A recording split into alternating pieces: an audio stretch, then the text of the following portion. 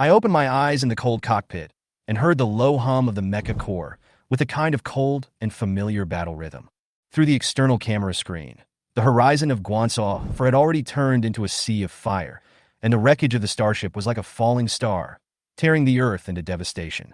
My memory was a blur, with only white light and screaming.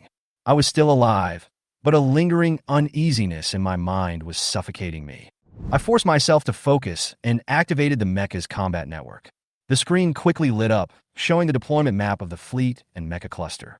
However, the picture suddenly began to distort, and then a red alarm covered the entire light screen.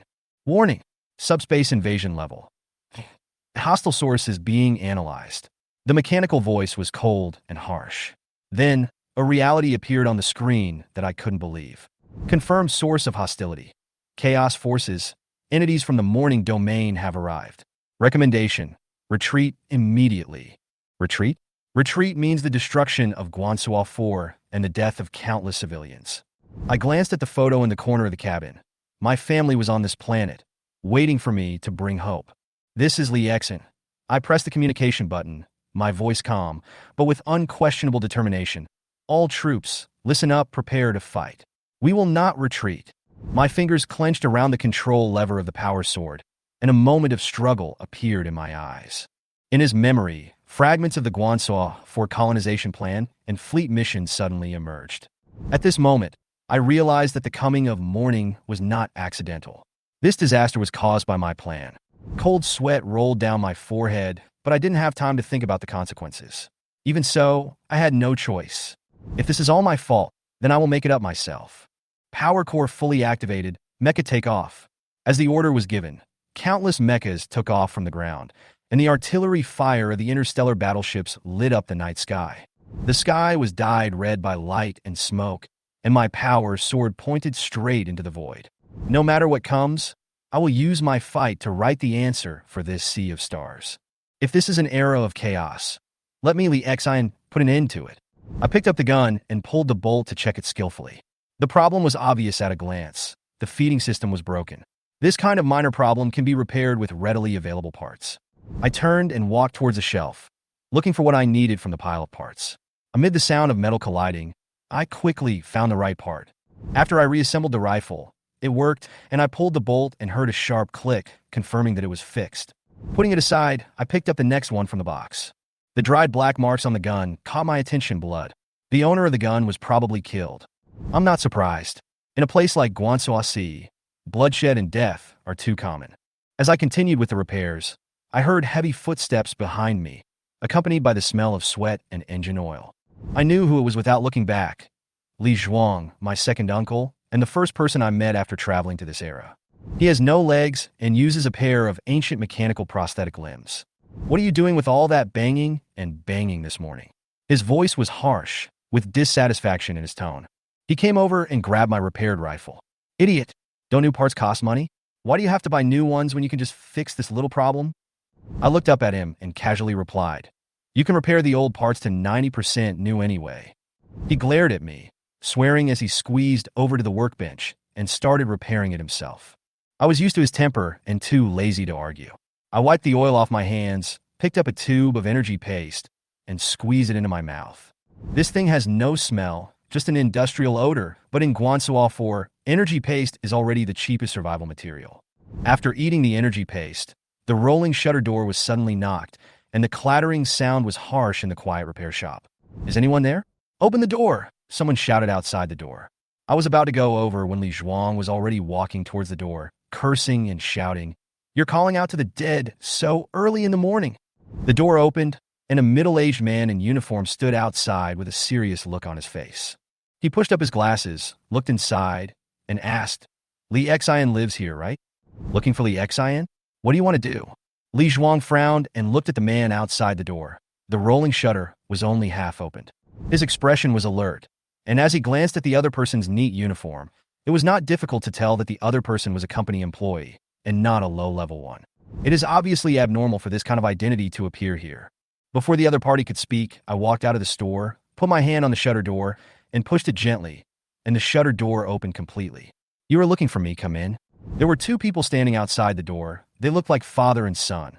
The young man had his head down, and his eyes looked a little embarrassed.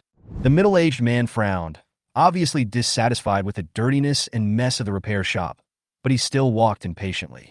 I kicked away the mechanical parts blocking my way and led them to the room. When we got to the door, Li Zhuan wanted to follow me in, but I stopped him. "It's too small inside, don't go in." He looked up and glared at me. His dissatisfaction was obvious on his face. "Humph! If you don't want to come in, then don't come in. I want to see what you were up to." He said something and turned to leave. I pushed the door open, let the two of them in, and closed the door. In the small room, the two men sat on my bed. The young man was a little reserved, while the father seemed much calmer. I noticed the unnatural look on the young man's face, smiled, and took the initiative to greet him.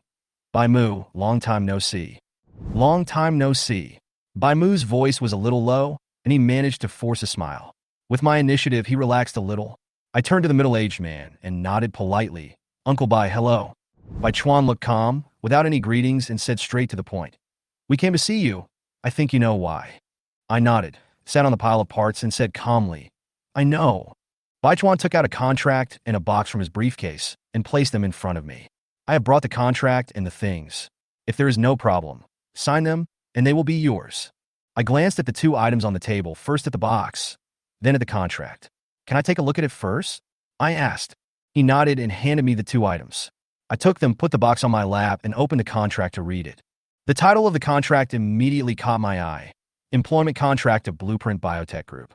Next is my personal information, which has been filled in clearly. This is not surprising to me, as my information is not classified highly. Further down the contract, there are clauses and lines that detail the salary and benefits provided by the company and the obligations I need to fulfill. Turning to the end, a line of words is particularly eye-catching.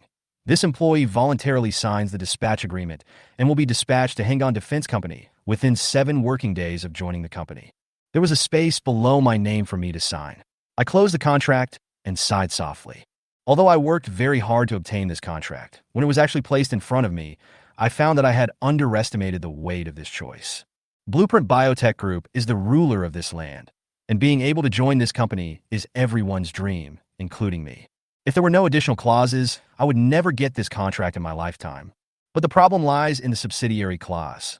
Hengan Defense Company, one of Blueprint Bio's subsidiaries, is not wholly owned, but holds shares. Hengan Defense's base is located in the war zone, and its opponent is another human colonial force, the Knights of Mirdad. Signing this contract means that I will be sent there, a place full of danger and death. But it is precisely because of this that this contract fell into my hands. Originally, this opportunity belonged to Bai Mu. His father, Bai Chuan, spent a lot of money to pave the way for him, bypassing many terms and conditions and getting this good job. But unexpectedly, things took a turn for the worse, and this turned into poisonous honey. They needed a replacement, and I needed a chance. It just clicked. My eyes fell on the box on my lap, and I gently opened it with my fingers. A tube of light blue medicine lay quietly inside. Tiny specks of light floated in the potion, twinkling faintly like stars. I picked it up, placed it in my palm, and looked at it carefully, with a hint of obsession in my eyes. There was also an instruction manual and a silver-white syringe in the box. The name of the medicine was clearly visible: Psychic Stimulation Complex No. 7. This is why I am willing to sign this contract, and it is also my hope to change my destiny. Psychic power is the key to human success in the Starry Sea. However, mastering psychic power is never an easy task. Except for those lucky ones who are born with psychic genes, ordinary people like us can only gain this power by stimulating the body through psychic potions. And this tube of No. 7 psychic stimulation compound is such a thing. I stared at the medicine in my hand and the needle in the box. As long as I assembled it, aimed it at the neck and injected it, success or failure would depend on it. If I can hold on, I will have the opportunity to rewrite my destiny. If I fail, the consequences will be disastrous. I don't think you want to be injected here. Bai Chuan's voice pulled me back to my senses. He calmly reminded me, even if you are successfully injected here, you will only be an illegal psychic. If you are caught, you will die. I withdrew my eyes from the medicine, suppressed the desire in my heart, reluctantly put the syringe back into the box, and closed the lid with a click. Of course not, I know the rules. Even so, I couldn't take my eyes off the potion. That was the key to changing everything. I took a deep breath, put the box down for the moment, and picked up the contract. I glanced at Bai Mu. and he tactfully handed me a pen and ink. I didn't expect that in the interstellar era, signing contracts is still so old-fashioned. But I know that the level of this contract determines the simplification of the process. For me, signing and fingerprinting are enough. The moment I wrote my name and pressed my fingerprints, I felt as if a heavy mountain was lifted from my shoulders. I handed the signed contract to Bai Chuan and let out a long breath. He glanced at me and shook his head slightly. Don't look so reluctant. I can give you this opportunity because you and Bai Mu are friends. To be able to become a formal employee of the Blueprint Group, let alone a war zone. Even if you live in a war zone for your whole life, there will be a lot of people scrambling to come. You're right, this is my luck. I nodded, suppressing the complicated emotions in my heart. Bai Chuan was right. Guansuo IV lacked everything except people. There are so many newcomers like me who are qualified and have military training background. It is really a favor for him to give me this opportunity. For me, this is an expensive, life-saving contract, but it is also a door of opportunity. After Bai Chuan put away the contract, he paused again and said, but I advise you to think carefully before injecting it. The psychic potion is not a panacea. Its success rate is not high, and the cost of failure. You know. He glanced at the shabby environment of the room and said in a slightly slower tone, or you can sell it. At least you can improve the environment here. Thank you, Uncle Bai. I will seriously consider it. I nodded, but we both knew that it was just a perfunctory courtesy. Bai Chuan didn't say anything more and stood up with Bai Mu to leave. I quickly got up and opened the door and found Li Zhuang standing outside. He looked like he was obviously eavesdropping. No wonder there was no movement outside just now. Seeing the door open, he quickly turned around and pretended to be busy. I glanced at him, ignored him, and walked Bai Chuan and his son straight to the door. Before leaving, Bai Chuan warned, think carefully and don't do anything stupid. Okay, Uncle Bai, take care. I nodded. Bai Mu turned around and said to me, Li Xian, I look forward to your good news. I smiled. You will only receive good news. After watching their car drive away, I turned and went into the room, took out the box of medicine, and put it into a black backpack. Just as I put on my bag and prepared to go out, I heard Li Zhuang's voice behind me. Do you have to go to Hungan Defense? That place is a war zone. I stopped and looked back at him. He frowned, his tone anxious. And this potion, can you please not inject it? I heard that the failure rate is very high and psychic awakening is not that easy. Otherwise, you can take this money. He took out a card from his pocket and handed it to me. Your father's pension is still there. If you don't go, it will be enough for you to find a wife and live a good life. I was stunned for a moment, looking at the card he handed over, feeling complicated. I smiled and slapped the card back on his chest. The contract has been signed. How can you not go? Besides, he has been dead for more than 10 years. The pension should have been spent long ago, right? You should keep it for your retirement. If it doesn't work out, you can always find another woman. He opened his mouth to say something, but in the end, nothing came out and his face turned pale. I patted his shoulder and said calmly, Old man, you have done so much for me, and I remember it all, but I don't want to stay in this repair shop all my life, living on your frugal pension. The life I want is not here. After a pause, I looked at him and said with a smile, If you have money, find a woman quickly. Maybe you can give me a brother. Li Zhuang was stunned for a moment, then sighed. Your personality is really like your father. But you are right, it's time to spend some money on yourself. I will find a woman tomorrow. I carried my black bag, turned around, and walked out of the repair shop without looking back. I knew that Li Zhuang must be standing at the door watching me. This kind of farewell seems lighthearted on the surface, but there are too many complicated emotions in my heart. Looking back will only break this atmosphere. I started walking quickly. Behind me, the heavy footsteps of Li Zhuang's mechanical prosthesis came from the door. He was just like me, watching a figure walking away. Perhaps in his eyes, my back at this moment overlaps with the way my father left that year. Not far away, I caught a car. Go to the psychic center, I said to the driver. Okay, he agreed, and the car started smoothly. I looked at the scenery outside from the car window. The driver looked at me in the rearview mirror and then noticed the bag on my chest. He couldn't help but ask, Are you going to inject psychic potion? I slowly pulled out the pistol from my waist and casually placed it on my lap without looking at him. Ask what you should ask and shut up if you shouldn't. He smiled and looked away awkwardly. He didn't dare to say another word on the rest of the way. I looked out the window and saw our car passing a busy construction site. There are not only human laborers there, but also the indigenous race of Guansuo IV. the Kairu, a kind of avian intelligent creatures that have lost the ability to fly. They are used as cheap labor for mining, construction, and other dangerous menial jobs. Watching their mechanical movements, I felt no wave of emotion. The car arrived at the destination quickly. I took out some change to pay the fare and got off the car in front of a tall building. Looking up at it, I sighed slightly. This building symbolizes the real prosperity of the city, while my home is just a corner of the civilian area. I didn't stay at the door for long and walked straight in. There were crowds of people here, from the rich in fancy clothes to the poor in shabby clothes. The Psychic Awakening Potion is a gamble that requires several generations of savings for the poor, but it is just a low-cost attempt for the rich. After security check, all my belongings except the medicines were temporarily stored. I held the box of medicine tightly in my hand and followed the instructions into the depths of the building. A round flying robot appeared in front of me, its signal light flashing, and its voice was mechanical and indifferent. "Welcome, Civilian Auxiliary Staff number 9527 is at your service. Please briefly describe your needs." "I want to inject a psychic stimulating potion to activate my psychic power." I answered directly. "Instructions received. Please follow the green dotted line." The robot turned around and took me to the elevator. The elevator went up quickly, and I looked at the floor displayed digitally, 36th floor, the target floor. I waited silently. With a soft ding sound, the elevator door opened, and I followed the robot through several long corridors and into a small room.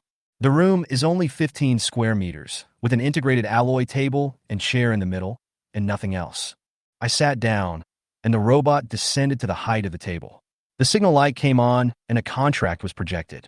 It said, "Please read the risk warning contract carefully and sign it after confirming that it is correct."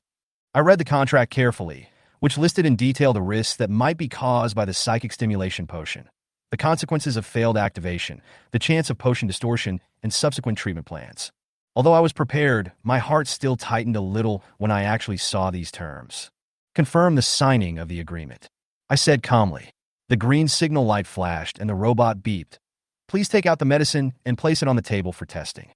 I assembled the potion and syringe and placed them on the table. The light swept over the potion, and after the robot finished testing, it said, "Potion test results. Number 7 psychic stimulation compound, purity 35%, quality D1 grade. System suggestion, not recommended. Successful activation probability 10% to 15%, failure probability 20% to 35%, distortion probability 50% to 70%.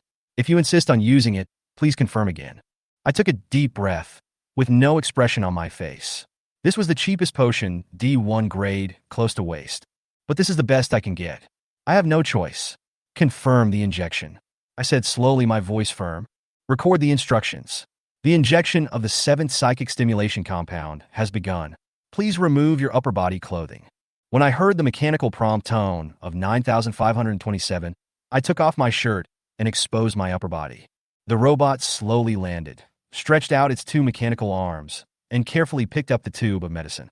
The cold alcohol spray touched my neck, and the biting chill made me shiver slightly. Then I felt a sharp needle piercing my neck, and the medicine was slowly pushed into my body. At that moment, a burning feeling rushed through my body, like boiling magma rushing through my blood vessels. "Civilians, the 7th psychic stimulation compound will take effect within 1 to 3 minutes. Please be mentally prepared, and I wish you success in activating your psychic power." 9527's voice was as calm as usual. I closed my eyes, leaned back in my chair, and silently said to myself, "I must succeed. I must succeed." However, those 3 minutes seemed so long that I even felt a little abnormal. I tried to move, but found that my body was like being nailed down, and I couldn't move at all. "What's going on? Why? Can't I move?" My head was tied up, and I couldn't even move my eyeballs. I could only stare at the blurry air in front of me. I started to scream crazily in my mind. Is this a sign of death caused by the effects of a drug? Is the death march coming soon? Soon, my chest began to feel as hot as a furnace. White smoke came out of the top of his head, and beads of sweat rolled down his body. But this could not relieve the burning sensation at all. My body seemed to be sending out a final signal for survival, desperately trying to cool down, but the burning pain still eroded my nerves bit by bit. Just then, small lumps began to appear under the skin of my arms. The lumps moved like living things, like a group of mice running around wildly in my body. It's not just the arms. The parts one can't see are probably even more terrifying. The fear in my heart has completely consumed me, and my head can only scream helplessly. What the hell is this? Why the hell did I grow these things? Suddenly, a pink fleshy tentacle slowly grew out from my face, twisting and dancing, almost touching my eyeball. I could only stare at this thing helplessly, cursing wildly in my mind. Tentacle? I actually have tentacles? I didn't tell you in advance. At this moment, the mechanical voice of 9527 sounded again. Alarm! Civilians are being distorted. Activate distortion cleanup procedure. My heart trembled as the ceiling above my head suddenly opened and a huge electromagnetic rifle slowly extended out from it. I turned my head with great effort and looked at the muzzle of the horrible gun. It was at least a 20mm caliber gun with a flamethrower hanging below it. It's over. I smiled bitterly in my heart. The electromagnetic rifle shot him in the head, and then he was burned by the flames. This room must have been cleaned up. No wonder there is nothing in this room. It turns out that it was to facilitate the cleaning of the bodies. Anger and resentment intertwined in my heart. I haven't risen yet, haven't eaten delicious food on the fourth planet of Guansuo, and haven't experienced the taste of interstellar human women. I can't die. I must live. I finally squeezed out these words after using all my strength. My intermittent voice was filled with deep despair and determination.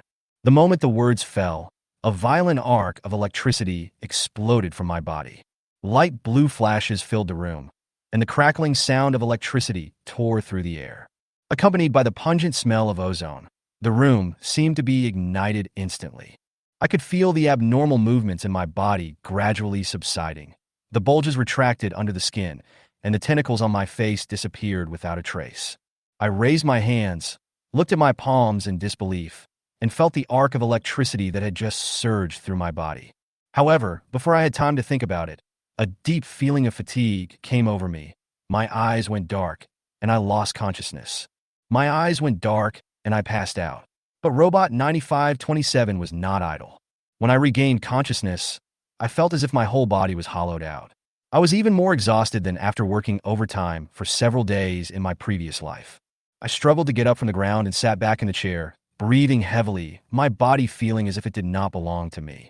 Congratulations, civilian. Your psychic power has been activated successfully, 9527 said in his usual mechanical voice. Please follow me to the 21st floor to register your psychic information. I tried to stand up, but my body was still as stiff as a piece of wood. I don't have the strength now. Can you wait a while? I asked weakly. After testing, it is found that your body is not exhausted. Your current state is an illusion caused by the activation of psychic power. It is recommended that you try hard to act, which will help you master psychic power and prevent distortion. 9527 answered slowly. Although I understand the reason, it is not easy to actually take action. It took me a while to convince myself to stand up shakily from the chair. Unexpectedly, once I stood up, I felt that my body seemed to be stronger than before. Could this be the physical strengthening brought about by the activation of psychic energy? Without thinking too much, I put on my clothes and followed 9527 out. I met quite a few people along the way, and some looked at me enviously as I followed the robot towards the elevator.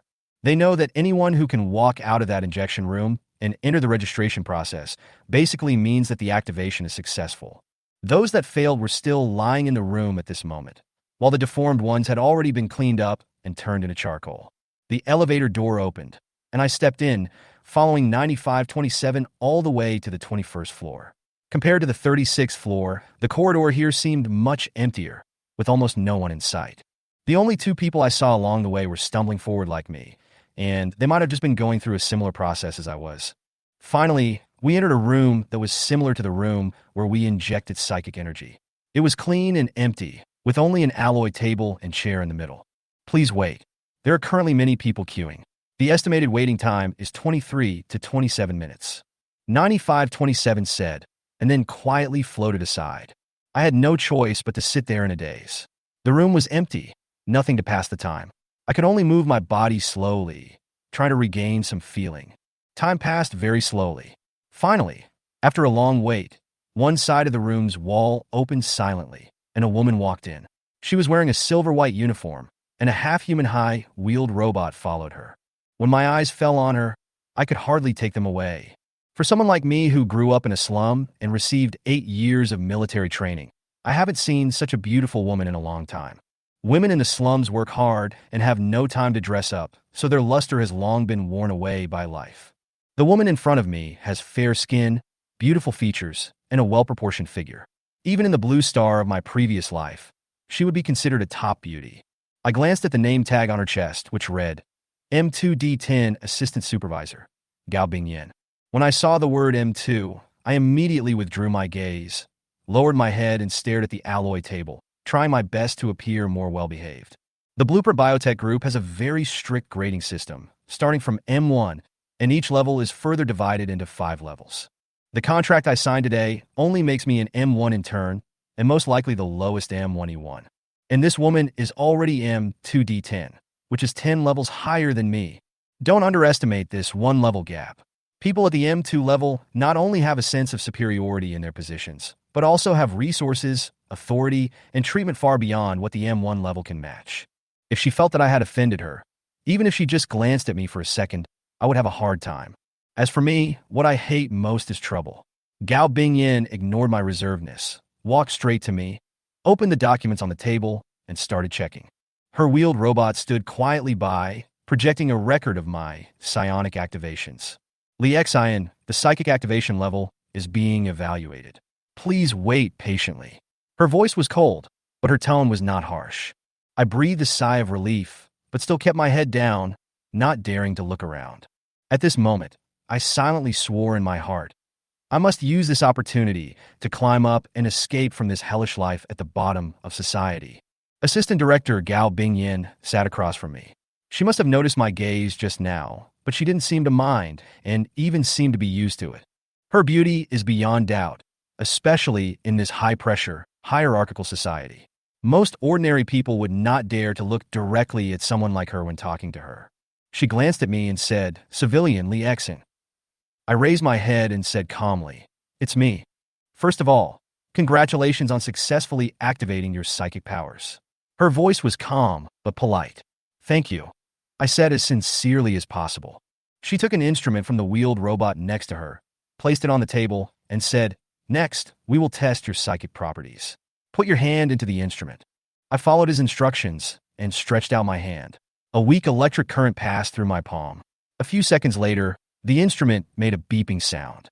Gao Bingyan opened the projection screen and read the report carefully. Then she smiled and said, Congratulations, Li Exit. Your psychic state is quite good. D2 level, psychic attributes are healthy, and the state is active. What does it mean to be in an active psychic state? I couldn't help but ask. Simply put, being psionically active means that you will improve your psionics relatively quickly and will be more adaptable to future work. This psionic attribute also gives you greater potential for development. I nodded, feeling delighted. It was not easy to successfully activate my spiritual power, but I didn't expect to receive such a high evaluation. This result gave me more expectations for the future. She put away the instrument, and her expression turned serious. However, activating psychic power is only the first step. From now on, you will no longer be an ordinary civilian. Your identity will be automatically changed to a civilian psychic. She continued, This means that you must strictly abide by the group's psychic laws. Here is the relevant information. You need to read it carefully. As it spoke, the wheeled robot projected a thick book. I took a glimpse of it and my scalp went numb. With this thickness, I'm afraid it will take me a month or 2 to read it. I've seen your psychic activation process. She paused. You used the lowest level psychic stimulation compound. Although it was successful, the side effects it brought will not disappear easily. What side effects? I asked, frowning. She asked me. You almost became distorted during the stimulation, right? Although the distortion has disappeared now, it does not mean that it will never appear again. You will need to fight against distortion for the rest of your life. This is the fate of psychics.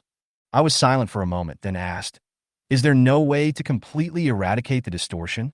She shook her head and replied, Chaos intrusions are a common problem for psychers. No matter what level of psionic stimulation complex one uses, the threat of aberration cannot be avoided. She continued, This is not just a problem for you. All psychics will face this potential crisis. The only way is to rely on biointelligent chips, she added. The chips can monitor the body's pollution level in real time and deal with problems in a timely manner. Although it cannot completely cure the disease, it can at least delay or even inhibit the deformation. When I heard the term biological intelligence chip, my heart suddenly rose. This is not the first time I have heard of it. Baimu once mentioned that his brother had this chip implanted after activating his psychic power, and it is said that his efficiency in both study and work has been greatly improved. However, I noticed. She stared at me and said, "Your family conditions do not seem to support you to implant a biological intelligence chip." Her words did not make me feel embarrassed, but I answered frankly, "Yes, I have no money." She smiled slightly and seemed to appreciate my frankness. The Psychic Center recently launched a low-interest loan that can be used specifically for the purchase of biological intelligence chips. If you are interested, you can apply. Loan? I was a little confused. Why does this thing sound so similar to the consumer loans on Blue Star in my previous life? At that time, I heard that some people had borrowed dozens of loans and lived a comfortable life, which made me very envious. Yes, she continued, even the most basic biological intelligence chip is more powerful than the military computer host you use in military training. I took a deep breath. Military computer mainframes are good things. Not only are they powerful, but they are also very durable. On a colony planet like Guansuo IV, only official agencies will be equipped with them. Would you like one? She looked at me with a smile, with an indescribable temptation in her tone. To be honest, my work contract has been signed, and the next step is to go to the war zone. I couldn't even say whether I could survive, so a loan wasn't really a burden at all. But I still asked cautiously, if I am unable to repay the loan, will my guardian be pursued for debt? No. She shook her head. This is a special loan, which can only be used to purchase chips. It will not affect other people. Hearing this, I almost didn't hesitate and said directly, "Come on, I'll take the one with the higher loan amount." She chuckled and nodded, signaling the wheeled robot to pop up the introduction of 2 chips. D2 Biological Intelligence Chip, military price 540 energy coins. D2 Biological Intelligence Chip, scientific research price 650 energy coins. I compared them carefully and didn't expect that scientific research chips are actually more expensive. However, before I could make a choice, she suddenly whispered, "Wait, have you signed the company's employment contract?" When I heard this, my heart skipped a beat, and I became inexplicably nervous. Did she find my contract? Can the loan still be extended? Who would be willing to lend money to someone who could die in a war zone at any time? Just when I was feeling uneasy, she smiled and said, "It's good to sign the contract. Your credit rating in the group will be improved, which also means that your loan amount will be higher. How about it? Change to a better chip." I was stunned for a moment. Then I reacted and nodded vigorously. Change to a better one. Must change. A wise choice. Gao Bingyin smiled sweetly and then flicked her fingers. 9527, which was suspended in the air, immediately removed the original projection and replaced it with a new option. 2 new projections appeared in front of me. D4 Biological Intelligence Chip. Military 940 energy coins. D4 Biological Intelligence Chip. Scientific Research 1050 energy coins. Although it was only an upgrade from D2 to D4, the performance was improved by about 18%, but the price nearly doubled. I quickly scanned the chip information. Although I could understand most of the terms, I didn't have a deep understanding of them. However, I made a decision quickly. If I were to go to a war zone, military chips would undoubtedly be the best choice for me. Just choose the military chip. I pointed at it and said, "What should I do next?" Gao Bingyin still maintained her sweet professional smile. "This is a very wise choice, especially since you are about to go to a war zone. Military chips can better support you. Now, please read the loan agreement carefully. After signing, we will arrange the chip implantation surgery for you." The loan agreement had so many clauses that it made my scalp tingle. It was thousands of words long, and there was quite a bit of similar content. I couldn't understand most of the terms, but I knew that I had no right to be picky at this point. I quickly scanned it and confirmed that there were no obvious scams, then said to 9527, "Sign it." Nowadays, there is no need to sign with a pen at the Psychic Center. All you need to do is aim your pupils at the robot's signal light for authentication. Congratin, Lisin. The loan has been approved and disbursed. You can now purchase military smart chips. Gao Bingyin announced with a smile. I nodded, but couldn't help but ask the question in my mind. "You know I'm going to the war zone, and you signed a dispatch contract with Hungin Security, right?" "Of course I know. Your profile is at a low level, and I can see almost everything," she said lightly. "Aren't you worried that I'll die in a war zone? If I can't pay back the loan, won't the account be ruined?" She smiled when she heard that, tilted her head, and said, So what if it's broken? The loan is the group's money, not mine. She continued, and according to statistical analysis, you have a 25% chance of dying within the first 2 weeks of entering a war zone, and the mortality rate in the first month reaches 44%. I almost jumped out of my chair when I heard this number. How can the death rate be so high? Gao Bingyan said slowly, "Don't worry, this is just data analysis." I just breathed a sigh of relief, but she added, "But you might die earlier." My expression froze. She waved her hand disapprovingly and continued, "But the bad loans have nothing to do with me. Just agree with me." "Okay, no more wasting time. My work is done. And next you can follow 9527 to get the chip implanted." She stood up and left through the side door, swayingly. I looked at her back as she left, then looked at the expressionless 9527 and couldn't help muttering in my heart, "I really don't want to follow this cold robot. At least I can look at the beauty for a while longer." However, I still obediently followed 9527 into the elevator, and this time my destination was the 65th floor. The elevator door opened, and a strong smell of disinfectant hit my nose. I followed the dotted line for a while and finally arrived in front of an operating room. "Civilians, please wait here. Medical staff will arrive in 5 minutes. I wish you a successful operation." 9527's voice sounded, and then it quietly flew to the ceiling and hovered. Sure enough, before long, the side door slid open and a team of medical staff in blue sterile suits walked in. There were 3 men and 2 women, 3 of whom looked like doctors and the other 2 were nurses. A nurse came up to me and said in a professional tone, "Please cooperate with our work." Next, under the nurse's instructions, I completed the disinfection, changed clothes, and finally lay obediently on the operating table.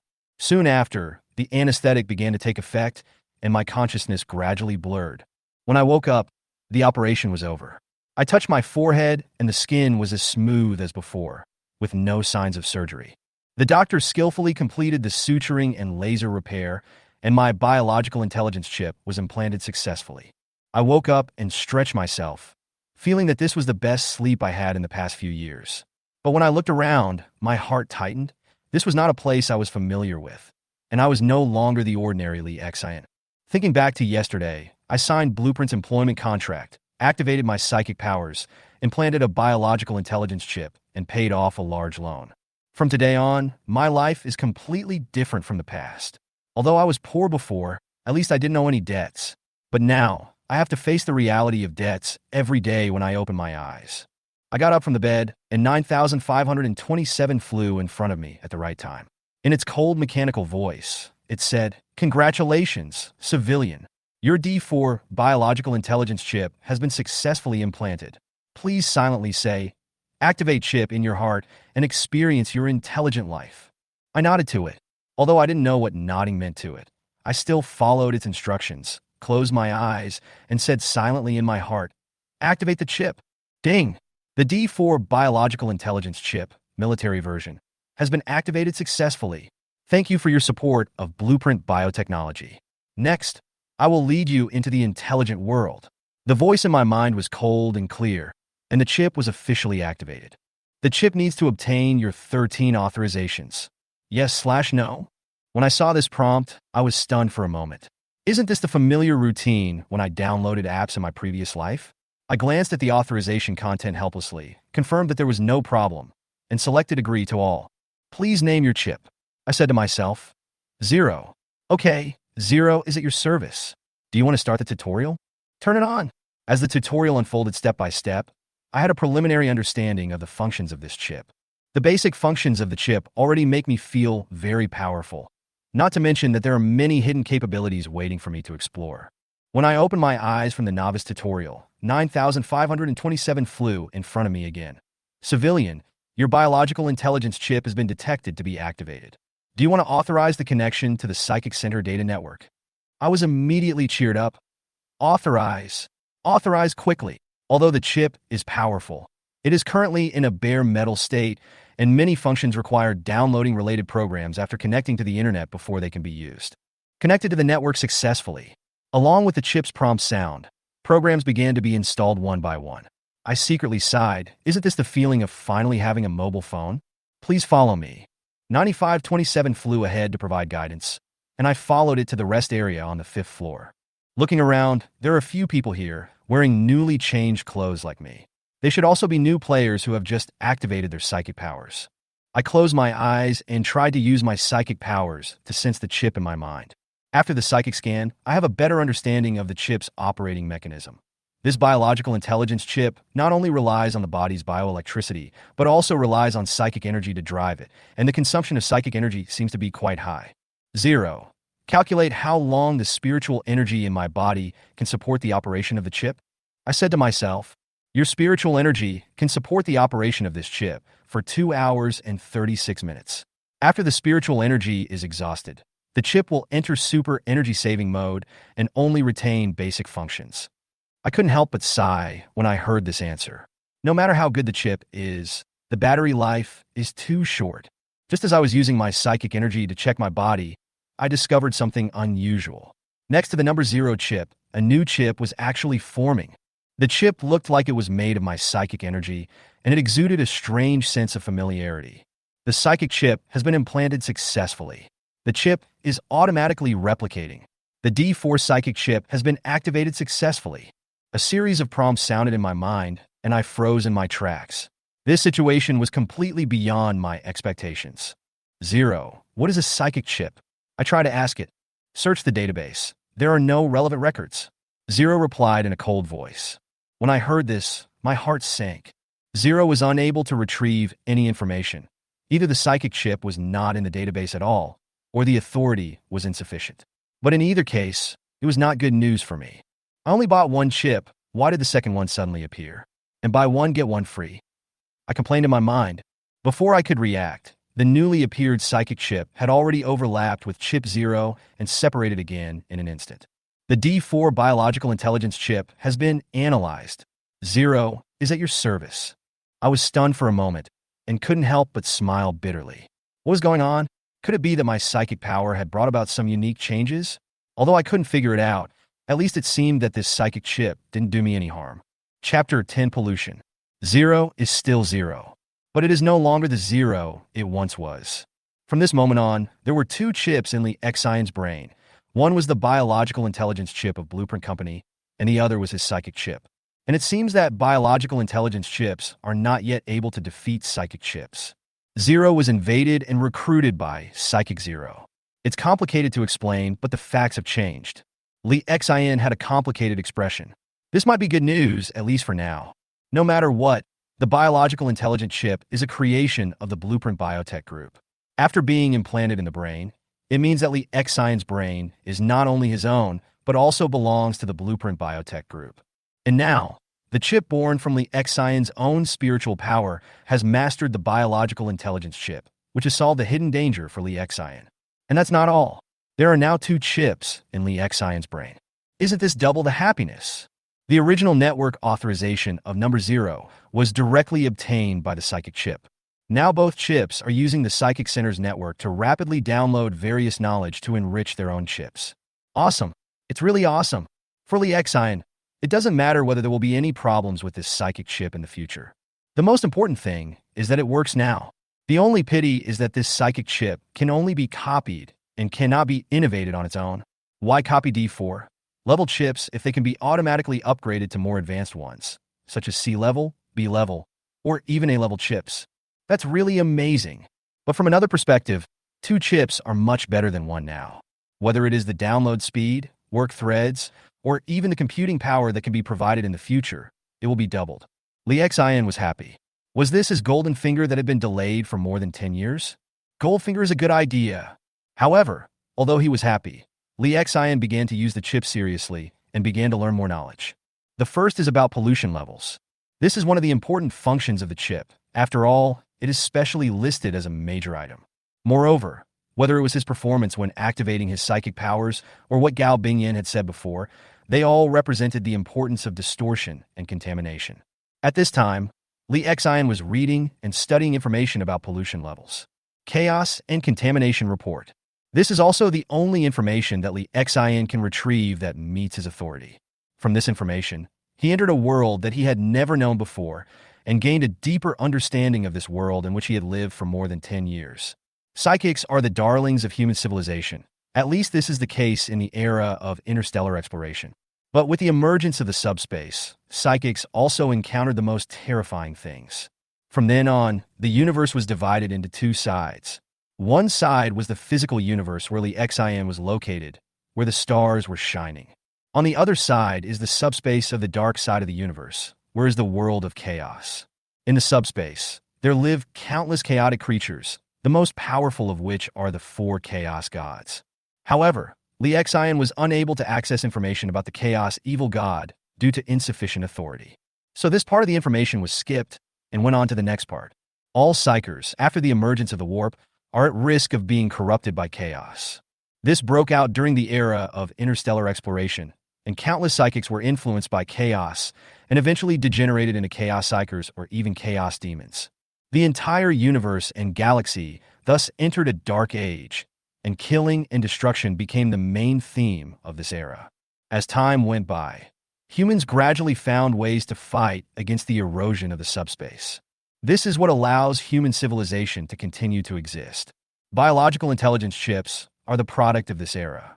These chips are implanted in the brain and connected to psychic energy. When the host's pollution level is too high and there is a tendency for it to be completely polluted and fall into chaos, the host will be reminded to take measures in advance.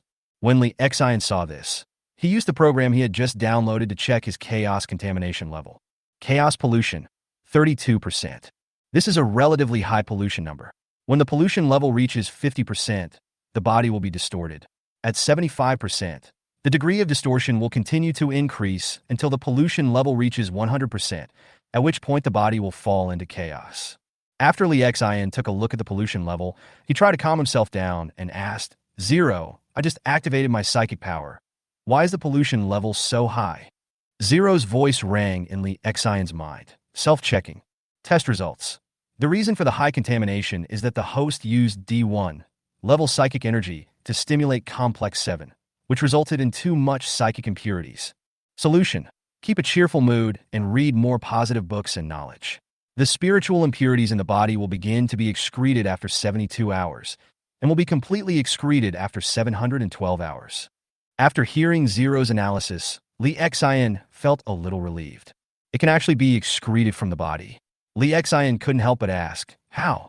Zero. Through excretion. Li Xian shook his head slightly. He thought it would be like what he had read in the novels of his previous life, where the hair would be shaved off and the marrow would be cleansed, leaving the whole body covered with black mud. But if you think about it carefully, it makes sense. After all, the human body's most powerful detoxification ability is vomiting, urinating, and defecation. Now Li Xian's ability to accept things is very high, so it's okay if he excretes it, which is much better than spitting it out from his mouth. Finally, after sitting there for half a day, Li Xian downloaded all the knowledge and programs he needed. Fortunately, this is downloaded from the Psychic Center, so there is no need to expend extra psychic energy for the network required for downloading. Otherwise, Li Xian's little bit of spiritual energy would be exhausted in less than an hour. And it is still questionable how much can be downloaded. After finishing the download, Li Xian had no reason to stay here anymore. He followed 9,527 downstairs and finally left the Psychic Center building. Standing outside the building and looking at the stars in the sky was gradually getting darker. Li Xian looked at the stars in the sky with his hands on his back. It takes 25 hours for Guansuo IV to rotate once, and it was almost dark.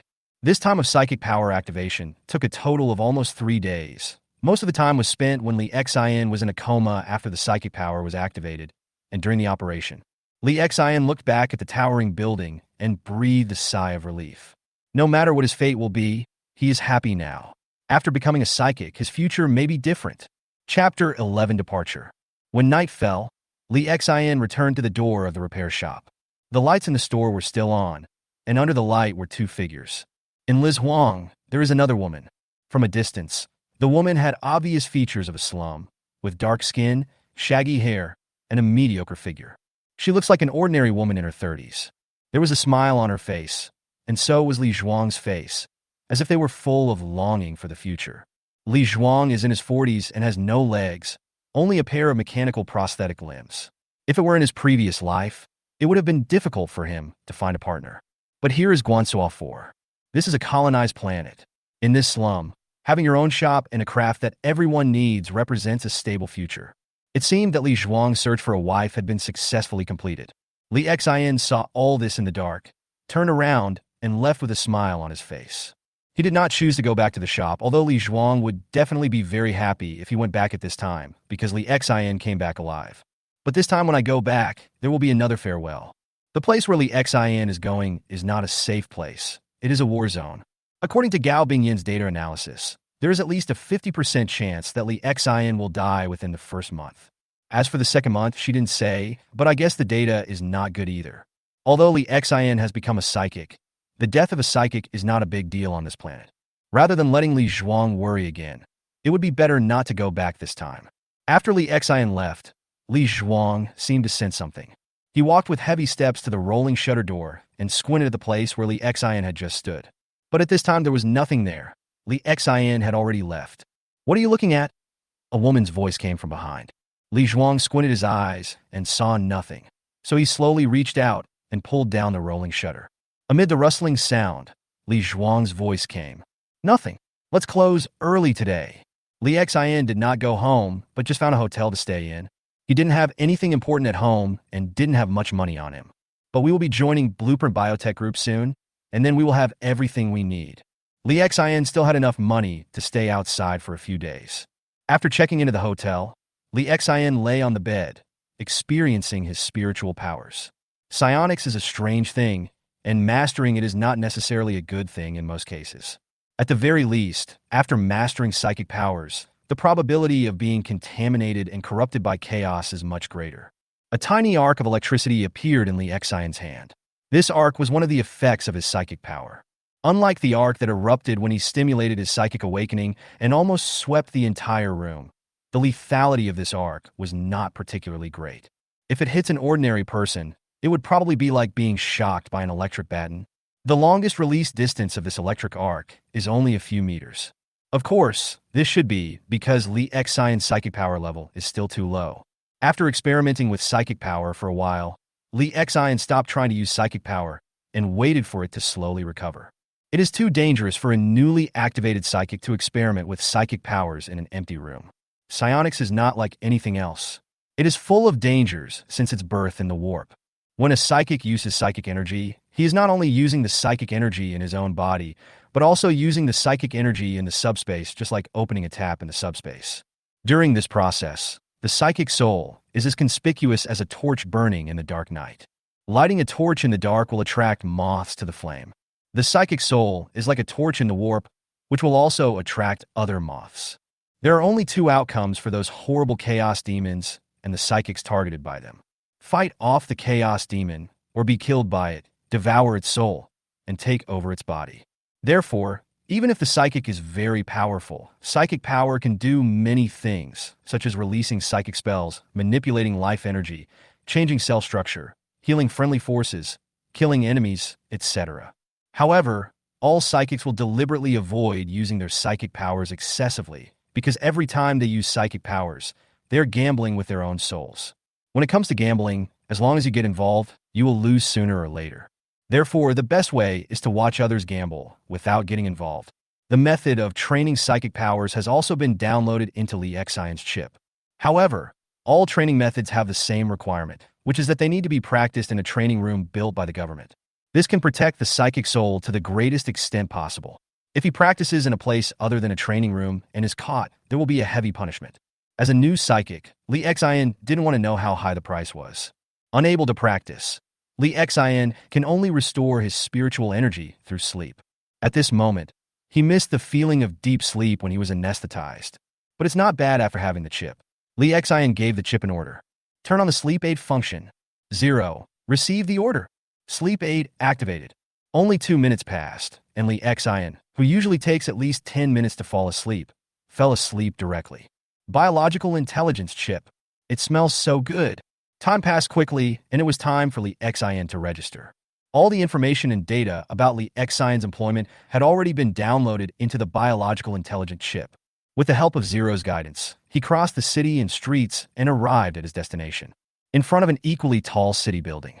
Only in the inner circle of the city, in the center of the city, can Li Xin feel the development of scientific and technological civilization.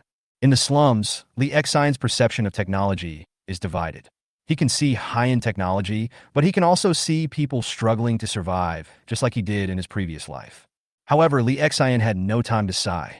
He looked at the words on the building and realized that this was the Defense Department of the Blueprint Biotechnology Group. That is where he needs to report today. There are people coming and going here, and most of them are wearing the standard attire of corporate employees, Blueprint Biotech work clothes. Some of them were still wearing individual power armor, which was especially evident on the security guards on both sides. Gunpowder weapons, and even electromagnetic rifles, would probably only be able to scratch their itch when faced with such armor. Chapter 12 Onboarding. Li Xian entered the building, and after registering at the front desk, he followed the same intelligent robot upstairs. As the elevator moved, Li Xian quickly arrived at the 28th floor. After entering a room, Li Xian sat there waiting. He didn't have to wait too long.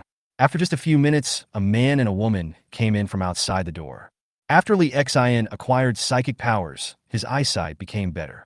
He just turned his head and saw the name tags of the two people clearly. M1E5 HR Specialist, Chang Jigua. M122HR Assistant Supervisor, Su Sanfang. It seems that these two are administrative personnel in the Defense Department, not psychics. Li Xian sat up straight involuntarily. After Su Shanfang and Chang Jigua sat down, they each held a thin, small computer in their hands. Rather than being a computer, it looked more like a soft page of a book. Su Shanfang spoke first, with a formal smile on her face. Li Xian, right? Yes, I'm Li Xian. Now, let's officially start the onboarding process. Li Xian nodded hurriedly. No problem. Where do we start? Fill out these information first. Su Shanfang and Chang Jigua each handed Li Xian a piece of information that needed to be filled out. Half of it is on paper, and the other half needs to be filled out on that slim computer. There are quite a lot of things that need to be filled out and signed here, and there are even many clauses. Li Xian quietly issued an instruction to Zero in his mind. Help me check whether these contracts are in compliance with the regulations. Receive instructions. In this way, with the joint efforts of Li Xian and Ling Hao, he quickly identified the terms of these contracts, and then after confirming that there were no problems, he began to fill them out formally. After Li Xian finished filling out all the documents, Chang Jigua, who was standing by, took out a big box. He said, "Please accept this gift package for your joining, which includes 2 sets of company uniforms and a set of smart bracelets." "Thank you." Li Xian quickly reached out and took it. Su Shanfang smiled and said, "You should have a biological intelligent chip. First, turn on the smart bracelet and connect it to the chip. After authorization, you can use this bracelet to play a more convenient role in various links of the group." Li Xian followed the instructions, put on a black bracelet, and then connected the authorization chip to the smart bracelet. When everything was ready, Su Shanfang and Chang Jigua were seen sitting up straight. Su Shanfang said, "Common people believe in Li Xian. First of all, congratulations on officially joining the Blueprint Biotech Group family." After saying this, Su Shanfang and Chang Jigua both stretched out their hands and clapped gently. "Thank you. It has always been my dream to join Blueprint Biotech Group." Li Xian was also very happy. "We have seen the work contract you signed. After joining the group, you will first become an intern for 6 months. Your original level is M1E1 Trainee Specialist. However, according to the data, you have already activated your psychic powers, so your job level will be officially raised to M1D3 Trainee Specialist. Your salary is 40 units of energy coins per month. According to the employment contract, M1D3 Trainee Specialist Li Xian, you will be dispatched to Hengan Defense Company within 7 working days after joining the company. The above is your basic information for employment. If you have any objections, please ask me in time, and I will help you coordinate and apply as much as possible." After Su Shanfang finished reading, she looked at Li Xian with a smile on her face again. After listening to all the information, Li Xian pondered and said, "Can I be transferred to another position?" Li Xian actually doesn't care much about employee levels, salaries, and other things. The only point that made Li Xian feel troubled was the issue of being sent to Hengan Defense. Regardless of whether it succeeded or not, there would be no problem in asking. After Su Shanfang heard Li Xian's question, the smile on her face remained unchanged. She even nodded in agreement and said, "In fact, if possible, I would also suggest that you transfer to another position.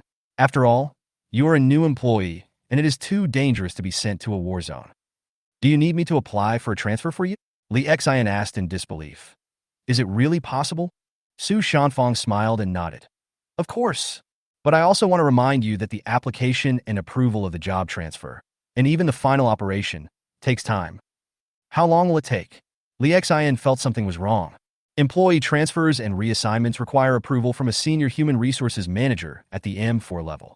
I will submit your transfer application report within 14 working days, and my superior, the M3 level supervisor, will review and approve the application report and continue to upload it within 7 to 30 working days. Finally, the M4 senior personnel manager will review and approve the document within 14 to 60 working days after receiving the report. If your transfer is approved, you will be able to work in a new department soon. After listening to this whole process, Li Xian felt a darkness before his eyes. A rotation day on the planet Guansuo IV is 25 hours, and the term working day is based on the revolution day of the blue planet, the cradle of human civilization. A working day consists of 25 hours, of which 8 hours are working time and 17 hours are rest time. If we calculate based on Su Shanfang's time, even if the approval is completed, it may be 2 or 3 months later. If Li Xian is unlucky, after 2 or 3 months at hung in defense, his bones may be enough to be used for playing drums.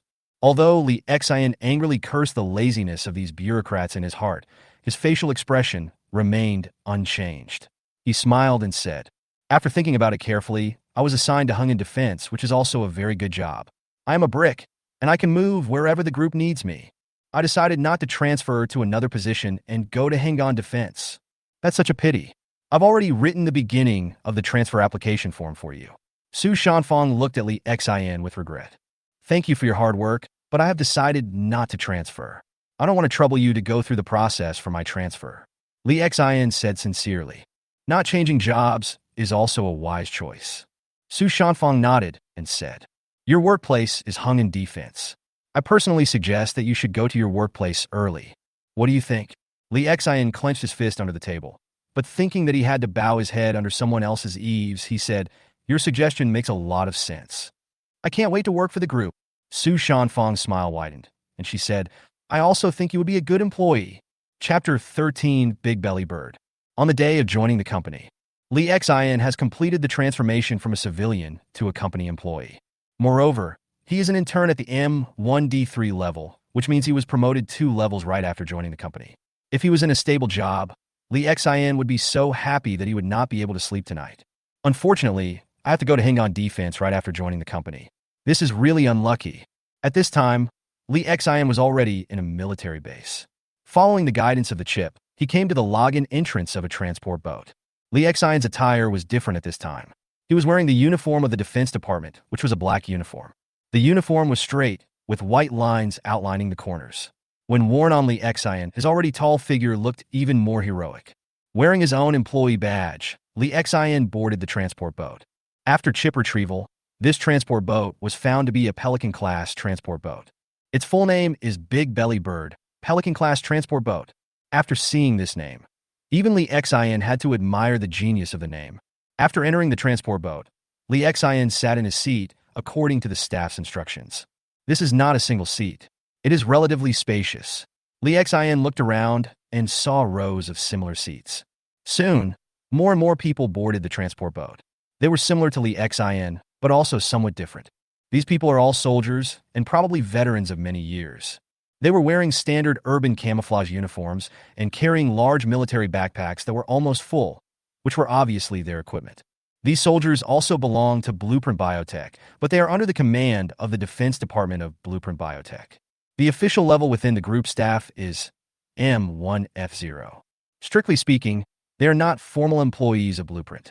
After all, Blueprint employees, even ordinary interns, are M1E1. And these people are soldiers, consumables, and consumables that cannot be promoted. Their ranks can only be promoted within the F series, and they cannot become officers unless they enter a military training school for in-depth training. If the normal process is followed, if Li Xian wants to join the Blueprint, the most likely possibility is to join the Defense Department. But the job here is already very crowded, and he may need to work for many years with the F number before he can truly become an employee of the group. This was true even though he had undergone 8 years of basic military training since he was a teenager. He had joined the company normally and was also ranked F, which was at most equivalent to a non-commissioned officer, not even an officer. About 200 soldiers boarded the Pelican transport boat one after another, and then the flow of people gradually stopped. But the transport boat had not yet taken off and was still busy. Under the seats of Li Xian and his companions was a transport space, which was currently carrying various supplies, including weapons, ammunition, and even vehicles. The Pelican transport has a very good carrying capacity and can carry at least a battalion, more than 300 soldiers and the equipment they need. According to Li Xian's guess, the weapons and equipment of the soldiers around him should be carried below. There may also be a portion of weapon supplies supplied to Hung in defense. However, these have nothing to do with Li Xian for the time being. He has nothing but his body. The soldiers on the side were armed to the teeth with standard rifles and pistols, and he was completely unarmed. Although his rank is higher than the soldiers next to him, he is a newly promoted half-baked psychic. If a battle breaks out, he will probably be beaten directly by the soldiers next to him. The rifles in the soldiers' hands are all standard electromagnetic rifles. V12 electromagnetic rifle, using metal projectiles, after being accelerated by the electromagnetic track inside the gun. These metal projectiles are fired out, and their power is several times that of ordinary gunpowder weapons. Li Xian had used this weapon before when he was a military trainee and had a pretty good understanding of its power. The soldiers were also wearing simple armor, according to Li Xian's vision, and with the help of chip recognition. The armor worn by the soldiers should be Red Seal Individual 2 armor. This is a single soldier, semi-protective armor. Although it is called semi-protective armor, the main part of the body is protected. Made of E-grade military composite alloy, the torso is fully protected, and the thighs of the lower limbs also have leg armor made of the same material. Only the joints and arms, where flexibility is required, use lightweight protection made of composite woven fabrics. Gunpowder weapons can no longer penetrate this set of armor, and of course, powerful weapons such as machine guns are not within the range of defense. Because of its strength and comfort, even the V12 electromagnetic gun requires continuous hits to penetrate the armor. Of course, being hit by an electromagnetic gun would not be pleasant for the soldiers, even if the gun did not penetrate them. The huge kinetic energy was enough to knock them away, and even with the cushioning of armor, broken bones were normal. Looking at these soldiers armed to the teeth, Li Xian's heart tightened. The cost of these soldiers' uniforms was not cheap, at least much more expensive than the soldiers themselves. Judging from their appearance, they should be the same as Li Xian, belonging to the cannon fodder troops supporting Hung In's defense. That's right, it's the cannon fodder troops. On the colonized planet Guansuo IV, even wearing individual armor, these infantrymen are still cannon fodder. Even in the battle on the front line, there will be no attacks from starships in orbit because of the subspace storm in the universe. However, there is definitely a lot of heavy vehicles between the two armies, including various heavy artillery, multifunctional armored vehicles, tanks, fighter jets, and even mechas. In the face of these mechanical creations, the role of infantry is greatly reduced, but the cost in lives paid is greatly increased. War is easy only when you watch it. If you really join the war in person, it will definitely not be a good thing. Of course, if you are in a high position, in the command center in the rear, then Li Xian didn't say anything. They only have good things to say, and if the front line wins, they can take the lion's share of the credit. If they lose the battle, even if all the infantrymen are killed, the commander in the rear will not be in any danger of his life and can continue to recruit soldiers to join the battle. Buzz, buzz, buzz. Accompanied by the roar of the Pelican-class transport boat's engine, this huge mechanical creation rose from the ground and moved towards the distance. After a brief period of pressure, the transport boat entered a state of stable flight. Attention all units. I am the captain of this transport boat. The big belly bird has taken off. We will spend a wonderful 13 hours and 25 minutes in the air together. Now, let's have some fun. Chapter 14, I Want to Drive a Mecha. Accompanied by the sound of heavy metal music resounding inside the transport boat. After nearly 13.5 hours of flying in the air, Li Xian and his team finally arrived at their destination. Time flies. Before I knew it, I have spent 13.5 hours enjoying myself with you all. We have arrived at our destination, Hung In Defense Number 3 Military Base. Everyone please leave the Big Belly Bird transport boat in an orderly manner. If possible, I hope everyone can continue to ride my Big Bellied Bird next time. As the captain of the Big Bellied Bird chattered away, Li Xian had already walked down the stairs on one side. The soldiers in the transport boat had already begun to line up below. When they were in the transport boat, They would chat and brag loudly, and even curse the captain of the big belly bird because the music was not good. But after arriving at the military base, everyone remained silent and behaved very honestly. The soldiers were carrying large and small bags and were waiting in line here. Lee Xian had nothing, not even any personal belongings. After all, he didn't even go back to the repair shop. He didn't know where to go at this time, so he stood alone to the side of the soldiers. Boom! Accompanied by the roar of engines, two multi-purpose off-road vehicles drove in front of everyone. The car stopped with a sharp brake sound and thick black smoke. Lee Xian looked up and saw that there were a total of 5 people in the 2 cars. The 2 drivers were dressed as ordinary soldiers, while the other 3 looked more like officers. After the 3 men came down, 2 officers walked over to the soldiers and began receiving soldiers and replenishing their equipment. Another officer came to Lee Xian. Lee Xian quickly stood in standard military posture, waiting for the arrival of the officer who might be his leader. The officer came in front of Lee Xian. He looked to be around 30 years old. Lee Xian could clearly feel the breath of spiritual energy from him. M1D3 in turn. Lee Xian? The officer spoke, and although it was a question, his tone was firm. Sir, I am Lee Xian. I know you are an employee of the group, but this is a war zone. Hide your ID card carefully, said the officer with a frown. Yes, sir. Lee Xian responded loudly, then took off his badge and put it into his shirt pocket. I am the M2 staff officer of the base, Gao Liang. From today on, you will join the Blueprint Dispatch Force. Yes, sir. Come with me. Gao Liang turned around and got into the car with Lee Xian. After Gao Liang greeted the 2 officers who came with him, he took Lee Xian away. After driving for a few minutes, the vehicle stopped in front of a 4 or 5-story building. Gao Liang strode into the building with Lee Xian. Along the way, Lee Xian noticed that Gao Liang seemed to be in a bad mood and did not dare to talk to him. Along the way, we saw many uniformed staff members saluting Gao Liang, and many people saluted Li Xinxing, who was following behind Gao Liang. There was no conversation along the way, and Lee Xian followed Gao Liang into an office. The decoration of this office is relatively simple, with matte alloy walls and no strange decorations. Gao Liang saluted a man in his 30s wearing an officer's uniform in the office and said, Boss, the person has been brought here. The officer nodded and said, Okay, you go down first. Yes. Afterwards, only Lee Xian and the officer behind the desk were left in the office.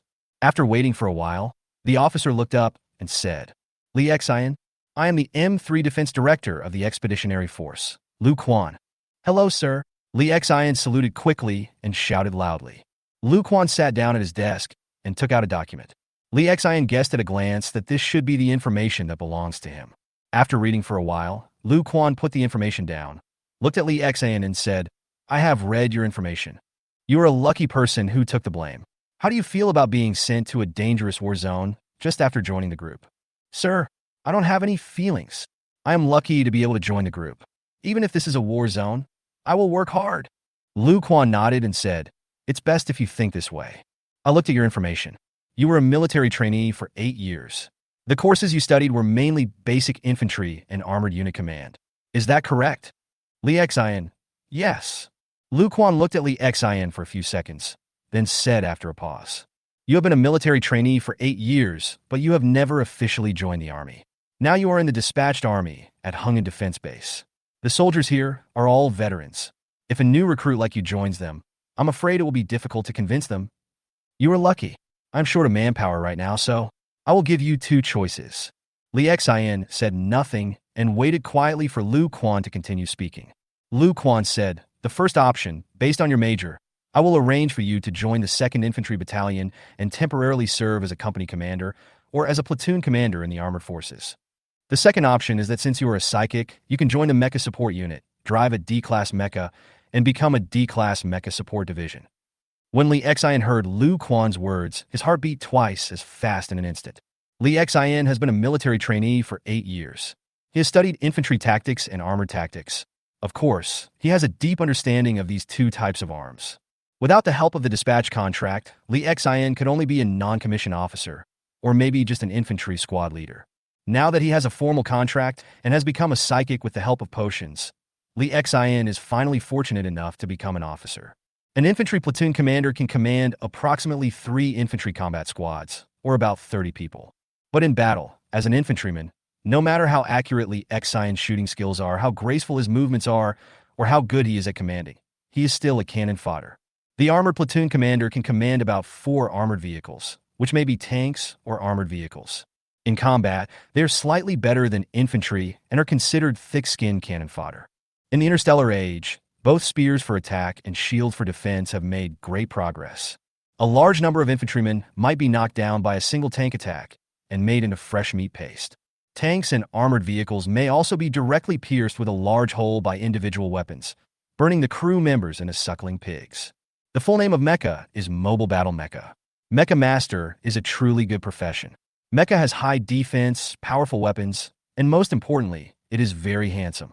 Although in the fierce war on the front line, the D-class Mecha mentioned by Lu Quan is still high-level cannon fodder. However, compared with the first 2 arms, the survival rate of mecha drivers is obviously much higher than that of either infantry commanders or armored commanders.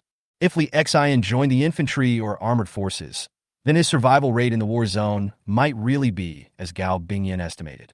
But if he becomes a mecha pilot, Li Xian's survival rate will increase by at least 20 to 30%.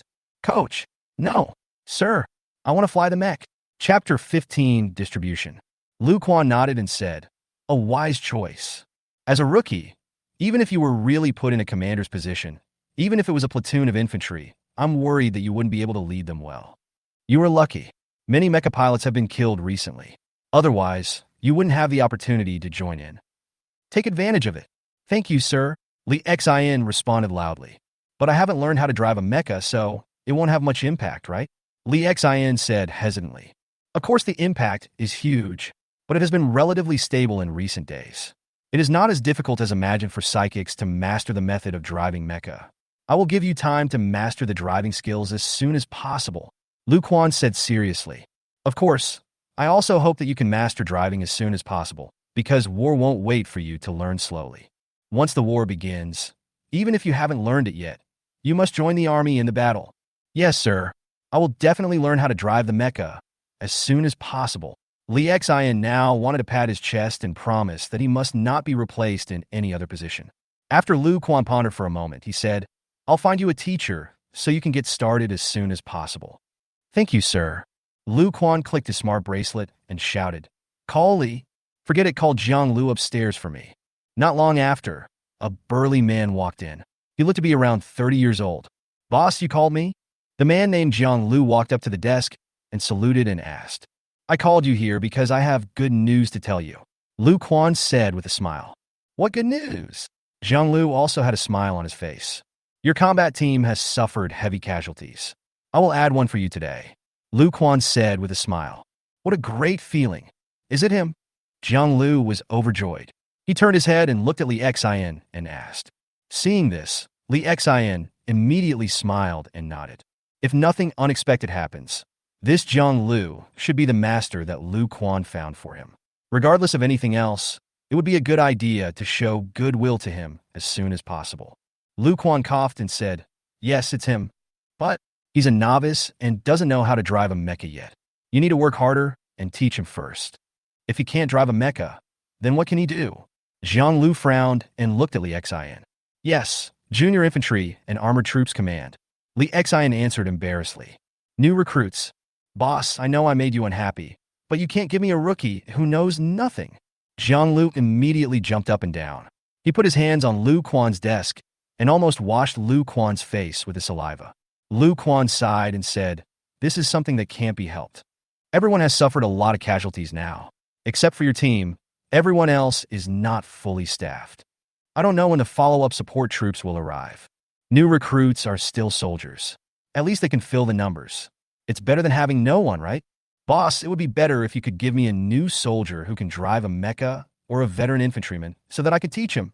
He's a new recruit and can't drive a mecha. You want me to teach him and take him to the battlefield. Do you want me to die? Jiang Lu complained bitterly.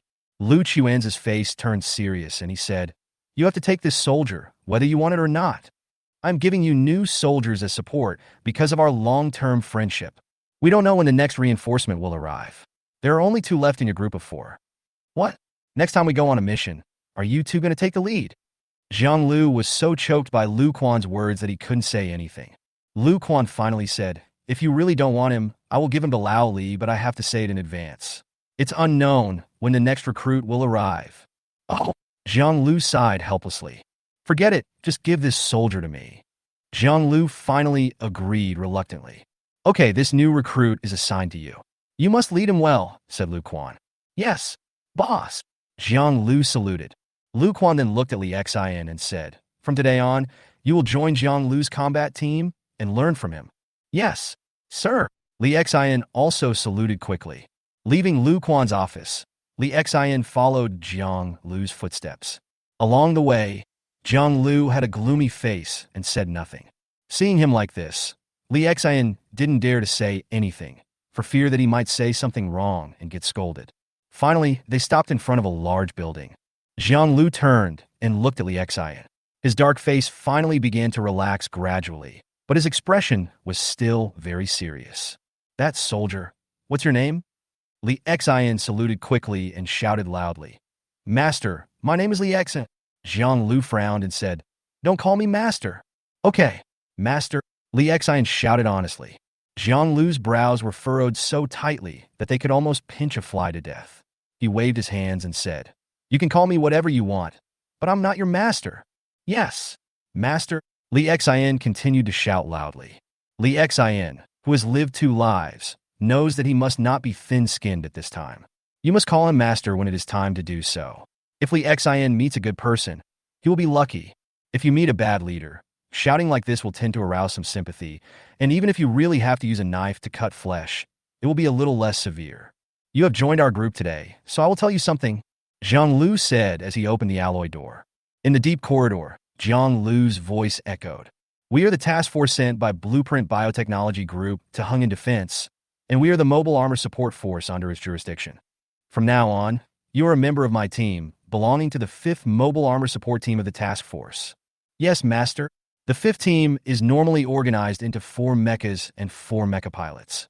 Each pilot is equipped with a support team. In addition, there is also a mechanic maintenance team. However, besides me, there is only one veteran pilot named Feng Dai. The other 2 pilots of the 5th team have died in the previous battle. Your appearance is to replace one of them. Hearing this, Li Xin asked in a low voice, "Master, isn't it said that the survival rate of the mecha division is extremely high? How come there are such high casualties?" "The survival rate is high, but it depends on the comparison. Compared with those infantry who are suffering, the mecha division survival rate is of course higher. But no matter how high it is, a D-class mecha is not infallible. When it's time to die, it still has to die." As they were talking, Zhang Lu had already led Li Xin out of the dark corridor and appeared in the hall. In the distance, there are 4 huge war creations parked. Li Xion's breathing slowed down. This is the mobile armor. Chapter 16, Dagger Squire. It turns out that the interior of this huge building is a warehouse for mechas. Under the light, 4 huge battle mechas stood in place. Li Xion's identity information has now been changed to M1D3 Trainee Mobile Armor Driver, Li Xion. Therefore, his permissions are also changed automatically. At this moment, as his eyes fell on the leading mecha, the chip naturally began to search and found the information of this mecha. This is a D-class mecha model, Dagger Servant. The height of the mecha is 7.13 meters. Humanoid mecha. The pilot's cockpit is located on the chest of the mecha. Here, there is the thickest defensive armor in the entire mecha. The normal travel speed of the mecha is 80 kilometers per hour. The fastest combat speed is 65 kilometers per hour.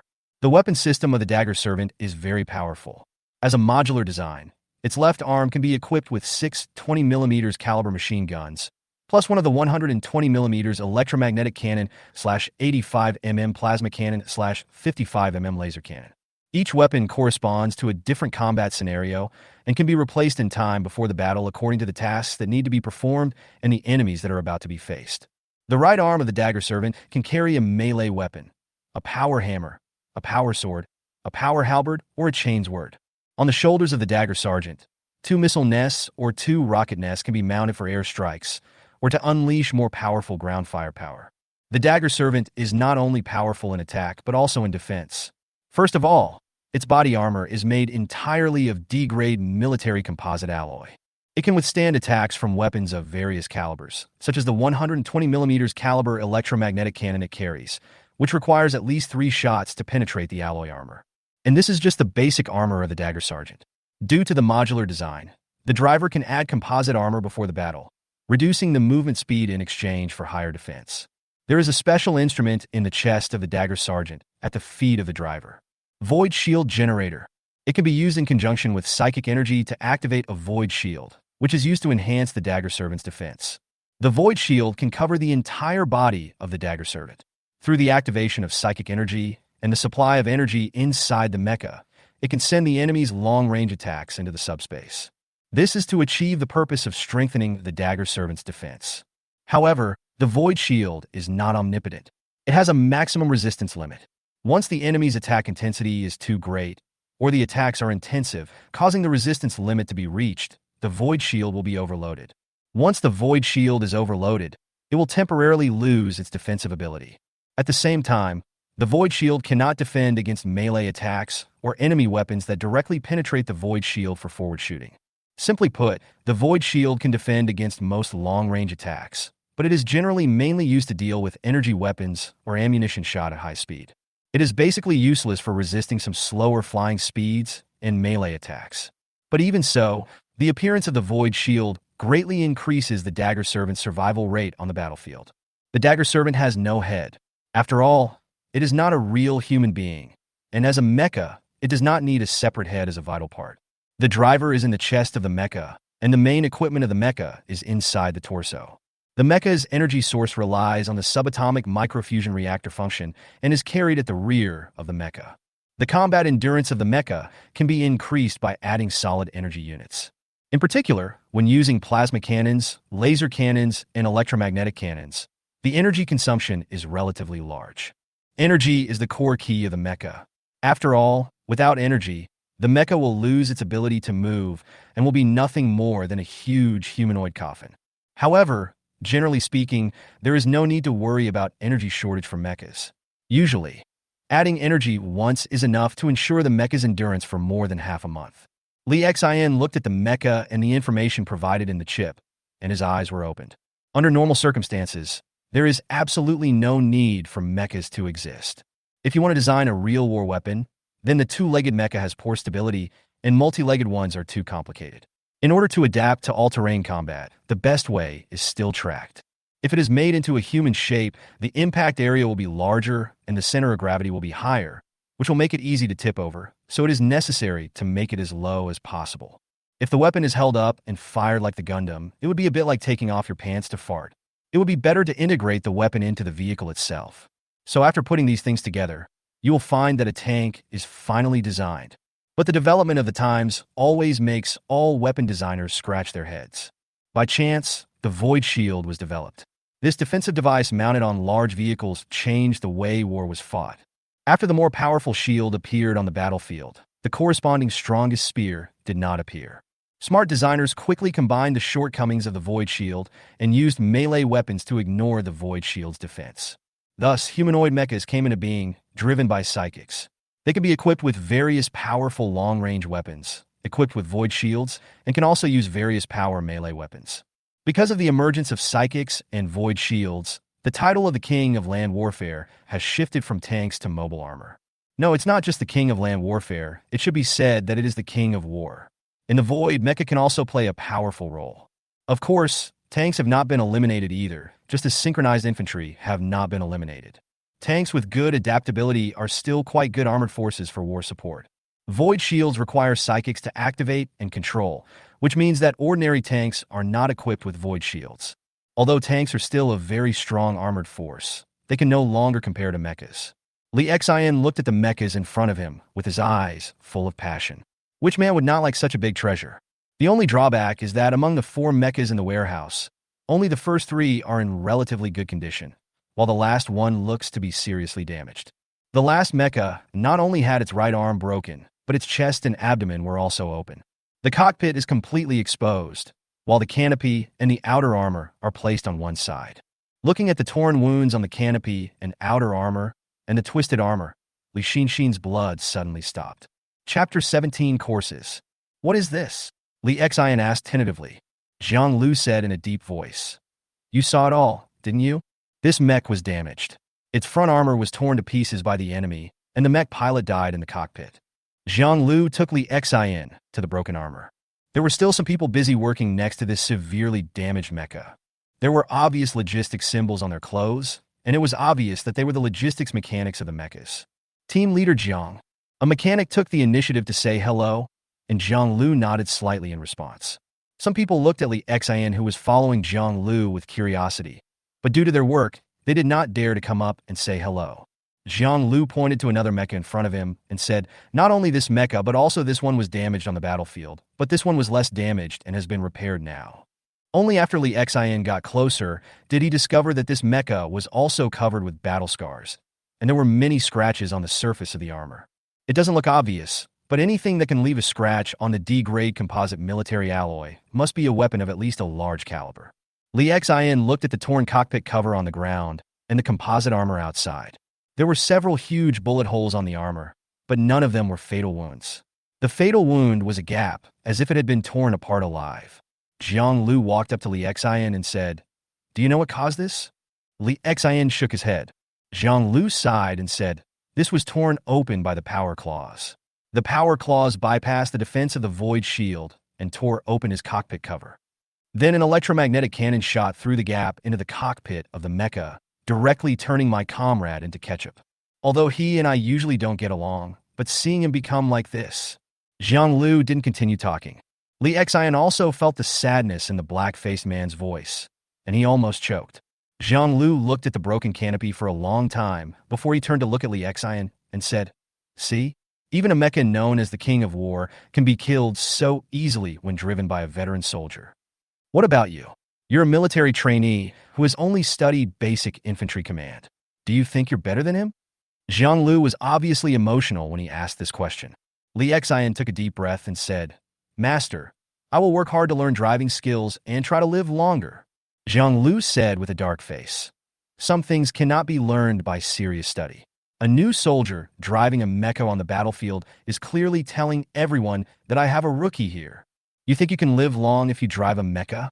But I tell you, because of the importance of mechas in combat, almost everyone will put a magnifying glass on you once they find out that you are a rookie. I think you should know the consequences of such a thing happening on the battlefield. Did Li Xin know? Of course he knew. Although he had never fought in a war in his previous life, he had played games. When killing enemies on the battlefield, of course he had to target the weak ones. I'll try my best not to let them see that I'm a rookie. Master, Li Xin didn't know what to say now. People's first impressions are hard to change. Li Xin was indeed a rookie, and Zhang Lu was not wrong. It's only natural that he has prejudices, or rather real opinions. I told you not to call me master. Zhang Lu almost roared. Looking at Zhang Lu's bloodshot eyes, Li Xin felt that there must be his apprentice in these two mechas. As for the ending of the previous apprentice, just looking at these two mechas, you can tell that it was definitely not good. Therefore, Li Xin decisively admitted his mistake and said, Yes. Zhang Lu turned around, and Li Xin hurriedly followed. Since you have joined the 5th group, I will teach you seriously, but you don't know anything now, so you need to download some materials next. Basic Mecha Operation. Meet Psychic Powers. D-Class Mecha. Dagger Servant. Advanced Mecha Driving Skills. Psychic Power and Mecha. Use of Void Shield and Restart after Overload. All in all, there are 12 courses in total, read out by Zhang Lu. Because of the existence of chip number 0, Li Xin had no problem recording the names of these courses. However, if he wanted to truly master the knowledge of these courses, he would need to study day and night. Chips are chips, and Li Xin is Li Xin. When the difficulty of acquiring and recording knowledge is reduced, asking questions becomes the key. This is the knowledge downloaded by the chip. Li Xin can use his authority to download this knowledge, but if he wants to master it, he needs to spend time on his own. Of course, the advantage of having a biological intelligence chip is that he can learn faster. This is the support provided by the chip, and he has 2D4 level chips which double the learning speed. This is the source of Li Xion's confidence that he can master knowledge faster. Zhang Lu continued speaking from the front. The war zone is not safe. You should have heard what the supervisor said. When the next battle begins, you will also have to join the fight. When the time comes, even if you were dragged, you must join the battlefield. Even if it means being a fixed turret, or even a bait to withstand, or even attract firepower. So, you must master all the theoretical knowledge as soon as possible. Yes, master, Li Xin responded loudly. Zhang Lu paused, but this time he was too lazy to pay attention to Li Xin. He continued, there is no mecha simulator in this military base, so I will take out 5 hours during the daytime of each sidereal day for you to enter the mecha and practice using it. I believe that combining practical exercises with theory can speed up your learning. Besides these 5 hours, you can arrange your time accordingly. You can sleep, hang out at the base, or study theory seriously to save your life. Thank you, Master. These days, except for eating and sleeping, I will use all my time to speed up my learning progress. Li Xin wanted to pat his chest and make the promise. It's up to you. Zhang Lu waved his hand indifferently. He took Li Xin to a room upstairs and said, from today on, this is your dormitory. Although this is your private space, I still want to remind you to maintain proper hygiene. Yes, Master. In the base, meals will be served every 6 hours. Mechanic operators can enjoy the D-level quota. I have sent you the location of the cafeteria. Yes, Master. Chapter 18 Taste. Zhang Lu left. Li Xin stayed in his dormitory and took a deep breath with satisfaction. It's not easy. After so many years on the planet Guansuo IV, this is the first time he has such a big room. Not to mention the small room in the repair shop, it was filled with all kinds of scrap metal parts, and it was difficult to turn around. When I was in school, military trainee was a basic profession in the Blueprint Biotechnology School, with 8 people in a dormitory. Now, Li Xin finally owns a house of more than 30 square meters through his own efforts, which is really not easy. Outside the door, a logistics staff member brought Li Xin his combat uniform and daily necessities. As for the 2 sets of uniforms distributed by the Blueprint Biotech Defense Department, they're more like dress uniforms and are definitely not suitable for combat. Li Xin changed his clothes and started to study. I didn't study hard in my previous life and suffered a lot. This led to Li Xin studying very hard in this life, but he ended up being reborn into a bad place. On the planet Guansuo IV, it was not enough to just study well. Moreover, there's a lot of knowledge that Li Xin does not have the authority to learn, so he has no chance to learn even if he wants to. Sitting in the chair, Li Xin began to study the courses downloaded into the chip. Soon, faint psychic fluctuations appeared in the room. This was because through the course on understanding psychic powers, Li Xin had a better understanding of his own psychic powers. At the same time, I also learned more methods of using psychic power. One of them is to use psychic power to help myself learn faster. This method of application does not draw subspace energy like in combat, so it is relatively safe. During this process, Li Xin discovered that his psychic chip was far more powerful than the D4 smart chip from Blueprint Biotechnology in terms of learning effect. Sorry, D4 smart chip.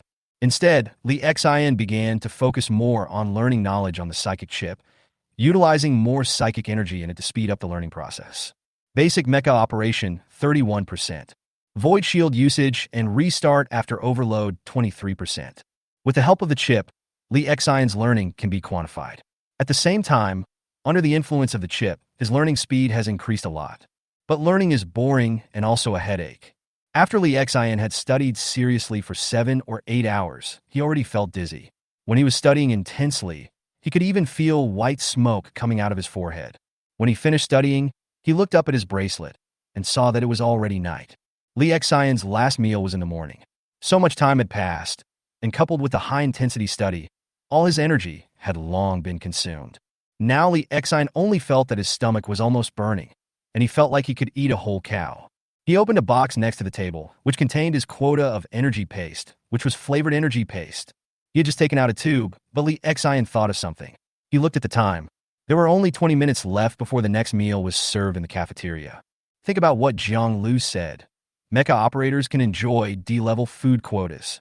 When he thought of this, Li Xion couldn't help but drool. After taking a look at the military energy paste in his hand, he casually threw it back into the box. Sorry, military energy paste. It's not that you don't taste good, but Master Li Xion wants to try what the D-level food quota tastes like. Following the map instructions on the chip, Li Xion, wearing the Mecha Division combat uniform, quickly arrived at the cafeteria. It is now officially night on the planet Guansuo IV. There are very few people in the cafeteria. Most of them are soldiers who have just finished their shifts and are eating here. Li Xion followed the dining instructions and came to a window, which was the D-level food quota area of the cafeteria. Looking at the food inside, Li Xian couldn't help but drooling in his mouth. The food here is also quite simple. The D level is not very high, but it contains meat. Li Xian randomly picked a few meat dishes, and as for the vegetarian dishes, he would eat them next time. You can also be full by eating meat. Li Xian ate with big mouthfuls. In his previous life, the taste was not even good enough for fast food. If the boss had this skill, he would go bankrupt within half a month. However, this is Guansuo IV, a planet where food is severely scarce and most people can only eat energy paste. Li Xian was so excited that tears welled up in his eyes at being able to eat food other than energy paste and meat. Delicious. Flavorful. After having a midnight snack, Li Xian returned to the dormitory and lay down. After the intensive study, he was exhausted. Although he had spiritual energy to relieve the pain, it had now been used up and he needed to sleep again to recover. After a short sleep of 4 or 5 hours, Li Xian woke up automatically and continued to study. As the sky gradually brightened, he arrived at the hangar. Bah! Li Xian turned on the lights, and under the light, the 4 dagger servants stood here like giant beasts. He walked to a mecha and gently stroked its outer armor. Handsome. It's so handsome. Before Li Xian could appreciate it for long, Jianglu arrived. You're here quite early. I want to learn faster. Li Xian said honestly. Have you read all the information from yesterday? Jianglu asked. Report to the master. I have read it, but there is still a lot of content that I haven't finished reading. Li Xian replied loudly that he had indeed not finished reading it. Even a tutorial would take several days to finish, let alone understand it. And yesterday, Jianglu directly assigned 12 such courses. It's normal that you can't finish watching it. Come on, come up and I'll show you a real demonstration. Jianglu's voice was very serious. The mecha in front of him directly opened the external armor and cockpit cover, revealing a driving seat. This dagger servant was once damaged and then repaired. It seems that this mecha is assigned to Li Xian. Jianglu flew directly up and came into the cockpit of the mecha. Seeing this scene, Li Xian could only envy. This was about the application of spiritual energy. His current spiritual energy was too little to achieve this. Li Xian obediently pushed the ladder from the side and then climbed into the cockpit. The cockpit of the dagger servant is not very big. In the center is the mecha pilot seat, and there are several thrust rods in the front. There are some buttons on both sides, but not many. The size of the mecha is not large. So if you want to carry more equipment, energy, and ammunition, then the driver's position will inevitably be compressed. You sit in the driver's seat, Jianglu said calmly. Li Xian sat down obediently, while Jianglu put one foot on the edge of the cockpit and stood holding on to the canopy. It seems that Jianglu is not going to close the cockpit cover this time. Li Xian looked around the cockpit environment. If the canopy was closed, Jianglu would really have no place to stay. Chapter 19. Real Machine Training. Li Xian looked at the interior of the mecha cockpit. It's relatively cramped here, but the seats are ergonomic. His eyes swept across the buttons one by one, and the chip automatically explained the names and functions of these buttons to Li Xian through its authority. Unlike what Li Xian expected, he thought there would be hundreds or even more buttons inside the mecha. After all, in the memory of the previous life, even fighter jets had densely packed dashboards and various buttons in the cockpit. Unexpectedly, the buttons and switches on both sides of the mecha cockpit added up to no more than 20. Mechas are different from other combat vehicles. Every mecha needs a psychic to control it, but vehicles like tanks and fighter planes don't necessarily need a psychic. To control a mecha, you need more of your spiritual power, not these buttons. Jianglu seemed to see Li Xian's confusion and began to explain. Yes, master, Li Xian responded quickly. Now, turn on the switch on your left hand and activate the mecha, Jianglu said.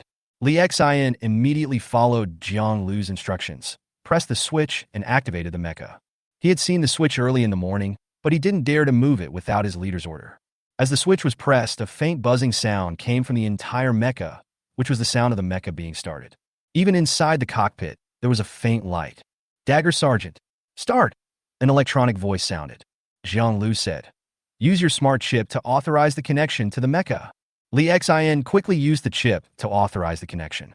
When Zero and the mecha were connected to each other, Li Xian immediately felt the overall existence of the mecha. Jianglu, release your spiritual energy, connect with the mecha, and feel the existence of the entire mecha. Li Xian followed Jianglu's instructions and used psychic energy to sense the mecha. Sure enough, After the smart chip was connected to the mecha, releasing psychic energy gave two completely different feelings. At this moment, Li Xian only felt that outside his body, there was an extra layer of metal body and an extra layer of mecha. This feeling is wonderful and intoxicating. Looking at Li Xian, whose face turned red with excitement, Zhang Lu remained calm, because he had seen such scenes many times. This is what happens to every new mecha pilot when he binds to his mecha for the first time. Okay, disconnect. The first hour's mission today is to practice connecting and disconnecting with the mecha. Practice 100 times. Zhang Lu's serious voice sounded. Yes, Master. Li Xian responded loudly, then quickly disconnected his spiritual energy. After his spiritual energy was disconnected, he just felt a little lost. Compared to the powerful body of the mecha, his own body seemed too fragile. Then, Li Xian began to follow Zhang Lu's orders and connected and disconnected with the mecha again and again. After the 100th time, Li Xian's mood gradually changed from excitement to numbness. Although you may feel a bit disappointed at first when the connection is disconnected, it will become just like that after it happens many times. Next, Zhang Lu began to slowly try more operations with Li Xian. The buttons and thrust levers in the cockpit are for use during non-combat periods. It can control the movement of your mech and perform basic shooting and combat actions. When driving a mecha, you need to conserve your spiritual energy at all times. Otherwise, once your spiritual energy is exhausted, you will just be a sitting duck on the battlefield. Outside the hangar, the mechas with their weapons and equipment removed were moving slowly. Zhang Lu stood on the shoulder armor of the mecha and instructed loudly to Li Xian, who had closed the cockpit. This is the second day of practicing driving a mecha. Li Xian has become familiar with the buttons of the mecha and has officially started driving the mecha. In fact, driving a mecha is not as difficult as imagined. Most people can get the hang of it quickly after practicing, but it's easy to get started, but much harder to master.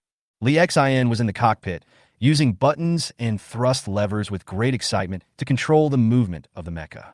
With this way of moving, the mecha's movements are very stiff, and it is obviously impossible to fight in this posture. After practicing for a while and getting familiar with the buttons and push rods, begins psychic driving. Yes, Master.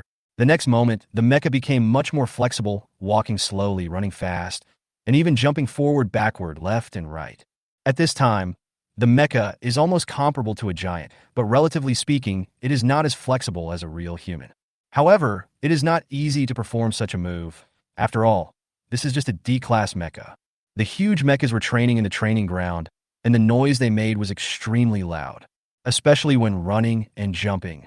But Li Xian in the cockpit seemed unusually excited.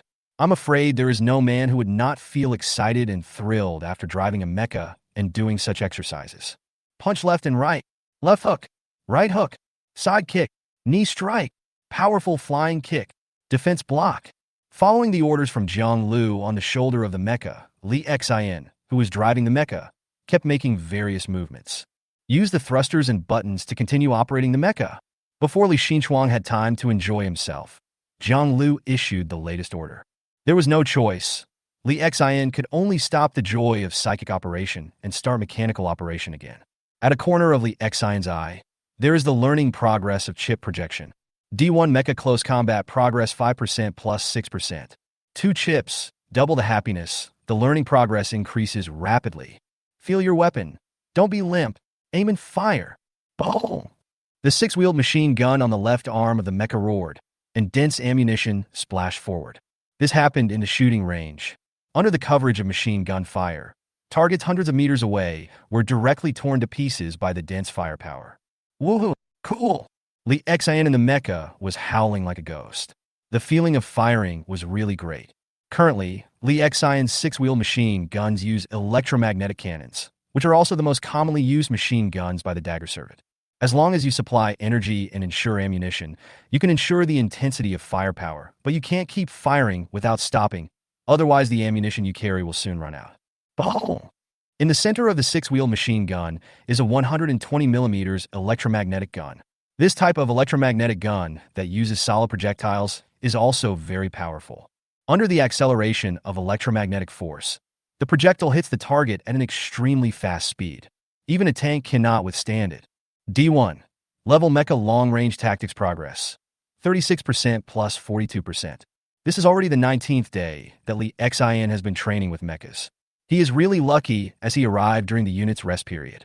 This will allow him to have enough time to train so that he doesn't go to the battlefield blindly. Chapter 20 Behemoth Steelworks. However, Lee Xion's good days were over. On the 20th day, the training ended.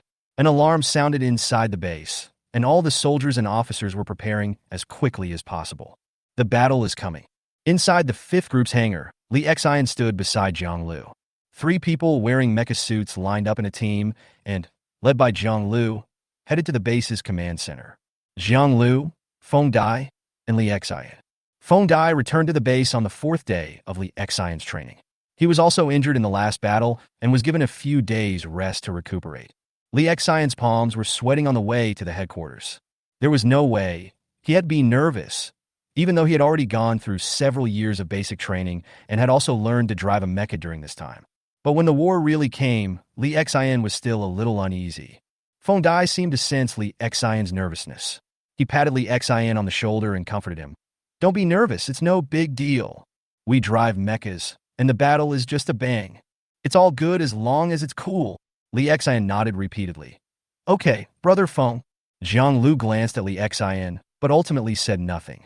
His furrowed brow showed what he was thinking. After entering the command building, they came to a conference room. There are already a few people sitting here, and the number is slowly increasing. In the end, in Lee Xion's eyes, the number of people here stopped at 23, including Lee Xion's own number. Footsteps were heard outside the door, and M3D15 Defense Director, Lu Quan, entered the meeting room. "Director," almost everyone stood up and saluted at the same time. Lu Quan also returned the greeting, and then he said, "After 20 days of rest, everyone's mental state has recovered well. This time, we have a new mission." Lu Quan's gaze swept across everyone present and lingered on Lee Xion for a moment longer. A projection appeared on the screen behind Lu Quan, and a map appeared on it. "This is our target. Next, I will authorize you to obtain information about this target." Lee Xion's chip received the authorization of this information at the same time. While downloading, he listened to Lu Quan continue to introduce the target.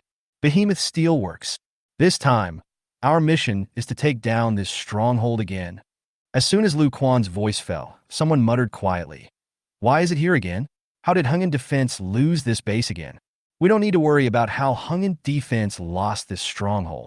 Our current mission is to capture this stronghold again. This time, Hungan Defense will cooperate with us to launch an attack. On the front battlefield, they will dispatch an infantry combat unit of a motorized mixed brigade. They will serve as the main force of the attack, and we will be responsible for cooperating with them. Hungan Defense is also responsible for the 2 wings of the Bishimo steel plant. There is an infantry regiment unit and a battalion-level armored unit on each wing to contain and block the enemy's reinforcements. Our mission is to completely capture this stronghold before the reinforcements from the Milda Knights and the Acolytes break through the Hungan Defense's blocking line. Do you have confidence?" Lu Chuan, who looked at everyone below. "Yes." The Mecha Master below also responded loudly. "Very good. Now let's assign tasks. Team leaders, please come up." Lu Quan took out a thin computer and began to divide the tasks on it. Zhang Lu and some other team leaders surrounded Lu Quan. There are 8 team leaders in total, representing 8 mecha support teams, but there are only 23 people in this room. Sure enough, not only the 5th group and Zhang Lu, but other groups were also understaffed. Li Xin Sai Im Pusapin. Without time to think about it, Lee Xion began to check the downloaded information. This document includes a topographic map of the Behemoth steel plant and its historical background story. This steel plant was a large steel plant built decades ago. After the war broke out, the steel plant was quickly abandoned. But even if there are no employees in the factory, the huge steel and concrete buildings and complex underground structures make it an excellent combat base. This was not the first time that a fierce battle broke out at the Behemoth Steelworks. Including this time, it was the 3rd time that a fierce battle had broken out here. The previous 2 times, Hungan Defense and the Blueprint Dispatch Force cleared out the enemy forces here and occupied this place. But this stronghold was of great importance. After losing it, the Knights of Milda did not give up the idea of regaining it. Every time, after the Blueprint Dispatch troops withdrew, the enemy would use superior force to retake the stronghold. The Knights of Mirdad are also a large force on this planet. Although not as powerful as Blueprint, they are also a formidable rival. However, neither side has any intention of launching a full-scale battle now, and they're just engaging in small-scale probing and friction. The previous two battles have shown that the behemoth steel plant is a meat grinder for the soldiers. It's not just the infantry that will be killed in large numbers here. Armored units and even mechas will also suffer high casualty rates if they fall into siege. This steel plant has a high-strength building and is equipped with various metal equipment, so its defensive effect is no less than that of some fortresses. Lee Xian couldn't help but be amazed when he looked at the current situation of the Bishimo steel plant in the information. Many buildings have collapsed and turned into ruins in previous battles, but even the ruins are solid ruins. Once you enter here, you will probably have to engage in difficult street fighting. No one can tell where the enemy ambushes may be hidden under the ruins. The Bishimo steel plant will become the meat grinder for Hungan defense and the Blueprint Expeditionary Force for the third time. Li Xian frowned, then slowly relaxed his brows. It's okay. Fortunately, he is not an infantryman, but a mecha driver. Mechas are still a little better, but if infantry enter here to fight, it would be really terrible. In the first two battles for the Behemoth Steelworks, the casualty rates of the infantry and armored troops were high. If Li Xian was an infantryman, once the battle started, he would probably be killed in battle within 2 weeks or even a month, just as Gao Bingyan had predicted. In the previous two records, it took 1.5 months to capture the Behemoth steel plant for the first time. The second time took even longer, lasting 2.5 months. Both sides discovered the importance of this stronghold. Every time they took it, they would carry out more transformation and repairs and build more and more complex defense lines. The casualties in the second attack on the Behemoth Steelworks were 26% higher than the first. And now, the third battle is about to begin. Chapter 21, Psionic Complex Number 5. Okay, the tasks are assigned. Go back and get ready. Leave for the war zone tomorrow. Lu Quan put away the computer and left. After exchanging greetings with other team leaders, Jiang Lu left with Li Xian and the others. However, this time they did not return directly to the hangar, but headed towards a certain place. Looking at the location we finally arrived at, this is the quartermaster department. Feng Dai saw Li Xian's confusion and said, "Team leader, are you here to take us to get some good stuff?" "Nice one. You'll know in a minute." After entering, they found that not only Jiang Lu and his fifth group were there, but also other combat groups. As the number of people in line decreased, it was finally Li Xian and his friend's turn. "Come and collect the number 5D1 psychic compound potion," Jiang Lu said. "Has the combat mission begun again?" The quartermaster was a middle-aged man who seemed to know Jiang Lu.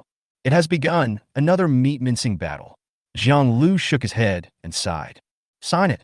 Your quota this time is 5 bottles per person. Use them sparingly." The quartermaster handed a document to Jiang Lu. Not just paper documents, but electronic ones as well. After signing, Jiang Lu received a small white box from the quartermaster. Feng Dai and Li Xian also quickly received the box. Feng Dai wanted to say something, but after being looked at by Jiang Lu, he finally didn't say it. "Let's talk about it when we get back," Jiang Lu said. Li Xian looked at this scene and felt confused, but apparently no one came to express it to him. They quickly returned to the hangar. In a room inside the hangar, Jiang Lu turned on the projector, and a topographic map of the Behemoth steel plant appeared in front of him. This huge steel plant covers an area of 62 square kilometers, which is almost the size of 10,000 football fields. Moreover, this steel plant is a 3-dimensional building. Under it, there is an underground structure that is 85 meters deep.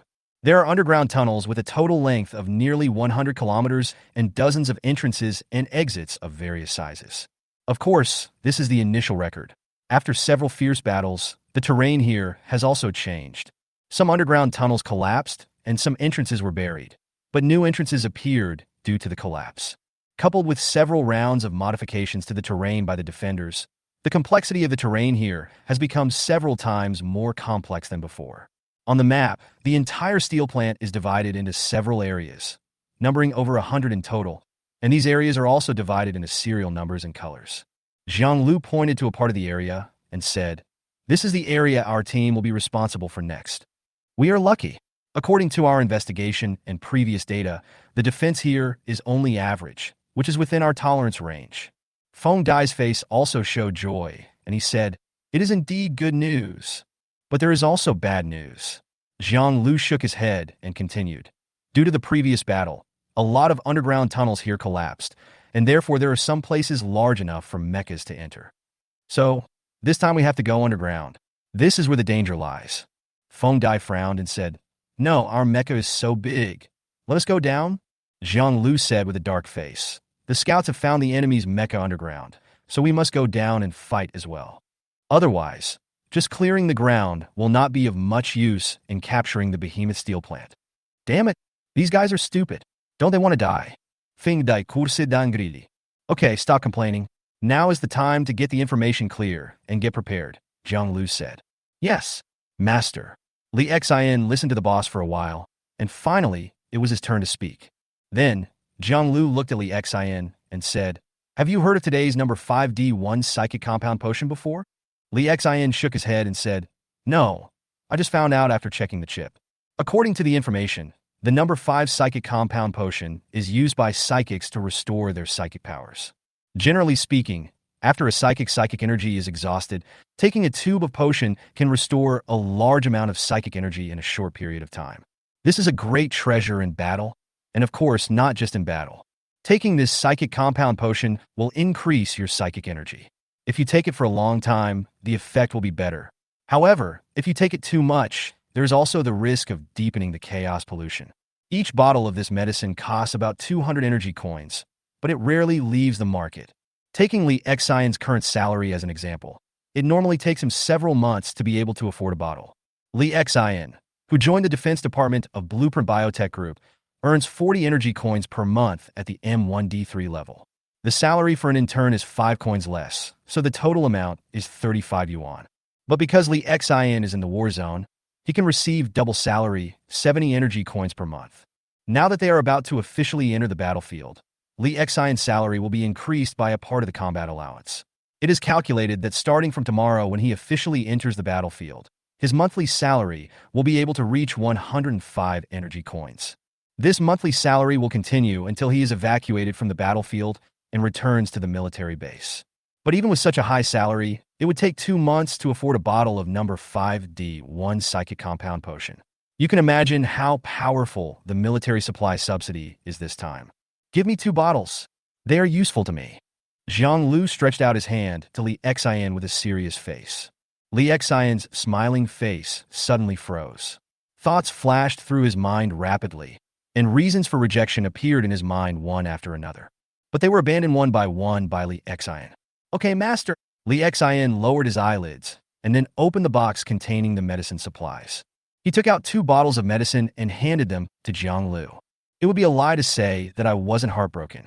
Li Xion had been calling Zhang Lu his master for so many days, but he didn't expect that Zhang Lu would still be so cruel. But Li Xion had no choice. He had to enter the war zone. As a new recruit on the battlefield, he needed someone to lead him. Even if it costs such a heavy price, Li Xion will give it. Zhang Lu took the potion handed over by Li Xion, turned around and left, and said to Feng Dai, Help him adapt to the upcoming battle and choose the right weapons. I understand, boss. Feng Dai nodded, then put his arm around Li Xion's shoulder and walked towards the Mecha. Here, the auxiliary soldiers belonging to the 5th group have been waiting for a long time. Chapter 22 Weapon Matching. Auxiliary soldiers are the other leg of the Mecha division, just like armored soldiers and infantry work together in infantry tank combat. The Mecha division also has its own supporting troops. The 5th group has 4 auxiliary soldier squads. Each squad has 10 elite infantrymen and also has a mechanic team, all of whom will go out with the Mecha. Among them, the mechanic team will generally stay outside the battlefield, near the command center, or in some relatively safe strongholds. However, the auxiliary soldier team has to follow the Mecha into battle. They need to drive tracked vehicles, follow the Mechas, and transport ammunition for the Mechas. Sometimes they also need to get close to help the Mecha share firepower and assist in shooting. They are much more dangerous than Mecha Masters, but they are safer than ordinary infantry and armored troops. Although the 5th group of mechanized divisions did not receive any manpower support, the auxiliary soldiers were replenished very quickly. Although 2 groups had been completely wiped out in the previous battles and soldiers from the other 2 had died, they have now been replenished. Feng Dai brought Li Xion to the Mecha, slid a lightweight notebook, and said, This time we are heading to the behemoth steel plant. This battle will not be over in a short time. Do you have any ideas about the weapons that the Mecha will carry? Li Xion shook his head and said, I haven't officially used a Mecha to join the battle yet, so I have no idea what to do. Brother Feng, please help me with the matching. My only requirement is a power halberd for a melee weapon. The power halberd is also one of the melee weapon options for the dagger servant. This weapon is about 10 meters long, and the blade of the halberd is almost 2 meters long. The material of the halberd blade is very precious, and is generally made of rare materials such as refined gold. These materials are not only hard, but can also withstand the huge energy generated by the decomposition force field. The disintegration force field on the halberd's blade is the best weapon to deal with enemy mechas or other vehicles with void shields. After the decomposition force field is turned on, a circle of light blue electric light will surround the halberd blade. The decomposition force field can decompose matter at the molecular level. Even the armor alloy of the mecha will shatter under the attack of the decomposition force field. The reason why Li Xin chose this weapon is very simple. Whether it is a power hammer or a power sword, it requires very high combat skills.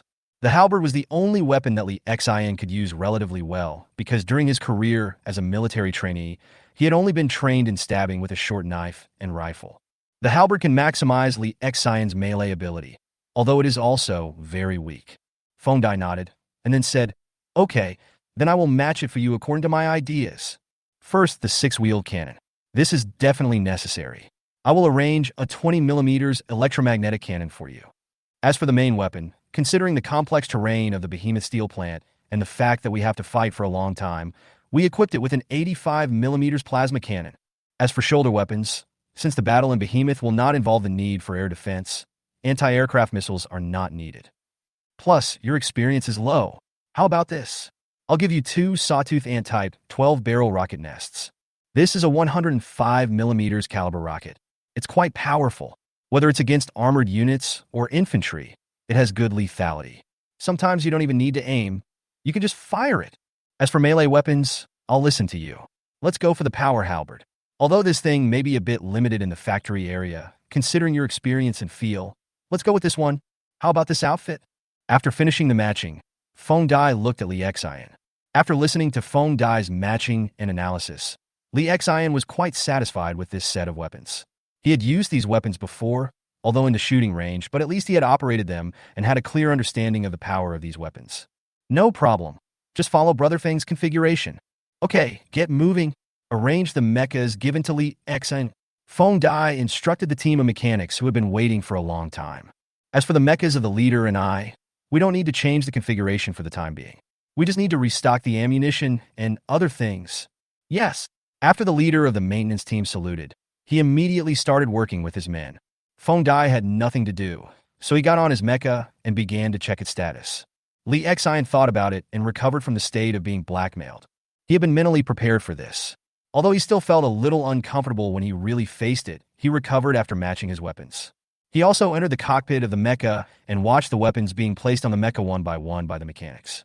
Feeling the mecha becoming increasingly powerful, his heart was filled with excitement. Feng Dai, who had entered the cockpit of the mecha, suddenly remembered something. He opened his cockpit and shouted to Li Xian, "How about adding an extra set of armor to your mecha? External armor will reduce your flexibility, but it will greatly increase your defense." Li Xian thought about it in his mind. The external armor will obviously make Li Xian's mecha move slower, but the increased defense is also very attractive. Li Xian has only just begun to master the control of the mecha. Even if he is given the opportunity to perform a very flexible operation, he is unable to do so. Thinking about it this way, it would be better to sacrifice flexibility in exchange for higher defense. At least when you can't avoid the attack, you can withstand a few more hits. So he also responded.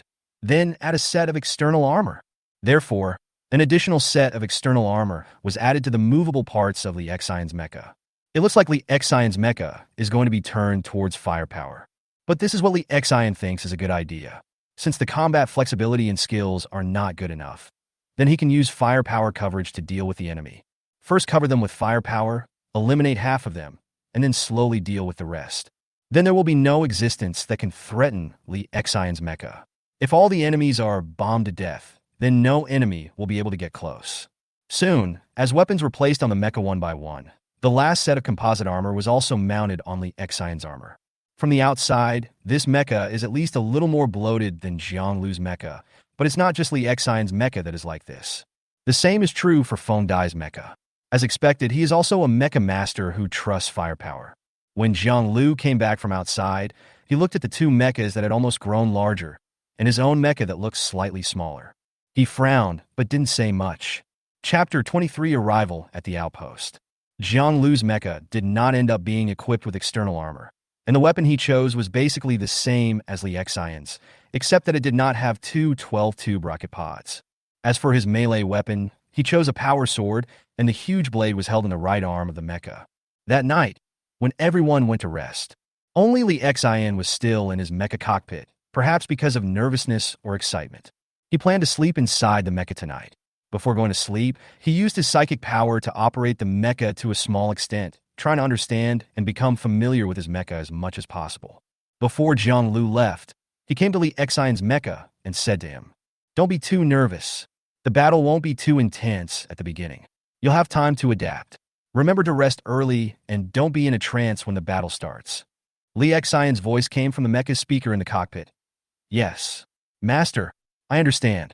I'll get familiar with it and then go to sleep." Jiang Lu nodded outside and then left.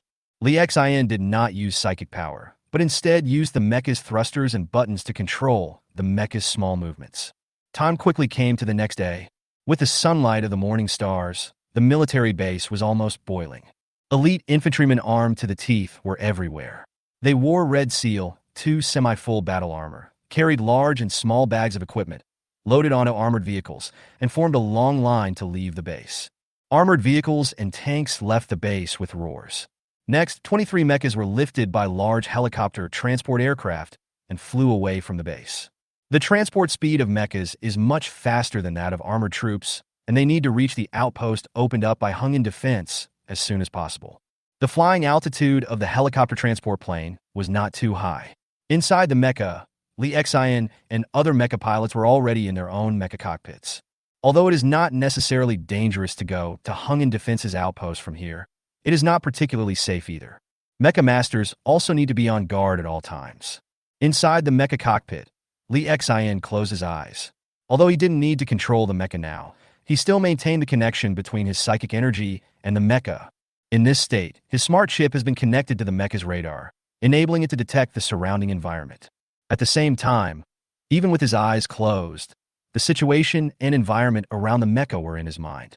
This is the effect brought about by the combination of mecha and psychic power. There are multiple capture devices around the mecha, which can provide the mecha pilot with all-round vision. The mecha is very powerful. Li Xian is wearing a mecha suit in the cockpit, with his hands clasped across his chest and his eyes closed, waiting to arrive at the stronghold.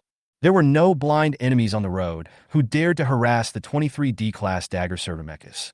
The helicopter transport plane arrived at the outpost smoothly, but the mecha's auxiliary armored squad had not arrived yet. Li Xian opened his eyes inside the mecha. His mecha detached from the helicopter transport plane and moved forward slowly, approaching Jiang Lu's mecha. His left arm has a 6-barreled 20mm electromagnetic machine gun. The center has an 85mm plasma cannon, and his right arm has a power halberd without activating the decomposition field. There is also a large backpack on the back of the mecha, which contains ammunition for the machine gun. The machine gun's rate of fire is too fast. If there is no ammunition reserve system, Li Xian might completely silence the gun just a few seconds after firing. And in the large backpack on the back of this mecha, there are only 6,000 machine gun shells, which is not enough to keep the mecha at full fire for a long time. But there is no way that the enemy can withstand such intensive firepower. Even if the opponent has the same mecha with a void shield turned on, the void shield will be overloaded after being shot by such intensive firepower from machine guns for dozens of seconds. Moreover, if Li Xian goes to the battlefield, he will not be alone. He will be accompanied by a group of auxiliary soldiers. It would be more accurate to say that they are his ammunition transport team rather than auxiliary soldiers. The vast majority of the armored vehicles they drive are filled with ammunition for the mechas. Unless the intensity of the battlefield is so high that all the auxiliary soldiers are killed, or they are too late to transport ammunition, Li Xian should not be short of ammunition. Be on guard. Jiang Lu's voice sounded in Li Xian's ears. Yes. Head. Yes. Master. Feng Dai and Li Xian also responded respectively. This is the internal communication of their group, and on the other side of Jiang Lu, there will also be communication with the superiors. More than 20 mechas chose to stand in dispersed positions and waited in this outpost. The soldiers of Hung in Defense in this stronghold are also accustomed to this. These mechas will generally relax their vigilance only after the infantry and armored troops arrive. Fortunately, the alert time was not too long. After waiting for more than 2 hours, the large force in the rear arrived at the base. Armored vehicles, tanks, and various large transport vehicles arrived at the outpost in batches, making the entire outpost lively. Li Xian didn't need to coordinate or arrange anything for the next work. He just needed to accept orders. The only thing he can command now may be the auxiliary soldier group that belongs to him. This auxiliary soldier team has a total of 2 armored vehicles, both of which are tracked armored vehicles.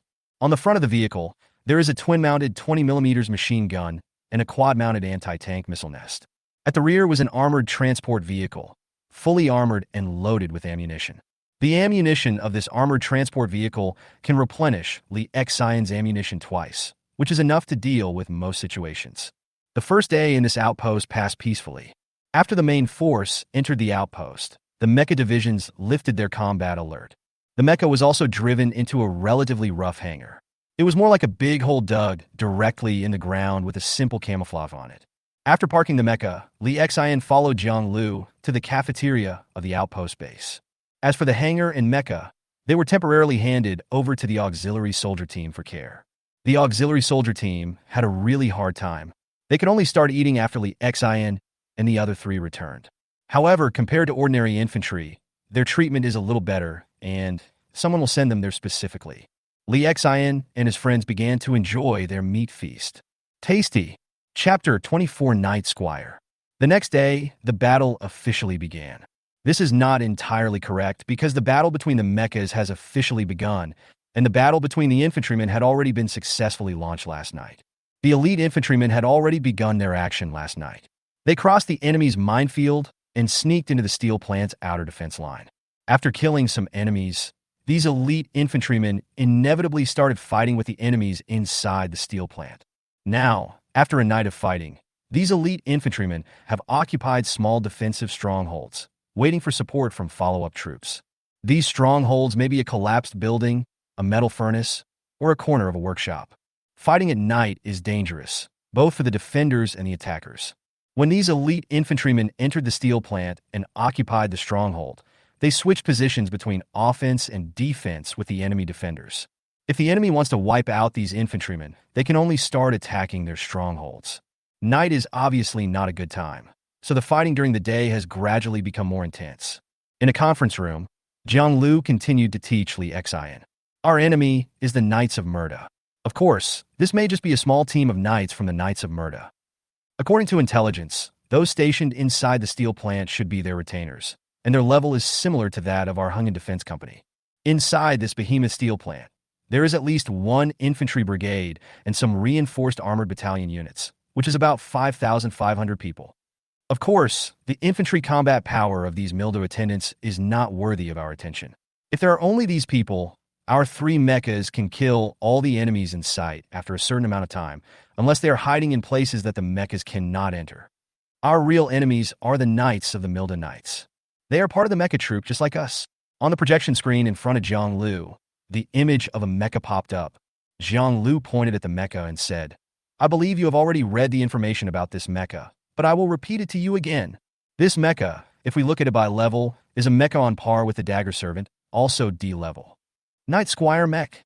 As a D-class mecha, both the Milda Knights and our Blueprint Biotechnology group have almost developed this level of mecha to the extreme.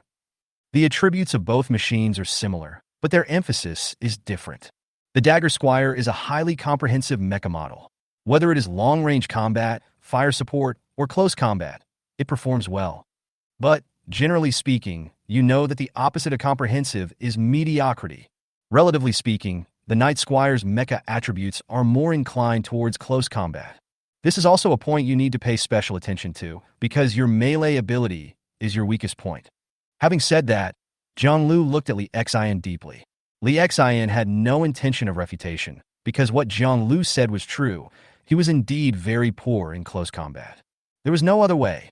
After 19 days of study and training, it was already difficult for him to drive a mecha and join the battlefield. Close combat training of mechas really takes a lot of time. According to the internal system level of the chip, Li Xian's melee level experience is D1, which is the entry-level status. His experience in long-range weapon control and combat level is D2, which is only slightly better than the beginner level.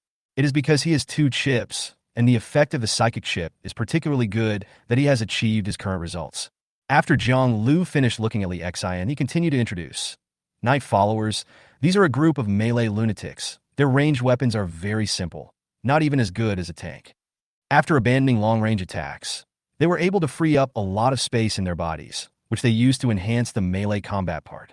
Their machines are stronger and faster. At the same time, because their long-range capabilities are insufficient, their void shields are also stronger and can withstand more firepower attacks. These guys usually use long-handled power axes or power spears, which is similar to you. The most important thing is that they outnumber us. When Jiang Lu said this, his tone became very solemn. More? How much more?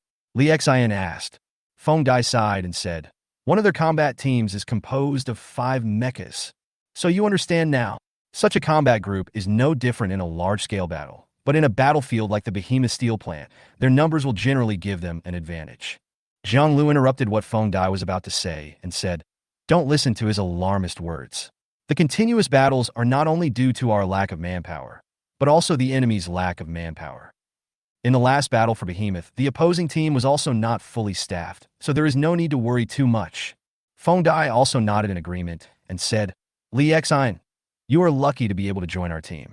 Our leader's psychic power is stronger and the enhancement of Mecha is also greater, but he is famous for his close combat skills. These Night Followers can't beat the leader even if they're 2 against 1. Last time, the leader killed one of them when they were 2 against 1. Maybe this time, you can just use the machine gun to clear the enemy's long-range firepower, and the battle will be over. Li Xian's nervousness subsided a little. He smiled and said, if this is the case, it would be the best. While they were having the meeting, the attack on the Behemoth Steelworks was already in full swing. Outside the outpost, artillerymen have already set up heavy howitzers, and intensive artillery fire has begun to fiercely bombard the outer defense line of the Milda Infantry Brigade. These powerful artillery fires lasted for a full 6 hours, plowing through the entire outer defense line of the Behemoth Steel Plant with large grenades. Such heavy firepower bombardment has very limited lethality to the enemy. Apart from turning some ruins into even more dilapidated ruins, it does not have much effect. Not to mention the extensive tunnels beneath the Behemoth Steelworks. Even in the ground buildings, there might be enemy soldiers hiding under the ruins. The greater purpose of these artillery bombardments is to clear out the traps, mines, and other things set up by the enemy on the periphery. Chapter 25 Attack. It is often seen that a grenade explosion triggers a series of explosions in the area. This is to detonate the anti-tank mines buried by the enemy. A large amount of shrapnel and flames filled the air, enveloping everything around in the shock wave and flames of the explosion. On the Mecha, Li Xian watched the explosion through the Mecha's remote viewing equipment. This type of anti-tank mine is still effective in dealing with armored vehicles and tanks. It is much less effective against mechas. A mine with a small yield cannot cause much damage to a mecha, but if the charge is larger, it can be easily detected by the mecha. The reason why the mecha has not started the attack is that it is waiting for the infantry and armored forces on the ground to join forces. Although the mecha is powerful, it can easily be in danger if it faces siege. Right now, the entire blueprint dispatching force is only left with 23 mechas at Hungan Defense, so they have to be used sparingly. The vanguard of the attack was composed of an armored mixed battalion from Hungan Defense, followed by 2 infantry battalions. Their combat goal is to break through the outer defense line of the Behemoth Steel Plant. The mecha troops will provide them with fire support and carry out targeted attacks on some enemy fire points. At the front line, a tank company has made preparations for war. The tanks are from Hungan Defense, and they're also the tanks that Li Xian once drove. Model Deer Hunter Tank. This tank is a medium tank, equipped with a 120mm electromagnetic gun as its main weapon and a 14.5mm caliber electromagnetic machine gun as its secondary weapon. A main gun of this level, if it is used on a mecha like the Dagger Servant, can only withstand a few shots without a void shield. The same is true if it is an enemy tank.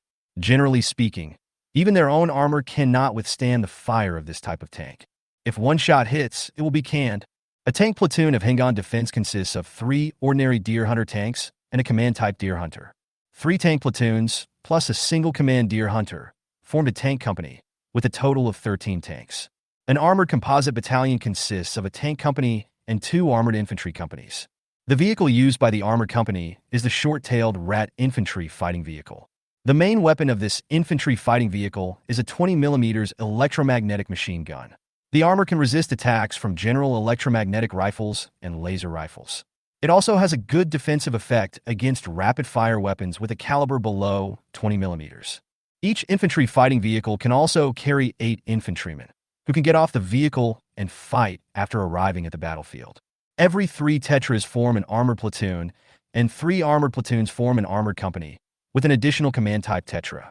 In total, an armored mixed battalion of Hung-in defense has 13 deer hunter tanks and 20 short-tailed rat infantry fighting vehicles. It also has 160 elite armored infantry. Such an organization is quite good in Hung-in defense. Judging from this battle, the combat organization of the other 2 infantry battalions is much worse. The organization of the infantry battalion is: every 10 people form an infantry squad, including 1 squad leader and 1 deputy squad leader. In terms of weapons, each infantry squad has 5 to 7 riflemen, usually equipped with X-49 rifles, and there may be 1 or 2 V-12 electromagnetic rifles.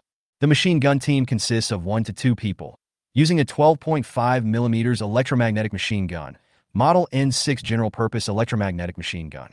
The anti-tank/armored team consists of 1 to 2 people, using L3 electromagnetic armor-piercing cannon with a caliber of 88mm, or anti-tank missiles. 1 medic. 3 squads form a platoon, with a platoon leader who commands the entire platoon in combat and a deputy platoon leader who assists the platoon leader in command. A platoon consists of 32 people.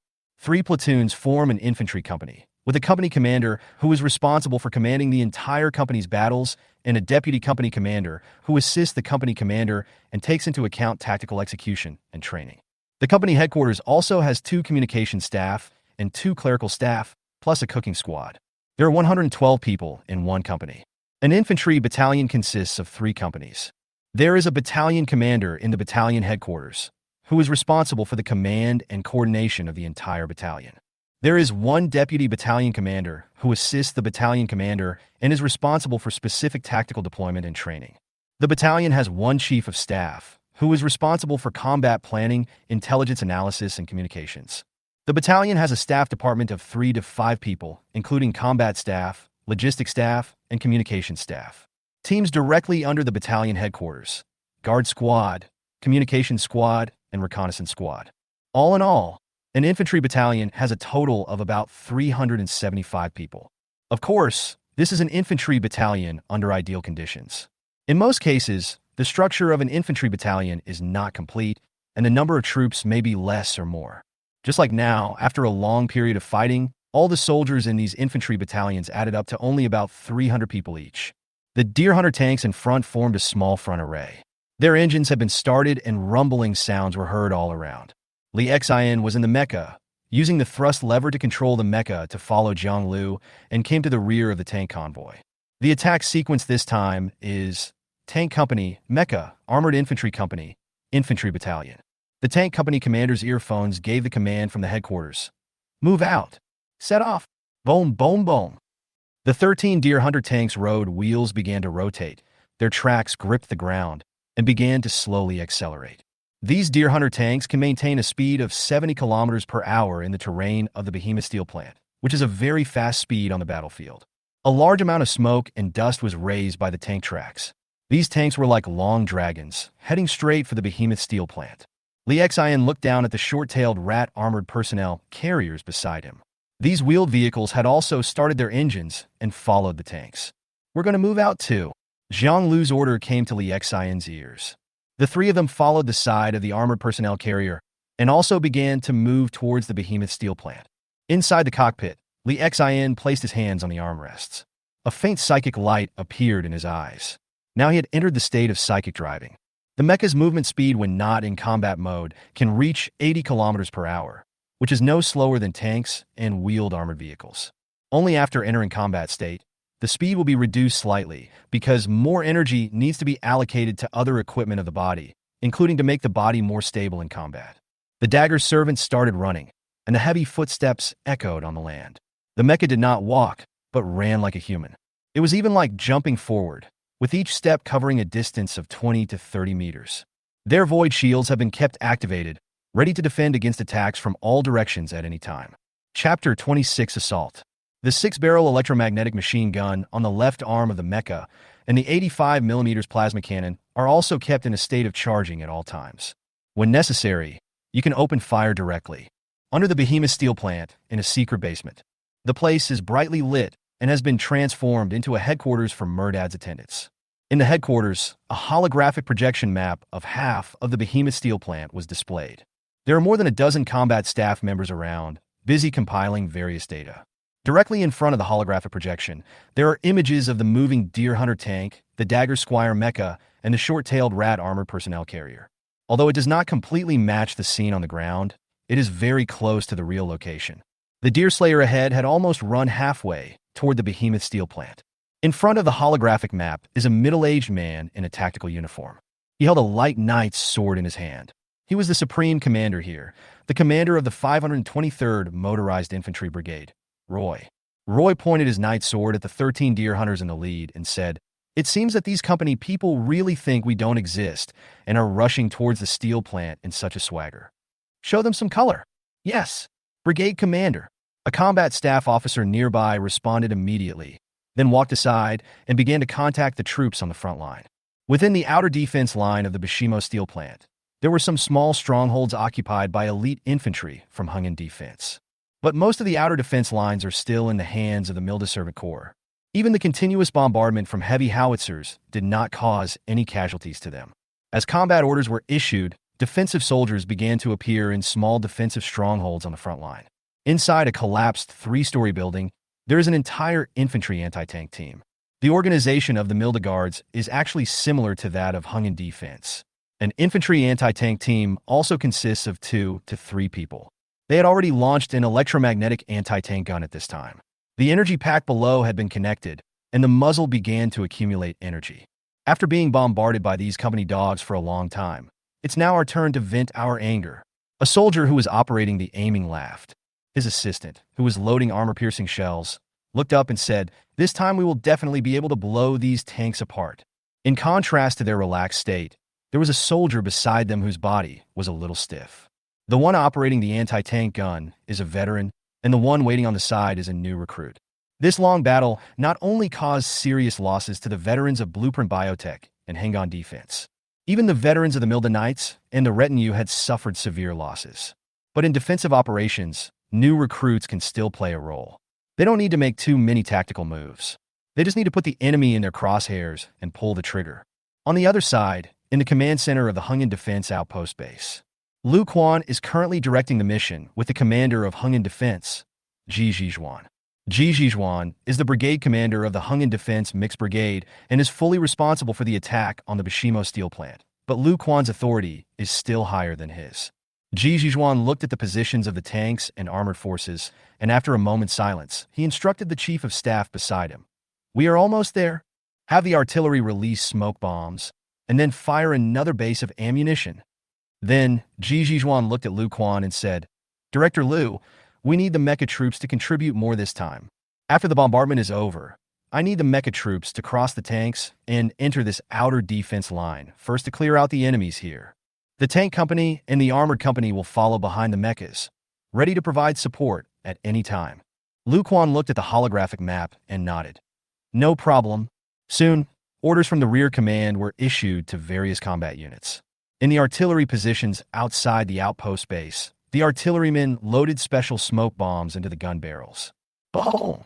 Accompanied by the roar of heavy artillery, large smoke bombs loaded with delayed fuses flew to the outer defense line of the behemoth steel plant. Boom! These large smoke bombs exploded in midair, and clouds of black smoke instantly swept around, covering the entire attack direction of Hungan defense and the tanks in the rear. The smoke even had a certain shielding effect on radar, and all the defensive soldiers waiting in the outer defense line of the Bishimo steel plant were now blinded. The smoke bomb can only last for 2 or 3 minutes in such an open area. But 2 or 3 minutes can do a lot. The veteran who was operating the electromagnetic anti-tank gun looked up from his sighting device in bewilderment. He looked at the darkness ahead and cursed. "Fuck, these company dogs are at it again." The smoke is more than 200 meters outside the entire outer defense line. If these anti-tank infantry want to attack the tanks, They need to seize this 200-meter distance. You two keep your eyes open and call me when you see the tank. Yes. The veterans and recruits responded at the same time. In the smoke, Lu Quan's voice came to Li Xian's ears. Attention all teams. Mission changed. Groups 4, 5, 6, and 7 begin preparing for the assault. Attack areas C-32, C-33, C-34, and C-35 respectively. Wipe out all enemy defenders here and open a gap in the defense line for the follow-up armored forces. Receive the order. Zhang Lu's voice replied. Along with Zhang Lu, there were several other team leaders. Their team members had no authority to communicate directly with Lu Quan until these team leaders withdrew from the battle and could only passively accept orders. Zhang Lu in the cockpit looked in the direction of Li Xian's mecha and said, All teams, start the assault in the third combat posture. 02 received. 03 received. The three mechas changed their original positions almost instantly, with Zhang Lu and Feng Dai's mechas in the front and Li Xian's mecha a little behind. Their positions were relatively not close, with each mecha being hundreds of meters apart. Assault! Zhang Lu's steady voice rang in Li Xian's ears. Li Xian took a deep breath and devoted himself to controlling the mecha. Bah! The mecha launched instantly and rushed towards the outskirts of the behemoth steel plant with big strides. 03, this is your first actual combat. Pay attention to your combat radar and psychic powers. Don't be soft-hearted. Clear out all threatening targets. 01, received. Li Xian in the cockpit responded with gritted teeth. Chapter 27 Firefight. It's a huge machine weighing tens of tons. Even though the feet of the mecha are well prepared for shock absorption and sound reception, the sound is still very loud when it charges. But the heavy artillery in the rear now opened fire, and they launched another bombardment at the enemy's front line, covering up the sound of the mecha's actions. The 6-barrel machine gun on the left arm and the 85mm plasma cannon of Li Xian's dagger servant have been fully charged, and they can fire a volley of bullets as soon as they find the enemy. This was his first time in 2 lifetimes to actually go to the battlefield. Although he often boasted before going to the battlefield, when he really got on the battlefield and felt the atmosphere, Li Xian still felt his palms sweating. Although Zhang Lu and Feng Dai's mechas were ahead of Li Xian, the distance was only a few dozen meters, and the distance between the three of them was hundreds of meters. All in all, Li Xian still has to face some of the enemy's attacks. After the bombing ended, prepare! The mecha was about to rush out of the range of the smoke bomb, and Zhang Lu's voice sounded in Li Xian's ears at the right time. Tread! Amidst the dark smoke, a hideous mechanical creature rushed out. In the position of the Milda attendant infantry anti-tank group, a new soldier pointed in the direction of Li Xian and shouted, Charge out! The veteran operator reacted almost instantly and aimed the observation and aiming equipment at Li Xian's mecha. Fuck! %U and %#. The veteran was instantly angry and roared. This anger is not only directed at the mecha, but also at the recruits. Almost as soon as the anti-tank aiming equipment aimed at Li Xian's psychic chip and the mecha's combat radar responded at the same time. Enemy locked! Enemy locked! The biological intelligence chip in his mind responded almost instantly, assisting Li Xian in the battle and locking onto his target for him. There were 3 target units, namely a collapsed 3-story building, a twisted steel ruin, and a place that looked like a sewer. Boom! At the first target, the 3-story building opened fire first, and the electromagnetic armor-piercing shells of the electromagnetic anti-tank gun flew out with a roar and a flash of electric light. Hit the void shield of Li Xian's mecha. The void shield outside the mecha took effect instantly. A circle of electric void shield like a honeycomb was lit up, and ripples appeared on the surface of the void shield. The electromagnetic anti-tank gun's armor-piercing shells failed to penetrate the enemy's void shield. The veteran soldier in this defensive position, the moment he saw the mecha, had already greeted all 18 generations of the recruit's ancestors in his mind. It's not that the electromagnetic anti-tank gun cannot penetrate the void shield, but it's not something that a single gun can do. Once the mechas find themselves being locked onto, all they will face in their position is the mecha's ruthless firepower counterattack. The moment the trigger was pulled, the 2 veterans turned around almost at the same time, thinking about escaping downwards. But it was too late. Li Xian, assisted by dual military chips, had almost instantly turned the 6-wheel machine gun on the dagger servant's left arm. Buzz! Bang, bang, bang! Accompanied by a faint electronic buzzing sound, a series of flames spurted out from the six-barreled machine gun. One after another, 20mm machine gun shells shot out from the muzzle with electric light, accurately passed through the gap, and hit the defensive position. At the same time, Lee Xian didn't even look at the next reaction, but quickly turned the muzzle of the gun and aimed at the second target, the steel ruins. Bang, bang, bang. Finally, there was a location similar to a sewer, which was not easy to attack with machine guns, so the mecha's main gun responded instantly. Squeak! A ball of plasma emitting arcs instantly shot out from the main gun, hitting the sewer with sparks and lightning. Lee Xian used psychic power to control the dagger servant. From being locked, to locking onto the enemy, to firing, the entire process took no more than 3 seconds. Boom! Boom! Boom! Almost at the same time, huge explosions occurred at 3 targets. The 3-story building, which had already collapsed, was completely turned into a brick and tile ruin.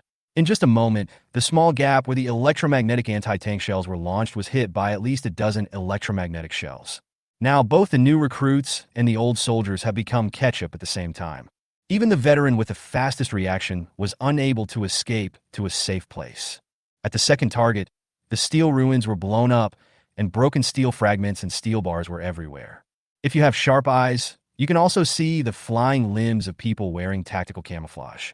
The third target was even more miserable. The plasma cannon was extremely powerful, but because the sewers were sunk underground, normal artillery fire could be easily blocked outside. But plasma had no such flaws at all. The explosion, flames, and electric current almost swept the entire dark sewer. The soldiers lying in ambush inside had their hearts pierced by the high-voltage electric current almost instantly, regardless of whether they had armor or what kind of armor they had. Then the plasma exploded, turning their entire bodies into charcoal. Even the sewers were collapsed and shattered, and a huge sunken pit appeared in their place. During this counterattack, Lee Xian didn't even have the chance to show any compassion. He dealt with all the enemies almost instantly as a conditioned reflex. The 6-barreled revolver cannon stopped, and the plasma cannon began to recharge. Lee Xian then reacted. He looked at the blood mist rising from the 2 positions in front, side, and continued to control the mecha forward. This is a war of life and death. Jiang Lu, who was standing aside, was fighting while observing Lee Xian's condition. After watching Lee Xian's combat reaction, Jiang Lu nodded silently, without saying anything more. The 3 mechas began the sweep mode, and almost all of Milda's servants and soldiers who were in ambush discovered that the first ones to appear were mechas. Those who could escape did so almost instantly. At most, they can deal with tanks and armored vehicles.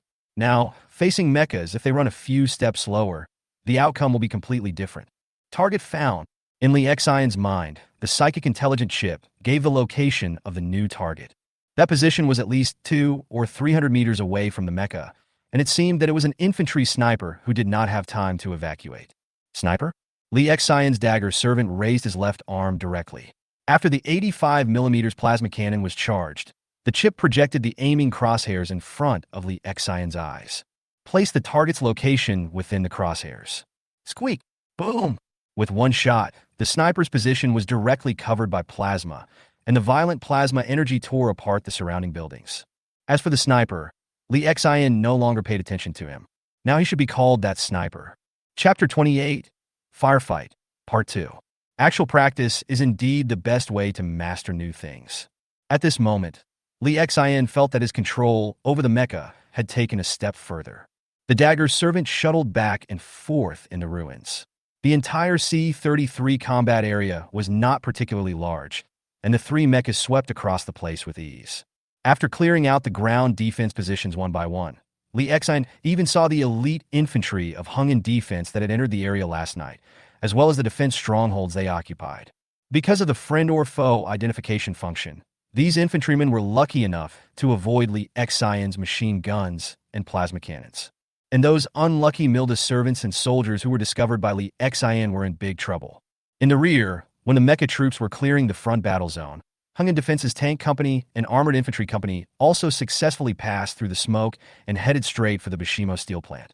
The mecha, which had already gone quite deep, also returned at this time and returned to the side of the tanks and armored vehicles.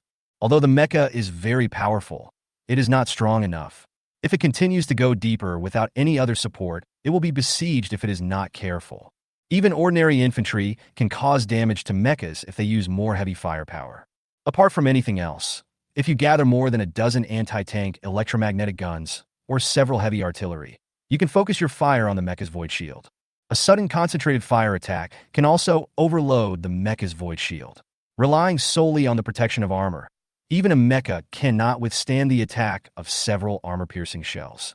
After arriving at the outer defense line of the behemoth steel plant, the elite armored infantrymen on the Rat infantry fighting vehicles quickly got off the vehicles. They maintained their battle formation and deployed quickly. In the 4 cleared areas around here, start building your own defensive positions and crossfire. The battle has just begun. The behemoth steel plant on the surface alone has been divided into hundreds of combat areas. We have only taken down 4 so far. If we want to completely take over this steel mill, there is still a tough battle to fight. And this is just the surface combat area. The underground environment of the behemoth steel plant is even more complicated. If you want to take over the underground, you will have to pay a lot of casualties. Among the subsequent troops, 2 infantry battalions also began to enter the war zone. Their vehicles were much inferior to those of the first round of armored infantry. The vehicles of these motorized infantry battalions are just ordinary jeeps or large trucks. Their weapons were also inferior, but fortunately, under the cover of smoke, they did not encounter any counterattacks and successfully arrived at the behemoth steelworks. In the cockpit of the mecha, Jiang Lu's voice sounded. 03, how do you feel? 01, feeling good. Li Xian's voice was steady, and he no longer felt the nervousness he had at the beginning. Keep it up. The battle has just begun. Yes. In the underground headquarters of Milda's retainers, the commander here had a calm expression, as if the captured position and the soldiers who died on the position were not his. I didn't expect that they would directly send out mechas. The chief of staff of the motorized infantry brigade said, gritting his teeth. This time, 4 combat areas were captured, and at least dozens of soldiers were killed in the battle, either because they were forced to fight back or because they had no time to escape. These soldiers were originally waiting for the tanks and armored vehicles to clear the way so that they could deal a heavy blow to them, but they didn't expect that they would be dealt a heavy blow by the enemy instead. The battle has only just begun, and they have already sent out mechas. Let's get the front line ready. We will slowly play with their mechas. I want to see how much psychic energy they have at their disposal. Brigade Commander Roy calmly issued new combat orders. It was an easy order to issue, but it was not an easy task for the soldiers who were responsible for carrying out the task. Every word Roy utters may cost several lives. Inside the behemoth steel plant, after gaining a foothold in the 4 combat areas they had occupied, the soldiers of Hungan Defense began to continue their attacks on other combat areas on both sides. They need to expand their positions as much as possible, kill enemy soldiers, and seize their positions. When the infantry and armored troops launch an attack, the mechas also need to follow in the fight, with the infantry and armored troops acting as bait and search teams to lure out the enemies in the dark. It may sound cruel, but this is the normal way of warfare. Even without mechas, infantry and armored soldiers like them still need to fight in this way. With the support of mechas, their casualty rate will be reduced a lot. The battle at this time did not require every mecha to be deployed. For example, the 5th group of mechas began to fight in rotation, with 1 mecha dispatched each time to follow the infantry into battle. Of course, the other 2 will not rest completely. They will follow at a relatively distance, not using psychic connection, but using thrust rods to follow. In this way, a simple battle can be handled by a mecha in the front, and the 2 mechas behind them do not need to consume spiritual energy. Once the battle becomes intense or a high-value target is discovered, they will be able to join the battle at the first opportunity. Following the 2 mechas at the rear were 4 auxiliary soldier teams from the 5th group. They drove tracked armored vehicles, carrying ammunition and soldiers. The electromagnetic machine guns on the armored vehicles are also operated by the soldiers, who are always on guard around them. Once there is any unusual movement around them, they will open fire and launch a fire attack immediately. At this time, the one who followed the infantry to fight was Li Xian, and the first 2 rounds were Jiang Lu and Feng Dai. Li Xian sat in the cockpit, following the infantry not too far away, so that he could support the infantry at the first time. Of course, the soldiers in front were not just infantry. They were led by a deer slayer, followed by 3 short-tailed mice. The infantry and tanks worked together, with the infantry scattered on both sides, and 3 or 4 infantry formed a combat group. Each combat group is separated by 20 to 30 meters. This distance prevents everyone from being wiped out in one fell swoop if danger arises, and also ensures the density of firepower. The deer hunters took the lead, and the short-tailed mice moved back and forth to provide fire support. As for why mechas are not used to lead the charge, the reason is very simple. If combat weapons such as mechas appear on the front line, the enemies will not appear at all. They are all underground like rats, so even if the entire behemoth steel plant is swept, it will not help in occupying this large stronghold. To occupy this place, we not only need to occupy the territory, but also need to kill the enemy's manpower. Chapter 29 Street Fighting. Following the battle was a company, with the commander conducting pre-battle command in the center and rear. The roar of tank engines echoed in the ruins, and the fire control radar scanned the surroundings. An infantry combat team on the side moved forward quickly and entered a small ruin. The commando threw a grenade inside and quickly rushed in after the explosion. After checking the entire small ruins, the team determined that it was temporarily safe. Begin to establish a simple defense line here, where they can hold their position for at least the next few hours. The progress of the war was much slower than expected. It was not like what Lee Xian watched on TV in his previous life, where a ruthless guy with a machine gun could just fire and shoot, quickly clearing out the enemy's fortifications one by one. Although the mecha can indeed do this, as long as the enemy shows up, Lee Xian's machine guns and even electromagnetic guns can react instantly. But this requires the enemy to emerge. The behemoth steel plant was a complete street fighting environment. In such an environment, it would not be street fighting if you just bombed it with heavy artillery or bombers and then came in to fight. The previous offensive and defensive battles had turned the steel plant into a large ruin. No matter how much firepower is poured out or how many explosions are carried out, it will still be a ruin, but the location of the ruins will change. This is a street fighting environment in ruins, with too many places for the enemy to hide. When the enemy does not show up, even if Lee Xian fires plasma cannons at every place where people might hide, he cannot hurt the enemy at all. Life is precious, and the infantrymen need to find good cover when moving. There may be people hiding behind every street, every alley, and every ruin they pass by. These soldiers of Hungan defense are not cabbages. They can die and be used as cannon fodder, but they cannot die in vain. To advance to a location, it takes at least 10 minutes of peripheral reconnaissance. If there are places to hide inside, it will take more time to investigate. The infantry's advance was much slower than expected. In front, for people from a combat team were passing through the street quickly, and a gun muzzle was exposed about 100 meters ahead. Bang, bang, bang. A series of bullets fired from the muzzle, directly knocking down an infantryman. The bullets from the electromagnetic gun directly tore the infantryman's upper body into pieces, making him deader than dead. Of the other three, one rushed forward, while two returned to the shelter they had just taken. A combat group was intercepted and split in half. Call for support. Call for armored support. The leader of the combat team called out loudly into the headset. The Deer Hunter tank, which was not far behind, started its engine quickly and rushed to the front. The 120mm electromagnetic gun aimed at the place where the fire had just been fired and opened fire instantly. Boom! An electromagnetic cannon shell flew out and hit the small bunker. Boom! The high explosive ammunition blew the bunker away, but there seemed to be no enemies inside. After firing their guns, the enemy infantry quickly moved their positions. But no matter how fast the infantry ran, they couldn't run far unless there was a tunnel below. The Deer Hunter started up quickly, its tracks spinning at high speed, approaching the site of the explosion and beginning to search for the enemy's escape route. The short-tailed rat in the rear also came to support, and the machine gun began to intensively fire at the position where the enemy might be hiding. Thump, thump, thump, boom, boom, boom, boom.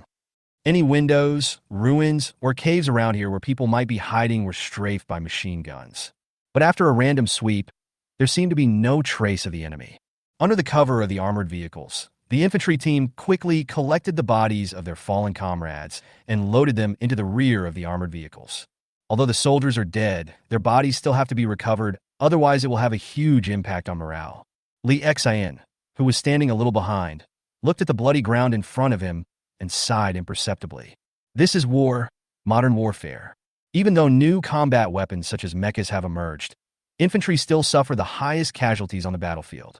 The soldiers continued to advance, and Lee Xian also controlled the mecha to move forward. Although he did not open fire, the existence of the mecha itself was a huge threat to the enemy.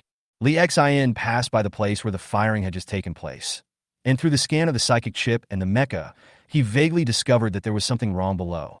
Just a trace, because there was no sign of life below according to the radar. And below the ruins that had been bombed by a tank's high explosive bomb, there was a small pit that was temporarily built. At this moment, a soldier from the Milder retinue was crouching among them. He was wearing urban camouflage uniform and a light bulletproof vest on his chest. This type of bulletproof vest can only resist gunpowder bullets and has no resistance to electromagnetic gun ammunition. The defensive power of the clothing is almost zero in such a war intensity. He was also wearing a blanket. The blanket was not cheap and could block electromagnetic signals, prevent it from being captured by thermal imaging, and even block psychic energy. This was also the reason why the veteran did not escape from the rear after the battle. According to what happened just now, if he really wanted to escape, he might have died on the way. The deer hunter tank just now didn't give him time to escape. Now, the old soldier huddled down below, listening to the heavy footsteps nearby. He knew that the enemy's mecha was approaching. At this time, the veteran was more calm. He slowed down his breathing and even consciously adjusted his heartbeat. He believed in his hiding skills. In addition, the place had been bombed by a tank's high explosive bomb and had become a ruin. Even if he wanted to escape, it would be difficult. No one will come to check again. Li Xian on the mecha stopped. He just felt something was wrong and was about to leave, but stopped again. Buzz! The power halberd on the right arm instantly activated the decomposition force field, and a light blue light appeared on the hard halberd blade. Li Xinru controlled the halberd as if using his finger and stabbed it fiercely towards the ruins below. Sizzle! The ruins were directly pierced through. Both the bricks and stones above and the reinforced concrete were directly pierced through. The old soldier below was so frightened that he dared not move because the light blue halberd blade was less than a meter away from him. As long as the veteran raised his head, he could even see the light blue decomposition force field on the halberd blade. Brush! The power halberd was taken back, and Miranda's old servant breathed a sigh of relief. He sneered in his heart. What a crappy mecha, I still managed to dodge it. As a result, the next moment, a plasma cannon shot in through the hole left by the halberd. Boom! Chapter 30 Ambush. Above, the infantry on both sides watched Li Xian's mecha continue to advance. The left arm of the mecha just fired a plasma cannon at the ruins below. Now the ruins were turned upside down by the aftermath of the explosion. For Li Xian, firing a plasma cannon is no problem at all, and the energy of the mecha is now extremely sufficient. Fire a plasma cannon does not affect the mecha's endurance. Anyway, the energy costs are reimbursed by the group, so Li Xian doesn't have to spend any money himself. Before the attack, Li Xian was not sure whether there were enemies below, but he did it anyway. After the mecha passed by, an infantry combat team following behind arrived at the location where Li Xian's mecha had just opened fire. A soldier knelt on one knee, standing guard, while looking down. At this glance, he saw directly the traces of the plasma cannon ravages below, and the crack below was directly expanded several times. The bricks and stones inside turned into powder, but the sharp-eyed soldiers still saw the fragments of the rifle. He retracted his head and whispered, "There's actually someone in there? What a tragic death!" His team leader was hiding in the bunker in front. Hearing this, he glanced at the left arm of the mecha and said, "Misery? How tragic is this? He died in an instant, without any pain. If he was killed by a rifle, that would be tragic." The soldier who was checking from behind quickly moved forward and came to the back of the bunker. He then exclaimed, "That's right. He died completely this time. I guess his body didn't even react. If I had a choice, I would also like to die like this." His team leader slapped him on the helmet and said, "You want to die? Then think about it. I choose to live well and find a few more women when I go back." The soldier held his helmet in shock for a moment, then laughed and said, "Yes, yes, yes. I was wrong. I also want to go back and find a few more women. Call out." Boom! With a sharp scream, an anti-tank missile with a red tail flame rushed towards the deer hunter. This seemed to have opened up a wave of resistance. This is an excellent ambush location chosen by the enemy, surrounded by relatively tall, ruined buildings, with tanks and armored vehicles passing in the center. Faced with the incoming anti-tank missiles, the deer hunter released interference almost instantly, but it was useless. The missile hit the tank and penetrated the deer slayer's armor directly. The missile exploded inside the armor and directly blew up the entire turret. The turret was blown away more than 10 meters high. Bang, bang, bang. Not only was the tank in front of them destroyed, but even the rat armored vehicle was rapidly retreating, with dense firepower chasing them from the front. An ambush! An ambush! Call for support! The infantryman looked for cover on the spot, hid their heads underneath, and fired indiscriminately at places where the enemy might be.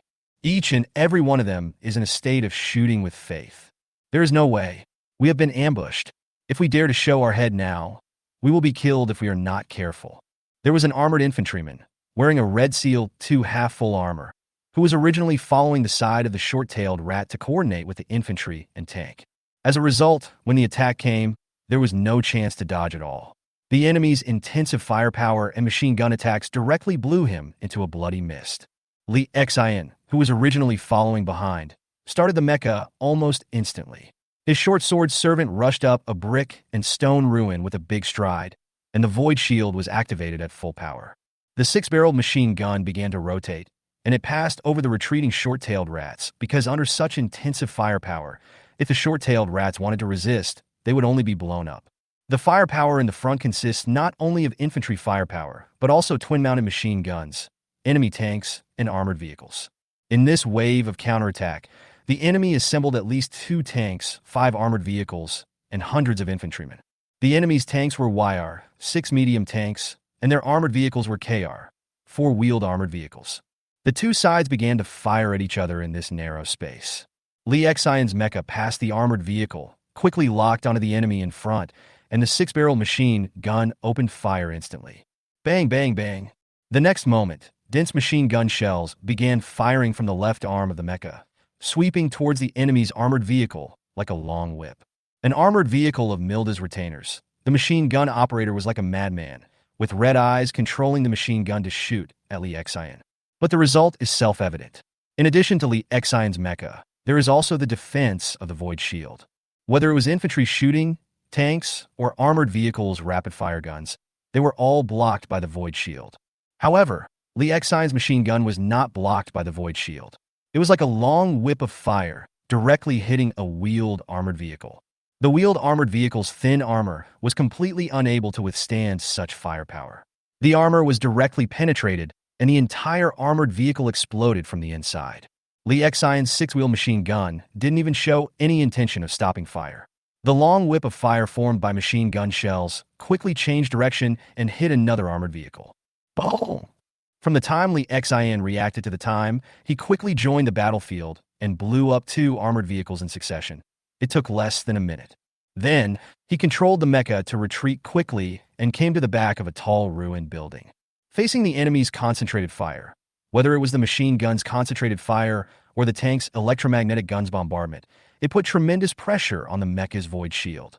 Li Xian didn't want his void shield to be overloaded, so after he stepped back, he began to control his machine gun and started firing bursts. It is possible to avoid most of the firepower here.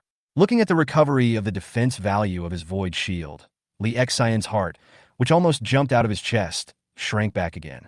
At this time, Jiang Lu's voice came to my ears. He almost roared, 03, don't just stand there and output. Get your mecha moving. Are you a cannon? Just standing there and letting others hit you. Li Xian finally reacted and realized that it was no wonder that his void shield was consumed so quickly. Sure enough, many problems were exposed after the new recruits went to the battlefield. Sometimes when you focus on one thing, you ignore another.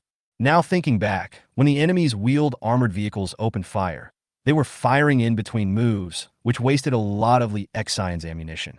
However, Li Xian's mecha, which was supposed to be more flexible on this battlefield, did not make any movement. Instead, it looked like a turret.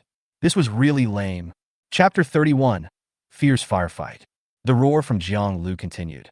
Are you bringing your power halberd here for show? Go ahead, take out your power halberd, and teach the enemy tank a lesson. Yes. 01. Li Xian responded loudly, then took a look at the void shield that had almost recovered. On the enemy side, the tank commander's face turned red as he looked at the 2 armored vehicles on the side that had been blown up. They are different from infantry. If the infantry want to evacuate, it is really difficult for mechas to chase them. They may hide in a hole somewhere and escape underground. Although tanks and armored vehicles run fast, it is difficult for them to evacuate. They just drove over slowly and set up radar shielding before arriving here. If I run away now, I will definitely be caught up by the mecha, and then I will be in trouble. Attention, everyone! The company mecha on the other side is obviously a novice. He actually used the mecha as a turret. If he shows up again, focus all your fire on him. Shoot out anything that can be thrown out. No problem. Receive. The crews responded one by one, and not just the crews, but the infantry as well. Relatively speaking, the firepower of the infantry is not inferior to that of the armored troops. At each ambush point, the infantry took out their anti-armor weapons, some of which were electromagnetic anti-tank guns, some heavy laser cannons, anti-tank missiles, and so on. While the enemy was communicating heatedly, Li Xian was already prepared for another counterattack. His radar showed that Jiang Lu and Feng Dai's mechas were still in the distance and had no intention of coming to support. Come to think of it, an enemy of this size, with no mechas, is a perfect opportunity for Li Xindua to practice participating in the battle. Li Xian in the cockpit activated his psychic power to the maximum state and firmly controlled the entire mecha, just like he had been trained before. Tread! The 7-meter-tall mecha rushed up quickly. On the way, the radar quickly scanned the enemy's firepower points. Lock on the target. The next moment, the front end of the sawtooth ant-shaped 12-barrel rocket pod mounted on the right shoulder of the mecha was opened. Bang, bang, bang. After a series of noises, as the mecha charged quickly, 12 sawtooth and 105mm caliber rockets rushed out of the void shield's defense with white smoke. These rockets are not precision-guided rockets, but at this distance, coupled with the guidance of military smart chips, they're able to hit the target with the greatest possible probability. On the enemy's side, the commander of a tank grabbed the communication microphone and shouted, "Hit him! Focus your fire! Focus all fire on the mechas!" Boom! This is the tank's main gun firing. Bang, bang, bang. These are the rapid-fire electromagnetic guns of the infantry fighting vehicle and the twin rapid-fire guns of the infantry. Bang! This is an anti-tank missile. Swish! This is the heavy laser cannon firing. Da-da-da! This is the sound of the infantry's machine guns and rifles firing. But the goals of all of them were completely different at this time, and Li Xian's mecha finally started moving. The mecha was charging at a speed of 60 kilometers per hour, and at such a short distance, it arrived almost in an instant. The 6-wheeled electromagnetic machine gun on the left arm began to rotate. The flame from the muzzle illuminated, and the sound like a cloth-tearing machine echoed around. The dense rain of bullets was like a long whip of fire, shooting towards the armored vehicle, and the saw-toothed ant rocket that had just been fired had also hit the target. Coupled with the enemy's counterattack just now, various anti-tank missiles, tank shells, and laser cannons, the entire battlefield became a mess in an instant. The enemy's intensive firepower, except for some targeted attacks, most of the attacks fell into empty space. They were originally aiming at the position of the mecha when it was launching the rocket, but after Li Xian launched the rocket, he rushed forward almost without stopping. In addition to anti-tank missiles, laser cannons, and rapid-fire cannons on armored vehicles that are chasing and attacking. The other attacks all fell on the ruins, and had no other effect except to make the ruins worse. The short-tailed rat infantry fighting vehicle that had just been blocked in a narrow area also drove out at this time, pouring out firepower while sharing the enemy's firepower for Li Xian. Li Xian, who was inside the mecha, was already filled with excitement at this time. He ignored the alarm sound of the void shield being hit and quickly passed through the ruins. The 6-wheel machine guns almost never stopped firing, and even with the dual shooting assistance of the mecha and the smart chip, a large amount of ammunition was wasted. Facing the second armored vehicle, Li Xian's main plasma cannon opened fire directly. Squeak!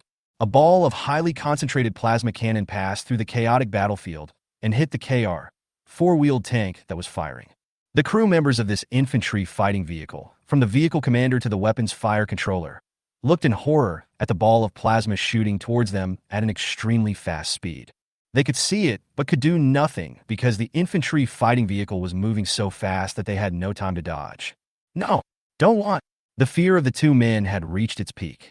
The tank commander was howling. In the last moments of his life, he was terrified. Boom! The plasma cannon directly penetrated the external armor of the KR, 4-wheeled vehicle, and then exploded inside the armored vehicle. Boom!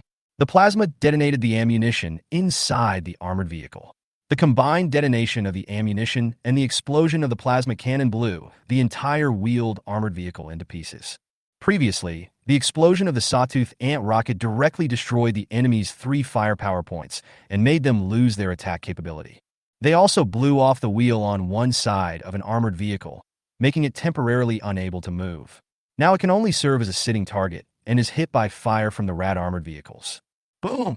Obviously, the final fate of this KR, 4 armored vehicle was to be blown up by concentrated fire. Li Xian, passing through the smoke raised by the explosion of rockets on the battlefield, finally rushed to a tank. The YR-6 medium tank is comparable to the Blueprint Group's Deer Hunter medium tank.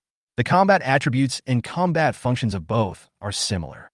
Generally speaking, if Lee Xion's plasma cannon hits a tank, even if it cannot completely destroy the tank, the powerful electric current can temporarily make the tank lose its resistance.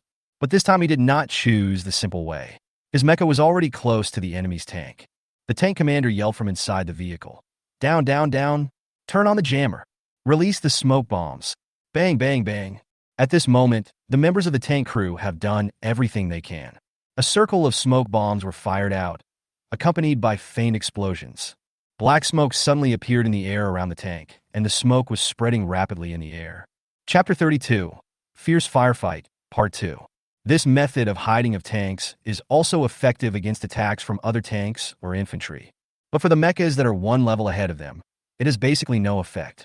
The mecha's sight and aiming are not only based on radar, but also on psychic power.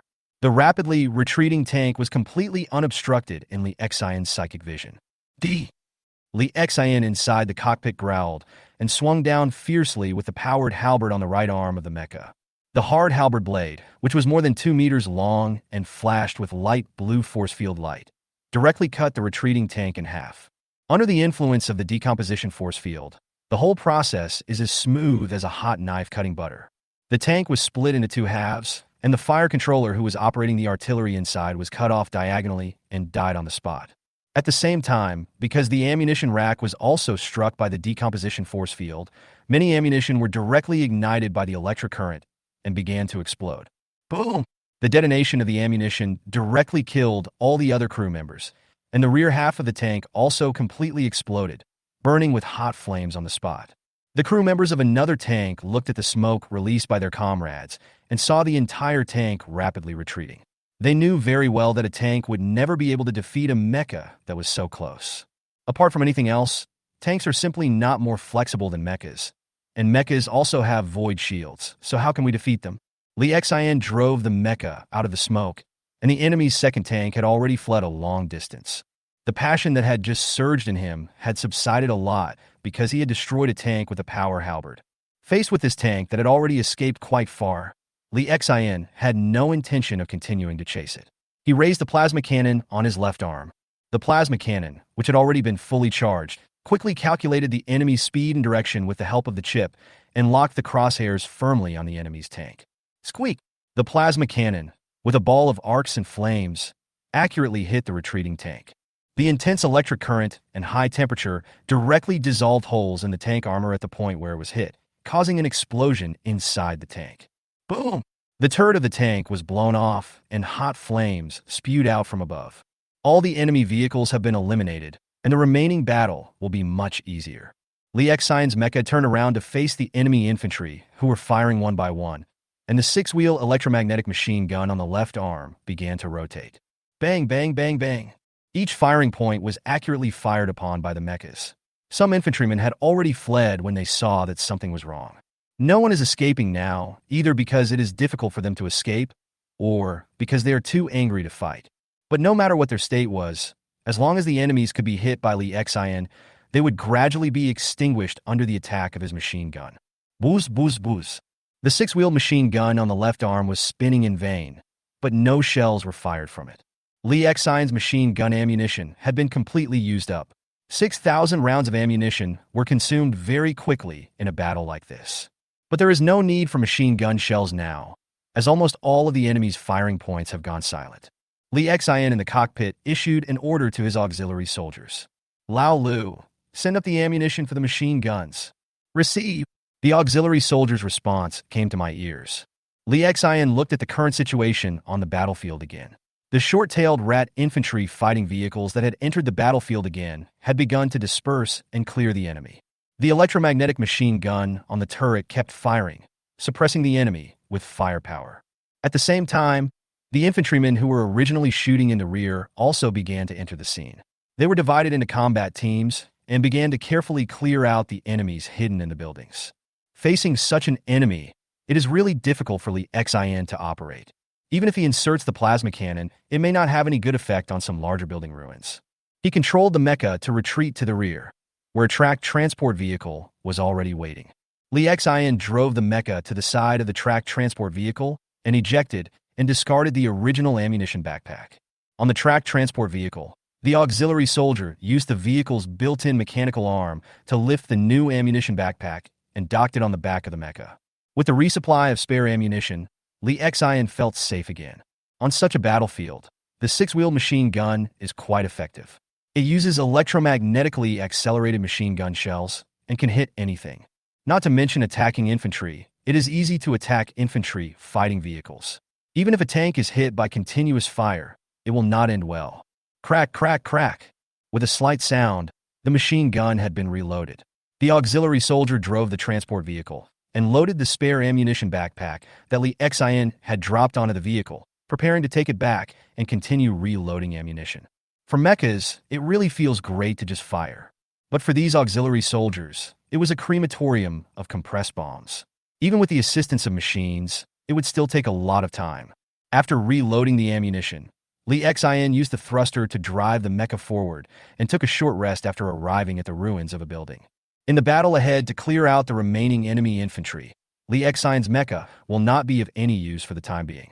His eyes looked at the canned deer hunter tank beside him, the enemy's YR-6 medium tank that he had blown up, and the KR, four-wheeled combat vehicle. These armored vehicles can also crush infantry in combat. But when they faced the battle with mechas, they were almost unable to fight back. The crushing power of technology may not be particularly obvious in terms of people's livelihood, but it can be fully demonstrated in terms of war. If facing a tank or armored vehicle, Li Xian will basically not suffer any damage unless his mecha is hit by a large amount of concentrated firepower in a short period of time. The enemies will be in trouble, as they will be named and open one by the mechas. When the times are about to abandon you, they won't give you advance notice, but will instead give you a hard kick. Reality is not a game either. Games require balance, but reality does not. If you can't beat them, you can't beat them. If you need to crush them, you have to crush them. Because of the presence of the mecha, our side only lost one Deerslayer tank, which was the first to be destroyed in an ambush. In addition, some infantry were lost in the fierce fighting. The enemy's losses were relatively much greater, including 2 tanks, 5 infantry fighting vehicles, and hundreds of infantrymen. However, infantrymen are worthless.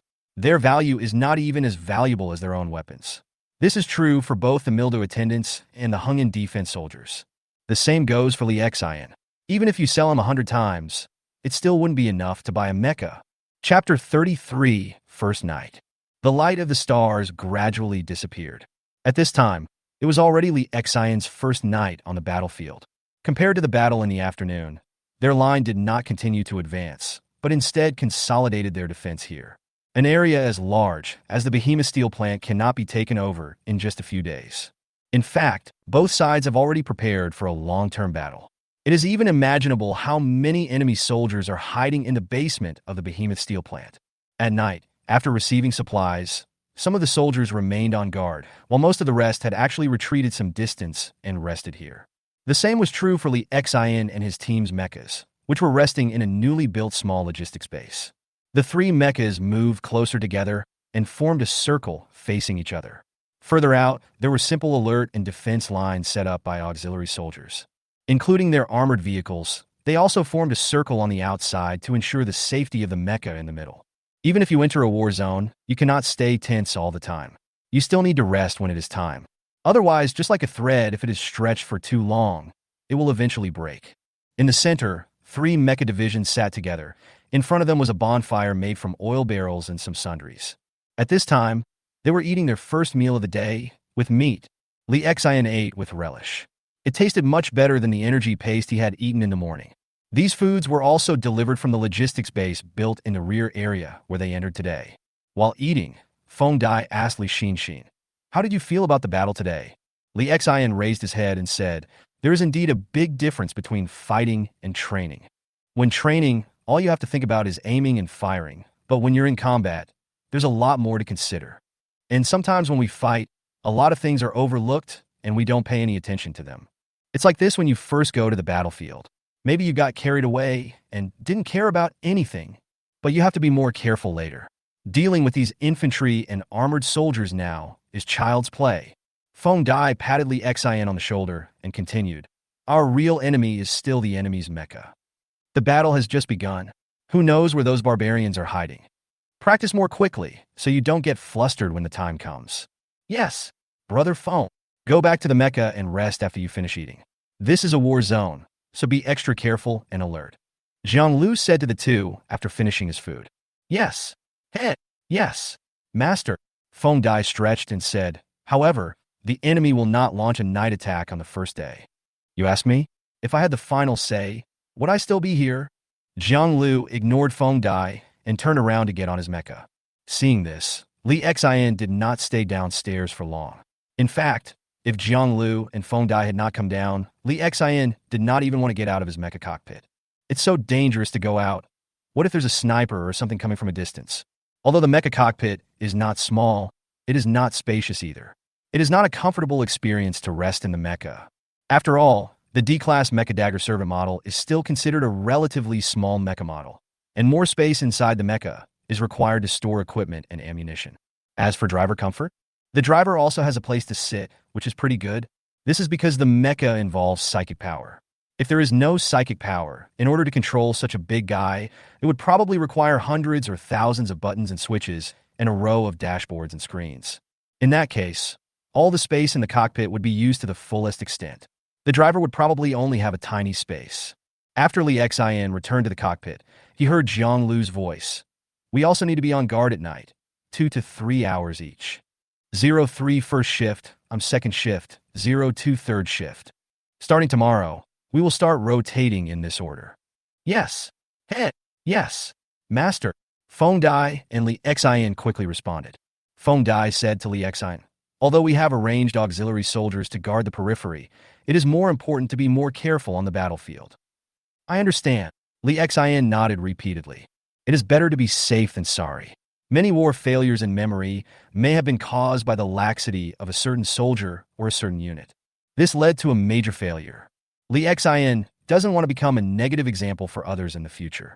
And although it is a warning, you don't need to just see it with your eyes or use your body to withstand it. The mecha is equipped with a radar inside, so it can detect the enemy in time as soon as they approach. There is no need to hide in the battle position and keep eyes open like infantrymen. While on guard, Li Xian was even using chips to learn and accelerate his mastery of mecha knowledge. Feeling the knowledge filling his brain, Li Xian smiled with satisfaction. "I love to learn." However, Li Xian, who was asleep in the middle of the night, was awakened. There are raging sandstorms outside, and even the transformed human settlements will be affected by this climate change. The environment on the planet Guansuo IV is still too harsh. However, Li Xian soon went into rest again. The first day of fighting ended like this, and the expected enemy night attack did not occur. It wasn't just the first day. The battle seemed to be going very smoothly for the next few days. The enemy seemed to have lost the will to resist, with only sporadic counterattacks, sometimes from snipers hiding in the dark. They would run after firing a shot. Sometimes they were like guerrilla infantrymen who would fire a burst of bullets and run away without caring whether they had killed the searching infantryman or not. The deer hunters who led the way were extremely scared. They were attacked every day, sometimes by anti-tank missiles, and sometimes by the enemy's electromagnetic cannons. Fortunately, there are infantrymen exploring the way ahead of these tanks. Otherwise, these deer hunters might not be enough. In such a battle, the infantry suffered the greatest casualties.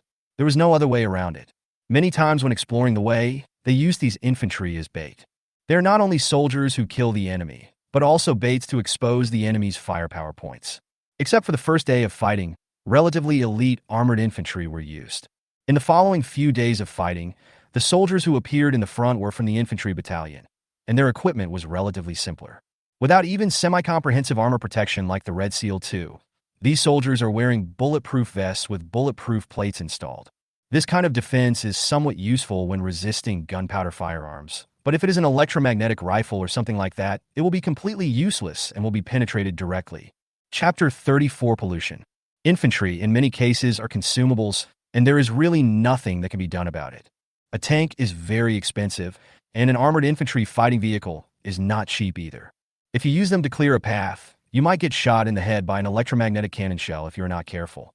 The losses were too great, and these tanks and infantry fighting vehicles also had the task of providing fire support. Without these armored vehicles, the battle would be really difficult. In comparison, these ordinary infantrymen of Hangon defense are much more cost-effective. Most of their weapons are X-49, and they even buy their own bulletproof vests and bulletproof plates. Moreover, most of these soldiers have very limited combat experience. It's hard to imagine this is an infantry unit from the Star Wars era. It feels like a militia. In response to Li Xion's doubts, Feng Dai, sitting around the campfire one night, gave his own explanation. You think they're weak and suck, right? Although he didn't want to admit it, this was indeed what Li Xion thought. He nodded and said, "It seems so. I thought the armored soldiers were bad enough, but I didn't expect the soldiers in these infantry battalions to have even worse combat skills." In Li Xion's opinion, the combat skills of these veterans must be as good as those of the group of infantrymen who rode on the big-bellied bird at that time. Sitting next to the group of veterans at that time, Li Xion could directly feel how elite those veterans were. And this was not just the effect of their equipment. What is more important is their temperament, that cold temperament. And even these may not be the real elite infantry of Blueprint Biotechnology Group, because the real elite will not be sent to such a meat-mincing battlefield. Feng Dai smiled and said, "You are still too young. Where do you think this is? Do you think this is the city under the Blueprint Group? This is Hungan Defense. The soldiers you see are all veterans. You should just be happy that they didn't send us a batch of infantrymen who just got their guns and went to the battlefield after a month or so of training." Such a veteran. Li Xion sighed slightly. Feng Dai said, "In a battlefield like Bishimo where people are being minced, even if you send the elite infantry of the group and an infantry battalion of the expeditionary army here, will your performance be better than theirs? What do you think?" Li Xion shook his head and said, "Probably not. In this kind of street-fighting battlefield, even if elite infantry were really sent in, it would probably be the same. The performance might be better, but there would also be inevitable casualties. The environment of the Behemoth Steelworks, plus the soldiers of the Milda retinue inside, are good at pulling everyone to the same level as them, and then using their rich experience to kill the enemy." Feng Dai said, "If we send elite infantry, the casualties will definitely be lower, but not by much. We rarely even deploy mechas now. You know why? The enemies just hit and run, and it's hard for mechas to chase them. A bad battle like this can only be won by heaping up lives." In the rear, Hungan Defense sent another infantry regiment, more than 1,500 people. They are really not afraid of casualties, because no matter how many casualties there are, to them, they're just a string of numbers. You know, in the mining towns, the mines that have long been dug are full of men with nothing to do. It's too easy for Hungan Defense to recruit soldiers. Such soldiers have only been trained for 1 or 2 months before being sent to the battlefield. How do you think they will perform? 5,000 yuan can allow a man from a mining area to pick up a gun and work for Hungan Defense for a month. We don't need any pension, as long as they have enough to eat. Anyway, Guansuo IV has the least amount of anything, but the most people." Li Xion nodded silently. What Feng Dai said made sense. That is indeed the case. 5,000 yuan. This is planetary currency, which is the currency used by ordinary non-corporate people. For example, the people in the Blueprint Group and some official staff of the Knights of Milda use different methods. They all use energy coins. The ratio of energy coins to planet coins is 1 to 1,000, and they can only be exchanged one by one. Energy coins can only be exchanged for planet coins, but planet coins cannot be exchanged for energy coins. All in all, 5 energy coins can keep these Hungan Defense infantrymen fighting for a month. But if you think about it carefully, there is not much difference between Li Xion and them. The only difference is that Li Xion's salary is higher. Now that Li Xion is in the war zone and on the battlefield, his income is quite considerable. When Li Xion thought about the chip loan he still had, he fell silent. Even with his current income in the war zone, it would take him about 10 months to pay off the loan even without spending any money. Taking out loans to work? What kind of life is this? The more I think about it, the angrier I get. The only difference between himself and those infantrymen of Hungan Defense is that Li Xion has a higher income and a possible future. These infantrymen of Hungan Defense have almost no future.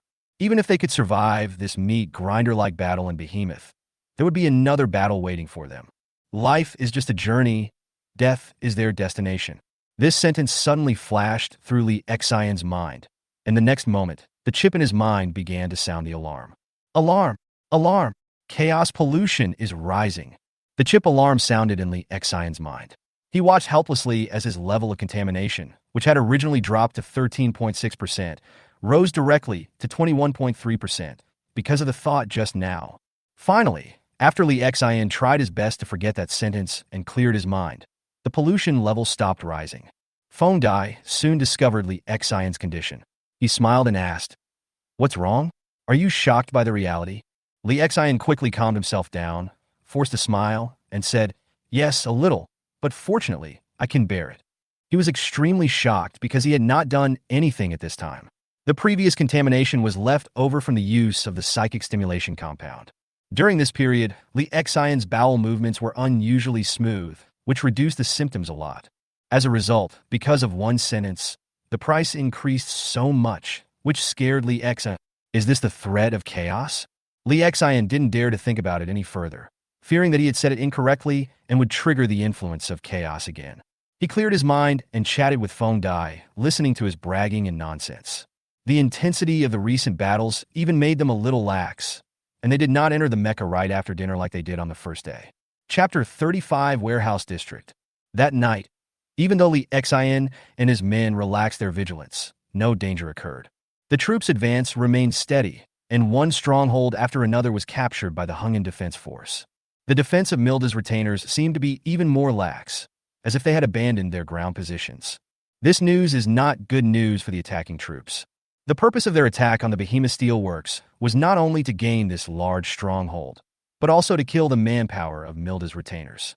The infantry brigade here now has basically suffered no serious losses, and the number of soldiers killed in the battle is not large. Judging from the intensity of the battle and the final cleanup of the battlefield, the number of enemy soldiers killed or wounded in the fighting during these days did not exceed 600 in total. Considering the current casualties recorded in the intelligence, which is an infantry brigade plus some reinforced battalion-level units, the loss is too small. The territory captured by Hungan Defense now occupies almost half of the Bishimo steel plant. Of course, this area excludes the underground area. The underground battle has not yet begun. The low intensity of the battle on the surface meant that there were at least 4,000 enemies hiding underground at the Behemoth steel plant. This is not good news for the attacking side. On the 10th day after entering the Bishimo steel plant, Li Xian and Feng Dai, driving mechas, were on guard behind the vanguard troops. Fighting alongside the frontline troops was Jiang Lu's mecha. The intensity of the battles in recent days has not been intense enough, and their mechas have not even fired much in the past 2 days. Li Xian pushed the thrust lever, controlling the mecha to move slowly in the area. This place has entered the foundry area of the former Behemoth steel plant, although it has gone through several repeated battles.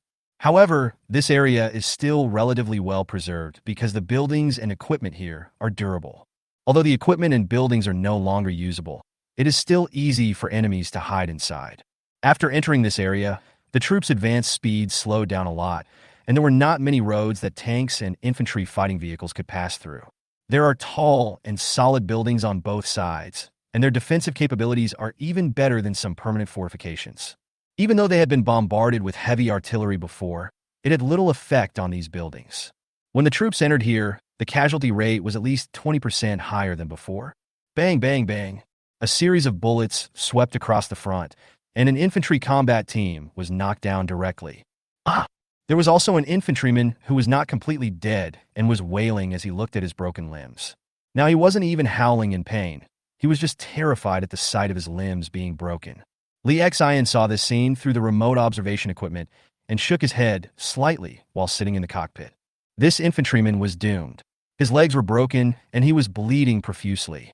There was no cover around him and no one dared to save him. These are the Hungan defense infantrymen who were added later.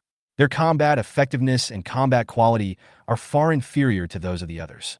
If it was the armored infantry from the first day, at least 2 people from this combat group would survive, possibly 3. Rescue was useless. Some people even wanted to shoot to relieve the soldiers' pain, but because it was not appropriate, they could only watch the soldiers' wailing become lower and lower and finally disappear. The soldiers kept firing at the place where the enemy last appeared. The machine guns of the short-tailed rat fighting vehicles roared and flames spurted out of the muzzles. Boom, boom, boom. Bang! An infantryman carrying a rocket launcher fired a rocket accompanied by a cloud of white smoke. Boom! The position where the enemy soldiers were hiding exploded directly, and a large ball of fire swept around. The battlefield fell silent, and the gunfire from both sides disappeared. A soldier walked to the position of the wounded soldier, but the wounded soldier had already collapsed and died from heavy bleeding.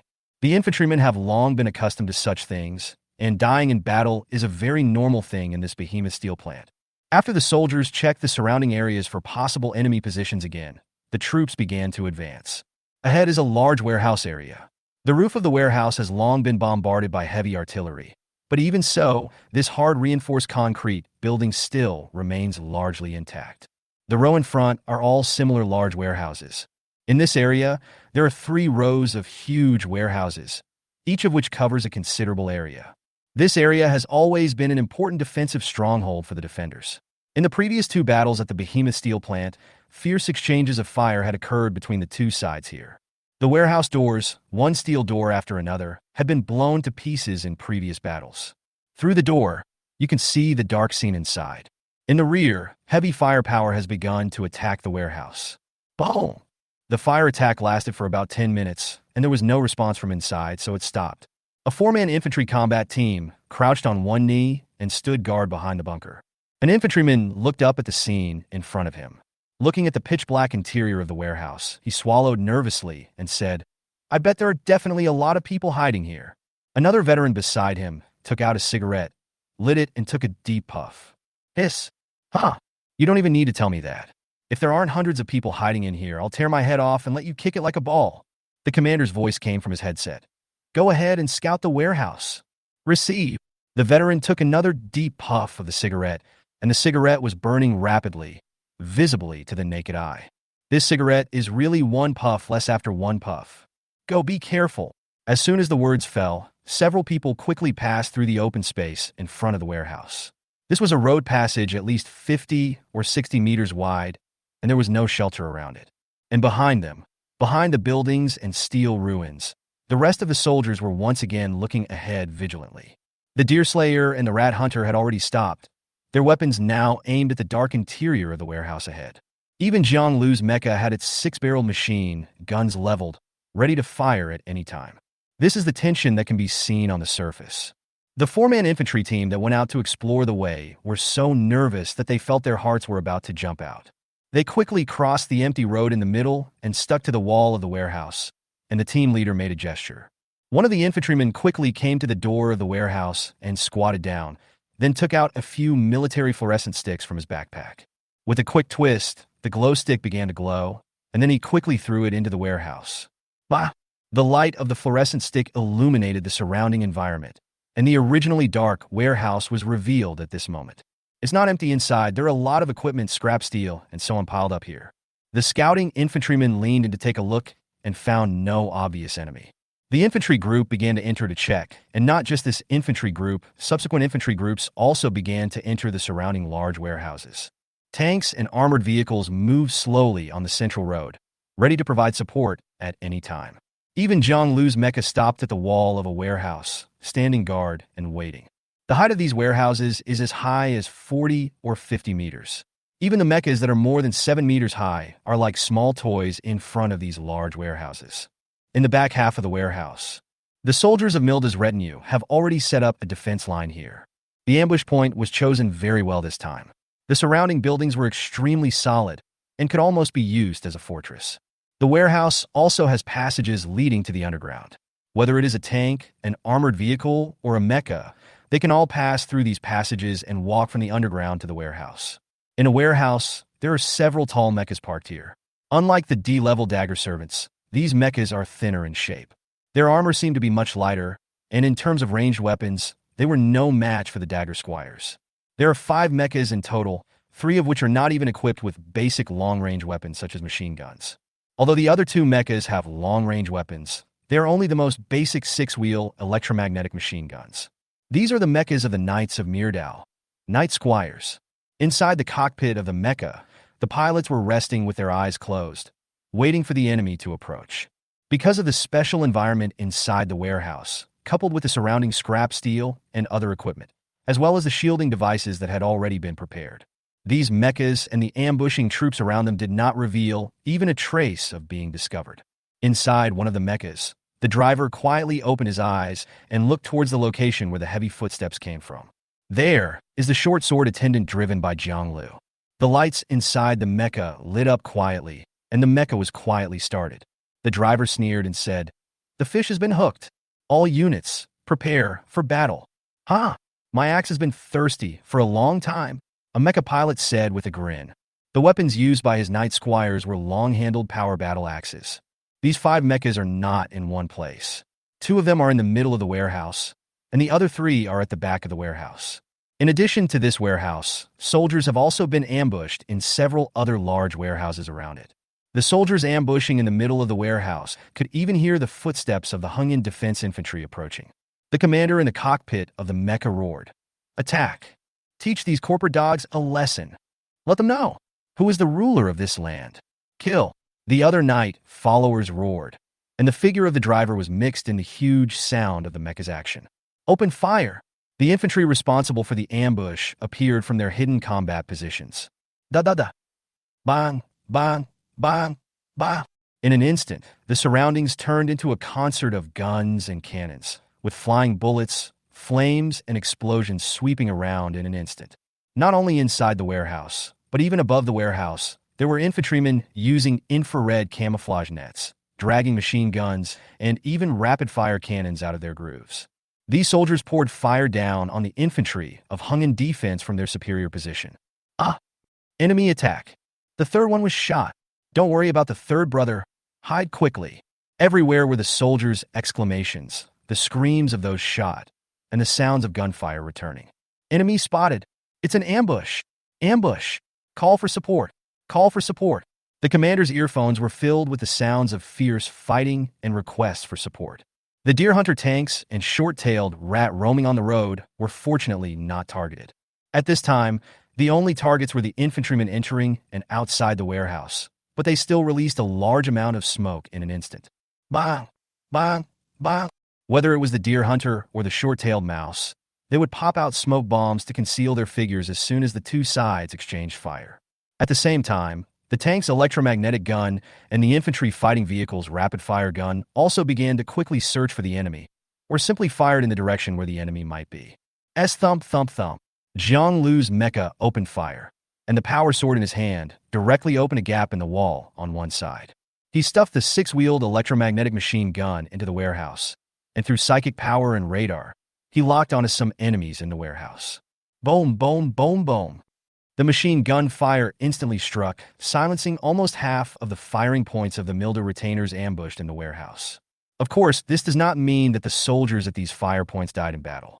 It is possible that they were just suppressed by the firepower. Soon, the unexpected change caught Jiang Lu off guard. In the middle of the warehouses on both sides, a mecha suddenly crashed through a wall that had already been cut open, and a large amount of reinforced concrete mixed with bricks and stones fell. 2 night escorts appeared not far from Jiang Lu's mecha. And a little further away, at the end of the warehouse, 3 night attendants appeared. At this moment, Jiang Lu's heart was falling. Crisis. Big crisis. Jiang Lu, who is usually calm and steady, couldn't help but speak a little heavier at this moment. He controlled the mecha to move backwards and forwards quickly, while the plasma cannon and 6-wheel electromagnetic machine gun on his left arm quickly opened fire, attacking the 2 night attendants who were closer in front. Retreat, retreat, retreat! Jiang Lu's voice echoed in the ears of Feng Dai and Li Xian. When the 2 sides were fighting, Feng Dai and Li Xian had not yet activated their psychic powers to start driving the mechas. Only when they saw the huge threat and the appearance of the night escort mechas did they instantly start the mechas.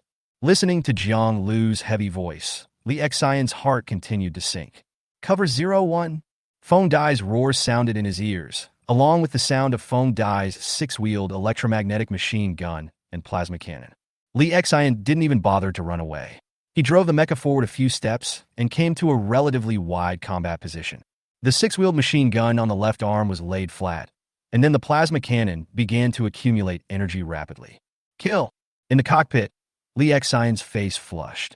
He roared, activating his psychic power with all his strength and exerting his control over the dagger servant to the maximum state. Bang! Bang! Bang! Bang! Chapter 36 Ambush in the Warehouse. Such a soft attack. Today is the day you die. Ha ha ha. The knight's attendant on the opposite side broadcast the enemy's voice in the cockpit. The knight squire rushing in the front was very fast, at least faster than the dagger squire.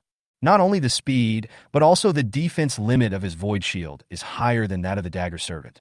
The left arm of this Knight Squire is not equipped with a long-range weapon, but an armored shield. Behind the armored shield, there is even a deflection field generator, which can generate an energy field around it. Most long-range attacks will be distorted by this deflection field and will not be able to hit the target. Of course, like Void Shield, Deflection Stance cannot defend against all ranged attacks. Some faster and more powerful long-range attacks are not included. For example, lasers, particle beams, etc. However, the bullets from the electromagnetic machine gun were restrained by the deflection force field. Neither Jiang Lu nor the other two people's electromagnetic machine guns could directly hit the void shield of the Knight's escort. The machine gun ammunition was distorted by the defense line and shot on both sides. Weak, waste, the Knight's Squire roared. However, his arrogance did not last long. Relying on his rich combat experience, Jiang Lu used a plasma cannon to hit the armored shield that extended out of the protection range of the void shield. High-energy attacks such as plasma cannons are also not within the scope of the deflection defense. A huge electric current swept across the shield, directly burning the deflection field generator. The deflection field no longer existed, and the alloy shield was quickly shattered by the machine gun. In the back, Li Xin closed his mouth tightly, his blood boiling. Bah! Bah! The two sawtooth ant 12-barrel rocket nests on the dagger sergeant's shoulder armor were instantly unlocked and opened. Bang! Bang! Bang! A total of 24 105mm sawtooth ant rockets with white tail flames were fired at the Knight's entourage in the front. Boom! Huge explosions sounded 24 times in a row.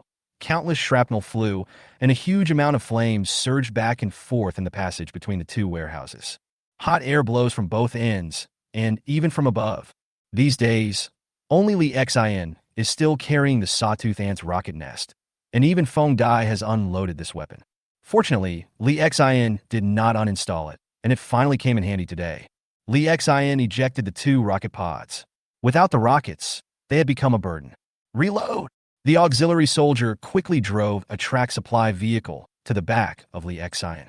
Regardless of the danger, he operated the robotic arm to install two new sawtooth ant rocket nests for Li Xin as quickly as possible. On the side of the two mechas were three other track supply vehicles of the auxiliary soldiers, who were also driving their vehicles and pouring fire into the passage. The vehicle-mounted electromagnetic machine gun kept firing shells towards the center of the fire. Jiang Lu took advantage of this opportunity and quickly turned around and ran away. He was running backwards, and his speed was too slow. Where are you escaping to? A roaring electronic sound was heard, and a tall steel structure rushed out of the rocket's explosion flames that had not yet completely dissipated. Another Knight escort mech had already rushed towards Jiang Lu's mech at a faster speed, while the previous mech had retreated to the rear. His void shield was overloaded. Under the intensive firepower and the explosion of 24 rockets, even the enhanced void shield could not withstand it. The overload of the void shield requires at least 10 minutes to restart. During this time, the mecha can only rely on its own armor for protection. Originally, Li Xin thought that this mecha would be more restrained, or simply retreat and wait for support from other mechas. But what he didn't expect was that this mecha had no intention of retreating and rushed out following the Knight's escort in front of it. The fierce fighting style made Li Xin feel his scalp tingling. Retreat, retreat, retreat. The 5 Knight Squires cannot be defeated. Never mind the infantry. Feng Dai's voice came from the headset. It seemed that not only Li Xin was a little panicked, but he was also very panicked. We can't retreat. We can't escape the 5 of them. Deal with the first 2 first. We still have a chance to win. Jiang Lu's voice sounded loudly in the ears of Feng Dai and Li Xin. After Jiang Lu's mecha rushed out of the passage in the middle of the 2 tall warehouses, it blocked the way at the entrance. Feng Dai looked at this scene, quickly took out his power sword, and rushed to the front as well.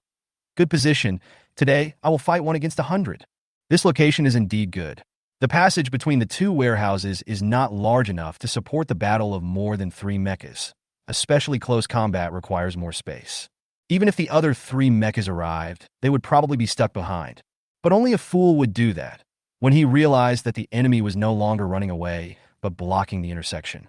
The commanders of the 3 mechas at the back laughed in the cockpit. Look, the bugs are not running away. Get on the roof and get past them. Tear the 3 of them into pieces. The 3 mechas at the back jumped quickly, using power swords or other power weapons to make holes in the wall and used the force to leap onto the roof. Then they quickly rushed onto the roof of the large warehouse. Looking at this scene, Li Xian felt his scalp tingling. Why couldn't his enemy be a brainless guy? Why is this commander still using his brain to fight? Sizzle. In front, Zhang Lu had already been involved in a fight with the first mecha. The power swords of both sides collided with each other, causing electric current and sparks to fly everywhere. Sure enough, Feng Dai was right. Zhang Lu's close combat skills were very strong, and he was not exaggerating when he said he could fight two at one. Zhang Lu's mecha suppressed the opponent's Knight Squires. If that was the only way, the final winner might be the Dagger Squire team. But this situation will not last too long, as the three Knight escorts behind will be able to reach the battlefield in 30 seconds at most. By then it will become 5 against 2. Even if Zhang Lu is made of iron, how many nails can he hammer?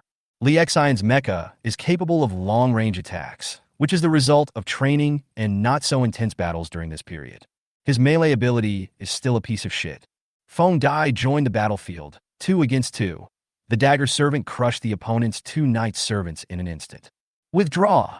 0-3 retreat. 0-2 retreat even if you have a chance. I'll hold them back. Zhang Lu's voice came to Li Xian's ears. His voice was still steady, but there was a slight hint of anger. Let yourself withdraw? Li Xian listened to this order in disbelief. At this moment, he really hesitated. Chapter 37 Choice. At this time, the 3 mechas behind the enemy still have nearly 30 seconds to reach the battlefield. If Li Xian turned around and evacuated at this time, there was a high probability that he would escape. Because of his originally relatively backward position, no enemy could hold him back. If he turned around and evacuated, 30 seconds would be enough for Li Xian to escape a long way back. The enemy's Knight followers did not have any powerful long-range attack capabilities, so they could only watch Li Xian escape. As for chasing Li Xian, the probability should be small. There are still 2 Dagger Servants at the original location. Instead of chasing after a retreating Dagger Servant, it is better to take down these 2 as soon as possible. After all, no one can tell when the enemy reinforcements will arrive. 10 birds in the bush are worth 1 bird in the hand. It is more likely that they will not chase Li Xian, but instead join the siege of Zhang Lu and Feng Dai. In this way, there is at least an 80% chance that Li Xian can evacuate the ambush battlefield. Leaving here and returning to the defensive stronghold in the rear will be much safer. Just as Li Xian and his men did not dare to use mechas to clear the way, but waited for the infantry to do so. Even a mecha with a void shield cannot withstand the intensive firepower. A mecha with a shattered void shield can only withstand a few more armor-piercing bullets than a tank. The moment he heard Zhang Lu asking him to evacuate, Li Xian really wanted to run, but he stopped. He could escape once, but he couldn't escape a second time. If Zhang Lu and Feng Dai both died here, then even if Li Xian retreated, he would not have a good ending. Maybe by then, I won't even be able to drive a mecha. Even if he can still drive a mecha, will there be a mecha team willing to accept Li Xian? Even if they do, who will teach him like Zhang Lu did? Although Zhang Lu's face darkened a little, he still extorted 2 bottles of number 5 psychic compound potion from Li Xian. But at least he really taught Li Xian and treated Li Xian as a true teammate. But if Li Xian escapes back this time, no one will treat him as a teammate anymore. It will be difficult for Li Xian, whose long-range attack is average and whose melee combat is terrible, to survive in such a battlefield environment. Choice. This is truly a life decision. If you escape, at least you won't die this time, but you might die next time. If I don't escape, I might die here this time. Not only Li Xian was hesitating, even Feng Dai was hesitating, because he also realized that this was a fatal situation. Even though he had a good chat with Li Xian every day, it was precisely because of this good chat that he knew how low Li Xian's fighting level was. One of the new recruits escaped. How were the 2 of them left to fight the Wutai Knight's followers? Were they going to use their heads to attack them? Feng Dai turned his head to look at Li Xian almost instantly. He wanted to see Li Xian's back as he turned around and ran away, so that he could also turn around and run away with a clear conscience.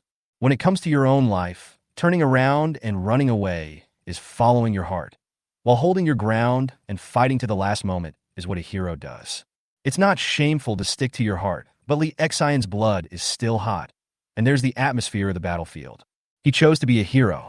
So this time, when Feng Dai used his psychic power to look back at Li Xian, he did not see Li Xian's back turning around and running away, but saw the Dagger Servant who was still holding the machine gun and loading rocket shells.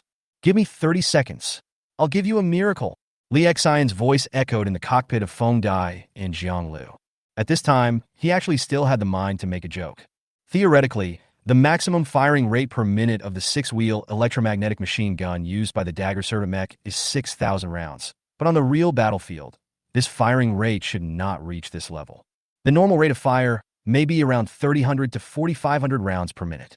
In other words, in 1.5 minutes, all the spare bullets on the dagger servant's back could be used up.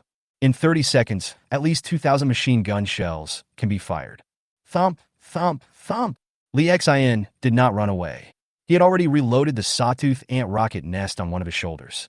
The six-wheeled electromagnetic machine gun on his left arm fired machine gun shells like a flaming whip, lashing at the two night followers, especially the one with an overloaded void shield. Boom, boom, boom. Pa, pa, pa. The 20mm electromagnetic machine gun generally uses high explosive and armor-piercing shells with a filling ratio of 4:1. It would be a pipe dream for such a shell to penetrate the armor of a knight's squire, even one without a void shield. But if one shot doesn't penetrate it, then fire a few more. And at least half of the shells were blocked by another knight's escort mecha. Li Xian tried his best to use the remaining shells to target the leg joints of the knight's squire without the void shield. The chest armor of the mecha is of course the thickest, and the leg joints are relatively weaker because they need to move. Weak attack! Are you tickling me? The mocking voices of the knight attendants rang out. Facing the attacks of Jiang Lu and Feng Dai, especially the attack of Jiang Lu, a close combat expert, the two knight attendants were still somewhat stretched. But this does not affect their ridicule of Li Xian. Even if it can only slightly affect Li Xian's mentality, it is enough. With the assistance of two military chips, Li Xian controlled the machine gun's firing target as much as possible and fired more shells at the knight's squire's leg joints. It is not easy to load a set of 12 loaded sawtooth ant rocket nests in a short period of time, and it is definitely impossible to load another one in the remaining time. Li Xian's right arm directly inserted the power halberd into the ground. His freed mechanical arm grabbed another rocket nest and threw it vigorously at the enemy's feet. Things like the sawtooth ant rocket don't just explode when they're launched. If they're detonated, that's also an explosion. In such a fierce battle, not only the mechas were focusing fire on the knight's followers on the opposite side, but also several short-tailed rat armored vehicles and a deerslayer's artillery fire were also focusing fire on the knight's followers on the opposite side. Everyone knew what would happen to the rest of them once the mecha was destroyed. Therefore, now we can only make the infantry suffer first. The infantry has no fire support, and it is quite difficult to fight. Take a few steps back. Li Xian's voice appeared in the ears of Jiang Lu and Feng Dai, and they instantly saw the rocket nest that fell at the feet of the knight's escort. Good job! Feng Dai roared, and the mecha retreated quickly. Bah! Bah! Bah! Bah! Li Xian's mecha began to approach the battlefield in front. The rocket nest on its shoulder opened and locked. A series of 105 sawtooth ant rockets emitting white smoke shot towards the enemy's knight escort without a void shield. Damn it! Chapter 38 Psychic Signal. Boom! Boom! In an instant, the knights and their followers in front were once again enveloped in explosions and flames. 12 rounds of sawtooth ant, if they hit a tank, can even kill a deer hunter with one shot, as long as the angle is right. One can imagine the armor-piercing and explosive power of such rockets. Li Xian threw out 12 such rockets at once, and there was an unfired rocket nest under the feet of the knight's escort. Under the explosion of the rocket nest was instantly ignited, and the rockets inside exploded at the same time. Boom! The narrow passage was once again filled with flames and explosions. Li Xian looked at this scene, and his face turned red with excitement. Art! This is the art of explosion. Even in this interstellar age, with all kinds of new high-tech weapons emerging one after another, the new type of chemical gunpowder used in this saw-toothed ant rocket is very powerful. Feng Dai just retreated a short distance, but Jiang Lu did not. In order to restrain the enemy, he even brazenly moved closer to the center of the explosion. Li Xian watched from behind and saw that after the explosion, the dagger servant's void shield was flashing rapidly. Every flash was caused by the aftermath of the explosion and shrapnel. Damn it! Damn it! Boom! In the center of the explosion, amidst the flames and smoke, the voices of the knight's followers were heard, and then disappeared after a roar. Jiang Lu's void shield was completely overloaded after the last explosion. Like the previous Night Squire, his void shield was completely overloaded, and it would take at least 10 minutes to restart it. This scene did not scare Li Xin, but made him even happier. It was not just Li Xin, Feng died as well. His roar filled the cockpit and Li Xion's earphones. Here you go. Great job. Kill them. Zhang Lu and Feng Dai rushed into the center of the explosion without even waiting for the smoke to dissipate. Li Xian also used his psychic power to quickly check the situation after the explosion. This sight made him feel relieved. This time the explosion did not disappoint Li Xian. There were a total of 12 sawtooth ant rockets. Although several of them were intercepted by the void shield of the first Night Squire, many of them still hit the second Night Squire. Together with the rocket nest below that was ignited by the explosion, another 24 rockets exploded in this small area. There was not much space in the passage, and the shock wave and flames from the explosion were almost all compressed in the middle. This time the enemy's Night Squire could no longer hold on. The Night Squire without a void shield was directly penetrated by several rockets and exploded from the inside. The last roar I just heard was the sound of the mecha exploding from the inside and collapsing. The Night Squire with a void shield was also overloaded by the explosion, which blew up the void shield. From this moment on, the battle situation improved greatly, from 5-3 to 4-3. The Deerslayer tank on Li Xion's side seized the opportunity and fired a 120mm electromagnetic armor-piercing shell at the Knight's escort whose void shield was also broken. Boom! Ideals are full of hope, but reality is relatively skinny. The tank's armor-piercing shell hit, but the ending was not very good. This Night Squire mecha also had external armor and withstood the armor-piercing shell. However, the Knight's entourage, who had lost their comrades, was now struggling in a 2-on-1 situation. Li Xian also approached the battlefield in his mecha and kept firing the 6-wheeled electromagnetic machine gun in his hand, suppressing the Knight followers without void shields. And when he approached the Knight's Squire, a small white light flew out from the Knight's Squire's mecha that was blown up. Before Li Xian could react, the light had already passed through the cockpit of the mecha and rushed into Li Xion's body. And his psychic chip also sent out feedback immediately at this time. Capture unknown psychic signals. Psychic signal is being transcoded. Li Xian was shocked.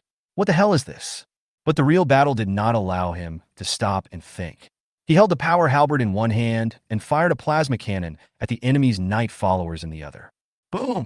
This plasma cannon knocked the enemy's Knight Squire off balance. But after the Knight Squire was equipped with external armor, its defense was really amazing.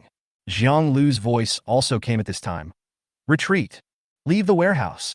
The remaining 3 mechas are coming over here. We can't fight them from this position. Hearing this, Li Xian, who originally wanted to rush in, quickly retreated. At the same time, Zhang Lu and Feng Dai's mechas quickly withdrew from the passage in the middle of the warehouse. Above the warehouse, 3 other intact mechas were almost reaching the top of the warehouse, able to withstand heavy artillery bombardment, and of course the movement of the mechas. Boom! Just as Zhang Lu and his men retreated, 3 enemy mechas jumped down from both sides. A height of 40 or 50 meters is nothing for a mecha. The concrete floor was shattered where the 3 Knight escort mechas jumped down, leaving a huge dent. Waste! The leading mecha made a voice full of murderous intent, which clearly showed that it was not very satisfied with its 2 teammates. Even if he's trash, you shouldn't kill him. Today, I will tear you to pieces. Kill them all. The cold electronic sound of the Night Squire spread all around, and then the huge mecha quickly charged forward, approaching the 3 Dagger Squires. Among these 3 Knight escort mechas, the leading one uses a long-handled power battle axe as a weapon, and the other 2 use a power sword and a power spear respectively. The Knight Squire, whose void shield was overloaded in the passage, also used a power sword as a weapon. The 3 Knights escorts charged forward, which was very oppressive, especially since the distance between the 2 sides was very short. 50 or 60 meters is not a particularly far distance for infantry, and for a mecha that is 7 meters tall, it is basically equivalent to face-to-face. Clang! Sizzle! The collision of power weapons caused a huge roar. The decomposition positions of both sides are doing work at the same time, and electromagnetic sparks are flying everywhere. 03. Hold on. I've called for reinforcements. Zhang Lu's voice rang in Li Xion's ears. Among the 3 people, he was most worried about Li Xion's position. If Li Xion can hold on, it will be 4 against 3, and they can hold on until reinforcements arrive. If Li Xion was killed, They would be outnumbered by 4 and might not be able to hold on. Li Xin was shocked by the prompt from the psychic chip, but he still responded. I will hold on. Chapter 39 Download. Psionic Military Chip Number 0. Transcoding of unknown psychic signal completed. The psychic signal has weakened. Please check the options below to download the information you want. 1. D2. Level Mecha Long-Range Shooting Skills 45%. 2. D4 General Driving Skills 47%. 3. D4 Level Mirdad General Knowledge 52%. 4. D4 General Close Combat Driving Skills 41%. 5. Bed Exercise Skills 78%. When the battle was most intense, Li Xin received a message from Zero, and 5 options appeared in the corner of his eyes. At this moment of adrenaline rush, Li Xin took a quick glance and browsed through all 5 options. This scene caught Li Xin off guard, but he had no time to think about it. And now Li Xin is facing a situation where he is attacked fiercely in close combat by the Knight's followers. Li Xion's worst skill is melee combat. Although he doesn't know what it will be after downloading, he has no choice but to choose the 4th one. Check number 4. D4, Level Milda Knight, Squire Melee Driving Skills, 41%, are being downloaded. The next moment, Li Xian only felt that there were many more close combat skills in his mind, and these skills were constantly increasing. This feedback was quite obvious. The melee combat level defined in his chip also rose rapidly at this time. D1, Level Dagger Servant Driving Skills, 56%, 57%, 99%. D2, Level Dagger Servant Melee Driving Skills, 12%. Before Li Xian could even react, his melee level had already increased by 1 level. With the help of the 2 chips and Li Xian's own talent, he had improved his close combat skills to 50% of D1 in more than 20 days. However, the improvement became more difficult as time went on. Especially in the last few days, the progress could only increase by 2 or 3% every day. As a result, after the psychic military chip absorbed this unknown psychic signal, the effect was too strong. At this moment, Li Xian just felt that he had become stronger. His control over the mecha was definitely much stronger now than before. Zhaz, let me tear you apart. The knight attendant holding the power sword is rushed towards Li Xian, and the roar of electronic sound echoes around. Li Xian suppressed his excitement. So what if he now had D2 level melee skills? Judging from the message just now, the last knight squire that was killed by him using the sawtooth ant rocket had D4 level melee skills. As his teammate, the knight squire's close combat skills are definitely not bad. The dagger servant held a powered halberd in his hand, and with a move of his psychic energy, the 6-wheeled machine gun on his left arm and the almost empty ammunition box on his back automatically detached. Then it entered into close combat. There was no time to use the machine gun, and the machine gun was just like a tickle to the mecha. After removing these 2 weights, the speed of the mecha can be increased a little. Clang! As soon as the power halberd came into contact with the enemy's power sword, a huge amount of electromagnetic sparks erupted. So he's a rookie. Ha ha ha ha. Don't resist. The knight's squire roared. Your teammates were also killed by rookies. What are you excited about? Li Xian fought back without mercy. He waved the power spear in his hand and struggled to resist the enemy's attack. In any case, the length of the power halberd is far greater than that of the power sword. On the battlefield, an inch longer is an inch stronger. Li Xian relied on his longer weapon and kept stabbing, just like he had practiced stabbing in school. Weak, weak, asterisk, asterisk, asterisk, asterisk, asterisk, asterisk, asterisk, asterisk, asterisk, asterisk. The following is the trash talk session between the 2 mecha masters, and both sides began a friendly exchange around each other's immediate family members. The surroundings were filled with electronic sounds and the sounds of power weapons colliding. Li Xian's halberd kept stabbing, and sometimes even swung hard. After absorbing the melee combat skills from the psychic signal, Li Xian was now quite confident, swinging his weapon vigorously. Sizzle! Under Li Xian's control, the halberd stabbed directly at the enemy. In such a narrow position, the power sword was not as useful as the long weapon. Although an inch shorter is more dangerous, this does not apply to mecha combat. Both were too large, and the D-class mechas were incapable of performing many movements that required particularly high levels of skill. In addition to the narrow terrain around, if the enemy wants to get close, they will have to face the stabs of Li Xian's halberd. If Li Xian was still the novice he used to be, he might not be able to react in time when facing the attack of the knight's followers. But now Li Xin has been strengthened. Although he still can't defeat the enemy, he can temporarily entangle the enemy. Brush! The halberd stabbed again, and one of the knight's escorts on the opposite side dodged the stab by leaning sideways, while the power sword rushed forward along the halberd's handle. Sizzle! D! The knight squire roared arrogantly and directly broke through the gun circle of the dagger squire, and the mechas of both sides were almost stuck together. The power sword passed through the void shield, as if it were nothing, and slashed on Li Xion's armor. Fortunately, Li Xion installed external armor on the outside. Otherwise, this sword might have directly pierced the mecha armor and damaged the internal equipment. Squeak! Another sword chopped down, and after the knight's escort got close, it was his turn. The power halberd is definitely not as flexible as the power sword, and the terrain restrictions here do not give Li Xion any chance to control it. But Li Xion's weapon was not just the power halberd. Because the distance between the two sides was close, Li Xion took advantage of being hit by a sword and sent his left arm into the enemy's void shield. Boom! A plasma cannon that had already fully charged was fired from the back of the void shield, directly hitting the enemy's mecha's lower limbs. Boom! High-energy plasma, arcs and flames exploded directly inside the void shield. At this moment, the enemy's mecha became stiff. Although there were no broken bones, some damage had occurred. Li Xion controlled the mecha to jump and retreat a long distance. Then he stabbed out again with the power spear in his hand, while the enemy's reaction was not flexible enough. Sizzle! The power halberd easily penetrated the defense of the void shield, and the knight squire twisted his body at the last moment and avoided the deadly cockpit that Li Xion was aiming at. The power halberd pierced into the knight's squire's left arm armor. Under the decomposition force field, the enemy's armor could not withstand such a stab. He was directly stabbed by the halberd blade. As the stance was decomposed, sparks and lightning appeared on the knight's squire's left arm, and it seemed that his left arm was seriously damaged. The enemy's mecha finally recovered from the influence of the plasma cannon. Neither side's mechas suffered any good results in the recent battle. Chapter 40, Fierce Battle. Li Xion's mecha was hit 4 or 5 times by the power sword of the knight's squire. Even with the external armor, it was not a pleasant experience.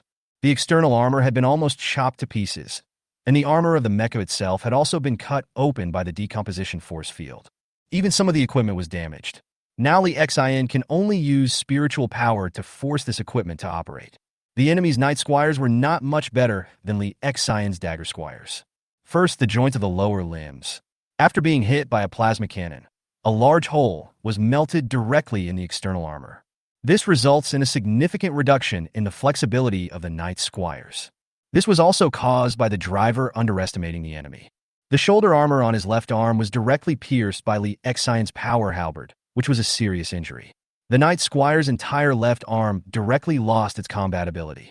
The internal wiring and transmission devices were directly cut off, and it was impossible to sustain life by relying solely on spiritual energy. The battle between the two sides was almost fierce, and there were large areas of damage on the mechas. Li Xion in the cockpit now has his eyes filled with blue-white spiritual energy, and tiny arcs of electricity are constantly appearing and disappearing around his body. This is the effect of releasing his psychic energy to its fullest, and only in this way can he fight with the enemy with a weaker strength. However, if this state continues, the consumption will be staggering. Open the supplies! Inside the cockpit, Li Xion growled. A tube of medicine was instantly ejected from the side of the seat. Number 5D1 Psychic Compound Potion, commonly known as Mana Recovery Potion. 200 energy coins per bottle. It takes Li Xion 2 months' income to buy such a bottle of medicine. Li Xion now had no time to spare, so he directly controlled his spiritual power, opened the bottle of potion, and brought it to his mouth. Gulp! Li Xion swallowed the entire bottle of medicine in one gulp. The expected rapid replenishment of spiritual energy did not occur. The digestion and release of this potion also requires time. There is no saying that once you swallow it, all your spiritual energy will be restored instantly. Even if there is such a thing, it is not something that Li Xion at his level can access. Feeling the spiritual energy in his body slowly surging, Li Xion felt that he was able to recover. He controlled the mecha, grasped the power halberd tightly, and continued to attack the enemy. However, the enemy knight squire was experienced, and even if his left arm was unusable, his right arm was enough to withstand Li Xion's attack. After all, mechas are mechanical creations. Although mechanical damage will affect the performance of mechas, they will not cause them to basically lose their combat effectiveness like humans. The only difference might be that the attack force was a little smaller, but the Knight Squire still relied on his rich combat experience to fight back and forth with Li Xian. Even if we fight for a while longer, we can still kill Li Xian. On the other side, Jiang Lu was fighting much more fiercely. He was facing the siege of two mechas. One was obviously the commander of this Knight escort team, and the other was the mecha that was previously damaged. Feng Dai also fought against the Knight's escort holding a power spear, and the two sides were evenly matched. Jiang Lu's strength is indeed quite strong. He can hold on even when facing the siege of two mechas. It can even occasionally activate the plasma cannon to target the Knight Squire, whose void shield is overloaded. The battles around were becoming more and more intense, with the infantry suffering the greatest casualties. At this point, they generally huddled in bunkers, focusing on shooting. Among the three short-tailed mouses, one has been blown up, and now the entire infantry fighting vehicle is burning with flames. The situation of the other two trolleys was not much better. One of them was almost broken down, and the wheels on one side were deformed, so it moved very slowly. The situation of Li Xian and his four auxiliary soldier teams was not much better. One of their auxiliary soldier-tracked armored vehicles was directly chopped down by the enemy's Knight followers. The other three armored vehicles were still operating the electromagnetic rapid-fire cannons on the vehicles to continuously scratch the Knight's escort without a void shield. The Deer Slayer was in an even worse situation. It was originally supporting the mecha, using its 120mm electromagnetic cannon to continuously attack the Knight Squire without a void shield. As a result, he himself was targeted by the enemy's infantry, and the rapid-fire cannon on the top of the warehouse continuously hit the Deer Hunter with shells. Although the shells from these machine guns could not penetrate the Deer Hunter's armor, they destroyed all of the Deer Hunter's sighting and observation equipment, leaving the Deer Hunter in a state of being headless. Finally, from the top of a warehouse 40 or 50 meters high, a tail-piercing, armor-piercing anti-tank missile hit the Deer Hunter from above. The Deer Slayer's skull was shattered, and its turret was blown more than 10 meters high. Not only was the Deer Hunter targeted, but even Jiang Lu's mecha was targeted by the enemy's infantry. When the mecha has a void shield, it is the boss to the infantry. When the mecha does not have a void shield, the infantry carrying anti-tank equipment also wants to have a taste of the mecha.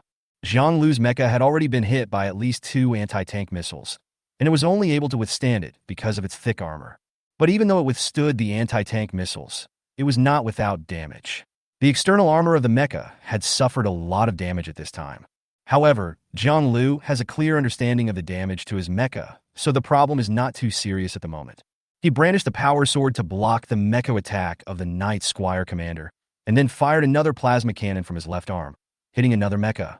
This is the advantage of the plasma cannon. Even if it cannot completely destroy the enemy's mecha, the strong electric current and high temperature will cause the enemy's mecha to become rigid. After the enemy's mecha became stiff again, how could Jiang Lu miss such a good opportunity? His mecha quickly moved closer, and the dagger attendant raised the power sword high and stabbed it directly into the cockpit of the enemy's mecha. The driver of the Knight Squire looked at the power sword that pierced into him with horror. No!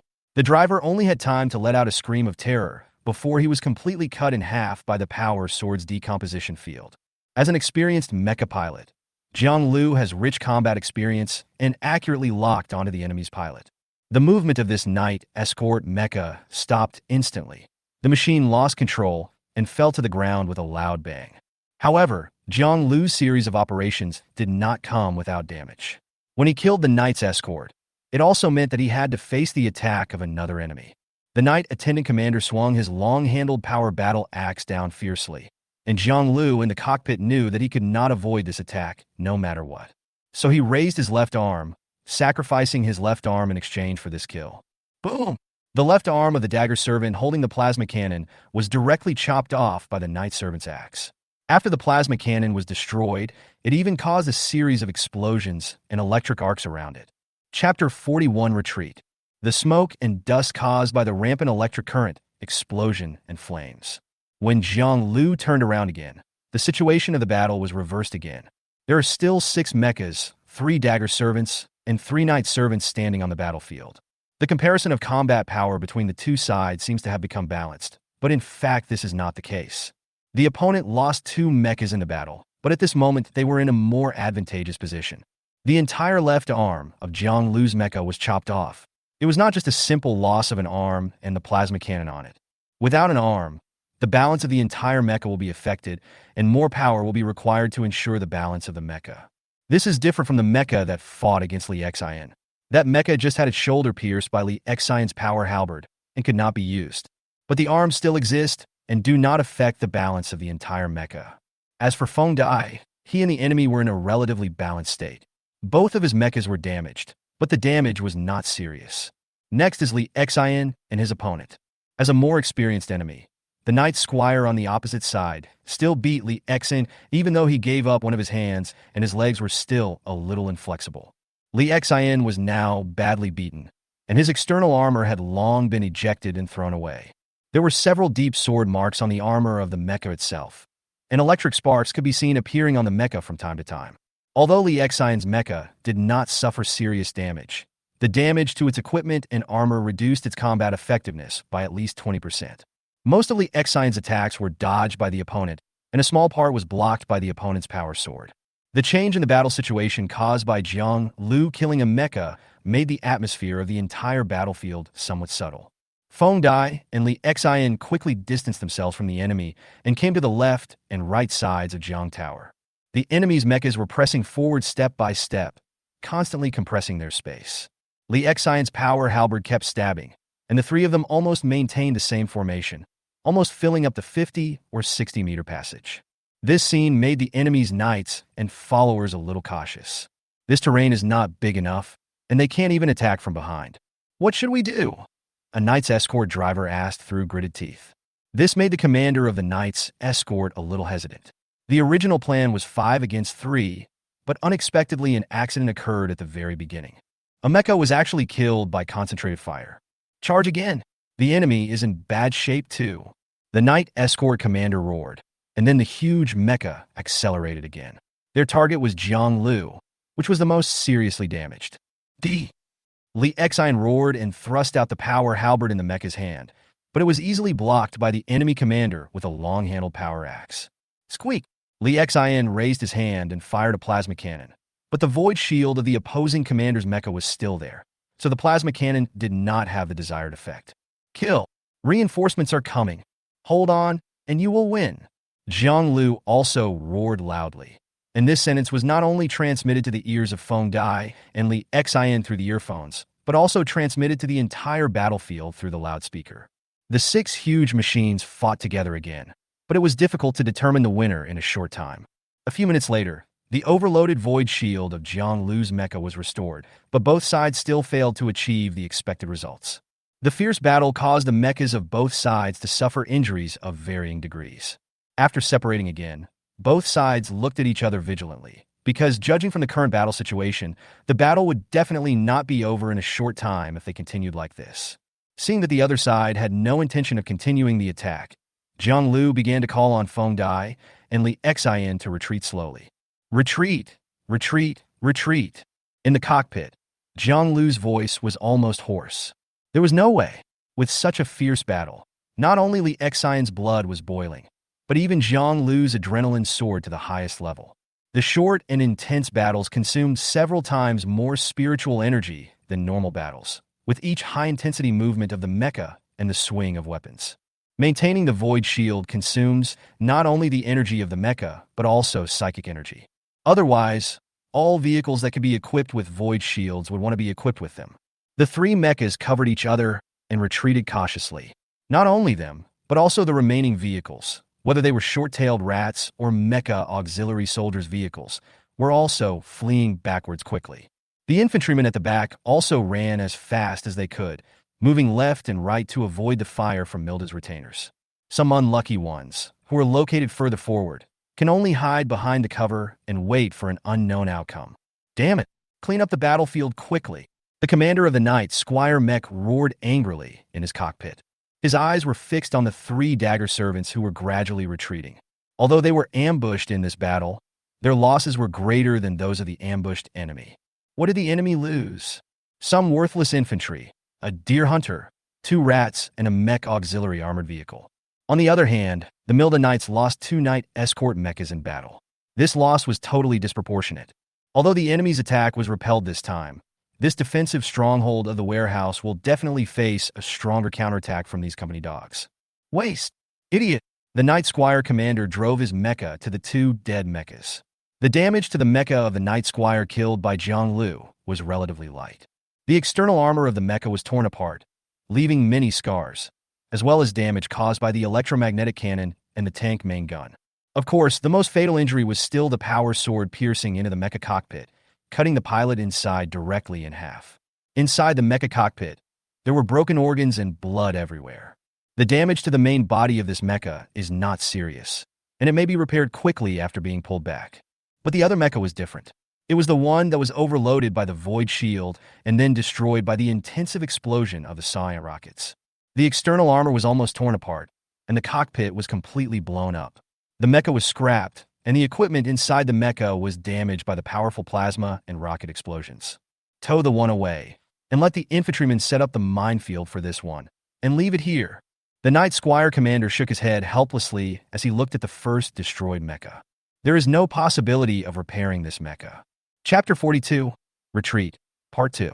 The retreating dagger servants, after leaving the battlefield, accelerated their advance, directly abandoning the infantry that needed to be covered and the remaining armored forces. The next area is a location that has already been captured. The infantry and remaining armored units are basically in no danger here, unless the enemy dares to counterattack. But the situation is different with mechas. They are too big, and the three mechas have different injuries, so they need to return to the rear in time for repairs. After all, no one can tell when the next battle will break out. The loss of infantry and armored units is not a big deal, because these forces can be replenished at any time. But if the mecha is lost, it would be a big loss. Well done! The last one walking was Feng Dai's mecha, and he made sounds of surviving a disaster in his cockpit. He praised Li Xian highly. Li Xian's performance this time was really beyond Feng Dai's expectations. Among the three mechas, the one in the best condition now is Feng Dai's mecha. In the previous battle, he and the opposing Night Squire were evenly matched, as both sides had similar machines and combat experience. The second is Li Xian's mecha. Li Xian's mecha was hit by many swings of the power sword. If it weren't for the external armor that took a lot of attacks for him, his mecha might have been lying there. The worst suffered was Jiang Lu's mecha. Not only was his left arm completely chopped off, but the main body of the mecha also suffered a lot of attacks. Because of the overload of the void shield, Jiang Lu was hit by several anti-tank missiles from the Milda retainers during that period. 03, your performance this time is really good. I thought we were finished, but I didn't expect that we could come back alive this time. Jiang Lu's voice was also full of relief.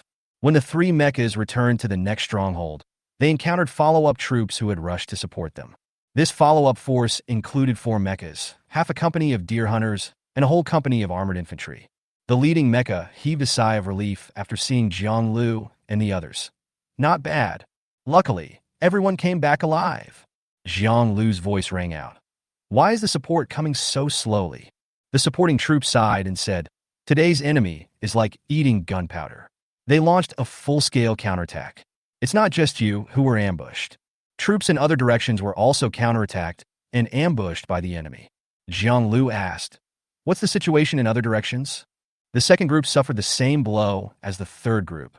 The second group lost a mecha in the battle. The commander of the support force was full of helplessness. As for the losses of other troops, neither side mentioned it, but it is obvious that the losses were definitely not low.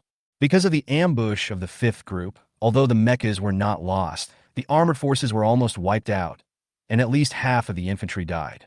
The second group was the same as Li Xian's fifth group, with only 3 dagger servants, and now one was missing. It was conceivable that the casualties of the troops coordinating the battle on their side would be even greater. The commander of the support force asked, what's the situation on your side? Jiang Lu said, we were besieged by 5 knights and their followers. We were lucky enough to kill 2 of them. Finally, the enemy saw that they could not do anything to us, so they let us go. What? Jiang Lu's words caused a sensation in this defensive stronghold almost instantly. Not only did the commander of the support force exclaim in surprise, but even Lu Quan, who was listening to their conversation in the rear, couldn't help but shout out. In the headquarters, Ji Zhuan, the commander of the Hungan Defense Mixed Brigade, asked hurriedly, what's going on? Lu Quan's face which had turned black due to the loss of a mecha in today's battle, actually turned rosy at this moment. Lu Quan smiled and said, "The fifth group was also besieged by the enemy, but they did a good job and escaped unscathed, and even killed 2 night squires. This is really the only good news I heard today." Ji Zhizhuan's expression also became better. However, it was not as good as Lu Quan's because he had already seen the casualties of the Hungyan defense soldiers in the attacking force in the direction of the fifth group. "We saw 1 deer slayer, 2 rats, and at least 60 to 70 infantry casualties." Ji Zhizhuan still felt a little heartache, and the pain was not for the infantry, but for these vehicles. Each of these vehicles is not cheap. If converted into Li Xian's salary, his current monthly salary plus the wartime subsidy is only 105 energy coins. But the price of a short-tailed mouse was out of his reach. The price of a short-tailed mouse is about 25,000 energy coins. The specific price depends on the weapon system it is equipped with. As for the price of the Deer Hunter tank, it is a bit more expensive, with the purchase cost reaching 55,000 energy coins. At this price, as long as Li Xian works hard for a few decades based on his current salary and does not eat or drink, he can actually afford a rat. With a few more decades of hard work, you can afford a Deer Hunter. The price/performance ratio is really great. In comparison, the price of infantry is much cheaper. The infantry of Hungyan Defense are all recruited with planetary coins. The salary of a new recruit is 5,000 yuan a month. The salary of an elite veteran will increase, and with subsidies and other things, it may be more than 10,000. This is really too cheap. Converted into energy coins, it is only a few yuan or even a dozen yuan. Ji Zhizhuan didn't feel bad about the death of 50 or 60 infantrymen, but he was really sad about the loss of a tank and 2 armored vehicles. Lu Quan shouted from the side, "Old Jiang, you did a great job today. I will celebrate for you when you come back. Hurry up and bring the mecha back for repairs." "Yes, supervisor," Zhang Lu replied. On the other side, Zhang Lu, along with Li Xian, auxiliary soldiers and others, struggled to control the mecha and return to the outpost base. At this moment, not only the maintenance team belonging to the 5th group, but also the maintenance teams of several other mecha groups rushed forward. The 3 mechas were quickly pulled onto the vehicle and taken to the maintenance base. There are many large mechanical equipment here, which are used to repair mechas. War is not just about victory or defeat on the battlefield, but also about logistics. In the hands of these maintenance personnel, the mechas of Li Xian and the other 2 can regain their combat effectiveness in 1 or 2 days at the fastest, or 4 or 5 days at the slowest. However, the enemy's mechas under the behemoth steel plant may not have such a good opportunity. This place obviously does not seem to have good logistical maintenance conditions. All of a sudden, the gap was revealed. Chapter 43 Repair. Squeak! A sound of air being released was heard, and the cockpits of the 3 mechas opened one after another. The 3 pilots, Zhang Lu, Feng Dai, and Li Xian, walked out of the cockpit one by one. When they came out, they were holding a small box in their hands, which was filled with their own personal supplies. For example, the number 5D1 compound used by Li Xian during the battle was contained in it. "Fuck, Li Xian, your eyes are full of ugliness." As soon as Li Xian climbed down from the mecha, Feng Dai patted him on the shoulder and exclaimed, "What's wrong?" Li Xian felt panic for no reason. "His eyes are so red that they look like they want to eat people," Feng Dai joked. Li Xian got next to a maintenance vehicle and looked at himself in the rearview mirror. His face was no different from before. His hair stood on end, and his eyes were red, as if he had been up all night. Not to mention Feng Dai was shocked. Even Li Xian almost didn't recognize himself. Zhang Lu walked to Li Xian's side, patted Feng Dai, and said, "Okay, stop scaring him. You don't have to be afraid of this. You drank compound number 5 during the battle." Li Xian nodded and said, "Yes. This is one of the external manifestations of taking complex number 5. When the battle is intense, drinking it will have a better effect, and the feedback to your body will be like this." Zhang Lu patted Li Xian on the shoulder and said, "You did a good job today." Li Xian smiled and said, "It's all thanks to Master's good teaching." Zhang Lu's face showed a smile for the first time in a month since Li Xian knew him. Obviously, Li Xian's performance today did not disappoint him. On the side, the maintenance mechanics have already started to get busy. They operated the robotic arms and began to repair the mechas. The conditions of the 3 mechas were not optimistic, but fortunately, most of the equipment was in good condition. The performance of the equipment can be restored by simply replacing some parts and circuits. Zhang Lu grabbed the leader of the maintenance team and asked, "What's the situation?" How long will it take to recover combat effectiveness? The maintenance team leader was holding a tablet computer in his hand, which had already been connected to the mecha's data and showed a standing picture of a mecha. When Lee Xian took a quick look, he saw that the entire mecha was red and alarms kept popping up. The maintenance team leader pointed at Jiang Lu's mecha and said, "Team leader Jiang, among these three mechas, yours is the most seriously damaged.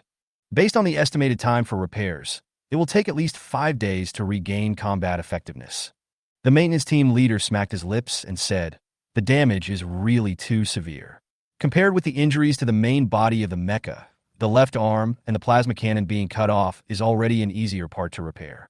Look, this is the most serious part." He zoomed in on the image on the tablet in his hand, showing the scene behind the mecha. This should be the enemy's armor-piercing bullet. It directly penetrated the armor on the back of the mecha and almost detonated your energy core. This one should be caused by an anti-tank missile, right?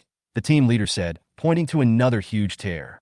The damage here is also quite serious. I am amazed that you can still drive your mecha back. Almost 40% of the equipment in this area has been destroyed. If there are more explosions, your mecha will be completely destroyed. What a good life.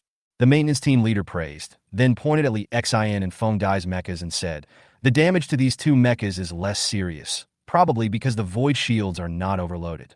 These two mechas will only need 2 days of repair before they can resume their combat effectiveness." Basically, the equipment was not damaged much. As for the external armor, it only takes a few hours to replace it. Jiang Lu nodded and said, "Okay, I understand." Before they walked out of the maintenance hangar, a group of people came from a distance, led by the defense director Lu Quan. "Old Jiang, you did a great job today. After hearing bad news all day, I finally heard some good news from you. Come on, follow me to give a battle report." The joy in Lu Quan's words was beyond words. Jiang Lu also smiled and said, "Boss, we fought such a good battle, but you didn't even tell us to take a break first." Lu Quan's eyes widened immediately, and he shouted, "Rest. Is it enough for you to rest in my office?" Jiang Lu suddenly became depressed. He smiled and said, Enough. That's enough." On the other side was Ji Zhizhuan, the commander of the Hungan Defense Mixed Brigade. He was also smiling, and he applauded Jiang Lu, Lee Xian, and Feng Dai. "You fought beautifully today. Did you hear that? 2 big leaders came to celebrate with you, and you're still not satisfied?" Lu Quan also laughed. Satisfied. Jiang Lu nodded repeatedly. The group returned to the command center in the outpost base.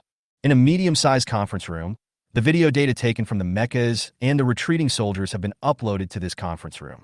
What is being played at this moment are the images recorded inside the 3 mechas. The main scene in the picture is still that of Jiang Lu, because it was Jiang Lu's mecha that participated in the battle at the beginning. Lee Xian and Feng Dai in the back, their mechas were still in a state of manual alert at the rear and had not yet participated in psychic driving. In the picture, the troops' advancement was orderly, including the inspection of the surrounding warehouses, and there were actually not many problems to be found. This row of huge warehouses is suitable as a line of defense. Lu Quan and Ji Zhizhuan watched the scenes in the video and chatted and analyzed them at the same time. Ji Zhizhuan looked at the row of large warehouses and said, "I have an impression of this place. During the previous 2 attacks on the Behemoth steel plant, relatively fierce battles broke out at this location. The structure of this warehouse is so strong that even the artillery's 152mm howitzers can't penetrate it, unless fighter planes use aerial bombs from the air. But in this area, both sides' air forces cannot be used due to the complex electromagnetic environment. We can only bite the bullet." "What were the casualties here in the previous battle?" Lu Quan asked. The casualties were not low. During the second attack on Behemoth, at least a reinforced infantry battalion, tanks, and armored vehicles were thrown in here. There were probably more than 10 of them in total. The loss is quite huge.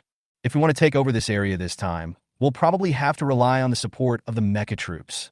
Ji Zhizhuan looked at Lu Quan while speaking. Lu Quan said without hesitation, "Don't worry. All the combat mechas will participate this time, and the vehicle supplies that the group promised to give you are already on the way." Chapter 44 Post-War Analysis. When Ji Zhizhuan heard this, his expression immediately became more lively. Lee Xian, who was sitting a little behind, looked at the people communicating with a thoughtful look in his eyes. It seems that after suffering heavy losses today, he was still able to greet the 5th group with a smile, because Lu Quan had promised to provide support for his mixed brigade. Before that, he also learned some information about Hengan defense from the chip. Due to authority issues, the information Li Xin could access was only very superficial. Hengan Defense is a subsidiary of the Defense Department of Blueprint Biotech Group and is not a wholly owned subsidiary. Hengan Defense mainly undertakes combat and defense tasks from the Defense Department of Blueprint Group, which is the main source of income for their company. As a defense company, their combat forces are their greatest asset. So what is the real strength under their command? Ordinary infantry certainly does not count. Such infantry has no combat effectiveness in front of mechas. Armored vehicles are the real capital of Hengan Defense. As long as they have the vehicles, they can gain the upper hand in general battles. Although tank infantry fighting vehicles look easy to bully, any infantryman with an anti-tank missile or anti-tank electromagnetic gun can destroy them. However, their dominance over infantry is also unquestionable. When the two sides fight with equal forces and equal command, the armored vehicles will definitely win, and with lower casualties. Hengan Defense should have its own independent financial system. They take over tasks from Blueprint Defense and obtain the task funds as the company's financial source. However, they do not have the ability to produce weapons and equipment themselves, and most of their weapons still have to be purchased from Blueprint Group. Therefore, for the Blueprint Biotech Group, they just transferred the funds, spent some weapons and equipment, and attracted a large number of soldiers to fight for them. This is such a great deal. In the conference room, everyone continued to watch the summarized battle video. Watching the enemy's ambush suddenly appear, watching the enemy's firepower, and the intensive firepower fired from some firepower points. After the battle broke out instantly, the enemy's knight, Squire Mecha, appeared. The atmosphere of the battle changed instantly. Even Lu Quan, Ji Zhuan, and some combat staff members around in the conference room sat up straight. On the table in the conference room, there are also remote devices. These devices are for members of other mecha support teams in the absence of a war. Participate in this combat seminar remotely. Now everyone has drawn their attention. Next, they will be able to see how Jiang Lu and his men, with 3 dagger servants, will fight against 5 knight servants and kill 2 of them. Inside the behemoth steel plant, a team of mechas gathered together with their pilots sitting in their cockpits. The commander said, "Everyone, watch carefully, analyze the enemy's tactics, and learn the combat methods of Group 5. The 2 mecha pilots under him responded, "Yes, boss." The battle situation reached its climax, 5 against 3, and one could almost see Jiang Lu's nervousness from the video. The continuous shooting of electromagnetic machine guns and the intensive bombardment of Li Xion's 24 sawtooth ant rockets made the battle scene extremely intense. In the picture, Jiang Lu roared, "03 retreat." This scene made everyone who watched the video feel heavy in their hearts. Obviously, Jiang Lu thought there was no hope of escape and hoped to give his team members a chance to escape. Another combat team, which was the one that lost a mecha today, the remaining 2 members couldn't help but cover their faces and shed tears when they saw this scene. Because of today's battle, one of their teammates died on the battlefield because he was left behind. Originally, they could still hold on and not think about this matter for the time being, but seeing the scene in Jiang Lu brought back their sad memories once again. In the conference room, some combat staff had secretly turned their heads to look at Li Xian. They already knew the combat number within this mecha team. 03, of course, refers to Li Xian. Obviously, in this battle, 03 did not abandon his teammates and choose the option with the highest survival rate, but stayed and joined the battle. This is obvious. Otherwise, no matter how high their driving skills are, the 2 dagger servants would not be able to escape unscathed from the siege of the 5 knights. Li Xion's voice appeared on the screen. "Give me 30 seconds, and I'll give you a miracle." With the rocket nests and sawtooth ant rockets exploding again, the situation on the battlefield has taken a turn for the better. The first Knight Squire was completely destroyed by the explosion, and the remaining one was also damaged. It can be said that it was Li Xion's operation that officially laid the foundation for their victory this time. The video footage below looks extremely intense, with continuous bombardment from long-range artillery, dense electromagnetic machine guns, and the swinging of power weapons loaded with decomposition force fields. Several mechas engaged in hand-to-hand combat, and Jiang Lu only then noticed that Li Xion's melee combat skills had become useful in such a short time. Instead of the feeling during training where you feel like you might trip yourself up, the video finally finished playing, and I saw the mechas still protecting all the infantry and vehicles that could be evacuated before they left. Ji Zhuan also kept nodding. Were the casualties among the infantry and vehicles following the 5th group heavy? That is certainly a big one, But the mechas of Group 5 have done everything they can, and they have done their best when they were able to take care of and cover these infantry and vehicles.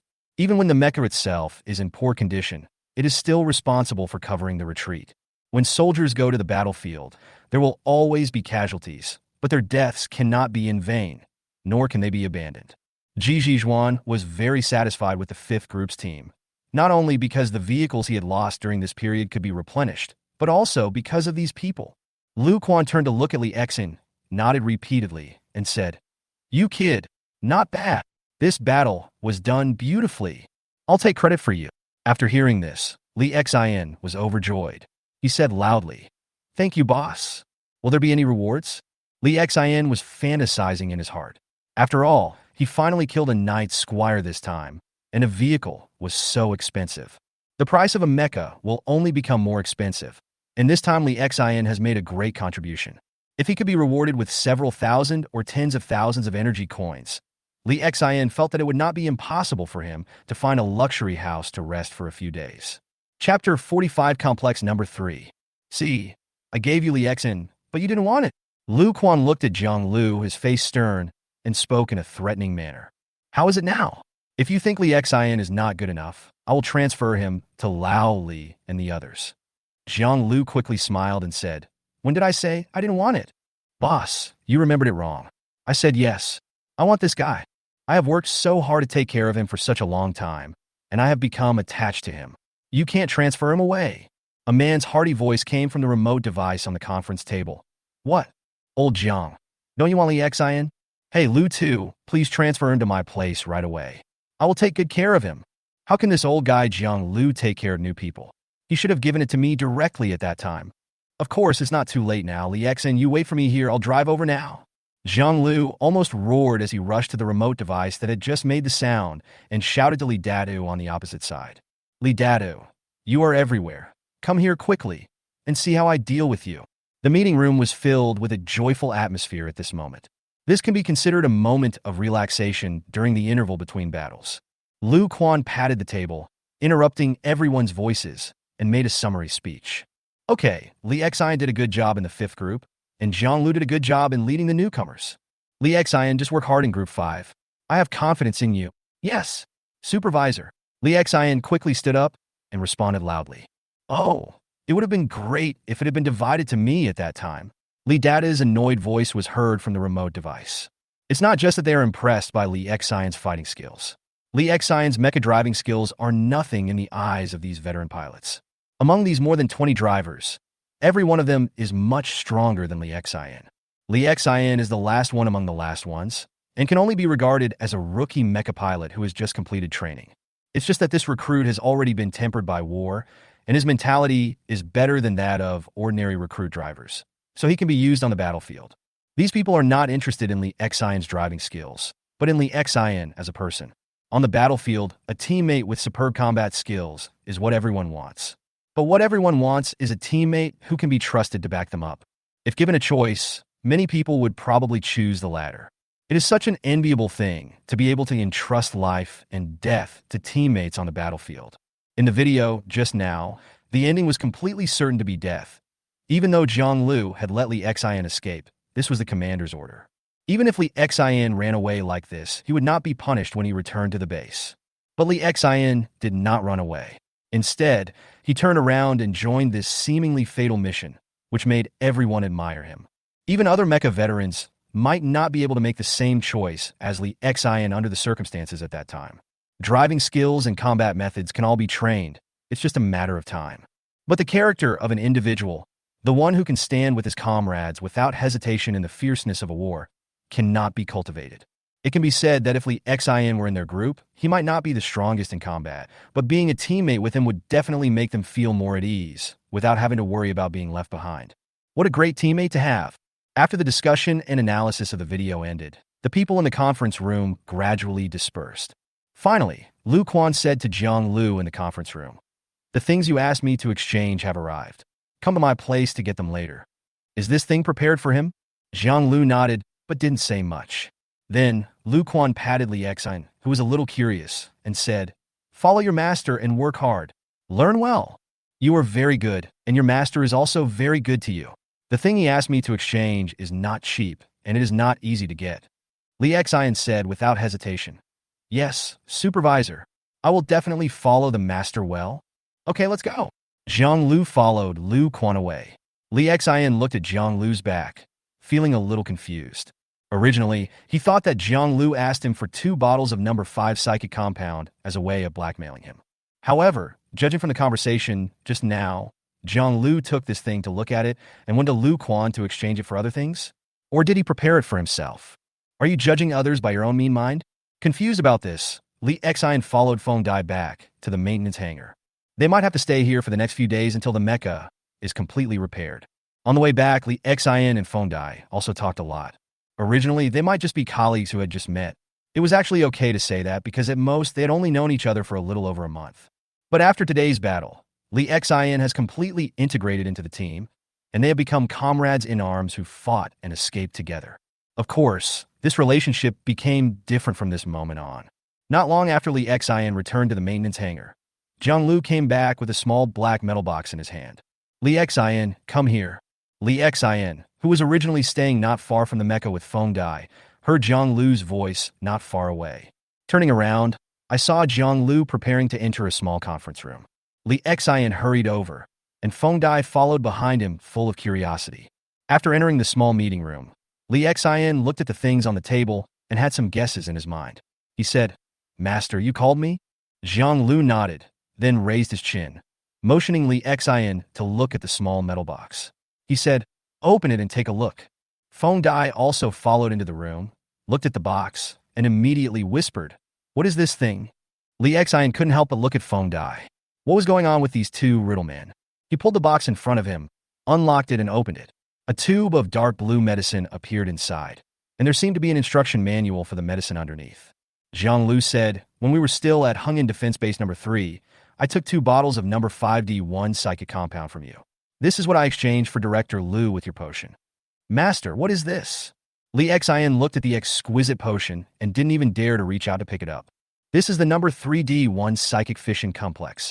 After taking it, you can increase the amount of spiritual energy you possess. Chapter 46 Rest. After hearing Zhang Lu's words, Li Xian looked at this thing and could hardly raise his eyes. The growth rate of a psionicist's psychic power is slow, even through some practices such as meditation to help speed up the growth rate. When I got the number 5 psychic compound before, the introduction stated that this potion could restore the psychic energy consumed in the body and provide a small increase in psychic energy. And what Zhang Lu took out now was psychic potion number 3, which has the word fission in its name. How strong is the effect of this potion? Feng Dai supported himself on the table with both hands and said, Li Xian, this is a good thing. His tone was filled with desire and envy for the potion. Under normal circumstances, we can't get this potion. Team leader, get you a bottle of this potion from Director Lu. I'm afraid your 2 bottles of compound number 5 are not enough. I think he added some more to it. Hearing this, Li Xian was stunned for a moment. He quickly looked at Zhang Lu and asked, Master this? Zhang Lu waved his hand and said, don't worry, it's not as exaggerated as Feng Dai said. This is indeed a difficult thing to do, mainly because we don't have the authority, but for Director Lu, this is a small matter. As for me putting some money into it, that's not a possibility because you just activated your psychic power and are about to go to the battlefield. So I asked Director Lu to exchange this potion, and he didn't make it difficult for me. Well, you're lucky to have exchanged 2 bottles of compound number 5 for compound number 3. Thank you, Master. Li Xian immediately expressed his gratitude from the bottom of his heart. No need to thank me. This was also exchanged for your number 5 compound. When I took 2 bottles of number 5 from you before, you didn't secretly scold me behind my back, so I was secretly happy. Zhang Lu, who was in a good mood, couldn't help but make a joke. Li Xian immediately said seriously, Master, how could I scold you? You are my dearest friend. Okay, stop flattering me. Zhang Lu waved his hand. This stuff is really good. Zhang Lu also smacked his lips, and then he continued. If you use this potion in a few days, it will probably double the spiritual energy in your body.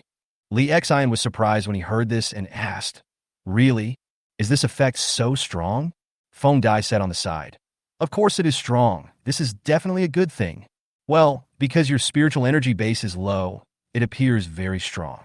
When your spiritual energy is more, the effect will not be so obvious. Zhang Lu also explained.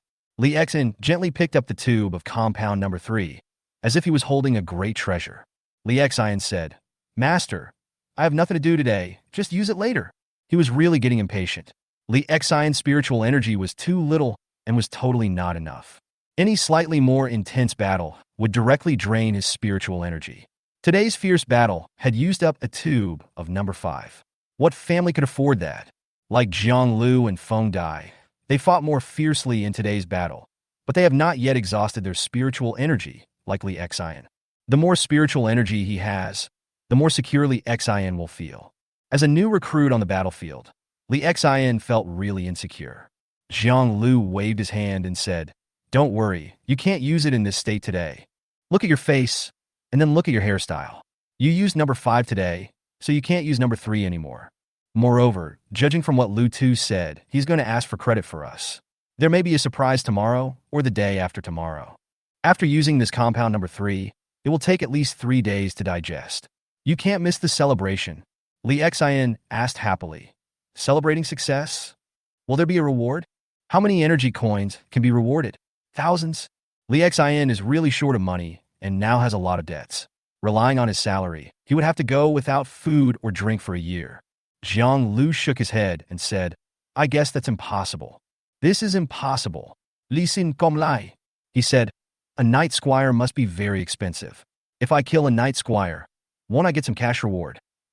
Zhang Lu laughed and said, "Although you killed a knight squire, but you killed it while driving the company's dagger squire. The dagger squire is the main output. Don't worry, you should be satisfied with the reward. The contribution we have made is indeed great." With the thought of waiting for the reward in mind, Li Exan returned to the lounge in the hangar. This was also what Zhang Lu requested because Li Exan had used a tube of compound number 5 and was now resting, so he could better absorb the effects of this medicine. In the room, Li Exan placed the box containing compound number 3 on the bedside. It is relatively safe inside the base. Li Exan lay on the bed and began to look up the information of complex number 3. Unexpectedly, after checking, I found that Li Exan didn't even have the permission to search for this number 3 complex. Sorry, the requested D1 psychic fission complex number 3 was not found. Perhaps what you were looking for does not exist in the database, or you do not have sufficient permissions. Permissions. This is definitely insufficient permissions. Li Exan was angry. He lay on the bed for a while and then gave up the idea of continuing the search. Authority. This thing can only be improved by improving one's own employee level. Next, Li Exan began to rest. But I don't know if it was because today's battle was too intense or because of the number 5 complex. But this time it took Li Exan a long time to fall asleep completely.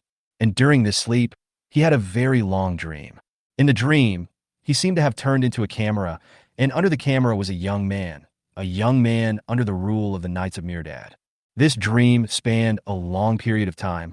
Li Exan watched this young man grow up, activate his psychic powers, join the Knights of Milda, and become the driver of a Knight Squire. Watch him begin his combat training, watch him pilot a Knight Squire. Later on, Li Exan was even unwilling to be just a camera. During the process of this young man's close combat training, Li Exan felt that he had become this young man. Controlling the Knight Squire mech with stronger melee capabilities and training in close combat, Li Exan even forgot about time during this process. 1 day, 2 days, 1 month, 2 months. In the psychic chip in Li Exan's mind, a line of characters also quietly appeared. D2 Mecha Close Combat, 13%, 14%. The next morning, Li Exan opened his eyes refreshed. Although he had dreamed all night, he did not feel tired at all. He looked at the log of the psychic chip, then saw the last data and was stunned for a moment. D2 Mecha Close Combat, 18%. Chapter 47 Metal. Looking at this number, Li Exan was overjoyed. He immediately thought of the dream he had last night. It seemed that the improvement of his close combat skills was definitely related to the dream. If we go a little further, it is also related to the psychic signal absorbed on the battlefield. It was obvious that the dream was the past memories of the mecha pilot who was killed by Li Exan, but Li Exan just quickly passed through his life from the perspective of a bystander. Of course, I am not just a bystander. During part of the close combat training, Li Exan also joined in. At the same time, Li Exan also had doubts. Since he could absorb the enemy's psychic signals, why was the psychic signal of the second mecha killed by Zhang Lu not absorbed? Li Xinxin was confused and had two guesses. One was that the first one was killed by him, and the second one was killed by Zhang Lu. So he could absorb the psychic signal from the first mecha pilot, but not the second one. The second reason is the problem of distance or the problem of time. Li Xian remembered that when he absorbed the psychic signal, he was talking about discovering the dissipating psychic signal. This means that these psychic signals will begin to dissipate, possibly at a very fast speed. After all, Li Xian finally downloaded only one option, and the download rate of melee combat was only over 40%. Because when Zhang Lu killed the second mecha, he was some distance away from Li Xian, and Li Xian had no chance to get close, which may have caused the second psychic signal to dissipate. When he thought of this, Li Xian felt so bad that he slapped his thigh in anger. But things have come to this. There is no use regretting, and the situation was so urgent at the time that Li Xian would never risk his life to get close. These things can only be sorted out after everything is over and in review. After thinking this through, Li Xian took care of his personal hygiene and went to the maintenance hangar below. Here, I chatted with Feng Dai for a while. Feng Dai hooked his arm around Li Xian's shoulder and asked, "How did you become so fast at close combat? Before I saw you almost slipping when walking, but yesterday you were able to fight against the enemy's knights and squires." Li Xian thought about last night's dream and said with a smile, "I was so good at mecha combat in my dream." "Fuck you. You're starting to show off, aren't you?" After hearing this, Feng Dai immediately choked Li Xian. "Yes, I have a sister, Li Xin Stugolai. It seems like you have recovered well." While Li Xian and the others were playing, Zhang Lu came back from outside. It's not just Zhang Lu, there are also a few people brought by Lu Quan. Feng Dai and Li Xian quickly let go of their hands, tidied themselves up, and saluted Lu Quan and others. "Hello, boss." Lu Quan nodded slightly in return, and then said, "We are here this time to present you with the reward for yesterday's battle." As a veteran, Feng Dai had known Lu Quan for a long time, so he immediately asked, "Boss Lu, how come the reward came out so quickly? What is the reward?" Lu Quan smiled and said, "You have made great contributions, so we certainly cannot delay any longer. The battle isn't over yet, so the awarding ceremony will be simple." Then Lu Quan's face straightened. M1D5 Mecha Division, Zhang Lu. "Here." Zhang Lu immediately walked to Li Xian and the other man, then stood at attention and responded. "In view of your good performance in the battle on July 25th, 6123, and your calm and composed command during the battle, the Defense Department of the Blueprint Biotechnology Group has the following commendation for you. I award you the Silver Sword Medal of Valor." After saying that, Lu Quan took out a silver sword-shaped medal from the fighting tray in the hands of a staff officer nearby, and hung it on Zhang Lu's chest. "Thank you, sir." Zhang Lu responded happily. Then Lu Quan looked at Feng Dai. M1D4 Mecha Division, Feng Dai. "Here." Feng Dai also stood at attention. "In view of your outstanding performance in the battle on July 25th, 6123, you are awarded the following. I award you the Black Sword Medal of Valor." "Thank you, sir." Feng Dai was as happy as a child. Finally, Lu Quan's gaze finally fell on Li Xian. M1D3 Trainee Mecha Master, Li Xian. Arrive. Li Xian couldn't wait to shout out. "In view of your good performance in the battle on July 25th, 6123, as a trainee mecha master, you fought calmly under the command of the commander and destroyed an enemy D-class knight squire mecha. The Blueprint Biotech Group Defense Department has the following commendation for you. M1D3 Trainee Mecha Master. You will end your internship 5 months early and officially become an employee of the Blueprint Biotech Defense Department. I award you the Silver Sword Medal of Valor." After Lu Quan finished reading, he took out a silver sword medal and hung it on Li Xian's left chest. "Young man, work hard. I am optimistic about your future development." Lu Quan patted Li Xian on the shoulder and said approvingly, "Thank you, sir. I will work hard and work hard for the group." Li Xin Sautet. Lu Quan nodded slightly and smiled. "Good." After a few more pleasantries, Lu Quan led his men away, leaving behind only the 3 mecha divisions of the 5th group and the members of the maintenance team in the hangar. The members of the maintenance team looked at Li Xian and others with envy. Their rank is far inferior to those members of the 5th group. Among these maintenance teams, the vast majority of them are M1F level soldiers. Only a few who have mastered the core knowledge, such as the team leaders of the maintenance team, have the official blueprint employee level. A member of the maintenance team looked at Li Xian in front of him, envy almost showing in his eyes. "Bah, The leader of his maintenance team tapped his hat. Come back to your senses and work hard. Metal, team leader. The young man's tone was full of envy. Don't be envious. They worked hard to earn that money. Why don't you go too? The team leader said jokingly. I would like to go, but they don't want me to go. The young man shook his head and continued to work on repairing the mecha. Like that young man, Lee Xian was also looking at the silver sword medal on his chest. The medal looked quite good. But isn't it a bit hasty to reward you with a medal just for destroying a mecha? But when Lee Xian saw Jiang Lu and Feng Dai standing beside him with their faces full of uncontrollable joy, he felt that the medal might not be as simple as he imagined. Chapter 48 Medal 2. Looking at the two cheerful veterans, Lee Xian, a new member of the group, still asked, Master, what is the use of this medal? The group just rewards a medal. Is it that simple? I thought the reward would be 1,800 energy coins. Jiang Lu took off his medal with satisfaction, looked at Lee Xian and said, You just joined the company. It's normal that you don't understand. Let me tell you something. The medal is not as simple as you think. Just look at Feng Dai's smile, and you'll know how high the reward is this time. Lee Xian looked at Feng Dai and found that it was true. This guy still couldn't hold back his smile after seeing Jiang Lu speak. Lee Xian looked at his silver medal again. It was one level higher than Feng Dai's. Shouldn't he be happier about this? The medal is a major symbol of honor for the group. Having a medal represents honor. Only those who have made contributions to the group can be awarded the medal. For soldiers like us who are affiliated with the Ministry of Defense, the medals we are generally awarded are related to weapons, and the sword is the lowest level medal. Beyond that, there are the second level sword medal, the Brave Guard medal, and so on. I haven't seen anything higher than that yet. Is it just honor? Of course it's not just honor. Once you have your first medal, the merit system will be automatically activated. You can check the permissions in the chip when you go back. When our medals are awarded for the first time, they will come with merit points. The black medal of the sword is worth 100 points, while the silver one should be worth 200 points. And this isn't just a one-time thing. Every month, the black medal will be allocated 5 merit points, and the silver medal will be allocated 10 points. Lee Xian understood a little bit and asked, Then can these merit points be exchanged for something else?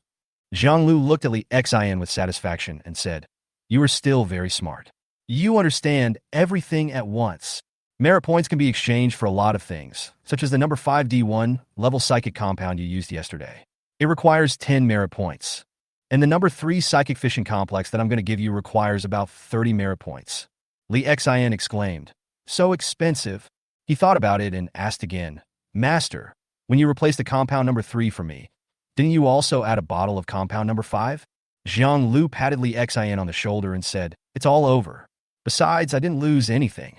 You saved both of our lives. Lee Xian was touched. He had only known Jiang Lu for a short time, but he was willing to give so much for him. Okay, stop saying those sissy things, or I'll kick you. If you practice well and don't hold us back on the battlefield, that will be the greatest reward you can give me. Jiang Lu's face suddenly turned serious and turned into a dark face as he spoke to Lee Xian. Yes, Master, I will train hard. Try not to hold back the 5th group. Just look at my performance.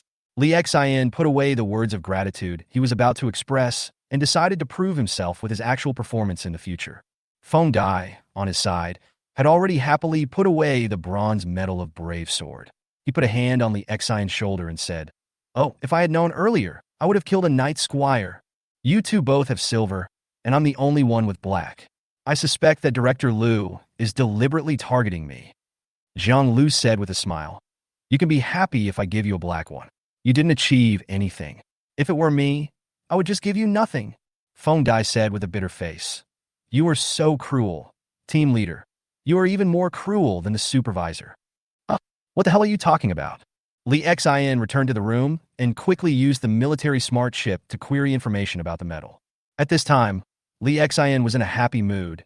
He even whistled while lying on the bed. The 6-month internship period ended early, which meant that Lee Xian's salary would increase a little. Moreover, subsidies that were not available before are now available. Lee Xian looked at his salary system and laughed with satisfaction. His current salary structure is Basic salary 40++, D-level Mecha pilot subsidy 20+, Warzone subsidy X1++ combat subsidy X1. All in all, Lee Xian's salary now reaches 180 energy coins per month. Lee Xian murmured, It's still better to be a regular employee. The benefits are so great. How can I spend it all? I haven't even spent the $100 from last month, and next month's salary will be here in 29 days. Being a regular employee of the group is better than being an intern. Even though it's only one day apart, the salary is almost doubled. Before, Li Xian's salary plus subsidies totaled only 105 yuan, but now, in just one day, it has increased to 180 yuan. The most important thing is that the work is the same. That's not all. Counting the merit points, there are still 10 merit points every month. According to the price of the number 5 D1 psychic compound that was exchanged, I heard that the market price is at least 200 energy coins. This means that Li Xian can receive an additional 200 energy coins every month. It's so cool. How can I describe it with just one word, cool? Li Xian happily opened the retrieved metal and merit point system, and it was just as Jiang Lu said. The metal system of the Defense Department of Blueprint Biotech Group was officially launched to Li Xian. Li Xian looked at the rows of metals and no longer had the intention to click on them. These metals can be identified by the chip. There is no need for him to identify them himself. Moreover, except for some awarding occasions, no one would carry these metals around. Then, Li Xian opened the merit point system to check. Currently, there are not many exchange items that are suitable for Li Xian's authority. Most of the things are not very attractive to Li Xian for the time being. Only a few psychic potions are more attractive. Li Xian even saw the potion he used to activate his psychic power at the beginning, the number 7 psychic stimulating complex. Even for D4 level, it only requires 10 merit points. When Li Xian saw this moment, he sighed slightly. What he was using was still a D1 level 1. If he had had a D4 level 1 at that time, the process of stimulating psychic energy might have been smoother. But soon, Li Xian calmed down and continued to study the merit point and metal system. It was different from what Li Xian imagined. He thought that if he collected a few metals, he would be able to live a life of receiving merit points every month. I didn't expect that the group is not that good. I can only collect the metal's merit points with the highest amount. If Li Xian obtains a gold medal of bravery sword next time, he will no longer be able to receive merit points for this silver one. Fuck capitalists. Chapter 49 Psychic Fission. After learning about the metal, Li Xian said something to Jiang Lu and Feng Dai, then prepared to take Psychic Fission Potion number 3 in the room. For this bottle of potion, Li Xian made a lot of preparations, conserved his energy, and adjusted himself to the best condition. After he took out the potion, he poured it into his mouth in one gulp. After waiting for about 3 or 4 minutes, the potion began to be absorbed by Li Xian, and he felt his spiritual energy beginning to boil continuously. At this moment, Li Xian, who was in meditation, felt that his spiritual energy was fissioning rapidly, and his swelling body made him feel a little uncomfortable. There was not a single electronic product in his room, as he had moved them all out in advance.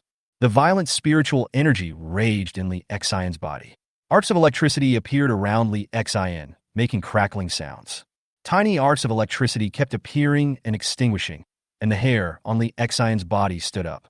The amount of spiritual energy in the body continued to grow, and the dangerous aura emanating from Li Xian became stronger and stronger. At this moment, Li Xian's control over his spiritual power was far worse than before.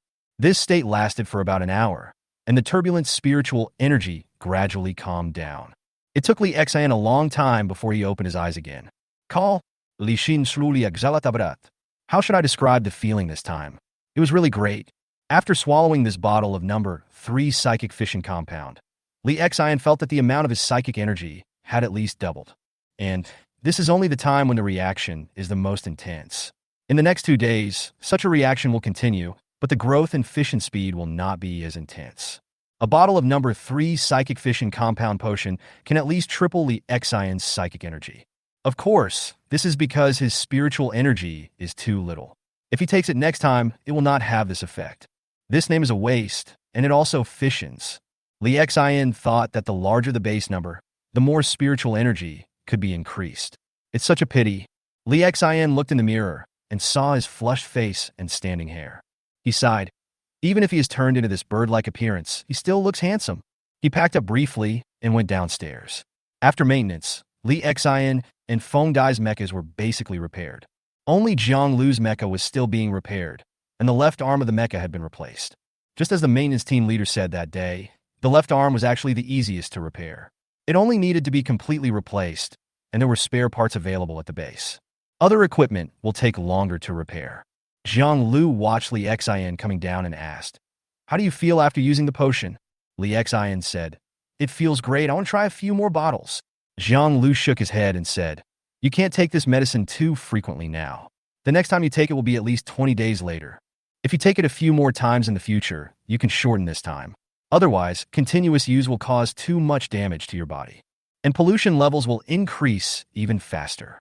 Hearing this, Li Xian also sighed and nodded. It was indeed so. After a few days, Li Xian had finally reduced the pollution level from 21.3% to 15.5%. However, after using this medicine, it rose to 22% again. If the medicine is taken continuously or used several times, the contamination level will probably increase even higher.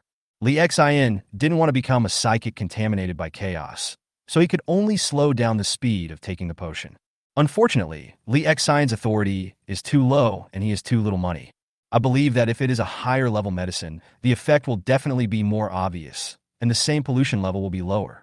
You just use the potion today, so you don't need to train with the mecha.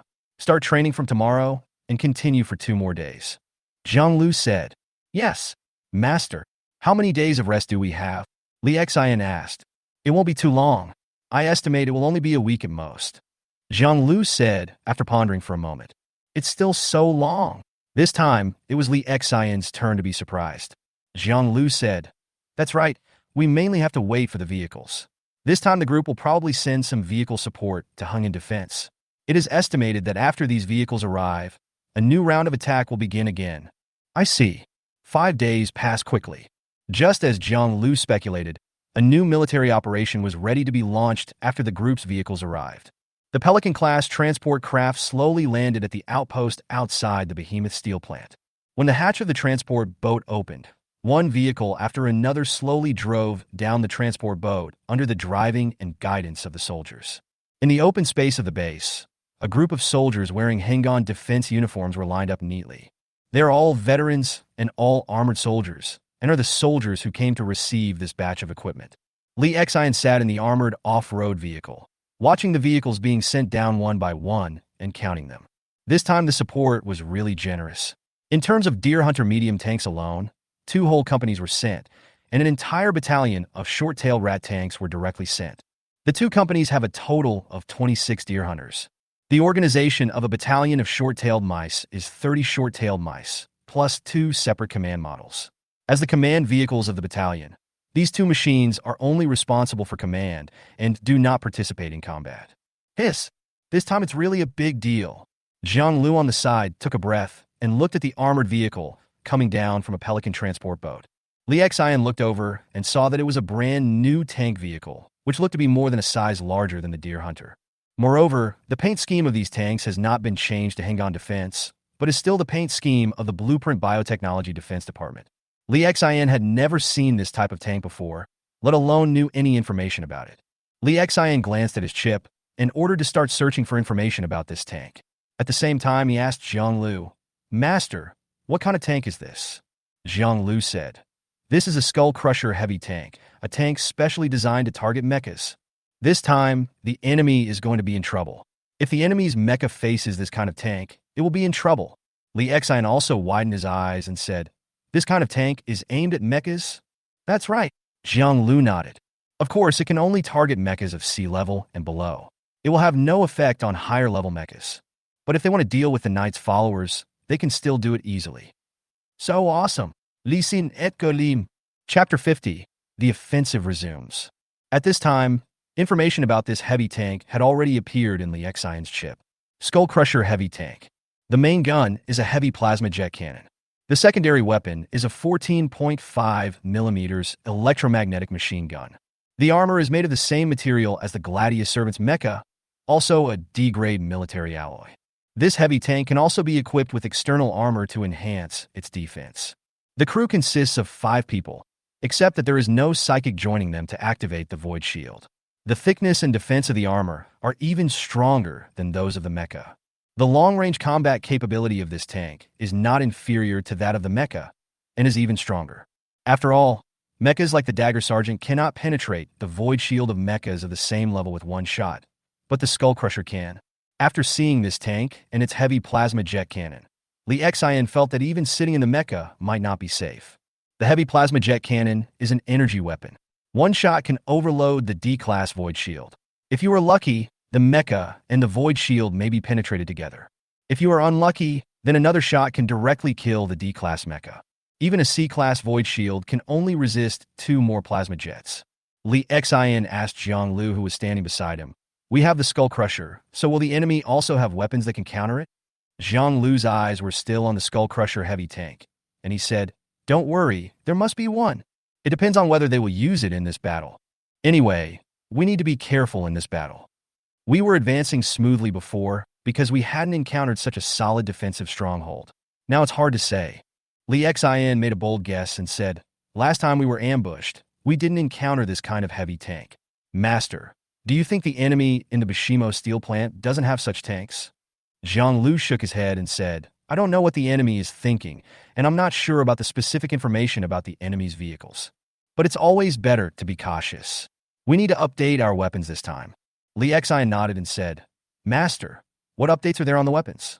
Everyone should add an extra alloy armor shield and load it onto the left arm. Yes, Master. After returning from the vehicle loading and unloading yard, the maintenance team in the hangar began to get busy again. They changed the hanging position of the Dagger Sergeant's weapons and moved the 6-wheeled electromagnetic machine gun and plasma cannon to the 2 sides under the left arm. This will somewhat affect the center of gravity of the weapon, but it's not a big problem. At the same time, he took out a knight's kite-shaped shield. This armored alloy shield was 4.5 meters high and 3 meters wide. The thickness is even thicker than the Dagger Squire's own armor. If holding the shield, the Dagger Squire's movement speed will be reduced by 12%. But if you hold this shield, even if your movement speed is reduced, it's worth it. First of all, the armor itself is such that it is simply impossible for the enemy's anti-tank missiles to penetrate it. Moreover, the shield itself has a deflection force field, which can directly transfer some enemy attacks to other places. This can directly reduce the defensive pressure of the void shield. Of course, this is just one point. Li Xian and his men were worried that the enemy had heavy weapons like the Skull Crusher. With this shield, even if the void shield was destroyed by a single shot, with an extra armored shield, it would be no problem to withstand a shot from the overloaded void shield. This gives the mecha more time to escape and react. Li Xian's mecha weapons are basically the same as before. The left arm is equipped with a 6-wheeled electromagnetic machine gun and a plasma cannon, while the right arm is a melee weapon, a power halberd. On the shoulders, there are still 2 Sawtooth Ant 12-mounted 105 rocket nests. The defense has an additional armor shield, and external armor is also worn. The external armor last time also saved Li Xian's life. If it weren't for this armor, his cockpit might have been chopped open by the enemy long ago. However, thick armor also has disadvantages. The first is the movement speed. External armor will reduce the speed by 10%, and armored shield will reduce the speed by 12%. Overall, the speed of the Dagger Sergeant has been reduced by 1/5, but fortunately the armor shield can be discarded at any time. If you need to turn around but are not fast enough, it is not a problem to just throw away the armor shield. Although the price of this armored shield may cost Li Xian several years' salary, that is not a problem, as this is the money spent by the group. The weapons used by Jiang Lu and Feng Dai were no different from the last battle, with Jiang Lu only adding an extra armored shield. Feng Dai added a little more, and he also reloaded the rocket nest. It seems that Li Xian's rocket bombing last time still made him feel that this weapon was very useful. A new round of battle begins again. Li Xian and his men have already entered the frontline stronghold. Here stayed all the soldiers and commanders who were needed to launch the attack this time. Inside the mecha cockpit, Li Xian was looking at a map projected from the chip. Here is the map of the large warehouse area we saw earlier. In my ears, I heard Lu Quan's voice from the command center. Attention all units. This is the target of this operation. Area B3 is also a large warehouse area. I believe you have all read the basic information about this area. There are a total of 8 large warehouses here. Previously, the 5th Mech support team, along with the coordinated infantry and armored troops, were ambushed here. Now, according to the latest intelligence, the defense here has been strengthened again. Because there is no need for an ambush, many of the fortifications are directly placed in the open. The enemy will definitely block us for a while here. Judging from the current situation, this is not a place that can be easily taken. In this battle, the 5th and 6th Mecha support teams will join as Mecha troops. In addition to the Mecha troops, There will be 2 platoons of Skull Crushers, a total of 6 Skull Crusher tanks, as fire support. As for Hungin's defense, they will dispatch an infantry battalion, a tank company, and an armored company as the main force of the attack. In the rear, we will deploy 2 howitzer companies to provide heavy fire support for this operation. I hope that everyone can completely eliminate this enemy's defensive stronghold within 3 days. Yes, everyone responded loudly. Chapter 51 Warehouse District Defense. The number of troops this time is quite large.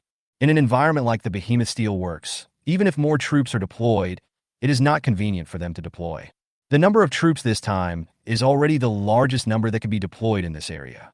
Any more would be excessive and might even restrict the movement of troops.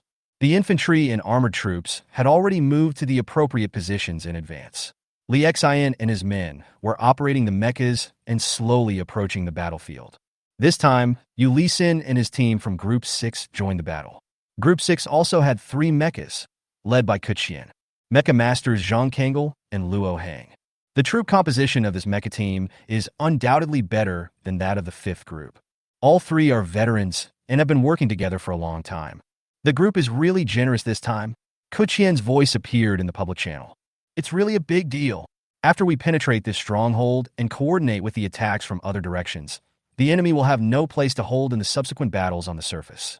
Once we take this place, we'll have to start the underground battle, so it's better to take it sooner rather than later. Jiang Lu also analyzed calmly. Old Jiang, do you think we can all get a silver sword medal this time? Kuqian asked with a smile. Jiang Lu said with a smile. Does what I say count? If what I say counts, don't talk about silver this time. I'll give you all gold ones, 2 each. Boom, boom, boom. While Li Xian and the others were chatting, the battle ahead had already begun. The first to launch the attack were the artillery units in the rear, which consisted of 2 howitzer companies, both equipped with 152mm howitzers. Each company has 8 howitzers, and 2 companies of 16 howitzers need to fire a full 2 base numbers of shells before the ground forces begin their attack. Almost instantly, 16 shells landed on the enemy's defensive position, turning it into a sea of fire. The sturdy warehouse was shaken by the howitzer explosion, and clouds of dust fell from above. Of course, this is just an appearance. The solidity of these warehouses is far beyond the ability of these howitzers to shake them. The buildings here could only be penetrated by at least heavy bombs or orbital bombing. However, the complex electromagnetic environment around made it impossible for fighter jets to carry out accurate strikes, so the Air Force provided no support at all. As for orbital bombardment by starships, that's even less likely. Because of the subspace storm, the starry sky around Guansuo has been blocked by the storm for more than 100 years. Starships cannot sail out, let alone orbital bombing. Inside the warehouse, and even on the roof of the warehouse, there were defensive positions of Milda's retainers. The position on the rooftop was relatively simple, and it was quickly and completely destroyed under the artillery bombardment. Perhaps the enemy had predicted this, so the defense of the warehouse on the top was relatively simple. The Real defense is inside the warehouse, which is dark enough and has enough space to serve as defensive shelters. Inside one of the warehouses was the enemy's temporary headquarters. The battle commander here is an infantry battalion commander. The military system names and general force sizes of the Milda retinue are similar or even larger.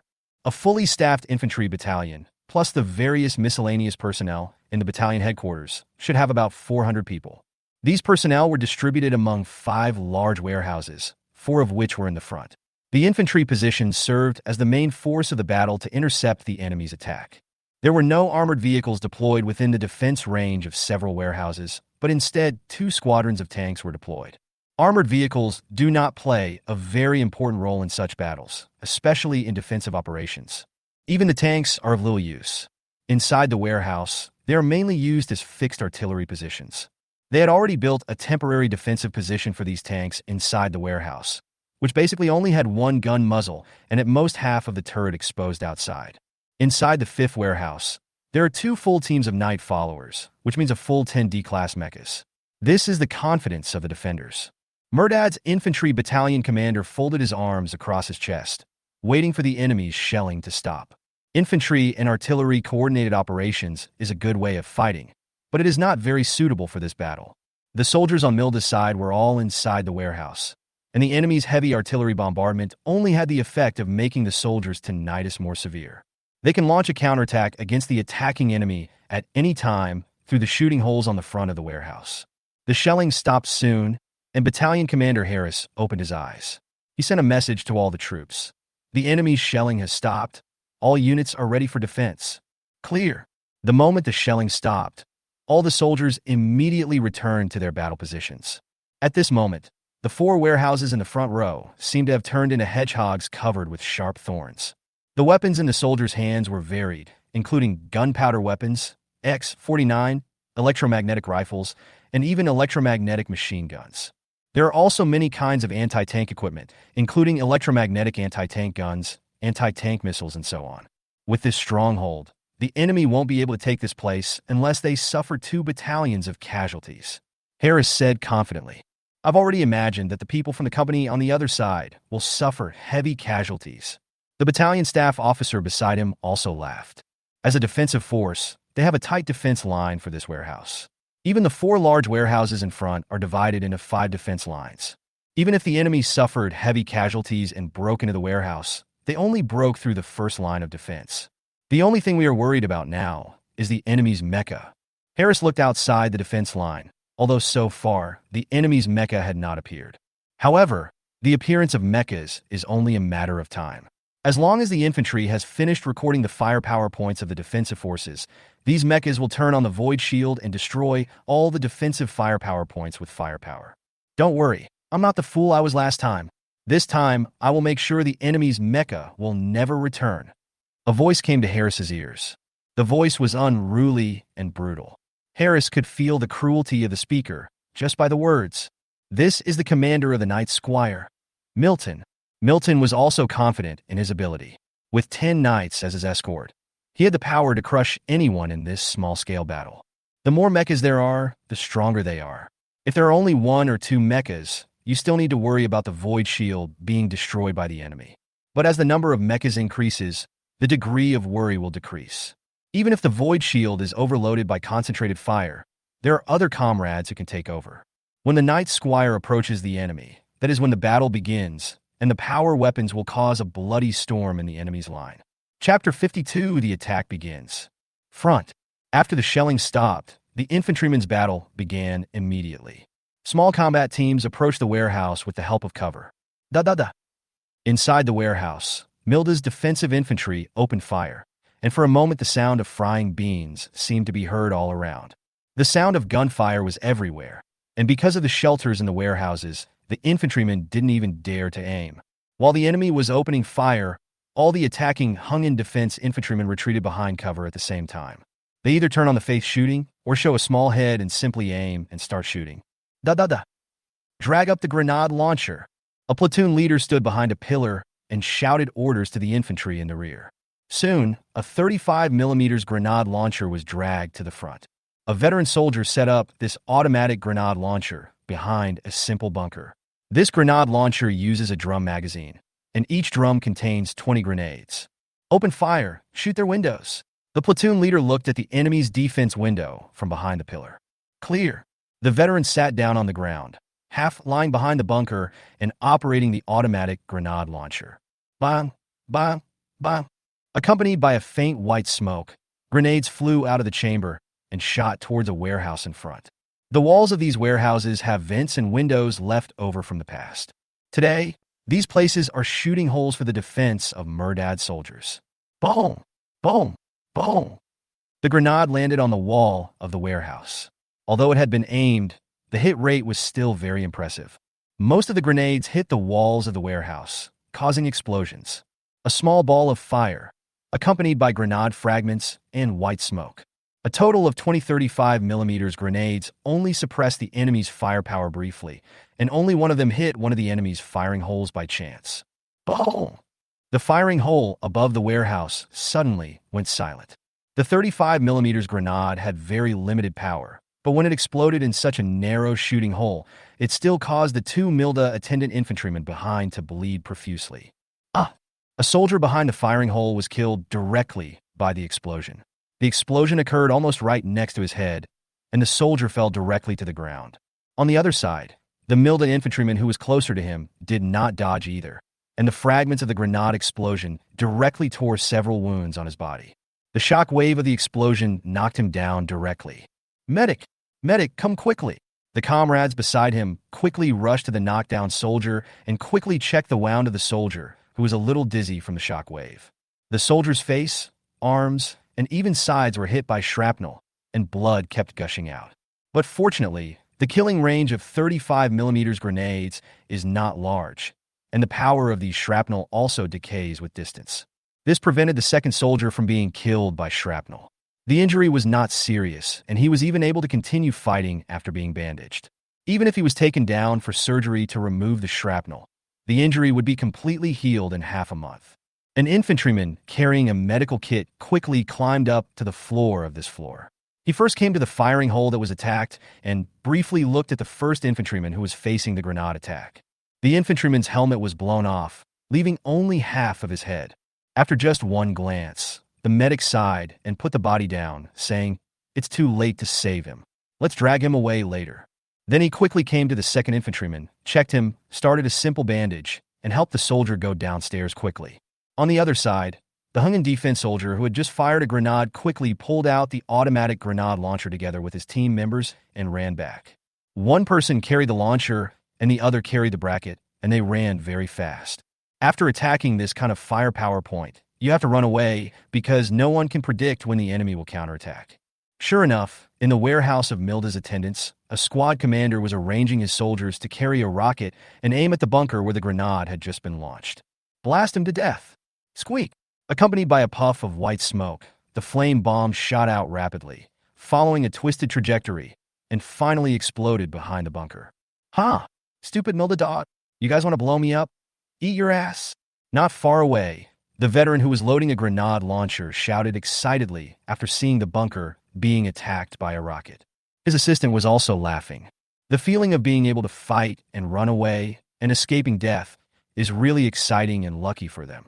On the other side, a Hungan defense machine gunner who was operating a machine gun was hiding behind a broken wall and shooting. The speed of the electromagnetic machine gun bullets was quite fast. Moreover, at this distance, there will be almost no bullet drop. But if you want to hit whatever you point at, you need to have the ability to aim accurately and be able to withstand the recoil of the machine gun. Da-da-da.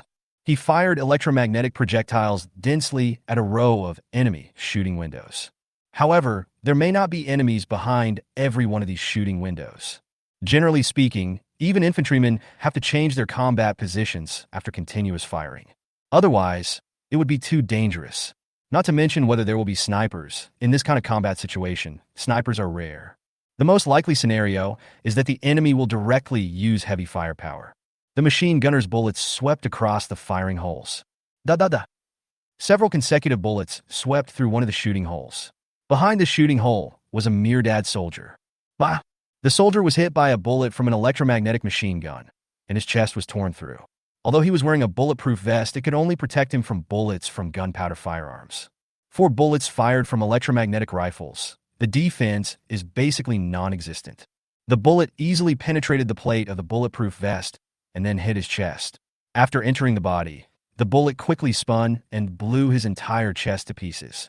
The huge impact force even knocked the soldier off the floor and onto the ground, leaving a large pool of blood on the ground. The machine gunner of Hungan defense was not so lucky either. Before he could change his firing position, he was targeted by a Milda sniper in the warehouse. A bullet accurately hit the head of the machine gunner who was lying on the ground. Bah! In an instant, as if tomato and egg soup had been spilled, the machine gunner's entire head was smeared all over the ground. Chapter 53 Precision Strike. The battle between the two sides was really fierce. From time to time, Milda's infantry were killed, and Hungan Defense's infantry also died on the battlefield. The battlefield was filled with smoke and bullets, grenades, and various rockets were continuously fired and exploded. Perhaps an infantryman just killed the enemy in the last second, and he may die on the battlefield in the next second. In such a fierce battle, the lives of infantrymen are really quite fragile. Infantry weapons are always like this, with high attack and low defense. When they're strong, they can take down a tank carrier with an anti-tank missile, but they can also end a life with a single bullet. What's more, in a battle like this, the firepower projected is not just bullets. Call for tank support. A platoon leader of Hungan defense was lying on the ground behind the bunker. Their platoon was almost overwhelmed by the enemy's dense firepower and dared not raise their heads. The enemy's firepower was strong, and they had more complete cover and positions, so this platoon of hung-in defense infantry could only fire based on their faith. Even changing positions became difficult. No one dared to change position under such intensive firepower, but not changing position did not mean safety. A grenade or rocket might fly over in the next second and blow them into ragdolls. Hearing the support of his infantry, an infantry company commander quickly communicated with the armored forces. Soon, a deer hunter tank moved to the rear of the platoon's position, with only one gun barrel exposed. Behind the enemy's firing window, a machine gun position that had just been moved continued to fire. Da-da-da. The machine gun was operated by a two-man team. The shooter's face flushed, and he roared as he pulled the trigger. Dense bullets were fired from the muzzle, attacking the enemies outside, and the bullets fell like raindrops. Inside the deer hunter tank, the commander commanded the tank to start aiming. Lock on the enemy's firepower point and give him a good beating. No problem. I'll kill him right now. The fire controller grinned and aimed at the firing point that was still spitting out flames. Load the high explosive bombs. Bah! A high explosive bomb flew out of the chamber and hit the firing point accurately. Boom! The shell hit the firing window directly, and the flames of the explosion swept across the firing point inside and outside. The fragments directly blew the two-man machine gun team at the back into a ball of bloody mist. After the shooting window, the two soldiers were torn to pieces by the explosion. Even though they were wearing armor, they could not save their lives. Tank! Tank! In that direction, the anti-tank team. Knock them out for me! Milda's squad commander roared, and they quickly locked onto the deer hunter tank, but the next moment, the tank retreated again and disappeared behind the cover point. Murda's anti-tank team wanted to find the enemy, but now they couldn't find any. Not to mention tanks. Even infantrymen rarely show their heads now. Most of them simply aim and then retract their heads. On the battlefield, the loudest sounds are those of bullets firing and shell casings falling. After an infantryman used up several magazines in succession, he quickly retreated and hid in a bunker dozens of meters away to rest. This is their temporary resting point. He simply sat on the ground, took out bullets from his backpack, and loaded the bullets while observing the situation on the battlefield. Not far away was Li Xian's mecha. He was watching this scene through the mecha's aiming equipment. He laughed and said, "It seems that these infantrymen really are off duty after firing bullets. It's pretty cool to see these infantrymen like this." When Zhang Lu heard this, he also took a look and said with a smile, "What's so cool about that? Is it as cool as you are now? You're still lying in the mecha cockpit." That's true. However, Li Xian and his team didn't have much time to rest, and soon it was their turn to go out. The infantry commander on the front line has sent the intelligence recording the enemy's firepower points to the mecha commander. The firepower point map has been updated, and the mecha support troops are dispatched. Li Xian, you go. Zhang Lu issued the combat order. "We will cover you from behind. If the enemy mecha appears, don't hesitate. Retreat first." Li Xian did not hesitate at all. Yes, he needs combat experience, and this kind of positional warfare is a good opportunity. Moreover, there is a distance between the two sides, so Li Xian only needs to shoot from the back. This is a good time to enrich his experience. Li Xian in the cockpit began to stimulate spiritual energy, which surged rapidly and filled the entire mecha. 03 dagger sergeants begin to move. The mech's void shield activated, while his armored shield also hung on his left arm. When firing, you only need to turn the armored shield sideways to achieve the effect of aiming and firing. In front of Li Xian, through the aiming of the chip, each firing point was marked on the warehouse in front. 0. Calculating shooting parameters. Estimated enemy firepower hit. Calculation complete. You can start shooting. A tiny buzzing sound began to sound, and the six-wheel electromagnetic cannon began to rotate. Thump, thump, thump. Dense rain of bullets shot out from Li Xian's left arm, accurately hitting every shooting window. Boom, boom, boom, boom. The shooting windows were hit one after another. The power of the 20mm machine gun shells was not very good, but that was for armored targets. These shells are really fatal to the infantry. One infantry firepower point after another was blown up, and the firepower points on an entire wall were silenced almost at the same time. However, although the mecha is very powerful and the chip's calculations are amazing, it cannot predict every firepower point. Inside the warehouse, there was already widespread grief. At least half of the firing points were killed by Li Xian, The body parts of Milda's soldiers were scattered all over the ground, and there was blood everywhere. The sticky blood dripped down along the floor. Aim at the enemy mech. All anti-tank weapons, fire at him. The commander of Milda Company at the rear of the position roared. Immediately afterwards, several anti-tank teams quickly took their positions, not just in the warehouse in front of Li Xian.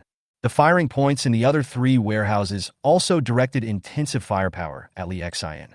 After all, it is different from infantry. Infantry only needs a small cover to hide their bodies. But mechas are different. They're too large and have already opened fire, so they cannot hide their bodies at all. Da-da-da. Bang, bang, bang, bang. Various firepower covered Li Xian, but basically posed no threat. After firing continuously, Li Xian anticipated the enemy's counterattack. He directly put the armored shield in front of himself, and the deflection force field on the shield began to take effect. Almost most of the attacks fell on other places to the side. Chapter 54, Difficulties. Bullet. Small artillery shells. Even anti-tank missiles were deflected. Boom! A rocket was reversed and landed on the side of Li Xian's mecha. The explosion only caused a flame, but did not cause any attack to the mecha. Not far away was an infantry group, hiding in a depression. An infantryman looked up at Li Xian's mecha and said with envy, "This mecha is so cool. Luckily, we weren't standing nearby. Otherwise, we would have been hit by the rocket."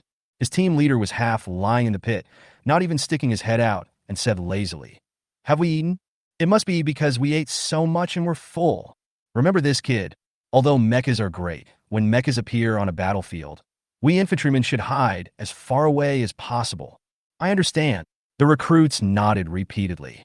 Don't you think about it? Can we interfere with the attacks that the mecha can resist? Another veteran leaned out and looked at the firing point in the warehouse ahead that had gone silent. He said, "Look at the other side. It's terrible. Let's just fire 2 shots. It's worth the salary. Unless it's our turn to be the vanguard, otherwise, we should finish shooting so we can get off work." After saying this, the veterans around couldn't help but laugh. Of course, Li Xian, who was on the mecha, did not notice this scene. He waited until the enemy's heavy firepower was fully released, then pushed away the shield and continued to launch fire attacks. Squeak! A plasma cannon fired at the firing point of another warehouse, followed by intensive machine gun fire. However, this time was different from the initial attack. On Milda's side, all the soldiers on the first line of defense heard the orders from commanders at all levels. Everyone retreat to the second line of defense. These infantrymen evacuated the first line of defense in a hurry, ready to let the enemy into fight. After the second round of shooting, Li Xian's results were relatively much smaller. Looking at the enemy firepower points that had been silenced one by one, Li Xian began to report. 03 report, the enemy firepower points have been temporarily wiped out. 01 received. Retreat first and restock your ammunition. Zhang Lu replied, and then he continued to upload orders to the headquarters. Soon, a new combat order was issued, but this time it was not to Li Xian and his men, but to Hung in defense. An infantry company commander issued an order to the platoon leaders below. Send your platoon forward to scout the enemy. At the same time, the armored force on the other side, 3 Deer Hunter tanks, also received the order. The commander, who was originally standing on the turret, quickly put on his helmet and flexibly got into the tank. Boom! 3 Deer Hunter tanks drove out from behind the bunker and drove along the road to the front of the warehouse. Fire a flare first. The commander commanded from inside a Deer Hunter tank. Bang! A flare was fired into the warehouse. Although the effect was very poor inside the warehouse, it at least allowed the members to see the situation inside the warehouse clearly for a short period of time. At the entrance of the warehouse, it was almost blank, with only some broken bricks and stones. It can hardly be called a bunker. Basically, all the things piled up in the warehouses have been piled to the back. It was obvious that the enemy had established a new line of defense here. It is not easy to win this battle. Li Xian's mecha retreated a little to the back, where he reloaded ammunition while observing the situation ahead. In front, the infantrymen have been advancing cautiously and are now staying outside the walls of the warehouse. There was no way. Now they were all worried that they would face heavy firepower from the enemy once they entered. Throw some fluorescent light in there. The leader of a combat team spoke to the soldiers. Then, one by one, the infantrymen took out military fluorescent sticks, twisted them open, and threw them into the warehouse. Although there was light, no one dared to go in. Everyone saw that there was no shelter in the warehouse. So which infantryman would dare to go in? Not to mention infantry, even armored vehicles, and even mechas would not dare to go in under such circumstances. But the battle cannot be stopped just because it is difficult. After a quick communication among the commanders, the action began at the front. A team of infantry quickly passed through the passages between the warehouses and came to the rear of a row of 4 warehouses. They set up a simple line of defense here to guard against enemy support from the 2 warehouses in the rear. If they had a plan, they would even want to attack the 4 warehouses in the front from the rear. Fire a smoke bomb. The commander gave the order. Soon, the 2 howitzer companies in the rear loaded special ammunition, and huge smoke bombs were fired into the passage behind the warehouse. Separate the 2 warehouses in the back row from the 4 warehouses in the middle row. In the passage, an infantryman quickly came to the warehouse gate and threw a glow stick in from behind. As a result, when he saw this, he suddenly felt a little overwhelmed. Report. Behind the second row of warehouses is also the enemy's defense line. It's not easy to fight either. When the commanders heard this information, they immediately felt uncomfortable. Originally, they were thinking of attacking from both sides, which would certainly disperse the enemy's defensive firepower, but now they saw that it was completely impossible to attack from behind. Unless you continue to attack backwards and launch an attack directly from behind the third row of warehouses. But in this case, the battle line is too long, and an infantry battalion plus the current armored forces are completely unable to achieve this. The enemy has mechas. Once the battle line is stretched too long, the most likely thing to happen is that the enemy will gather mecha troops, and one assault may eliminate the troops in one attack direction. What should we do? The commander of the infantry battalion communicated with his staff. Everyone felt a little confused. The situation inside the warehouse is far more complicated than what appears on the surface. Although the warehouses in the first row had been occupied by Hung-in defense, they were also deliberately abandoned by Milda's retainers. Although they needed to rely on this warehouse group for defense, time was limited and they could not utilize all 3 rows of warehouses, and they did not have enough troops. However, the 2 rows of warehouses at the back are utilized quite well. It's not just the defense line on the surface. These warehouses also have interconnected passages underground, where infantry can change positions, and even tanks can move back and forth. Whether the enemy disperses and attacks these warehouses or concentrates their forces, they will have to face intensive firepower attacks. Unless the entire warehouse is demolished, there will definitely be huge casualties. Chapter 55 Civil Engineering Work. What should we do? Infantry Battalion Commander Ji Song felt at a loss. The staff beside him, as well as the commander and staff of the armored forces, were also communicating in a timely manner. Of course, it was not just the armored forces, but also the commanders of the Mecha support forces who joined the meeting remotely. Can we let the Mechas open the way? Ji Song took the lead in asking a staff officer of a Mecha unit into projection on the side. The staff officer said without hesitation, "No, now is not the time to have a lot of Mecha troops. If our Mecha troops are fully replenished, we can open the way for you. But we can't do that now. If there's a loss, how are you going to cope with it later?" "Where is the Skull Crusher?" asked the staff officer next to Ji Song. "No, they're used to deal with the enemy's mecha troops. We still need to keep this trump card." Ji Song sighed upon hearing this, then looked at several staff officers with complicated expressions and said, "Then let's fight hard. Let the tanks and armored vehicles fire smoke bombs into the warehouse, blast the ground inside the warehouse, and forcibly create a shelter." "Yes, Battalion Commander." The front line quickly received orders from the headquarters. A series of operations were also carried out in a timely manner. The first was the mecha troops.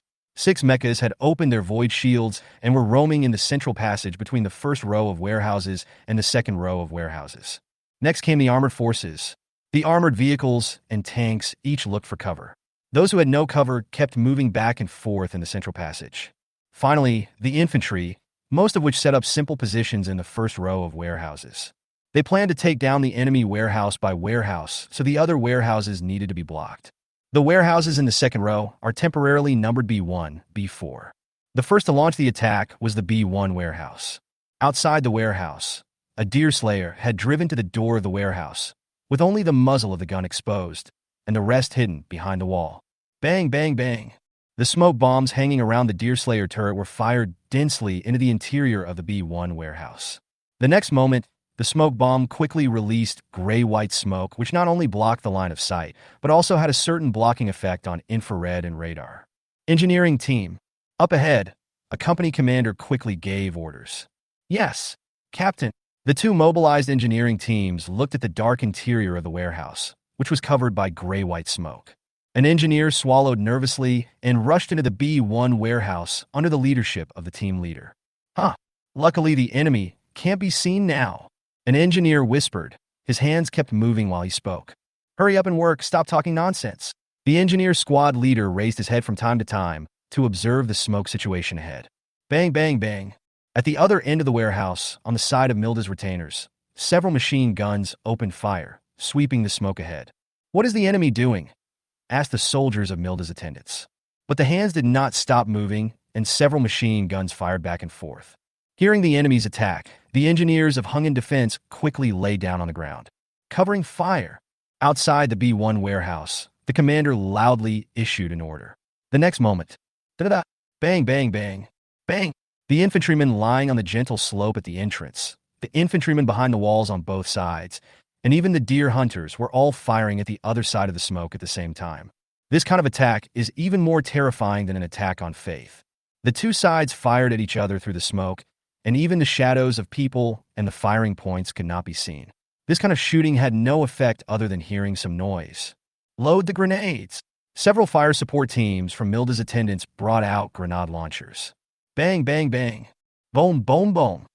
A small rifle grenade exploded at the door of the warehouse. Although neither side could see the other, the defense line in the warehouse had already prepared for shooting and had a clear idea of the location of the door. A series of grenades killed several infantrymen of Hungin Defense who were lying at the door. The infantrymen at the door scattered almost as soon as the first grenade exploded, and it was a long time before they dared to crawl over to collect the bodies of their comrades who were killed in the explosion. Bang, bang, bang. On the Deerslayer turret, the reloaded smoke bombs continued to be released, hiding the enemy's sight once again. After a long while, several engineers hunched over and escaped from the warehouse. How are the preparations going? The company commander asked, grabbing an engineer. No problem. Just wait and hear the sound. However, they still haven't started the detonation. If they did, the other three warehouses would definitely have made preparations in advance, and the engineers would be in danger by then. Therefore, after arranging the explosives in the first warehouse, the engineers immediately went to the other three warehouses to arrange them. During this period, the most consumed items were smoke bombs and explosives, but for Hungin Defense, this was really a small amount of money. When everything was ready, the engineers pressed the explosion button. Boom! Boom! Boom! A series of explosions occurred inside the warehouse. Flames shot up into the sky, and then stopped at the top of the warehouse. Some flames even spewed out from the front door. The power was really impressive. Inside the warehouse that exploded, the place has changed drastically. The original concrete floor has been shattered, revealing trench-like passages. Although these trenches were poorly constructed and very uneven, some were deep and some were shallow. But they are sufficient to serve as a simple line of defense so that the infantry entering the warehouse to fight will not have to face the enemy's firepower with their flesh and blood. Come in. Behind him, the commander kept shouting, and the infantry of each combat team took advantage of the smoke and rushed into the warehouse. Some of them even carried sandbags and other simple shelters into the warehouse. The enemy also sensed something was wrong and kept pouring fire into the smoke, but the impact on the soldiers was quite limited at this time. When you can't see, you will always get the distance wrong when shooting with rifles or machine guns. The smoke bombs released by Hungin Defense have covered the area for several hours. Even if the enemy soldiers have good memories, they will make mistakes at this time. The formal attack started from B1. The other three warehouses were not idle either. Some infantry entered and launched a feint attack. Da-da-da! Bang, bang, bang. When the smoke in the B1 warehouse dissipated, the two sides immediately began an intensive exchange of fire, with various machine guns and cannons firing back and forth. They actually built a trench in front of our defense line, said a company commander of Milda, gritting his teeth. Use heavy firepower to teach them a lesson. Yes, the rocket team and the grenade team carried their big guys to the launching position. Bang, bang, bang. Squeak. Grenades and rockets emitted white smoke and fell into the trench defense line of Hungin Defense, but basically no results were achieved. On the other hand, Hungin Defense also has heavy firepower, and counterattacks such as rockets and grenades are endless. Chapter 56, Skullcrusher moves out. When the smoke in the B1 warehouse dissipated, the two sides immediately began an intensive exchange of fire, with various machine guns and cannons firing back and forth. They actually build a trench in front of our defense line, said a squadron leader of Milda, gritting his teeth. Use heavy firepower to teach them a lesson. Yes. The rocket team and the grenade team carried their big guys to the launching position. Bang, bang, bang. Squeak. Grenades and rockets emitted white smoke and fell into the trench defense line of Hungan defense, but basically no results were achieved. On the other hand, Hungan defense also has heavy firepower. Rockets and grenades were also fired continuously towards the enemy's defense line on the opposite side. Relatively speaking, the enemy's defense line is more solid and better constructed, but so what? No matter how good the defense is, it will be breached one day. Outside the warehouse, the tanks on the gentle slope were slowly lowering their turrets. The commander was adjusting the firing angle of the electromagnetic gun under the guidance of the infantry inside the warehouse. Fire. First, shoot him with a high explosive shell. Bang! Boom! As a high explosive bomb was fired, one of the enemy's firepower points instantly went silent. The battle was fierce. The soldiers extended the trenches forward little by little. After the engineers set up the explosives, they threw them directly onto the ground in front. After the violent explosion, a large pit can be directly created. The infantry only needs to rush in and make simple repairs, and it will become a small single-soldier pit. Boom! A rocket fired from inside the warehouse exploded on the front armor of the Deerslayer.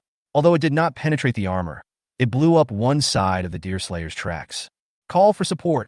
The tank crew quickly requested support. Li Xian also saw this scene. He controlled the mecha to the door of the B1 warehouse. The mecha stretched out its right arm and directly dragged the tank away from the warehouse door, avoiding the possibility of a second attack. 03. Now that we're here, provide some fire support to the infantry. Zhang Lu said. Li Xian nodded and said, got it. The next moment, Li Xian had already controlled the mecha to hide behind the wall, leaving only the 6-barreled miniature machine gun exposed. Through the fire control and sighting equipment, Li Xian quickly scanned out the dense firing points. Bang, bang, bang, bang. The 6-barreled revolver machine gun began to rotate and fire, and dense rain of bullets hit the enemy's defense line. The impact of the ammunition directly destroyed some not-so-stable semi-permanent fortifications. The shrapnel from the explosion almost swept across the entire defense line. Although the killing power was not necessarily great, it instantly suppressed the enemy's firepower and killed and injured some enemy infantry.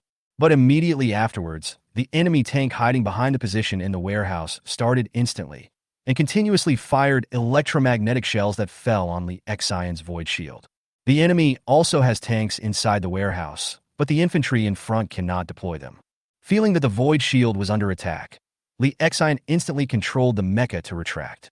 After pausing for dozens of seconds, he stretched out his left arm again and fired a plasma cannon. Squeak! Boom! Violent plasma and flames swept through an enemy position, directly burning the enemy infantry into a pile of charcoal. As for the tank, after just a glance, Li Xian temporarily gave up the idea of attacking. These tanks are all behind the bunkers, with only a small exposed area. Moreover, even with a plasma cannon, it is impossible to deal with the tanks in the bunkers. At this time, it would be more cost-effective to kill some enemy infantry. With the support of mechas, the casualties of the Milda infantry suddenly increased a lot. Should we go into the warehouse and directly attack the enemy's defense line? Li Xian looked at the fighting situation inside and felt eager to try. Don't be impulsive. We don't know where the enemy's night squires are yet. If we go in, we will be blocked inside.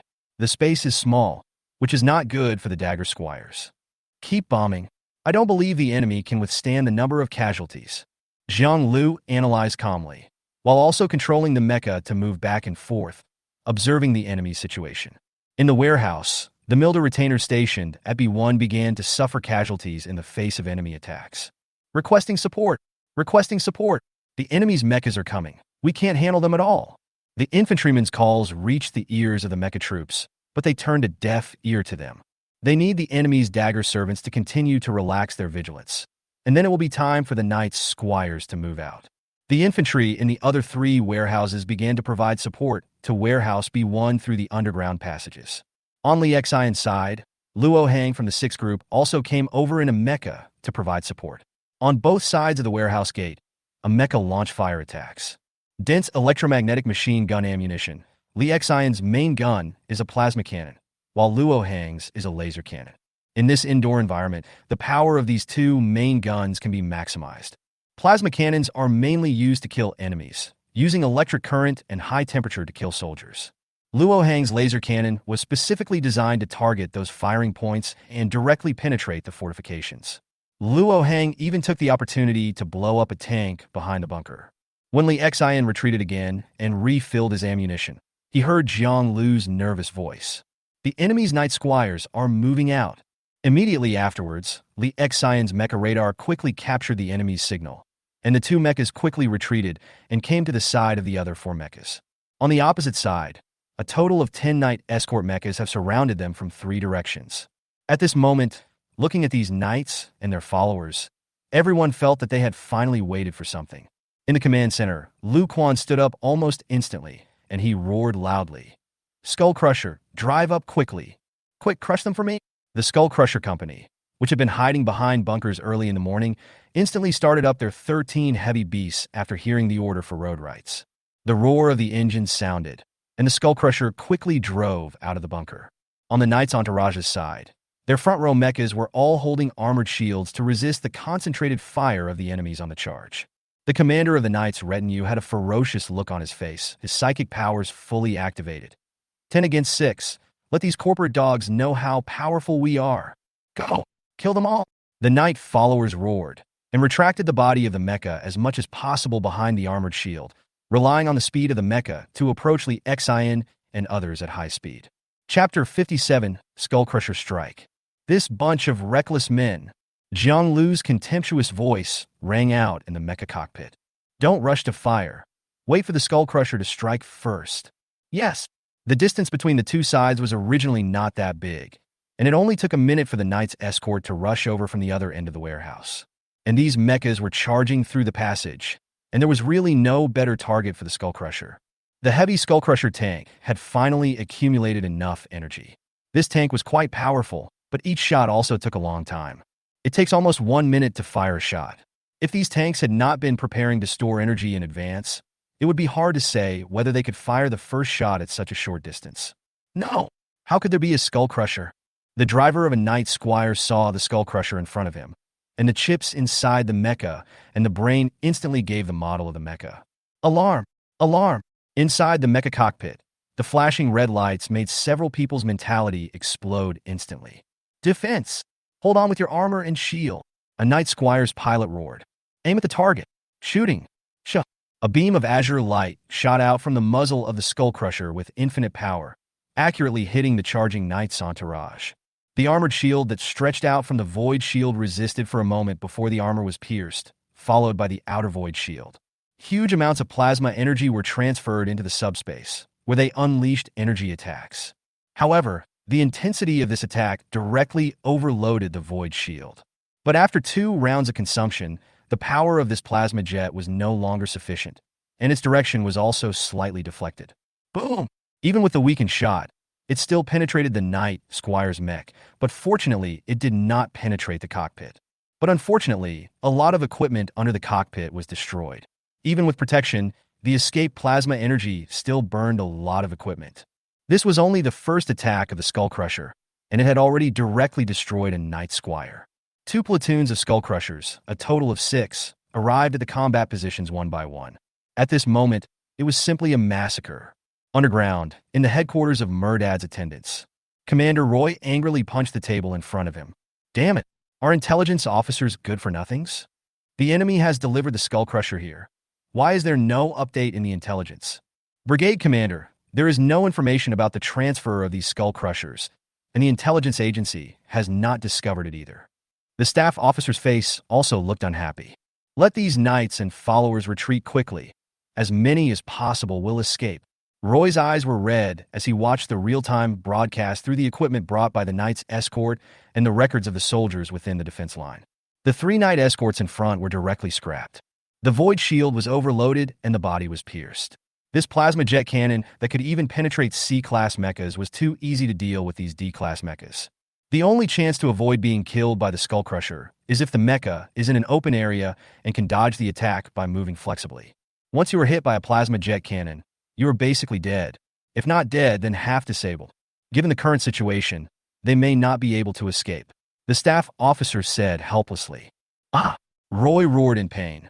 On the other side, in the outpost of Hengan Defense, Lu Quan and Ji Zhizhuan are cheering here. Well done! Hit them hard! Lu Quan's face was full of joy. This time, he had mobilized the Skullcrusher tanks just to ambush the enemy's mechas.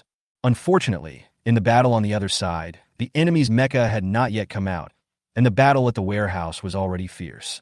2 platoons of 6 Skullcrushers concentrated their fire at once and directly blew up 3 Night Squires. The other 3 Night Squires also had their void shields overloaded and their equipment severely damaged. Deer Hunters, come on, hit them hard! Ji Zhizhuan commanded in a voice that was almost a roar. Now is the time to make a contribution. As long as we take down this stronghold, the offensive and defensive line of the entire B zone can be said to be unobstructed, and there will no longer be any solid defense line. After issuing the combat orders, Lu Quan and Ji Zhizhuan sat back contentedly. Brother Lu has made a lot of money again. I believe that after this battle, the level will rise again. Ji Zhizhuan said with a smile. It's too early to say now, but it's always good to be able to make a contribution. Lu Quan said with a smile. Brother Ji has definitely made a lot of contributions in taking this place. The 2 men smiled at each other, and the command center was filled with excitement. Kill! Don't give them a chance to escape. Zhang Lu roared and rushed towards the enemy with Li Xian and Feng Dai. There are still 3 mechas surviving here. One has a void shield overload, and the other 2 are basically in intact condition. In the other 2 passages, the 6th group's attack direction was towards 2 Knight escorts with intact void shields. In the center, there were 2 Knight escorts whose void shields were overloaded and whose equipment was severely damaged. This is the easiest place to take, but the Skullcrusher can handle it. If the mecha comes again, that would be too unreasonable. Isn't it obvious that they're trying to steal the credit? The most difficult direction is the 5th group, but the credit for taking it is also the greatest. The most important thing is that this is the passage closest to the 5th group. Zhang Lu and Feng Dai rushed to the front, and Li Xian followed behind them. Bang, bang, bang. The 12 mounted sawtooth ant rocket nests on Li Xian and Feng Dai's shoulders opened instantly, and they only paused slightly to facilitate the aiming of the rockets. Bang, bang, bang. A total of 48 105 rockets were fired without any pause. At this moment, the passage ahead turned into a huge sea of fire, with flames and fragments from rocket explosions everywhere. The flames were blocked by the warehouse walls on both sides, forcing the power of the explosion to be compressed. No! The mecha, whose equipment was damaged and whose void shield was overloaded, had no chance of surviving such an explosion. The fuselage was directly damaged and the cockpit was directly destroyed. As for the pilot, he was deader than dead. My void shield can't hold up anymore, the driver of a knight attendant exclaimed, and the void shield outside the mecha flashed for a moment, then completely entered a state of overload. The next moment, his face turned pale, and he went directly into a state of psychic backlash.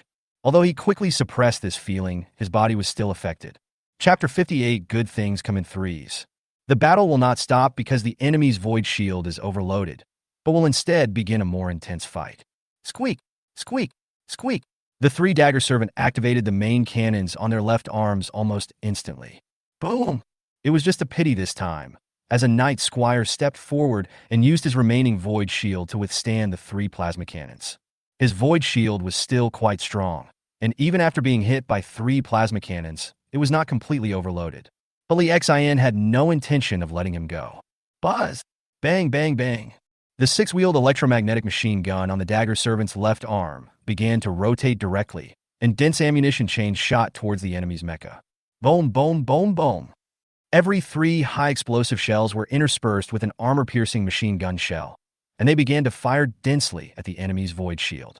Such an attack is also a major threat to the enemy's void shield, especially now that it is almost approaching the defense limit of the void shield. With the intensive fire of machine guns, the enemy's void shield finally couldn't hold on and was completely overloaded when it was about to face close combat. At this moment, Zhang Lu and Feng Dai, who were running very fast, stopped instantly. Well done! Don't fight them in close combat. Just shoot them from a distance. Zhang Lu and Feng Dai's voices echoed in the cockpit. Who will want to engage in close combat when the enemy can be dealt with remotely? Anyway, the shells are free and the energy is reimbursed by the group. We can't run away. Let's fight them. A pilot in the cockpit of the Knights, Squire, shouted with gritted teeth. Rush! The 2 mechas quickly changed direction. They originally wanted to escape, but now their void shields were broken. So how could they escape? Rather than leaving your back exposed to the enemy and being constantly attacked from a distance, it is better to fight at close range, even if it means both of you die. Seeing the enemies turning around and rushing towards them, Jiang Lu and Feng Dai were not worried. They simply put the armored shields on their left arms in front of them. 03. Continue your long-range attacks. 02. And I will stop the enemy. No problem, Li Xian responded. D. The Knight Squire roared and chopped Feng Dai's armored shield with the power axe in his hand. The defensive power of this armored shield is similar to that of the Dagger Servant's body armor, but its thickness is even more amazing. Even a power axe can't penetrate it with one strike. At this time, Li Xian had already rushed past the mecha that was blown up. A notification suddenly came from the psychic chip. Capture the escaping psychic signal. Psychic signal is being transcoded. Seeing this notice, Li Xian was instantly overjoyed. Good thing you came.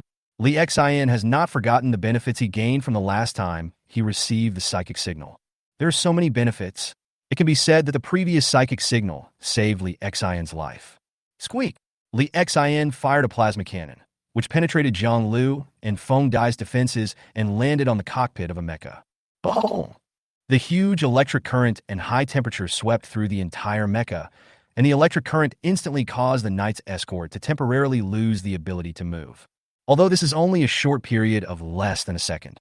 But even in such a short time, he was still caught by Jiang Lu, who had considerable combat experience.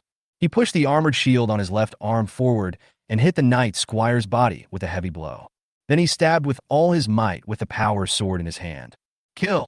The power sword pierces the enemy's armor directly, even if the enemy's Knight Squire driver has recovered from the stiff state. The power sword also pierced the armor, directly rendering some of the equipment ineffective. This was not the end. Jiang Lu pushed away the armored shield and fired a cannon at the Knight's attendant opposite him. The strong plasma cannon instantly fell on the gap made by the power sword again. The strong plasma was directly injected into the internal equipment of the Knight's escort. The strong current directly burned many devices. This time, the combat effectiveness of this Knight escort was directly reduced by more than 50%. Take my halberd! Behind him, Li Xian roared in the cockpit. The six-wheel electromagnetic machine gun has basically no killing power on the enemy mecha at this time. The plasma cannon also requires time to charge, so Li Xian discarded his armor and shield while firing and continued to move closer. Now, taking advantage of the good opportunity, he grasped the power halberd with both hands and stabbed directly from the side of Jiang Lu. Li Xian's halberd was aimed at the enemy's cockpit, and unlike Jiang Lu simply used his right arm to stab. Power swords deal limited stabbing damage. However, Li Xian's halberd was not only powered by the mecha's arms, but also relied on sufficient powerful kinetic energy. Sizzle! The light blue power halberd blade, with the help of powerful kinetic energy, pierced through the enemy's cockpit directly like a hot knife cutting butter, accompanied by the flash of electric sparks. Ah! The driver of the Knight Squire only had time to let out a scream at the last moment of his life before he was completely killed by the decomposition field. The corpse was broken into two pieces, blood spurted out, and then was evaporated by the decomposition force field. Capture the escaping psychic signal. Psychic signal is being transcoded. Again? Li Xinxin was delighted that good things would come in pairs today. No, D. The last remaining Knight follower was like a madman, waving the power sword in his hand, but facing a 3-on-1 situation, he had no room for counterattack. This time, Li Xian didn't even have a chance to grab a kill. Jiang Lu and Feng Dai used their shields to block and counterattack repeatedly. Every time they counterattacked, they used power weapons to leave scars on the enemy's bodies. Sometimes plasma cannons are used. After each hit, the Knight's followers' movements become slower. Originally, Li Xian wanted to grab the kill, but after thinking about it, he decided not to do so. Now it was obvious that he had killed one person. At the same time, the rockets he and Feng Dai fired also killed a Knight's escort. The harvest this time was not low. Jiang Lu was the commander of the team, and Li Xian's military achievements meant that he also made military achievements. In addition, he and Li Xian worked together to kill the second Mecha Master, so he also deserves some credit. Only Feng Dai did not gain anything from the last war, so Li Xian could not rob him openly this time. Otherwise, it would be a bit ignorant and not conducive to unity. After all, Feng Dai is now bearing the enemy's counterattack. Li Xian's performance was not very good to begin with, and it would be a bit inappropriate for him to snatch the kill again. In the end, the enemy's knight entourage was constantly harassed by the three people's plasma cannons, and Feng Dai pierced the cockpit with his power sword. The third knight squire was eventually killed in the battle. Chapter 59, Retreat Underground. Ha ha, cool. Now, each of us has a knight mecha. Feng Dai shouted. The joy in his tone was beyond words. Okay, be careful and alert and quickly see how the others are doing. Zhang Lu's tone seemed a little happy, but he still did not let his guard down. Li Xian obediently picked up the armored shield he had dropped. At the same time, he listened to the communication between Zhang Lu and other commanders. The fifth group has already dealt with the enemy in front of them. How are the other units doing? It's been solved. Both are dead. The commanders of the sixth group and the two tank platoons all reported the situation on their side. After all, the tank platoon was the one who resolved the battle the fastest because the enemy on their defense line only had one mecha. After waiting for the plasma jet cannon to accumulate energy, it took it away with one shot. Zhang Lu from the fifth group and Ku Qian from the sixth group solved the enemies at about the same speed. At this time, Li Xian's chip finally received a new notification. Transcoding of unknown psychic signal completed. The psychic signal has weakened. Please check the options below to download the information you want. 1. D2, level mecha long-range shooting skills 67%. 2. D4, level mecha general driving skills 36%. 3. D4, level universal mecha close combat skills 43%. 4. D4 level mere dad general knowledge 63%. Li Xian was delighted, thinking that what is coming will eventually come. Compared to last time, there is one less bed skill available this time, but the 4 useful options are still there. Now Li Xian's own melee and range combat skills are both at D2 level, but range skills are easier to practice and less risky. Li Xian chose the third option, the D4 level general melee combat skills, without much hesitation. Next, Li Xian felt that his spiritual energy was being consumed rapidly, and at the same time, his scalp was numbing. According to the prompts from the chip, the progress of his own mecha melee combat skills was also improving rapidly. D2 level general close combat skills 12%, 13%, 23%, 45%. Ultimately, the number remained at 52% at level D2. By absorbing the driving experience of killing a driver, Li Xian's melee skills improved by an amount that would take at least 2 months of training to produce. The effect is really powerful. Just when Li Xian finished absorbing the psychic signal of the second mecha was also transcoded and quickly absorbed. Then came the third signal. This time, when Li Xian saw the number, he was even more excited. The others didn't even appear in Li Xian's eyes. 3. D5. Level Universal Mecha Combat Skills 88%. This is the most powerful psychic signal absorbed by Li Xian, and it is actually a D5 level fighting skill. Moreover, it is not only of a high level, but also the most complete. The skills of the previous two are only 30 to 40%, but only this one has more than 80%. This level should be the same combat level as Zhang Lu. Unfortunately, even such a master did not get any advantage when facing an opponent of the same level and being besieged by Li Xian, an accessory. Download, start. Li Xian checked the third option, and the next moment, all kinds of fighting skills were poured into Li Xian's mind like a cramming machine. His melee skills were also improving rapidly at this time. D2 Universal Mecha Melee Combat Skills 74%. D3 Universal Mecha Melee Combat Skills 1% to 14%. Call. Too strong, really too strong, Li Xian murmured in his heart. Although he knew that there would be a significant increase after the psychic signal was downloaded, he never expected that the increase would be so great. He looked at his skill level in the chip and felt indescribable excitement. D4. Level Universal Mecha Close Combat Skills 3%. This is a direct leap to heaven. Straight to D4 level. My talent is really too strong. Li Xian's face was filled with excitement. Now he had finally gotten rid of his rookie strength and had a better chance of saving his life on this battlefield. This battle is truly worth it. Not only are there rewards after the battle, but you can also receive so many benefits during the battle. I love these knights and squires. Li Xian was thinking in a messy way.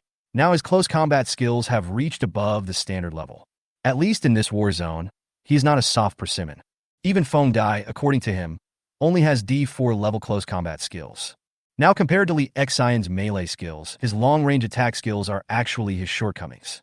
But it's not a big problem, at least when it comes to fighting these knights' followers. Inside the warehouse, the infantry battalion commander of Milda's attendant army looked like he had lost his soul at this moment. These were 10 knight escort mechas, and they were gone just like that with a loud bang. Battalion commander, what should we do? The staff officer at the side asked anxiously. How many people do we have left? The battalion commander asked after taking a deep breath. There are only more than 200 people left, and only one tank was lost. The others are in good condition. The staff officer replied quickly. Report to the brigade commander and request retreat. The battalion commander closed his eyes in pain. Yes. The report of the retreat was soon delivered to Roy. His eyes were almost red, and he was extremely angry. 10 knights and his followers were gone, just like that. Although he was prepared to accept the loss, he did not expect it to be so huge. Facing the retreat request from the infantry at the defensive point, Roy slammed the table. Withdraw. Just know to retreat. The chief of staff beside him quickly consoled him. Commander, you should let the troops withdraw. Now that they have no mechas to cover them, they will be wiped out if they don't withdraw. The enemy knows that without the threat of the mecha, these company people will definitely send the dagger servants into the warehouse to attack. By then, we may not be able to retreat even if we want to. Of course, Roy knew that what the chief of staff said was right, but he just couldn't swallow it.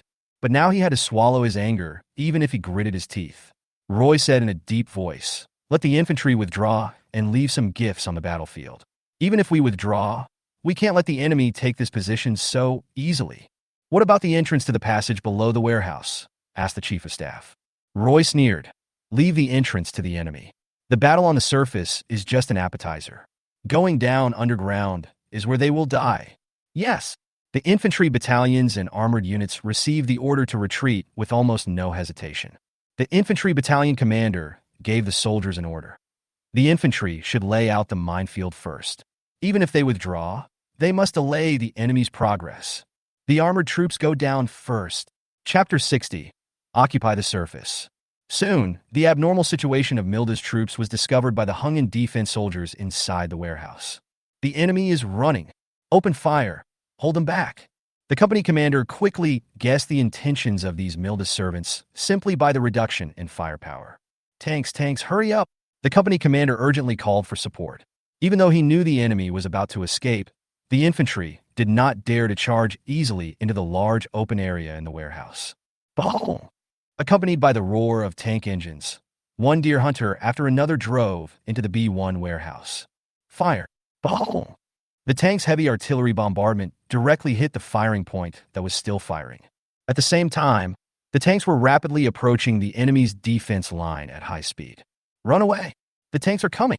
The infantrymen who were still laying the minefield quickly retreated and fled towards the underground passage. There was also an anti-tank team trying to stop the enemy. But as soon as they took out their anti-tank missiles, they saw almost all of their comrades around them fleeing. I took another look and saw that the deer hunter tank was moving very fast and was about to reach me. How could I dare to stay there any longer? Don't show your head. Let's escape too. The assistant gunner simply stuck his head out to take a look, which attracted a barrage of bullets from the tank. This time, the main shooter didn't dare to show his head and ran away with the anti-tank missile. Halfway through the run, he even lost the anti-tank missile. What the hell are you doing? Why are you all running away so quickly? The main shooter said angrily, then quickly avoided the minefield, went into the underground passage, and quickly fled to the rear. The deer hunter tank quickly drove to the enemy's defense line, and then it stopped. It is true that they are tanks, but the height of this defense line is too high, at least 2 or 3 meters, and it is also quite solid. Not to mention their tanks, even if the infantry wanted to get up there, it would take some effort. The tank stopped some distance away from the defense line and continued to fire bursts of machine gun fire, sometimes firing 1 or 2 shots. But there seemed to be a silence behind the defense line, and no one opened fire. The infantry behind the deer hunters watched this scene, and the commander quickly gave the order, rush over and get behind the tank. Send a few more people up to check the situation. Damn it, these people can't all escape. A short-tailed rat armored vehicle quickly drove into the warehouse, and then came to the bottom of the enemy. The infantry boarded the vehicle directly and climbed onto the defense line with the help of the armored vehicle. An infantryman raised his head alertly, took a quick look, and quickly reported. Sure enough, there is no one left on the defense line. They all ran away. Hearing these words, officers below the platoon level non-commissioned officers, and even soldiers breathed a sigh of relief. Who likes to fight in a war, especially these low-level soldiers? Company commanders, battalions, and even higher-level commanders are positioned in the back, so even if a fight really breaks out, the casualty rate is very low. However, the casualty rate among the officers, non-commissioned officers, and even soldiers in these platoons and squads is too high.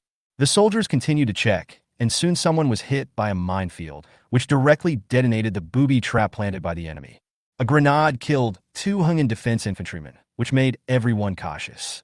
Outside the warehouse, the Mecha troops have received news that the enemy has escaped. Immediately, Li Xian and his mechas stopped advancing. The enemies have all fled, so there's no point in going in again. Just leave the cleanup of the battlefield to the infantry, or something. Li Xian and others were on guard on the side. It took the infantrymen a whole afternoon to clear the minefields left by the enemy. During the whole process, only the 2 soldiers at the beginning died. They were indeed unlucky. The cleaning of the battlefield went very smoothly. Li Xian and his team's several mechas retreated directly to the back of the warehouse in the occupied area to prevent being hit by hidden artillery. After the mecha troops captured this stronghold, they easily swept through the entire war zone. The enemy is on the surface and is basically in an undefended state. Even if they encounter a battle, they will run away at the first sign of trouble, giving you no chance to engage in combat. In such a combat situation, the casualties exchanged between the 2 sides were even greater than the losses suffered by Hungin defense. There is no way. The enemy always launches sneak attacks. They just fire a few shots or cannons and then run away. Sometimes soldiers were killed, and when they looked up to find the enemy, they found that the enemy had already run away. The battle has reached this point, and the enemy has no intention of continuing to fight Hungin defense and blueprint on the surface. In the command center, Lu Quan and Ji Zhizhuan are communicating. Ji Zhizhuan sighed and said, "The casualties now are even greater than during the previous siege. The enemy is like a rat. They run away after hitting you and don't give you a chance at all." "How have the enemy's underground exit been resolved?" Lu Quan asked. "Basically, everything we found has been blocked, except for a few large exits. All the others have been blocked to prevent the enemy from running up and shooting," said Ji Zhizhuan. On the projection screen in front is a topographic map of the entire Behemoth Steel plant. As can be seen from above, the Behemoth Steel Works has been almost completely occupied. There are small flags on the map. The black ones represent blocked underground exits, while the red ones represent underground exits that can still be entered and exited. There were far more black flags than red ones. Originally, the Behemoth Steel plant had dozens of underground exits, including elevators and small exits with stairs. There are also large exits that can accommodate vehicles. These large exits were originally used by steel mills to pass trucks to transport supplies and raw materials to the underground. Not to mention that it would be no problem for infantry to pass through, even for vehicles, tanks, and mechas to pass through. That would be a piece of cake. In addition to several offensive and defensive battles at the Behemoth Steel Works, both sides dug up a number of new exits here, some of which only allow one person to pass through. It was in such a passage that the infantry of Milda's servants climbed out and fired cold guns and rockets, causing great annoyance to the soldiers of Hungin defense. Whenever a hole of this kind is discovered, it is simply blocked by pouring cement. Although this cannot seal it off forever, it will be very difficult for Murdad's army below to open it again. In addition to being difficult to excavate, small exits are also inspected daily by patrol teams. As for large ones, we will directly arrange combat teams to be stationed nearby to block the enemy inside. But even so, there is no way to completely block the enemy underground, let alone catch them in a jar. There must be a passage outside the Behemoth Steel Works that leads to the underground of the Behemoth Steel Works. Chapter 61, Short Break. Ever since they captured the enemy's defensive stronghold of a large warehouse, Li Xian and his mechas have been idle. There are no longer any stubborn defensive strongholds on the surface of the entire Behemoth Steel plant. Naturally, there is no need to waste the mecha's energy to sweep. At this time, more than 20 mechas have been divided into groups and stationed in some defensive positions. These defensive strongholds all have underground passages underneath. The mecha's alert defense, combined with the preserved entrances to the underground passages, will be the passages for the army to enter the underground and eliminate the enemy in the future. In the stronghold above, 2 mechas were engaging in close combat. Neither side's power weapons were deployed. They were just used for practice. "Kill!" A short sword servant holding a power halberd roared and rushed towards the opponent, thrusting the power halberd in his hand violently, and then slash quickly. The characteristics of the power halberd are brought into full play. The characteristic of the power halberd is that it can be used as a spear or as a long-handled sword. The dagger servant on the opposite side dodged quickly. The mecha seemed quite flexible at this time. It was hard to tell that this was a large mechanical creature that was more than 7 meters tall. Those involved in the battle are Li Xian and Feng Dai. Feng Dai's melee level is also D4. This is already their 7th day of practice here, and these days are considered to be the most idle time for Group 5. At this moment, Feng Dai and I should be at about the same level in real melee combat. But in training, you can't show it like this. If I can really show the same fighting skills as Feng Dai, then I may not receive any praise. Perhaps Feng Dai and Jiang Lu will start to wonder if I have been corrupted by chaos. It's really a headache. Li Xian's close combat skills improved so quickly that it was only less than 2 months since he became a mecha pilot. Is it possible to go from a rookie who knows nothing to a veteran mecha pilot in less than 2 months? Obviously, it's not possible. Don't tell others that they don't believe it. Sometimes, even Li Xian himself wondered if he had been corrupted by chaos, but it just didn't show up yet. The melee combat continues. The power weapons of both sides continued to collide and block. Li Xian was the attacker, while Feng Dai was the defender. The power halberd kept stabbing or slashing. Feng Dai, on the other hand, kept dodging, sometimes using a power sword or armored shield to block attacks. Use your power halberd to attack his lower body. Not far away, Jiang Lu's mecha was also waiting here, and he would give Li Xian some instructions from time to time. Li Xian quickly followed Jiang Lu's advice and continued to attack Feng Dai's lower body with his power halberd. This type of attack quickly made Feng Dai's defense somewhat stretched. No, it's not fun to be beaten passively all the time. And how come you're making such rapid progress? Li Xian, you can't be a genius. Feng Dai's complaining voice rang out in the mecha and echoed around. Ha! Of course I am a genius. If I'm not a genius, how could I have the honor to team up with you? Li Xian also laughed. But the attack did not stop. I really need to pretend to be a genius. Master's instructions just now coincide with my own combat experience. The D4 level close combat technique was originally intended to attack Feng Dai's lower body. But I can't do this actively. On the contrary, after the Master's guidance, I will quickly comprehend it. In this way, others will think that I am a genius who can quickly absorb the guidance and make use of it. The persona of a genius is a very useful thing. It can do more than just disguise me. It will also allow me to obtain more resource support. Li Xian absorbs the enemy's psychic signals and transcodes them into his own experience. This is a huge improvement for his various experiences. If he doesn't maintain a genius personality, he can't just come up with a D4 level melee skill all at once. This is too eye-catching. This is not what Li Xian needs. It is safer to become stronger imperceptibly. During this period, whenever Li Xian had nothing to do, he would drag Feng Dai and Jiang Lu to practice. When practicing, he first pretended to have D2 level close combat skills, and then slowly improved. Drink! Li Xian's mecha leaped up, and the power halberd in the mecha's hand chopped down heavily. This sudden attack caught Feng Dai off guard, and he was hit on the shoulder of the mecha by the power halberd. You kid is trying to launch a sneak attack. Feng Dai shouted. What are you talking about? How can this be called a sneak attack? Li Xian immediately retorted. The two sides are still fighting hard. Jiang Lu said from the side. Feng Dai, you better be more careful. If you continue to slack off like this, it won't be long before Li Xian's close combat skills catch up with you. How is that possible? How long has he only been practicing? Feng Dai immediately questioned. If my guess is correct, Li Xian's mecha melee skills should have reached the D3 level now. Jiang Lu asked Li Xian. That's right, Master.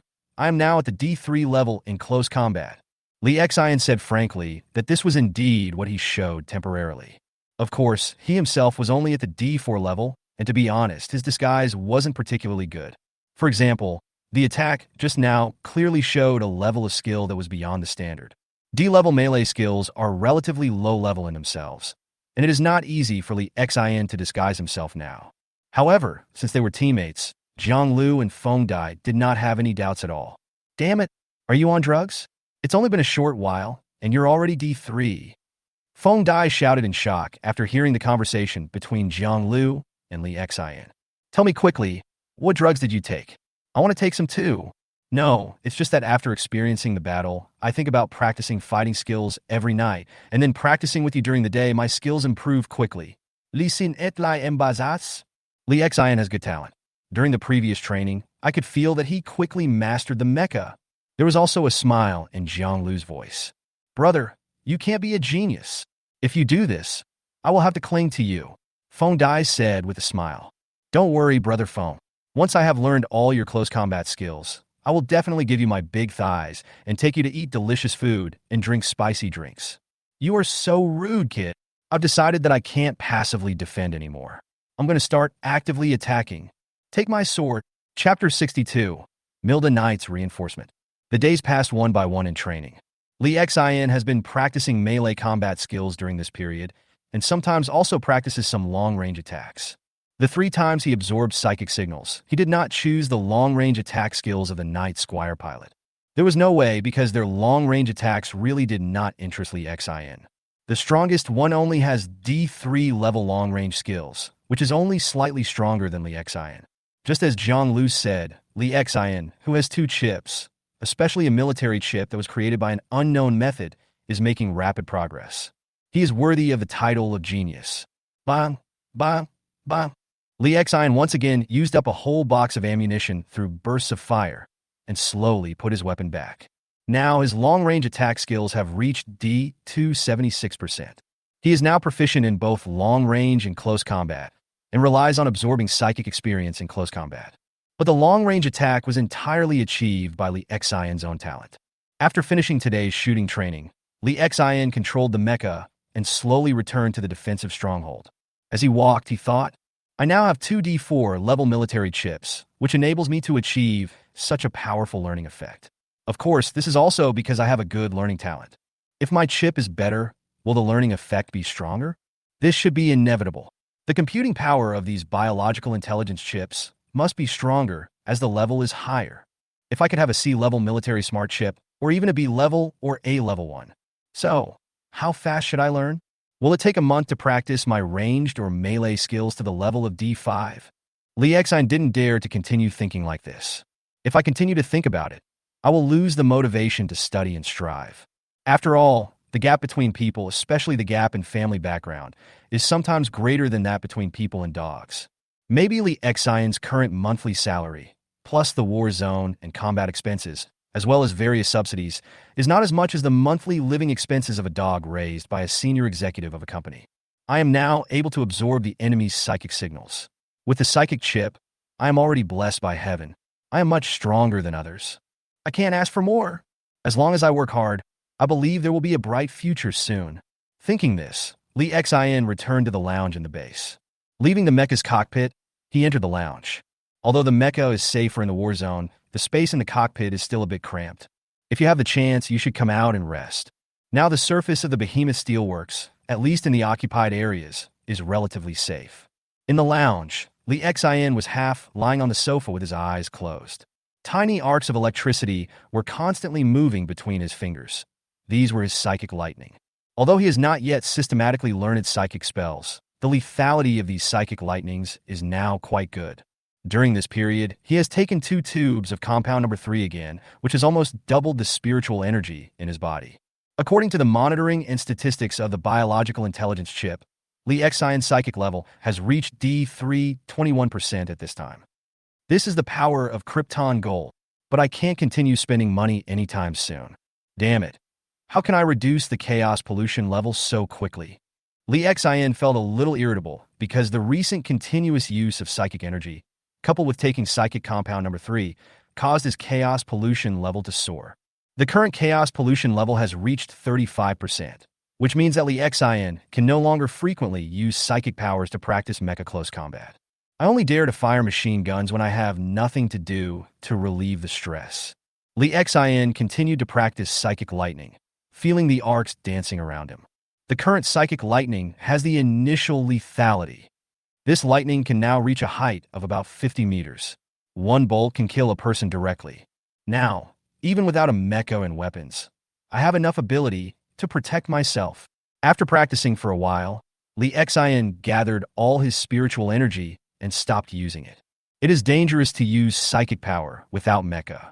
Once psychic power is used, it is like lighting a torch in the dark subspace. No one knows whether a subspace demon will pounce on him the next moment.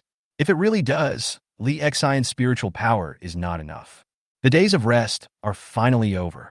Calculating the time, in the second month after Lee Xion entered the battlefield, the entire surface area of the Bishimo steel plant had been completely flattened and became the occupied area of Hungin defense. Next, it is necessary to defend the enemy's underground area. This is also a battle of extremely high difficulty. The underground combat environment is much worse than that on the surface. Especially for the attacking side, the visual environment will deteriorate first, which is not something that can be solved by wearing night vision goggles. Even with night vision goggles, the visual environment is relatively not as good as on the surface. However, this is not a problem for the mecha. Even in this underground environment, the mecha can still see all the details clearly, which is no less than during the day. Moreover, the combination of radar and psychic power can easily detect anything. The only problem is that being underground is not conducive to the control of the mecha, especially long-range combat. It is a good place to use the enemy's night squires. They can conceal their signals, maybe hide in a corner, and wait for the dagger servants to pass by, and then strike hard. But soon, most of the troops were withdrawn back to the base. There was no other reason. The enemy had begun to increase its troops. Intelligence personnel had discovered that an enemy mecha unit had entered the underground of the steel plant directly from the periphery. For safety reasons, the mecha units of the Blueprint Expeditionary Force were withdrawn. In the restaurant of the outpost, the mecha technicians from the 5th and 6th groups sat together to eat and chat. The enemy has increased its forces, and the dispatched troops have also requested support. I heard that the reinforcements this time might not be very good. Kuchian from the 6th group discussed in a low voice with Jiang Lu in the front row. How do you know? Jiang Lu also asked in a low voice. I had a meal at Lu Tu's place a couple of days ago and heard a little bit, but Lu Tu didn't discuss this issue in detail. But I guess it should be pretty much the same. With the underground environment of the behemoth steel plant, how can we take it down without killing some people? With our more than 20 mechas, the enemy has reinforced its mecha troops. If we attack again, won't it be a waste of time? Kuchian muttered in a low voice. That's true. In the battle on the surface, the Milda Knights didn't contribute much. We have sent more troops, but they are not coming out to attack actively. I think they must have prepared a big monster downstairs waiting for us. Zhang Lu's tone sounded helpless. Chapter 63 Reason. I hope there will be some veterans. If there are some new recruits here, it will be the end of us. Kuchian sighed. I don't think it's possible. How could the group's veterans be used in such a place? The battle here has turned into a mess. The elite veterans won't be willing to throw their troops here. Jiang Lu sighed. The main reason is that the dagger sergeant is not suitable for underground combat. The environment below is not suitable for performance. I drove my mecha down here for a stroll a few days ago. This place is perfect for knights to perform well. If they're all veterans, we can still achieve a good exchange ratio. But if they are new recruits, it's hard to say. Kuchian said while shaking his head. If the veterans don't come, you can just transfer us away. Lee Xian, who had been listening for a while, had a question in his mind. Since it is so difficult to fight underground, why not just blow up here? This steel mill has been destroyed to this extent. It should be of no use to me anymore. The enemies are all underground. If we just blow this place up, won't they all be buried underground? Jiang Lu shook his head and said, This is not something we can decide. This is decided by the people above. You think we want the ruins of the behemoth steel plant? What we actually want is something only they know. Kuchian also nodded repeatedly. Kuchian also added, Besides, this steel plant is not so easy to blow up. The structure below is quite complicated and has a high safety level. Even if we use a high-yield nuclear bomb, it's hard to say whether we can destroy this place. If we use other methods, it will be even more difficult. Unless we use shipborne weapons, but due to the electromagnetic environment and subspace storms outside the planet, no ship dares to go up there. Alas, this kind of place can only be filled with life. How many people died here before? Lee Xian asked anxiously. Kuchian patted Lee Xian on the shoulder and said, Do you know how many mecha support teams there were at base number 3? Wasn't there 9 before? Lee Xian thought of what Lu Quan introduced when he came here. Of course not. Director Lu is an M3 level defense director. How could he only be in charge of 9 mecha support teams? Kuchian, who was standing opposite, explained to Lee Xian, You haven't been here for long, so it's normal that you don't understand. I guess Lao Jiang hasn't told you about this. Lu Tu is the defense director of M3, and Zhang Xian and I are both M1 level team leaders. Don't you notice anything wrong? After Kuqian said this, Li Xian finally reacted. Why is there one level missing? Yes, there is one level missing, and there is an M2 in the middle. In Base 03, besides our mecha unit, there is also the armored unit of the Expeditionary Force. These armored mixed forces are lucky. Most battles are handled by Hung in defense. The difficult ones are dealt with by our mecha troops, so they are very idle. That's off topic. Previously, there were 2 mecha squadrons in Base 03. The commanders of these 2 mecha squadrons were both at the M2 level. Each squadron also had 10 mecha support teams under its command. That is to say, our original dispatched army should have 2 mecha support squadrons with a total of 80 mechas. Why is there so little now? Li Xian asked in surprise. It's because of this place. Kuqian sighed and looked at the projection of the map of the Bishimo steel plant in front of him. Are all the others killed in the battle? There are 80 mechas, and you can't be the only ones left, right? After hearing what Kuqian said, Li Xian suddenly felt that the Bishimo steel plant was too dangerous. This casualty rate is too high. How is that possible? What are you thinking? Zhang Lu interrupted Li Xian's guess. He said, the last time we took over the behemoth steel plant, the casualties were indeed high, but not as exaggerated as you might think. Of course, the losses were not low. We lost more than 20 mechas, which made the 2 squadrons incomplete. So when there was no war some time ago, the incomplete teams were transferred back to replenish the troops. Our squadron is also unlucky. After another squadron was transferred away, the squadron leader was killed in a battle some time ago, along with his direct combat team. That's why we only have so few people left in our squadron now. After Zhang Lu finished explaining, Li Xian had a better understanding of the current situation. But the fear in their hearts has not diminished at all. The casualty rate is too scary, and this is a mecha unit. Taking over the behemoth steel works resulted in a direct loss of a quarter of its production. The squadron that Li Xian is in now is not so lucky either. They were not able to withdraw to replenish troops, and their commander was killed in battle. No wonder he is an M3 level supervisor who directly commands the mecha troops. I thought the mecha troops had higher command authority. In this way, replenishing the troops is no longer a guess, but a sure thing. I just don't know what level of troops are coming to support us. This is really a headache. Li Xian was thinking about it, but his thoughts were all random for a moment. His rank is really too low. He is still at the bottom of the food chain of this mecha unit. As an intern who has just been converted to a regular employee, how can he have any rights? Although Li Xian had achieved results in the previous 2 battles, he could even hang 2 silver medals of bravery and swords on his chest. But that doesn't prevent him from having no say in this army for the time being. Zhang Lu sighed and said, the battle at Bishimo steel plant has already turned into a mess. I don't think there will be any elite veterans sent here. Li Xian asked in confusion. Shouldn't we use experienced veterans in this kind of battle to reduce casualties? If all of them were new recruits like me, the casualty rate would be high, and the value of the mecha would be high. Zhang Lu shook his head and said, it is because it is a bad battle that the probability of sending elite troops is low. After entering the underground, the survival rate of veterans is not much higher than that of new recruits. There must be passages left by mere data outside that can support the enemy forces underground. An elite veteran pilot is worth more than the mecha. If the veteran dies here, what will happen to other battles in the future? On the contrary, here, the mecha pilot recruits who survived a few battles become veterans, and they can be exchanged for veterans of the Night Squires. This is very cost-effective. Li Xian's eyes suddenly lit up, and he said, the value of a mecha pilot is higher than that of the mecha, so why are our salaries so low? Chapter 64 C-Class Pioneer. Ha ha ha ha! Zhang Lu and Kuqian couldn't help but burst into laughter. Kuqian said, the value of elite veteran mecha pilots is high, but that is relative. Just because you are useful doesn't mean you should be paid a high salary. Oh, this is really not good news. Li Xian sighed. Okay, our income is already high. Just think about the income of those infantry and armored soldiers. Isn't this much better? Kuqian said with a smile. That makes sense when you think about it. If Li Xian was not lucky enough to become a mecha pilot, but joined the army as an infantryman or armored soldier, this month's income might not even be enough to pay off the loan for buying chips. If that's the case, then it's really fucked up. After fighting desperately on the battlefield for a month, he was left with nothing, not even enough to pay off the loan. There is no purpose in this life. However, Li Xian still had a question.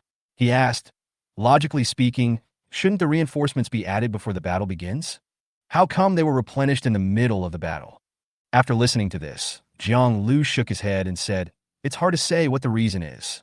Blueprint doesn't have many standing troops. Most soldiers and mecha divisions will retire after working for a few years and become reserve troops. This isn't an important battlefield. We're here just to help Hung in defense. So it is quite difficult for us to send troops to reinforce them. We are in a situation where neither our father nor our mother loves us. Plus, the group's procedures are particularly cumbersome. They were able to send reinforcements in before we finish this battle. You can be happy about that. I thought the process would be faster during the war." Li Xian thought about the process and work attitude of the administrative department when he wanted to change jobs before. It was really a headache. We are at war here, but the entire group is not at war. We are used to it. It's normal that you don't understand it very well when you first arrived. Feng Dai said with a smile. But when we started the war, even though we had fewer people, it was enough to fight. When the enemy is on garrison, they won't leave too many mecha troops on the surface. It's about the same on both sides. Infantry casualties are high everywhere, but mecha casualties are mainly underground. According to the initial intelligence, the enemy had no more than 20 mechas at the Behemoth steel plant. But the enemy must have a passage outside that can directly reach the Behemoth steel plant. The intelligence personnel also said that they have increased their troops. It is unclear how many Knight Squires are stuffed there at this time. Anyway, this battle is probably going to be another meat-mincing fight. Ku Qian sighed, shaking his head. Almost 10 days passed after I heard the news that reinforcements were coming. Reinforcements finally arrived at the base. This time, more than a dozen Pelican-class transport boats arrived, forming a black mass that directly filled the air above the entire outpost base. They couldn't even land at the same time and could only land in turns while the other Pelican-class transport boats were still hovering in the air. From the landing Pelican-class transport craft, a number of dagger attendants walked out. These dagger servants look much brand new. In comparison, the mechas of Li Xian and his men look a bit weathered. The dagger servants walked out of the transport boat and lined up neatly in the outpost base, with each combat group close to each other. 1, 10, 20. Gradually, more and more dagger servants came out. Gradually, the veterans who were originally standing in a row suddenly felt something was wrong. Ku Qian's voice rang out in the 5th group's team channel. "Lao Jiang, this doesn't look right. What's wrong with this number?" "I don't know. This is indeed something wrong," Jiang Lu said. There are now more than 70 mecha troops, and the number is still increasing. There was still a transport boat hovering in the air that had not landed. More and more mechas drove into the base. And later on, Li Xian even saw taller mechas appearing. "What kind of mecha is this?" Li Xian asked. In front of us, a mecha appeared that was 1/3 taller than the dagger servant. This mecha did not walk out by itself, but was towed out by a tractor. Both the ranged and melee weapons of this mecha appear to be much larger than those of the dagger squire. When it comes to land combat mechas, in most cases, bigger is beautiful and more is better. A larger size means more equipment, thicker and longer weapons, more powerful firepower and longer endurance. Jiang Lu's steady voice sounded. "This is a C-class mecha, pioneer type. C-class mecha. So, they're M2 level commanders?" Li Xian asked. "Yes, our squadron leaders are usually C-level pioneers. I didn't expect that Wutai Pioneer would come this time." Jiang Lu's voice was full of shock. "There's nothing I can do. There are just too many this time." There were already about 170 to 180 D-class dagger servant mechas gathered in the base. Even if 40 mechas form a squadron, plus the veterans originally in the base, there are 5 squadrons of mecha troops gathered here. However, seeing such a large number of these mechas, Li Xian and his friends did not feel happy. If there are more troops to support, that is definitely a good thing, but if the number is too large, that does not mean it is a good thing. Something bad has happened. So many mechas have come back this time. It's definitely not just for the Behemoth steel plant. Ku Qian murmured. There are too many of them. There are at least 5 squadrons here, plus the vanguard of Wutai. Let alone taking over the Bishimo steel plant. It's enough to turn this place upside down. Jiang Lu sighed. This is going to be a big battle. Listening to the voices of the 2 team leaders, Li Xian could sense a hint of fear from their tone. Li Xian was thinking in his heart. Come to think of it, it makes sense. Only those in the rear would like war. Although it's easy to make military achievements on the front line, it's also more dangerous. Especially the little soldier. I'm starting to panic now. Originally, mechas had an absolute dominant position on this battlefield. Even if there was danger, it would be for the infantry and armored troops. But something is wrong now. Now, all the D-class mechas have become soldiers. Now the position that Li Xian and his team had originally occupied has fallen to those C-class mechas. They are the rulers on the battlefield, while Li Xian and other D-class mechas have now become ordinary soldiers. Chapter 65 Promotion. And all the mechas were still in the process of landing. Lu Quan's armored jeep came in front of the 9 original mecha teams lined up. Lu Quan was the first to speak. Have you seen so many dagger attendants? The original 20 or so veteran dagger servants opened their mecha cockpits at the same time, waiting for Lu Quan's next words. Lu Quan smiled and said, "These mechas are all newly added to our expeditionary force. How do you feel about them?" "Boss Lu, there are so many of them. Can we go back and rest?" A team leader said jokingly. Lu Quan laughed and scolded. "Go back, it's unlikely to go back for the time being. These mecha pilots are all new recruits who have just completed their training and have not yet been on the battlefield. If you go back, who will lead them?" "No way, there are almost 200 mechas, and they are all new recruits?" Kuchien said in shock. "No, but it's almost the same. There are only about 20 active veterans in this batch of mecha troops, all of whom are team leaders of mecha teams, and the others are new pilots or reservists who were called back after retirement." After hearing this, Jiang Lu pointed at the rows of mecha troops in amazement and said, "Are these all new recruits and reservists?" "Lu too. You can't joke with us." Lu Quan's face darkened, and he said, "Do you think I'm joking?" Lu Quan continued, "Now there are 2 good news. Which one do you want to hear first?" Kuchien said, "2 good news? These mechas are all rookies. How can we have good news?" Lu Quan ignored Kuchien and took out his tablet computer and said, "First, the good news is that this batch of mecha troops are all for you." "What's the meaning?" At this moment, not only Li Xian didn't understand, everyone else was a little confused. From now on, all of your combat teams will be dismantled and added to the mecha team in front, and you will serve as the team leader of the combat team. "What? Ludo, what's going on?" Almost everyone who heard this asked in a low voice. Lu Quan looked at everyone with his tiger eyes and said, "Did you see those 5 C-class pioneers? This is the second good news. The 9 team leaders are now blessed. 5 of them have the opportunity to be promoted. Later, when I finish reading the promotion notice, your ranks will be promoted to M2. This time no one interrupted what Lu Quan was about to say, because everyone was shocked by the news. They had all seen these 5 pioneers, but no one thought that these pioneers were left for them. Among the 9 of you, 5 will become squadron leaders. The others will be team leaders." When the 9 original team leaders heard this, they looked at each other almost at the same time. They were all confused when they saw each other, and there was also a hint of competition. Li Xian was thinking, "Team leader, I've heard of this organization before. It's a temporary wartime organization under the squadron leader, usually commanding 3 teams within the squadron.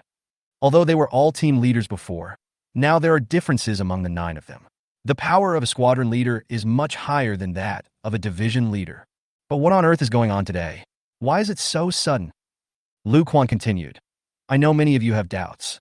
Ask them now, and I will answer them for you." Jiang Lu was the first to report. "Report. Ask.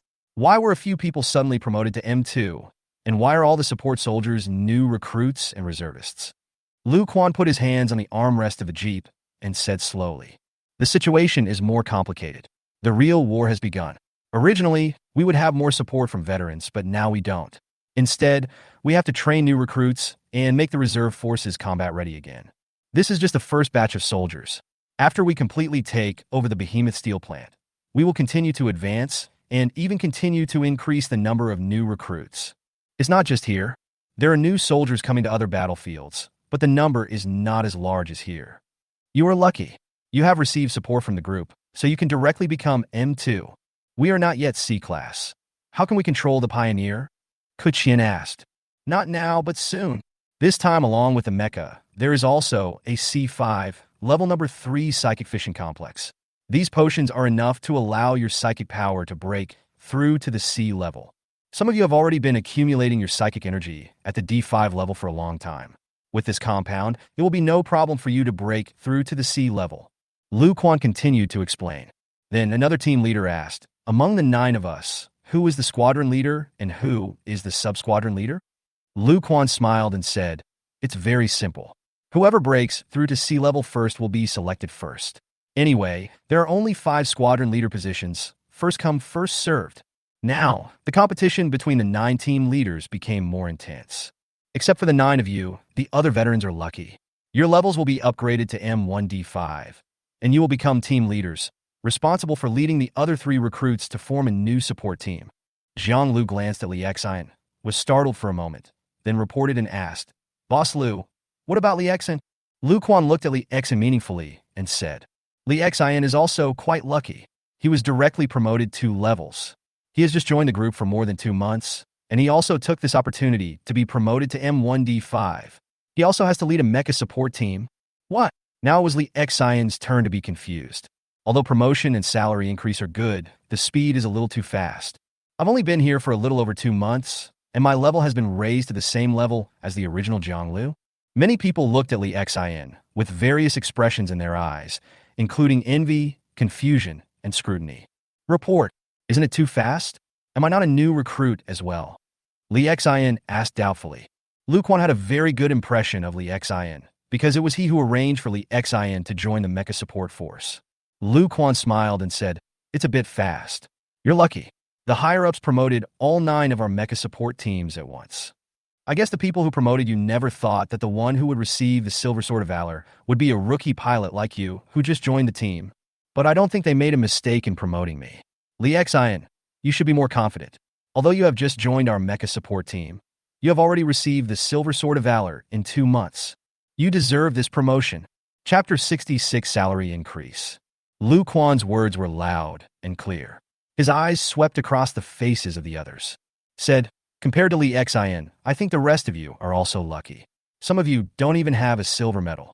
Li Xian, a new recruit, is able to fight bravely on the battlefield. He even has 2 kill stars on his mecha. And those of you veterans who only have training time but no kill stars, reflect on this. Have I ever fought seriously or trained seriously in all this time? Compared to Li Xian, I think some of you are lucky enough to have caught this great opportunity and received a promotion and salary increase. Lu Quan's words made the veterans feel hot on their faces. Indeed, some people just thought that Li Xian was too lucky like a pig in the wind. But now after hearing what Lu Quan said, I felt like a slap in the face. In the group, it is not so easy to obtain the Silver Sword of Valor medal. You must at least kill a mecha of the same level. And you have to contribute most of the kills. If you only assist, or your contribution is small, then you can only get a black medal. Those who can be awarded the Silver Sword medal must at least have been reviewed by the group, and it is believed that Li Xian played a key role in killing the 2 mechas. As for Li Xian, he has already received 2 Silver Sword medals of bravery. If we ignore driving skills and only consider the number of kills, Li Xian's record is not inferior to that of the veteran.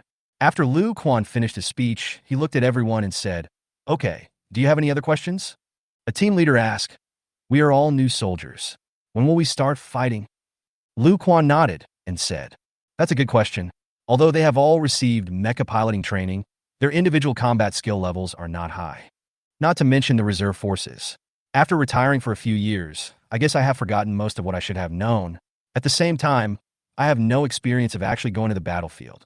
So next, you will go through 2 weeks of training and integration, and then go to the surface of the behemoth steel plant to start garrisoning. As for when to start the battle, it depends on when the enemy can no longer hold back and comes out from underground. Lu Quan's words made everyone present feel more at ease. After hearing Lu Quan's words, Li Xian immediately breathed a sigh of relief. That's good. We don't need to take these new soldiers to the battlefield right away. My melee skill is now D4, so I shouldn't be afraid of new recruits. As for command and management experience, I don't need to worry. I have lived 2 lives and 8 years of basic military training, so it's not for nothing. Promotion and salary increase, this is so cool. Lu Quan looked at everyone and said, If you don't have any other questions, then 9 of you follow me. Everyone else, the new appointments have been sent to your chips. Go and receive your new team members. Yes. Before Jiang Lu left, he glanced at Li Xian and said through the mecha communication, Li Xian, don't be nervous. Think about what I usually do and do it yourself. Feng Dai also said, Yes, Li Xian, you can do it. Your D3 level close combat skills are the same as these recruits, and maybe even stronger. In addition, you have participated in actual combat, so you will be even stronger. Don't worry, Master Brother Feng. I'll be fine. Li Xin Vipli. If you have any questions, ask me immediately. If I am unable to respond to you during my breakthrough, ask Feng Dai. Zhang Lu arranged. Feng Dai, if you have nothing to do, please pay more attention to Li Xian. Yes, boss. Okay, master. If I encounter any problems, I will ask you for advice in time. Li Xian also nodded. Zhang Lu continued. I will be promoted as soon as possible. If I can become the squadron leader, I will try my best to transfer the two of you to my team. Li Xian smiled and said, Master, you have to work hard too. I believe you will be the first to be promoted. Boss, come on. I'm rooting for you. Feng Dai also said with a smile. Okay, I won't talk to you anymore. I'm leaving now. Zhang Lu followed Lu Quan away, and Li Xian also received a promotion notice from his chip. Promotion notice. Mr. Li Xin. From now on, your employee level will be promoted from M1D3 Mecha Division to M1D5 Mecha Support Team Leader. I hope you will continue to work hard in your new position and make greater contributions to the group. Blueprint Biotech Group Defense Department. September 5th, 6123. Within 2 months of joining the company, Li Xian's employee level jumped 5 levels, which was inseparable from his own talent and hard work. Of course, luck also helps a little bit. Now, Li Xian's salary structure has changed again. First of all, his basic salary, when he was at the D3 level, was 40 energy coins per month. Now that I have reached D5, each level will increase by 5 yuan, and D5 is 50 yuan a month. The group is still as stingy as ever. Basic salary 50 plus D-Class Mecha Driver Subsidy 20 plus Mecha Support Team Leader Subsidy 20, plus Warzone Subsidy X, 1 plus Combat Subsidy X1 equals 270 energy coins per month. This time, Li Xian's monthly salary was 180 before, but now it has become 270, and his income has increased a lot. Looking at this number, Li Xian felt that he had more money than he could spend. It is true that he cannot spend all the money now. His food, clothing, housing, and transportation are all provided by the group. His weapons are mechas, which he can drive and fire at will. Normally, Li Xian has no place to spend money. The only time he needs to spend money is when he sometimes has to buy some number 3 psychic compound to enhance his psychic power. However, Li Xian cannot use this number 3 complex casually now. He can only use 2 tubes at most a month. Now he has not used up the 400 contribution points that came with the medal as a reward for killing 2 Night Squires. However, having money is always better than having no money. Although his monthly salary is only more than 200 yuan, it does not prevent him from driving a Mecha Dagger Squire worth more than 100,000 energy coins to fight. After reading the notice and calculating the salary and benefits, Li Xian officially followed the navigation of the chip and went to lead his team members. Several notifications have appeared above the navigation. The first piece is information about the 3 new recruits under Li Xian, including their training base, training results, and the current level of combat skills they possess. The second piece of information is the hangar information currently used by Li Xian's combat team. These hangars are all located within this outpost. Although they're a bit simple, they have everything they need. Li Xian was considered lucky. There were only 40 hangars in this base, which could accommodate a squadron. His hangar is located in this base, while other people's hangars may have to be located in other bases nearby. Chapter 67 New Soldiers. The third one is about the supporting soldiers of this mecha team. A mechanic team, 3 auxiliary soldier teams, and their equipment. There is also information on the equipment that comes with it. Li Xian first clicked on the first message, a message about his 3 mecha pilots. 3 people, Wei Qian, Gan Honkai, and Ling Yangping. The staff levels of these 3 people are all M1D3 trainee mecha masters at this time. He's at the same level as Li Xian more than 2 months ago. Unless he has made great achievements, it will take at least half a year before he has the opportunity to become a regular employee. Li Xian opened their information one by one to learn about their training status. After reading it, he breathed a sigh of relief and at the same time heaved a sigh of relief. These 3 are all standard graduates. Their grades are not low, but not high either. The data shows that their long-range and melee combat levels are both at the D3 level. For Li Xian, these interns have a certain fighting capacity, but they are not too strong. This has both advantages and disadvantages. The advantage is that with Li Xian's ability, he can quickly convince these interns and make them obey his orders honestly.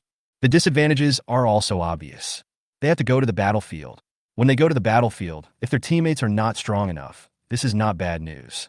The graduation comments of the 3 people were all somewhat similar. Li Xian even guessed that these comments were written in batches.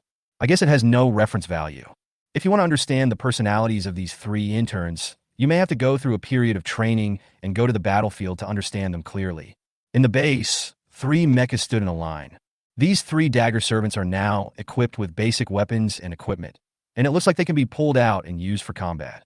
On both sides of him, tens of meters apart, were other dagger attendants who were also waiting.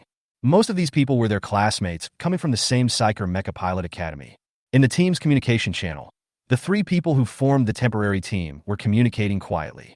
We are lucky enough to be sent to the Hungen defense side to start the war. I heard that the intensity of the war here is much lower than other battlefields.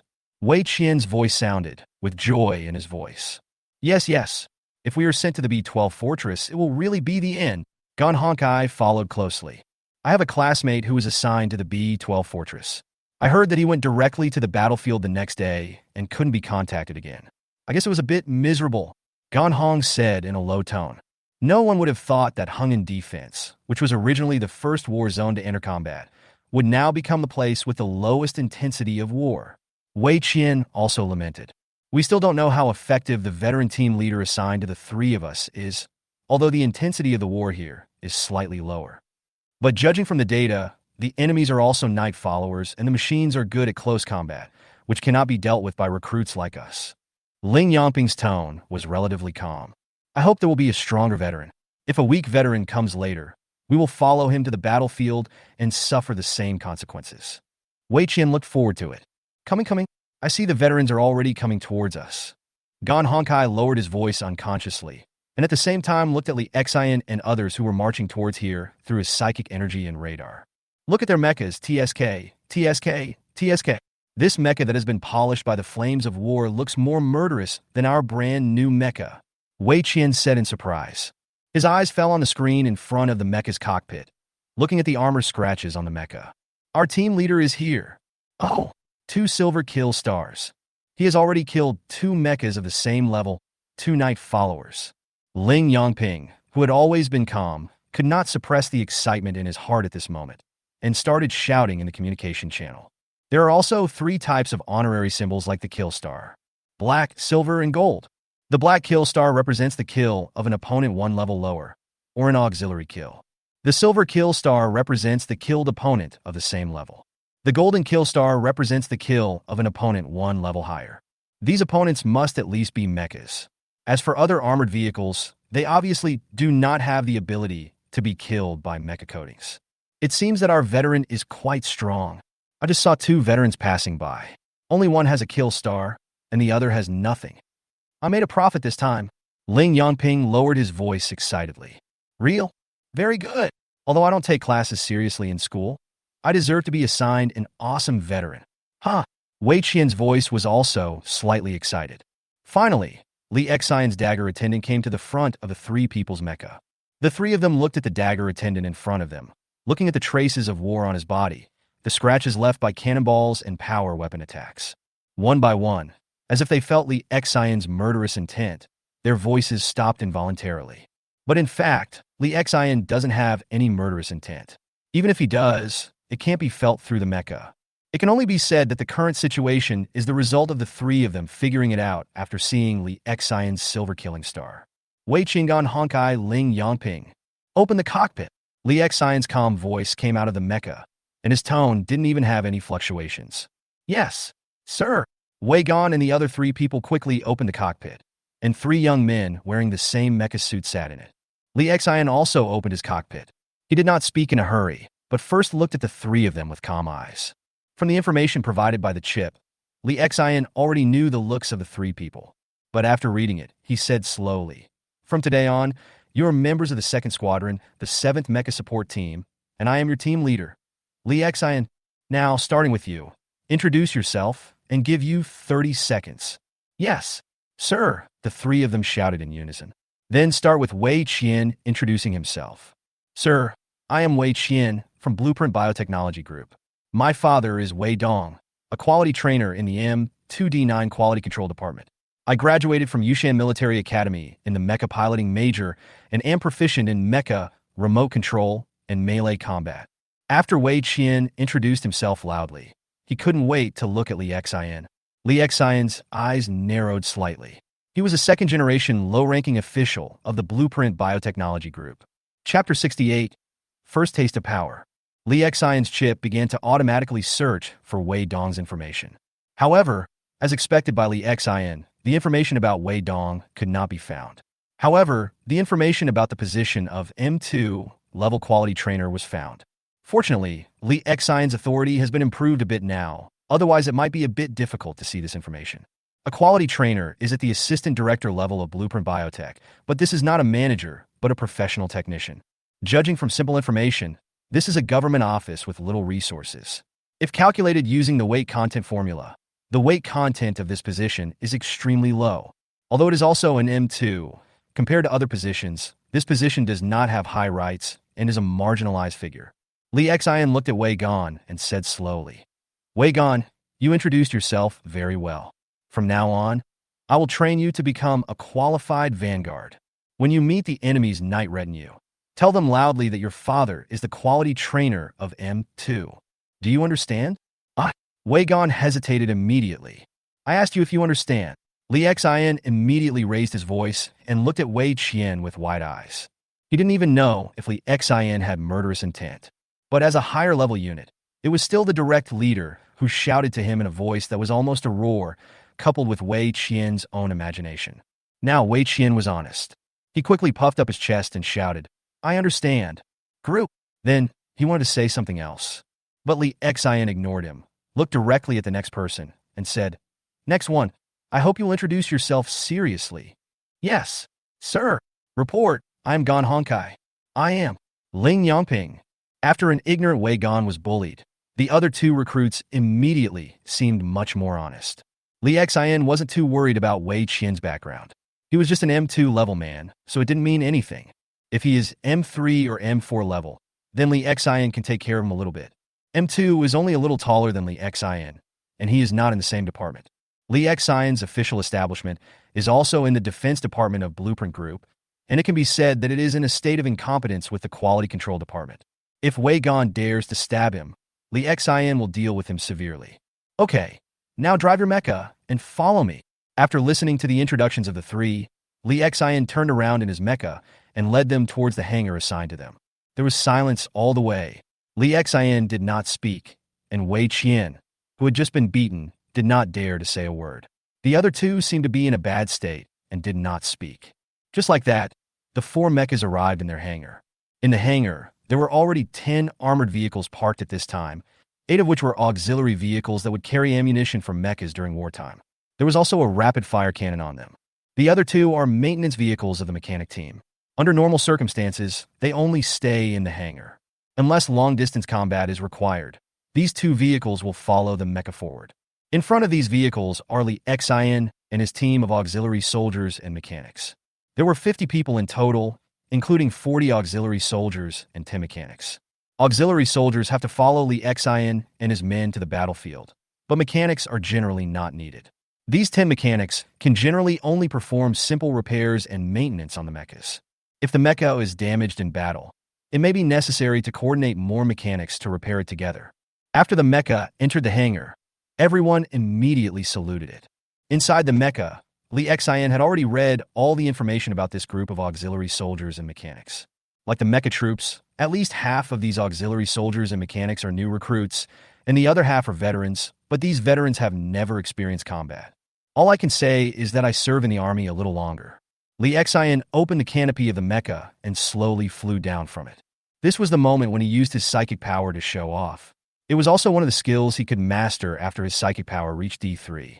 Of course, his current psychic power could only support him getting on and off the mecha, and he couldn't fly any farther. But at this moment, pretending to be cool is enough. Compared to Li Xian's smooth operation of getting off the mecha, the other 3 people could only climb down from the mecha slowly. Salute! The squad leader of the auxiliary soldiers, the team leader of the mechanics, and all the auxiliary soldiers and mechanics under their command saluted at the same time. Li Xian and the other 3 also returned the salute. From now on, you will officially join the 7th Mecha Support Group under the 2nd Squadron as Mecha Auxiliary Soldiers and Mechanics. Please give a brief introduction of yourselves. Yes, sir. Report. I'm Peng Hongwei, currently serving as the Auxiliary Squad Leader of the 7th Mecha Support Team. Report. I am Feng Jing. Report. I am Li Junfa.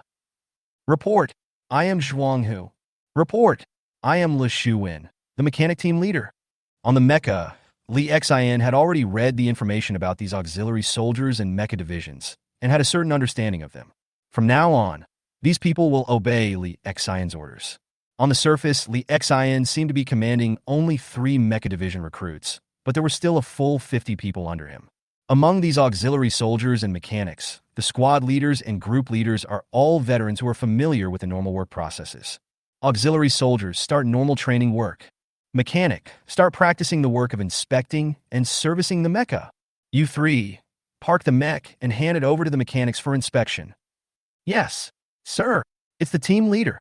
Everyone responded loudly, and at this moment, Li Xin instantly felt inner satisfaction. No wonder some people like management, and some people like power. The feeling that you only need to give orders and everyone will obey is really intoxicating. Moreover, these are all soldiers. They now obey Li Xin's orders, and the same applies to the battlefield. As long as Li Xin gives the order, everyone here must execute it. Li Xin's eyes were deep. At this moment, after 2 lifetimes as a human being, he finally tasted the taste of power. At this time, he already had a new goal. I will climb up step by step. I want to be a squadron leader, and I want to be the head of defense. I also want to be a defense manager. I want to be the top decision maker of Blueprint Biotech Group. Chapter 69 Duration. The taste of power is delicious, and most people who have tasted it will find it hard to forget. Of course, when you have power, you also need to fulfill the obligations that come with those rights in many cases. Just like Li Xin now, he is only the leader of a small M1D5 level mecha support team. There are too many levels above him. His power can only be used in this small place, on the heads of these dozens of people. When an order comes from above, he must immediately execute it. At the same time, he also wanted to ensure that his 54 men could achieve victory on the battlefield without suffering too much loss. Li Xin does not need to direct the specific work of the auxiliary soldiers and mechanics. He only needs to arrange it. The only ones who need to pay attention are Wei Qian, Gan Honkai, and Ling Yangping. After Li Xin temporarily handed over the mecha to the mechanic for maintenance, he took them to the small conference room in the hangar. After everyone sat down, Li Xin started asking questions one by one. Wei Gan, what level are your mecha driving skills and combat level at? After Wei Qian was briefly dealt with by Li Xin, he became quite honest, but this is normal. Some people are very arrogant in school or in daily life. That's because this is their comfort zone. After stepping out of this comfort zone and facing strong pressure, they may suddenly become honest. Wei Qian answered honestly, Sir, my psychic level is D3, and my mecha driving skills, long-range attack skills, and mecha melee combat skills all meet the graduation standards of Yushan Military Academy. For D3 level, Li Xin nodded and did not speak in a hurry. He looked at the second Gan Honkai. Gan Honkai was quite smart. Without waiting for Li Xin to speak, he took the initiative and said, Report to the commander. I am the same. All levels have reached D3. Ling Yangping. Me too.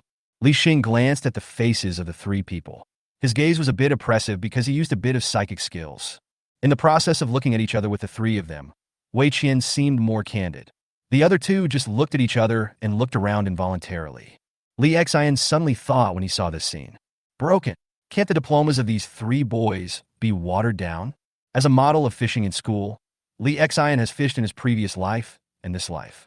Fortunately, in this life, he worked hard in military training school and is an outstanding graduate. I didn't know anything in my previous life, and I wasn't sensible when I was young. I only thought about playing games when I went to college, and I failed classes. In the end, I struggled to graduate. Fortunately, my teacher gave me face to graduate. Li Xin looked at the 3 of them and felt as if he was thinking of himself at that time. Thinking of this, Li Xin narrowed his eyes slightly, tapped his fingers on the table, and said, Since you have joined the army, you must be more honest. I can forgive you for lying before, but now tell me seriously, what are your long-range and melee combat levels? Answer me honestly. I don't need to hold you accountable for what you said before, but tomorrow I will let you board the mecha and conduct driving training. By then, it will not only be remote training, but you will also need to conduct close combat training with me. Lie to me now, but you can't hide it from me tomorrow. Wei Qian, Gan Honkai, and Ling Yangping looked at each other with embarrassed looks on their faces. Broken. It's really me who is the source of resentment. When Li Xian saw this scene, his heart felt cold. Although he wants a few obedient subordinates, he cannot be a rookie. When it comes to the battlefield, Li Xian will fight 3 of them, and 3 of them will fight 1. Li Xian's fists clenched directly under the table. Wei Qian was the first to speak. Report, sir. I confess, my melee skills are indeed not D3. Li Xian took a deep breath and said in a deep voice, What level is it? Wei Qian hesitated and said, I only have D2 76%. Not good at just melee combat. Looking at it this way, it is still acceptable. Li Xian looked at the other 2 people again and asked, Where are you 2? Gan Honkai swallowed nervously and said, I'm about the same. My long range is only D2 85%, and my melee is only D2 67%. Ling Yangping looked like he was going straight to the point where he said, My long-range D2 is 95% and melee D2 is 79%. After Li Xian heard this, his eyes felt dark. With veins twitching in his temples, he asked suppressedly, How did you graduate at your level? Also, don't your graduation certificates and documents say D3? Wei Qian looked at Li Xian, who looked angry, and said in a low voice, Strictly speaking, we are not graduates yet. We have only been in school for 2 years. Normally, it takes 4 years to graduate. When Li Xian heard this, his anger subsided a little, but he became more confused and asked, What's going on? Why did you graduate early? Gan Honkai saw that Li Xian's temper seemed to have calmed down a little and said, We graduated from Yushan Military Academy, which can only be regarded as a second-rate academy in Blueprint. Now I heard that the demand for mecha pilots in the army has surged, so we were quickly graduated. Li Xian asked doubtfully, If you non-graduates graduate quickly, won't the group be afraid of losing all the benefits? After all, mecha driving is not easy to learn, especially in school. Li Xian learned quickly, partly because he had 2 chips, and partly because he practiced on the mecha all day long. Not necessarily in school, it may be more practice in the training cabin. Now Yushan Military Academy is using future students who have not yet graduated. So what will they be used for in the future? Hearing Li Xian's question, Wei Qian said, No, although we were sent out in advance, the group still has a school to continue training. For example, Aoki Military Academy, they are the elite academy of the Blueprint group, and the students here have not been affected by the war for the time being. We may be cannon fodder. Take them out first when the battle is fierce. After hearing this, Li Xian couldn't help but shake his head. He finally asked, Then how long has your mecha been driven? Wei Qian said, My mecha driving time is 126 hours. Hearing this, Li Xian was already convinced. I have 135 hours. I have 113 hours. Li Xian has been silent. Although he did not go to the Mecha Military Academy in the true sense, in the past 2 months, he has basically spent all his time in mechas. Excluding the time for rest and alert, the time spent driving mechas to fight, patrol, and train was more than 2 months. No matter how long it was, there were 300 to 400 hours. Chapter 70 Training. Li Xian breathed out slowly. So, your studies in school are mainly based on simulation warehouses? Wei Qian said. No, sir, it's mainly based on theoretical knowledge. The simulation warehouse consumes a lot of energy, and we can rarely open it. After hearing this, Li Xian could only sigh. No wonder I was able to catch up with their 1 or 2 years of learning and training in just 2 months. Isn't it good to study in theory and study in a simulation warehouse? Of course it is good. This can speed up driver learning, get started faster, and reduce losses.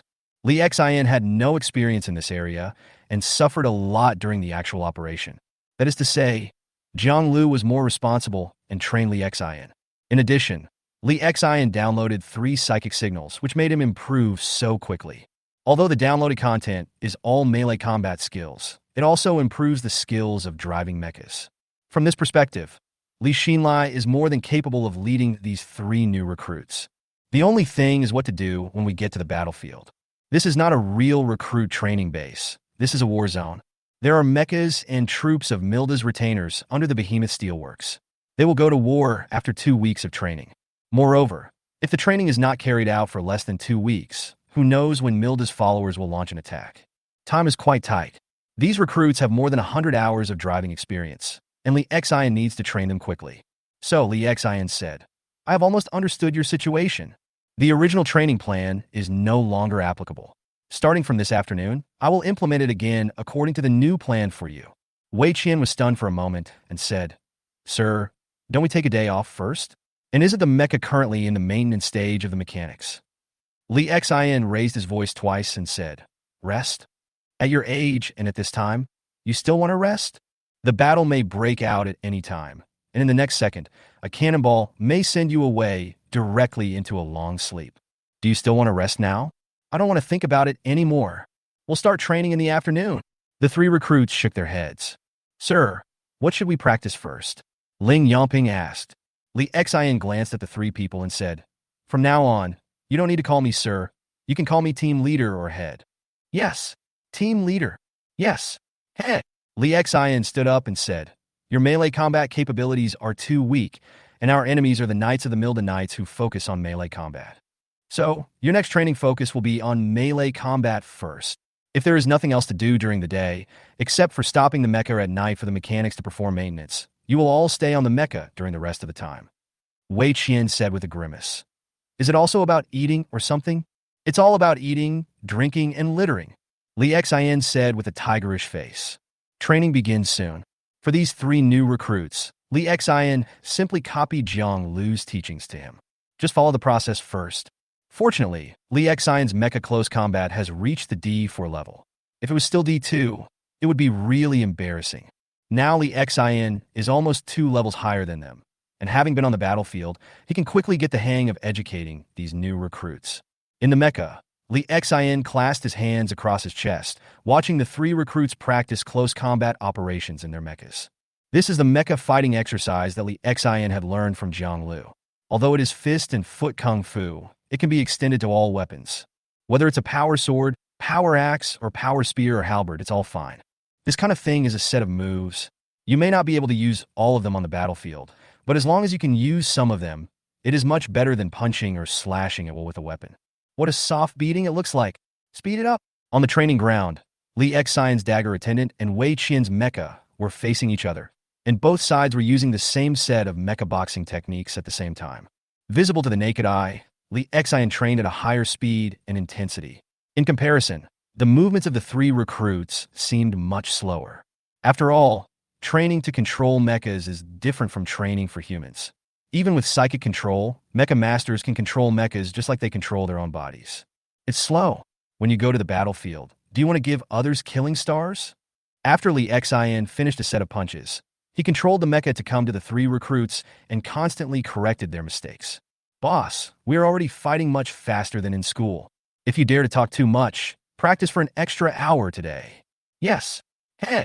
Mecha training is what Wei Qian and the others are most looking forward to in Yushan Military Academy because in the 2 years at the military academy, they only had more than 100 hours of actual mecha training. You can imagine how much they want to start it. Got it? But no matter how much they like, in addition to eating and sleeping, they have to train every day, running through the 4 planets, 25 hours a day, but now the 3 of them can only sleep 4 hours a day. Eating, drinking, and having diarrhea lasted for an hour. Except for these 5 hours, Li Xian spent all the other time doing various trainings. The training was too intense. The 3 of them were a little dazed after practicing. 4 hours might make ordinary people sleepy, but it was normal performance for psychics. Their current condition is simply due to being trained too frequently. However, frequent practice also has its benefits, and their progress is still very fast. The theoretical knowledge learned before and the knowledge learned in the simulation warehouse were quickly verified during Li Xian's actual machine training. This greatly increases the speed at which their skill levels improve. Every day, Li Xian trained with them. At the beginning, it was relatively basic, driving a mecha to do boxing, exercise, and long-range shooting. Starting from the 3rd day, they began to control the mechas to fight against each other in pairs. If the power weapons do not activate the decomposition field, they will not damage the mecha, so both sides can practice boldly. If the mecha is damaged or something, the mechanics will be busy while they are sleeping. In 4 hours, basically all these minor problems can be repaired. Compared to melee combat and long-range attacks, Li Xian could not teach them much. After all, Li Xian's own mecha long-range attack skills are at the D2 level, which is not as high as that of the 3 recruits. If he were taught, he might be able to see it directly. Chapter 71 Training 2. You dare to be distracted on the battlefield. If I were the enemy, I would have stabbed you through the cockpit. Early in the morning, Li Xian's roar appeared again on the training ground. The one who was training in mecha combat with him was Wei Qian. The training these days has really tortured Wei Qian to the point of death. But the effect is also very obvious. The practice in these few days is at least equal to their previous learning progress in school for more than a month. Theory and practice confirm each other, which is the fastest way to learn. Li Xian remembered the time when he had just started studying with Jiang Lu, and now he finally realized how difficult it was for Jiang Lu at that time. After all, Li Xian didn't know anything at the time. He was just a blank slate psychic. Wei Gan, Gan Hongkai, Ling Yangping, and the others, although they are new recruits, at least they have the basics and can understand the instructions. Li Xian didn't even understand theoretical knowledge at that time, so he had to teach everything from scratch. At this moment, Li Xian could finally understand why Jiang Lu had a dark face all day long. Really angry. The three new recruits knew how to drive. Sometimes Li Xian would be so angry that he wanted to get angry. At that time, Li Xian didn't know anything. Jiang Lu, except for having a darker face, actually didn't get angry and curse people often. At this moment, Li Xian finally understood how good Jiang Lu was as a master. Boss, I'm really not distracted. It's because your skills are too high. I really can't stop you. Why don't we train Gan Hong now? I think he needs more training too. Vegan Sput. There was nothing he could do.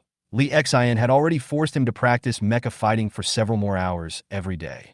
Wei Qian's foundation is considered to be the best, and he has the best hope of breaking through to D3 level melee skills in a short period of time.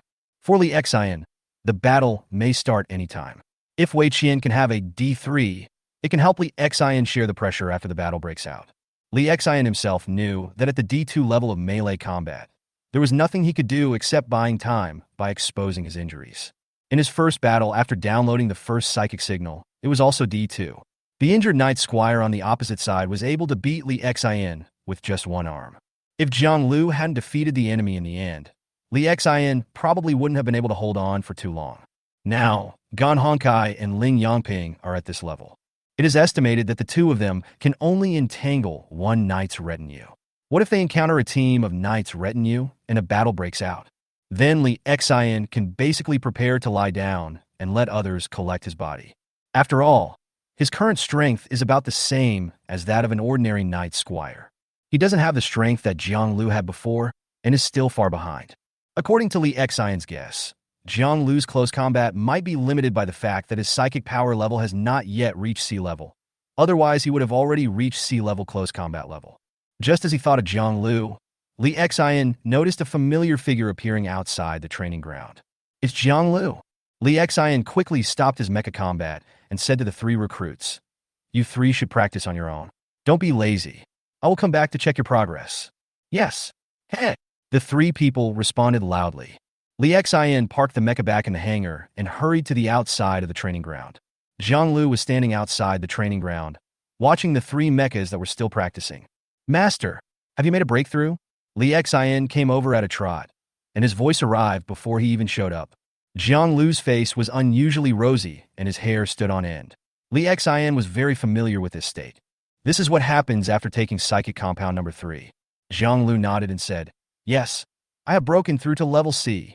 Now that I have completed the breakthrough, I came to check on you and Feng Dai." "Master, then you were the first one to break through? Can you be selected as the captain?" Li Xian asked quickly. Jiang Lu's serious face also showed a smile at this time, and he said, "I am lucky and my strength is not bad. I am the third one to break through, so I have chosen to become the squadron leader." After hearing this, Li Xian was instantly delighted. "Great! This time there is someone to protect me again, which is really good news. Master, can I still stay in your squadron?" Jiang Lu smiled and said, "Don't worry, I've already told Lu Tu to transfer you and Feng Dai to my squadron." "Then I feel relieved." Li Xian breathed a sigh of relief. How do you feel about leading these three new recruits? Are there any difficulties?" Jiang Lu asked. Li Xian exhaled and said, "Master, you have to save me when the time comes." The close combat and long-range skills of these three recruits are only D2, and they're still a little short of D3. I have been training with them every day these days, and they have improved a little. But if I go to the battlefield at this level, it will probably be no different from when I was fighting the warehouse. The level is a bit low. I have heard about the specific situation. Jiang Lu nodded. "Let's go check on Feng Dai. I just came from Lu Tu's place and came to your place right away. If we don't go check on Feng Dai, this guy will be unhappy." The two of them came to Feng Dai's hangar together. Feng Dai's swearing could be heard from a distance. From outside the training ground, Li Xian looked at the training subjects inside. Like Li Xian, Feng Dai also focused on training the recruits in close combat. Compared with long-range attacks, close combat is more dangerous for mechas. If long-range shooting is not accurate, chips can be used for assistance. Moreover, the mecha does not go out alone. There are infantry and auxiliary soldiers around to support firepower. In addition, the Night Squires are not good at long-range attacks. So for the recruits, long-range skill training can be put aside for the time being. Feng Dai soon saw Li Xian and Jiang Lu. After letting the new recruits train on their own, Feng Dai also came to the outside of the training ground. He jumped down from the cockpit of the mecha and said with joy, "Boss, you made a breakthrough?" "That's right. Now I am your squadron leader." Jiang Lu nodded. "Great, I have a backer this time." Feng Dai also winked at Li Xian. "You kid, you think about this every day." Jiang Lu scolded with a smile. "If you have a backer but don't use him, you'd be stupid, right, Li Xian?" Feng Dai said. Li Xian also nodded repeatedly and said, "Yes, yes. I heard you swearing as soon as I got here." "What's going on?" Jiang Lu asked. When Feng Dai heard this, his face turned bitter and he said, "Don't mention it. I get so angry when I talk about it. These 3 retired soldiers who were called back have brains like wood. They are stupid and dumb. Their skills are not very good. They have almost forgotten everything they can. They still have a lot of problems during training. It would be great if all the recruits were like Li Xian. I can lead 10 recruits like Li Xian, but if I lead 3 of them, I'll almost have a cerebral hemorrhage." Chapter 72 New Mission. Okay, stop talking and cursing. This is a war zone after all, and the fighting might continue at any time. Keep your temper when you train them. Jiang Lu spoke calmly after listening to Feng Dai's venting. Feng Dai sighed and said, "It's not easy. Sometimes I miss the time when we were in Group 5. Then his face changed and he said hurriedly, "Bullshit. I shouldn't miss it. We guys finally got a promotion and a raise. We can't miss it." Li Xian and Jiang Lu also laughed after hearing this. "Starting from tomorrow, I will take some time to go to your group and look at the problems of the new recruits and help you solve them as soon as possible." After laughing, Jiang Lu said, "Okay, master. Boss, you have to teach me for a few more days." Feng Dai also looked happy. Jiang Lu shook his head and said, "I'm afraid it's impossible to teach them for a few more days. I just took over the squadron, and there are too many things to do. At least on the surface, I need to treat everyone equally." Feng Dai and Li Xian, you two should communicate more often. "Yes, master. When you were practicing, I always consulted Brother Foam whenever I encountered any problems. Don't worry. We kept in close contact when you were away." Feng Dai also smiled. Indeed, because it was Li Xian's first time leading troops, although he was mature enough, he still lacked some experience. He often came to ask Feng Dai for advice. In the next few days, Jiang Lu would come to Li Xian's training ground from time to take a look. It has to be said that with Jiang Lu's strength and his guidance from a high position, the effect is quite good. Not to mention the 3 recruits, even Li Xian himself has gained a lot. After being instructed by Jiang Lu again, Wei Qian looked happy. "Head, my melee level has reached D3. Not bad, not bad." Li Xian also felt overjoyed. Now he finally has a mecha master who can be used, and he no longer has to carry 3 cannon fodder. Li Xian looked at Gan Hongkai and Ling Yongping again and encouraged, "You should also speed up your practice. I will focus more on you these days." "Yes, boss." Gan Hongkai and Ling Yongping looked bitter. Now they are exhausted every day, and now they see Wei Gan even more tired every day, which makes them tired. Although we know that this is a war zone, a battle may break out in the next second, a battle of life and death. But sometimes the innate laziness of human beings cannot be corrected by everyone. Now that Wei Qian has survived, it is Gan Hongkai and Ling Yongping's turn to have the hard days ahead. Time passed like this day by day training. Every morning, Li Xian would play against Gan Hongkai, while Wei Qian would play against and train with Ling Yongping. In the afternoon, it happened to be reversed. Poor Gan Hongkai and Ling Yongping had almost no time to rest and practiced even more than Li Xian did before. Almost every day, I have to use my psychic energy to the point where I can rest. Li Xian had to take theoretical knowledge into consideration at that time, and in the later period he was fighting and patrolling in the Bishimo steel plant. So in terms of training intensity, it was really not as intense as that of the 3 of them. Later, after Li Xian's melee skill level has improved, he will practice with them again, which can be regarded as reconsolidating his basics, and Li Xion's gains are not small. 2 weeks passed quickly. During these 2 weeks, there was more than just the training of 3 new recruits. It could be said that it was also a process for Hengan Defense to deploy its troops. It's not just about the blueprint dispatch army, it's also about training and integrating new recruits. Hengan Defense was also training new recruits in the same way. They recruited a large number of adult men in the mining area and incorporated them into the army after training, to make up for the losses in the previous battle, and also to provide support to the Behemoth Steelworks. This battle zone has been upgraded at this time. After all, there are now 5 squadrons of mechas. The auxiliary soldiers and mechanics of the mecha unit alone add up to 2,500. If the infantry and armored troops of the expeditionary force are included, the troops in the blueprint here will number more than 10,000 people.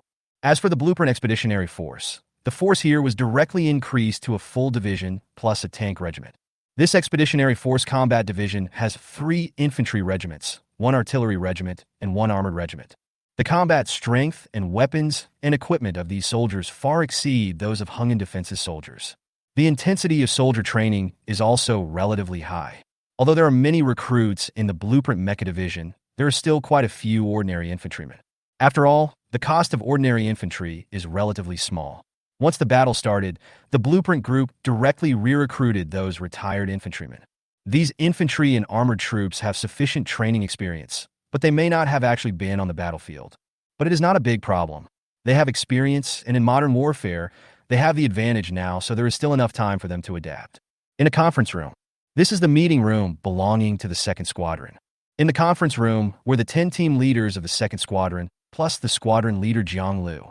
A military topographic map has appeared on the 3D projection in front. Jiang Lu stood next to the topographic map, holding a slender baton in his hand. The 2-week run-in period is over. Now it's time to see the real test. Our squadron's combat mission has been issued by the Expeditionary Force Headquarters. It's time to test the results of your recruit training. Do you have confidence? As soon as Jiang Lu finished speaking, a resounding answer suddenly rang out in the entire conference room. Yes. But after the words fell, almost everyone's face was full of bitterness. What's going on? Why do you all look so miserable? Jiang Lu's face darkened. A team leader sighed. Captain, the time for training and running in is too short, and the quality of this batch of recruits is also mixed. If we go to the battlefield like this, I'm afraid there will be casualties. Yes, Captain, the new recruits in my group are all like idiots. I really have nothing to say.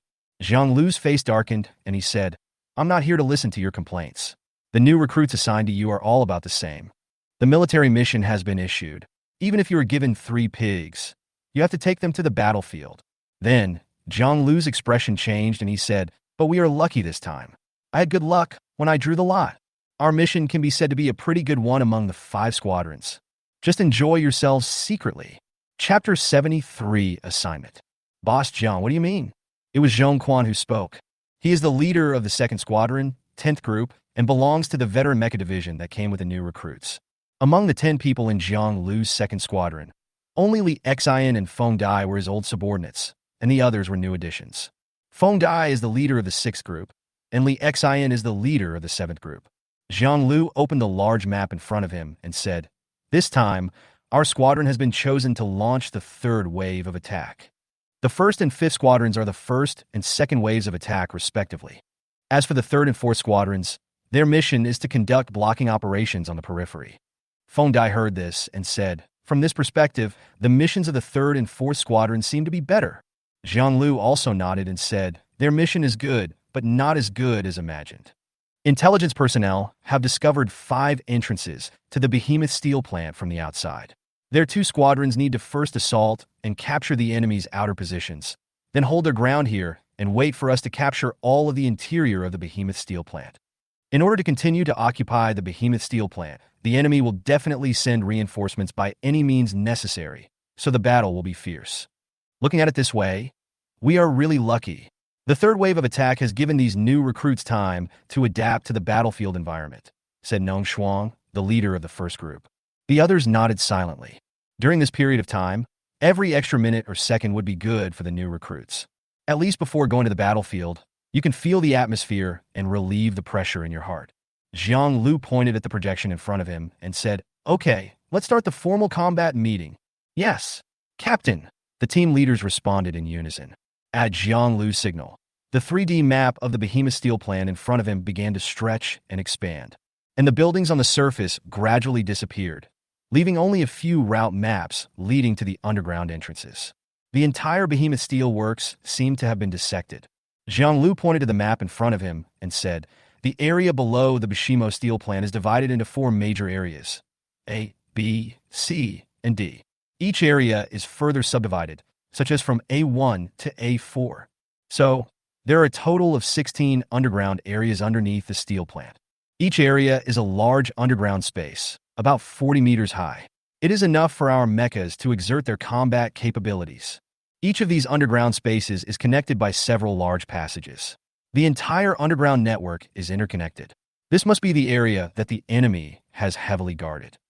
Among these webs, the widest is hundreds of meters wide, and the narrowest is 35 meters wide. It's not impossible for mechas to pass through. The enemy we are facing is the underground sea area.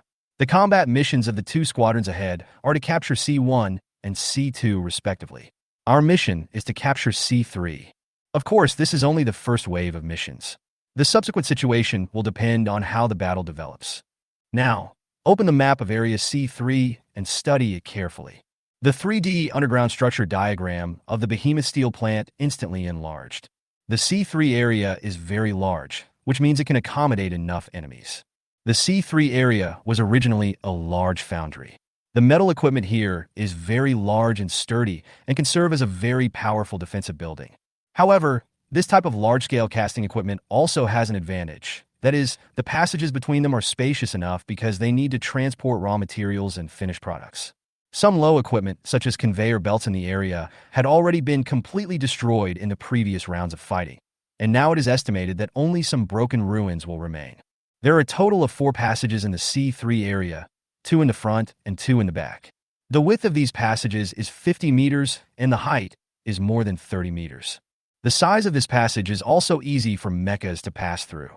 Jianglu pointed to the front passage of Area C3 and said, "Our attack should be launched from the 2 passages in front. These 2 passages are passages 24 and 25. Behind the C3 area are passages 26 and 27. The enemy can reinforce and retreat through these 2 passages. If we want to enter the C3 area and officially start the battle, then the 2 passages ahead are what we need to pay attention to. If the enemy commander is not a fool, he will definitely deploy heavy troops to guard this place." "Who are the troops cooperating with us?" asked Han Zhong, the leader of the 8th group. "Cooperating with us is an infantry battalion from Hungan Defense and a company of deer hunters." "Didn't the group support the infantry and armored troops? Why didn't they give us some of the troops?" Fing Dai sighed. "It's a mess here underground. The group's reinforcements are fighting underground, and there's no difference between them and Hungan Defense's infantry. On the contrary, their blocking missions on the periphery can play a greater role." Jiang Lu explained briefly. "Now let's assign the combat tasks," Jiang Lu said seriously. The other team leaders were also sitting upright at this time, waiting for the assignment to be given.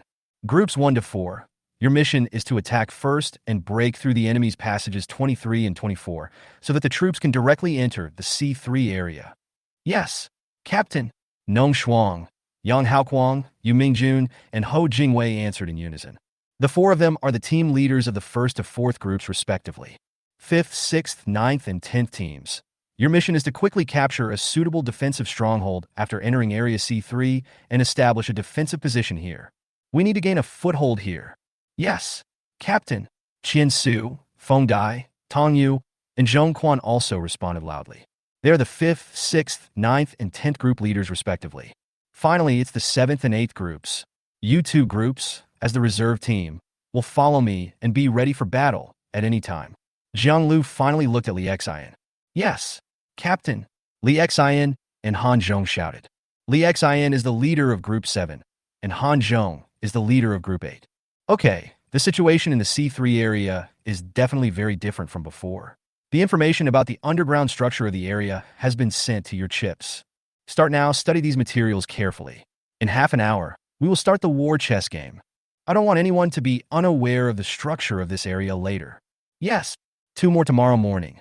Chapter 74 Matching. After a whole afternoon of simulation and familiarization, the combat teams of the 2nd Squadron had a better understanding of the underground C3 area. This is definitely a place that is heavily defended by the enemy, or in other words, the entire Area C is the front line where fierce fighting will break out. Although there are many underground entrances and exits in the entire Behemoth Steel plant, Area C has the most entrances suitable for mecha combat. Blueprint and Hung-In Defense know this, as do the enemies of the Milden Knights below. As for Area B, there are of course passages to Area A, but this time it will not be the main direction of attack. At the beginning of the battle, there will only be small-scale troops here to conduct feint attacks to attract the enemy's attention. Li Xin returned to the hangar, and the three recruits looked at him eagerly. "What are you looking at me for?" Li Xin asked with his eyes widened. Wei Gan quickly asked, "Boss, are we going to start attacking too?" The other two people also stared at Li Xin closely. Li Xin nodded and said, "Yes, starting from tomorrow, the attack will officially begin." "Really?"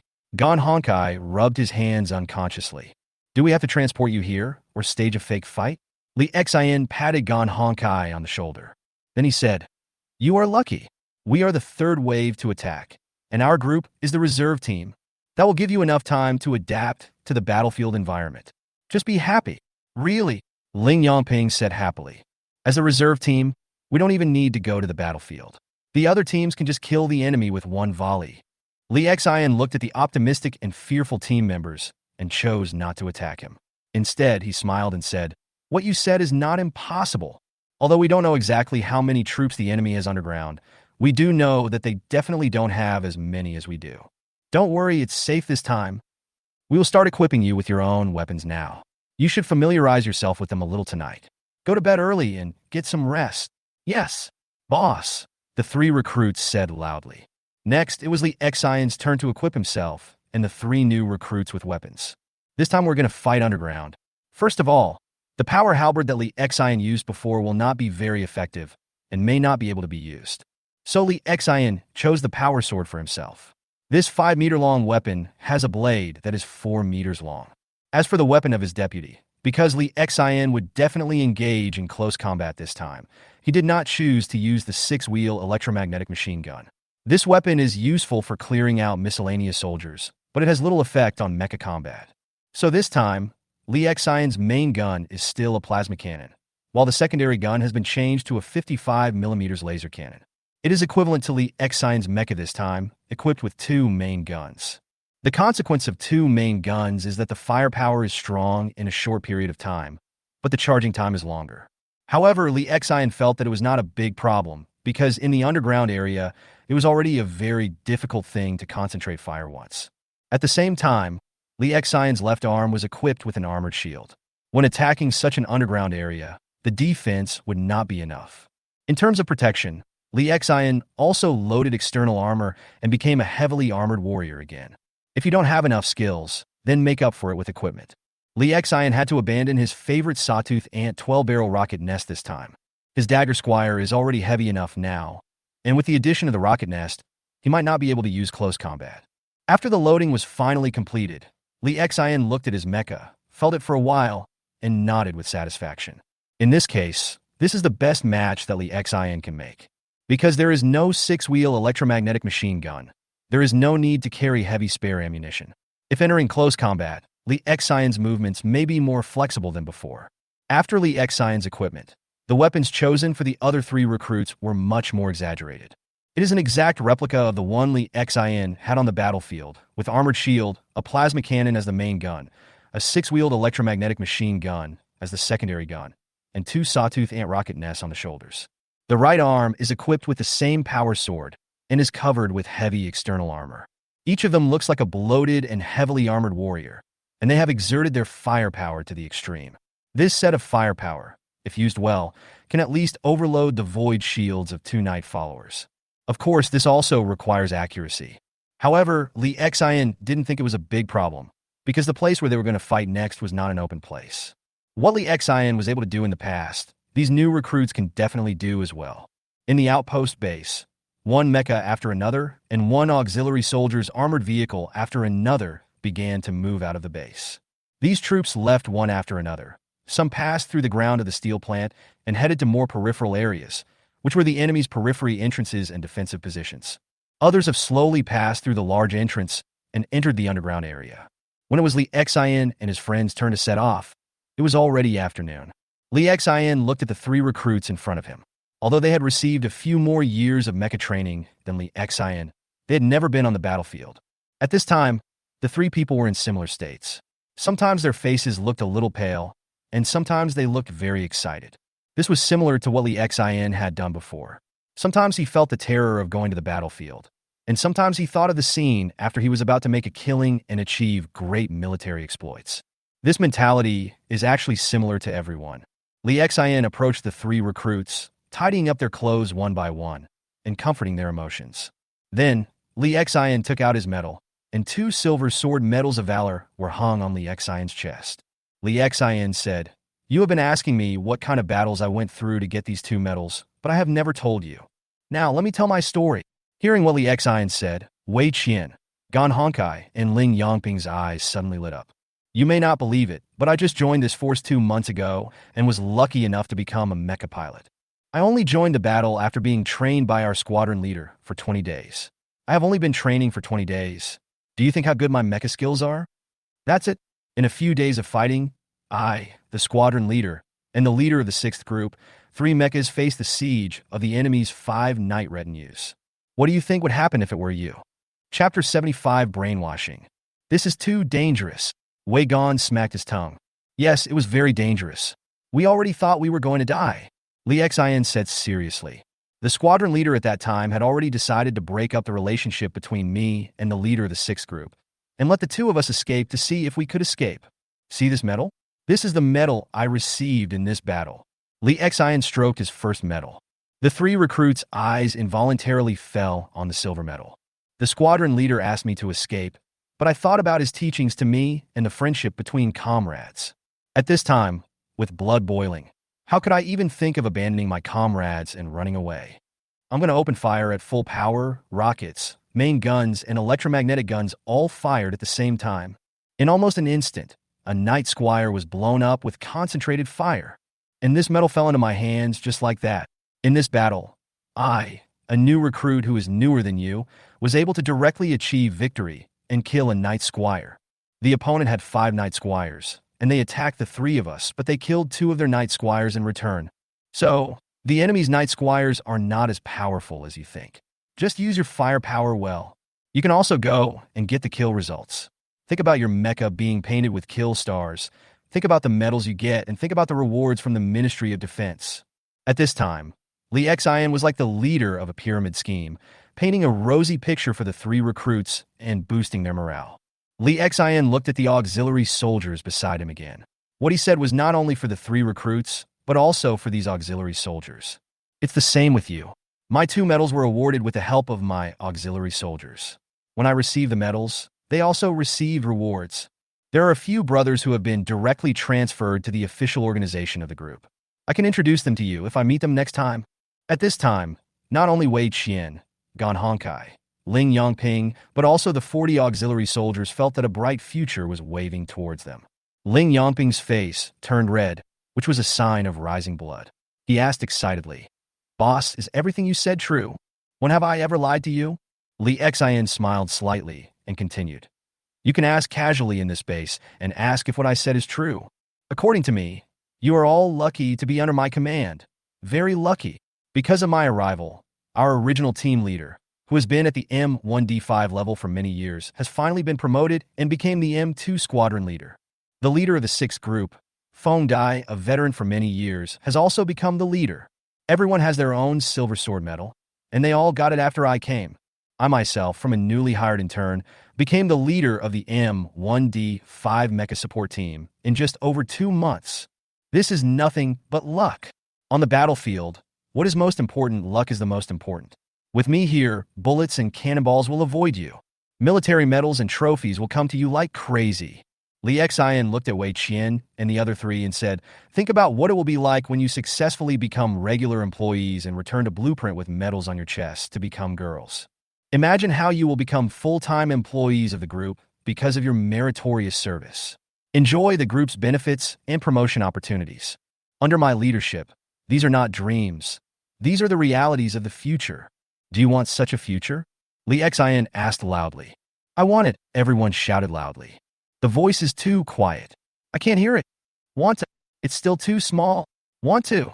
The sound in the hangar almost broke through the sky, and everyone seemed to have shouted out half of the air in their lungs. Lee Xin looked at all the young people in front of him with flushed faces, not to mention the young recruits, even the old soldiers who had served for some years and were re-recruited. At this time, their faces were flushed, they were breathing heavily, and their minds were filled with the beautiful future that Lee Xin described. This is the role of the collective atmosphere. If there were only one or two people in front of Lee Xin, even if Lee Xin talked till he died, he might not be able to make them all believe in such a beautiful future. But it's different in a collective environment, and it's also different in the context of comradeship in the military. In this kind of atmosphere, one's emotions will unconsciously be amplified again and again. I drive a mecha, you drive an auxiliary armored vehicle. We both have a bright future. Now, everyone pack up your gear and check the vehicle one last time. Get ready to go. Yes. Everyone got busy and began to check weapons and equipment with great enthusiasm. Lee Xin watched this scene with satisfaction, and then suddenly felt something was wrong. Turning around, he saw Jiang Lu and Feng Dai looking at him in amazement. When Lee Xin saw their state, he knew that they must have heard the speech he had just made when brainwashing the team members and auxiliary soldiers. Lee Xin couldn't help but smile awkwardly. This was too embarrassing. He walked quickly to Jiang Lu and the other man. When he walked over, Jiang Lu and Feng Dai were still looking at him as if he were a monster. Lee Xin, did you have any side job before?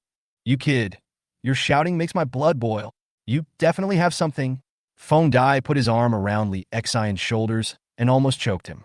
Jiang Lu was also very moved and said, Lee Xion, I never realized before that you have this talent. I think you should be the squadron leader. I guess after you finish speaking in front of the entire squadron, everyone's combat effectiveness will increase by 30%. Lee Xion chuckled and said, Master, Brother Feng, you are exaggerating. I'm not that great. Feng Dai said tentatively. How about, Lee Xion, you come and tell my group about it? Lee Xion shook his head repeatedly and said, Brother Feng, please don't embarrass me. It's okay for me to talk to the group, but it's wrong to go to you. Okay, Lao Feng, if you want to talk, just copy what Lee Xion just said. It will be almost the same. Jiang Lu also patted Feng Dai on the shoulder and said. Feng Dai nodded repeatedly, then turned around excitedly and walked towards his own hangar, waving his hands as he walked. What you said makes sense. I have to start quickly, otherwise I will be late. After Feng Dai left, Jiang Lu also patted Lee Xion on the shoulder. He stared at Lee Xion and said, You are right. Your arrival has brought luck to both me and old Feng. Lee Xion, this time, I hope you can be luckier. Lee Xion took a deep breath and said, Yes, Master. Who said Jiang Lu can't brainwash people? Isn't he very good at it? Chapter 76 Adaptation. Lee Xion led the 7th team out of the hangar. The troops quickly crossed the open area outside the Behemoth Steel plant and arrived at an entrance. After entering the Behemoth Steel Works, you can hear the sound of gunfire coming from underground just on the surface. In the cockpit of the Mecha, Jiang Lu's voice rang in Lee Xion's ears. I won't say any more. Everyone, take the new recruits into the underground. Be careful and alert. Pay attention to the new recruits' mentality. Now is a good period of adaptation. I hope every team can make good use of this time before officially entering the battlefield. Yes, Captain. Small teams, along with their auxiliary soldiers, passed through the underground entrances and exits and entered the underground world of the Behemoth Steel plant. The entrance and exit of this underground passage, which is 80 meters wide and 40 meters high, is like a bloody mouth, ruthlessly devouring each mecha unit. Not only the mecha troops and their auxiliary soldiers, but also some infantry and armored troops have hung in defense. They are also entering the underground in small groups one after another. Each combat team of the 2nd Squadron entered the underground 3 minutes apart. From this moment on, the recruits need to feel the atmosphere of the battlefield. The time they have to adapt is not long, so of course they come as quickly as possible. The fewer comrades around them, the more tension and excitement they feel, and the better their adaptation effect. Lee Xion led the team's 3 mechas and 8 tracked armored vehicles into the underground. The next moment, the light of the surface world was temporarily separated from them. The heavy footsteps of mechas and the sound of crawler armored vehicles echoed in this passage. There is no light at all in the passage. If it is infantry, the sight environment is very bad. The mecha is much better. Although it is not as good as when there is light during the day, it can still see clearly. And with the assistance of psychic energy and radar, the effect is not bad. Form a small team into a guard formation and move forward. Lee Xion's voice sounded in the team channel. Yes, boss. The three recruits responded quickly. The four mechas formed a diamond-shaped warning formation and advanced, with the mecha driven by Wei Qian at the front.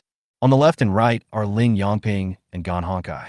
The last one is Lee Xion's mecha. This is a normal team formation for marching and fighting. Wei Qian's melee combat ability has reached D3, so he will be the vanguard. Lee Xion is the team commander. Unless necessary, his position should be at the rear. Lee Xion is the soul of this team. On the battlefield, anyone can die, including commanders. But if death must be prioritized, then as long as it is a normal army, the commander should be the last to die. Because if a soldier dies, it may be just one soldier. But if the commander dies in battle, it means that almost all the troops have lost their command. Even if a new commander takes over the command, it will not be as good as before. If a soldier dies in battle, he is the only one. If a commander dies in battle, the entire army may be lost.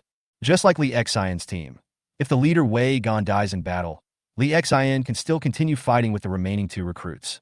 Even after the war, only one recruit is needed to restore the current combat effectiveness. But if Lee Xion dies in the battle, then this team will be finished. If nothing else, whether the three of them can survive on the battlefield is a question. Of course, Wei Qian was not at the forefront. In front of him, there were two tracked armored vehicles, and the auxiliary soldiers inside were the real leaders. Be careful. Although there is basically no danger here, all actions need to be carried out in accordance with the training instructions. Lee Xion continued to give orders. Yes, boss. The mecha troops advanced slowly, as if there were real enemies defending in front. Each tactical action, each reconnaissance and preparation action, was completed one by one. Lee Xion and his team were training here, but ahead they were experiencing a real firefight. Boom! Thump! Thump! Thump! The sounds of various weapons firing and explosions continued to echo underground. Originally, the walls in the underground space of the behemoth steel plant were well soundproofed. After all, this is a place for casting and forging, and it is an underground space. Without sound insulation and radio reception, the noise will cause the employees to suffer from nervous breakdown. But after several repeated battles, the area below was already in a mess, and the sound insulation effects were also destroyed along with the fighting. The sound of fierce fighting could almost be heard throughout the entire underground space. Boom! Boom! Boom! Rustle! Rustle! The violent explosion even caused fine sand and dust to fall down in the passage.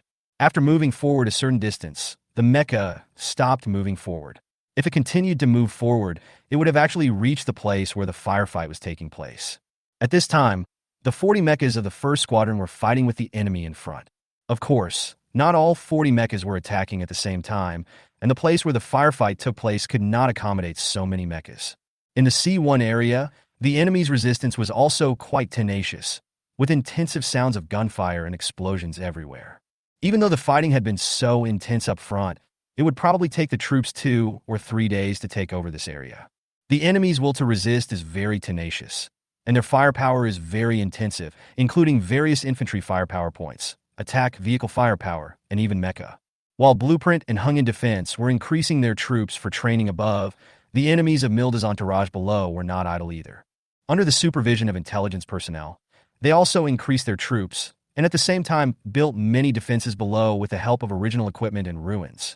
Of course, these fortifications may not be able to keep the enemy out forever, but they can cause the attacker to pay casualties at every step. With the stronger defenses, even with the help of mechas, the infantry of Hung in Defense could not advance much faster. On the second day of the battle, Lee Xion took his 3 recruits and left the rear passage to a slightly forward position. It was already the second day of the battle. Compared with the first day, the blood in the hearts of Wei Qian, Gan Honkai, and Ling Yongping had gone down. But after a day of adaptation, they will no longer be as excited and nervous as they were on the first day. At least he didn't look pale or have trembling hands and feet. Except for some battle maniacs. Few people can go to the battlefield for the first time without feeling nervous.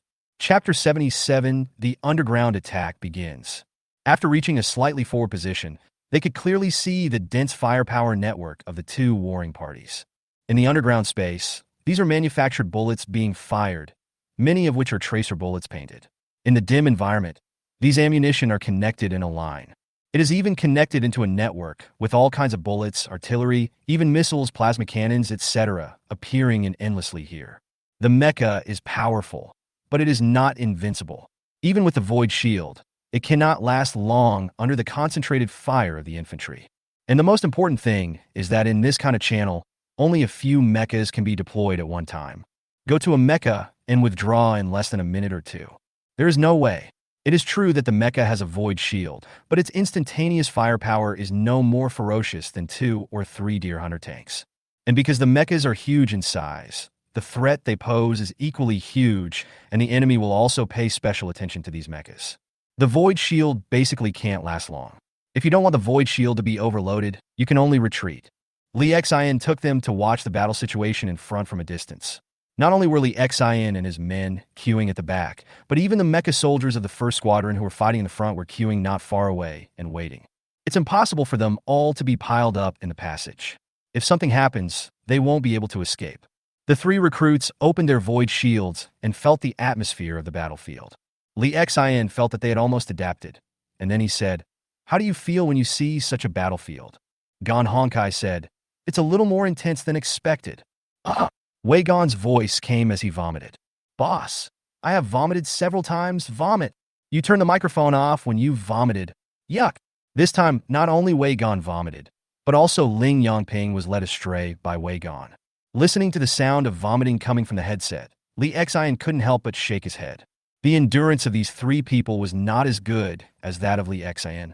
When Li Xian went to the battlefield for the first time, he didn't vomit at all. At most, his face was pale and his hands and feet were shaking. Li Xian smiled and said, "It seems that I am right to bring you to see it on the spot. Otherwise, when it's our turn to fight, what will you do if you vomit while fighting?" "Boss, can you step back and take a rest?" Wei Qian's weak voice came. "Rest? Do you still want to rest at this time? Show me when you will vomit until you can no longer vomit." Li Xian said loudly. "Boss, I will vomit to death." Wei Gan complained. Li Xian smiled and said, "Don't worry, there are life support equipment in the mecha. You won't have any problems, and you are all psychers. You won't have problems so easily. Look, get used to it in advance. It's better to vomit now than when you start a war." Li Xian mercilessly rejected Wei Qian's request.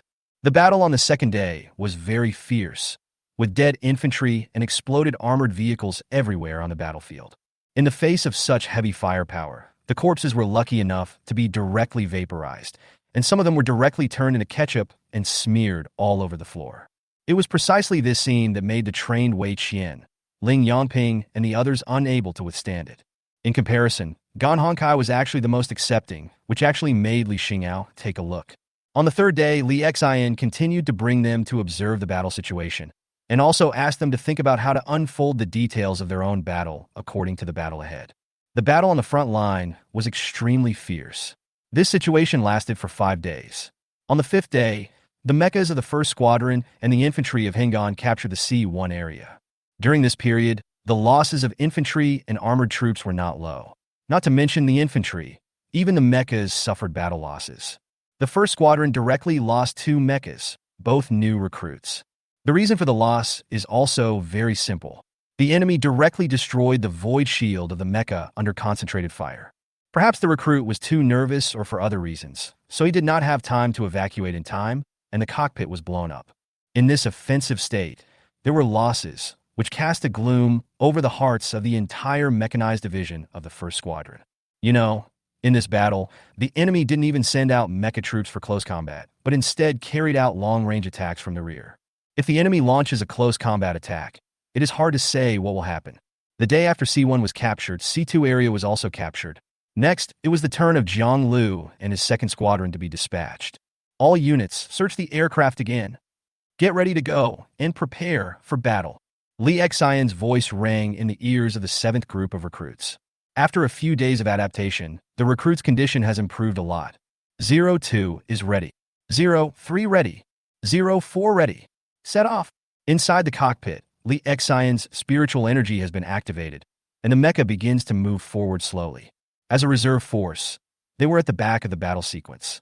In front of them were 4 combat teams with a total of 16 mechas making preparations for war.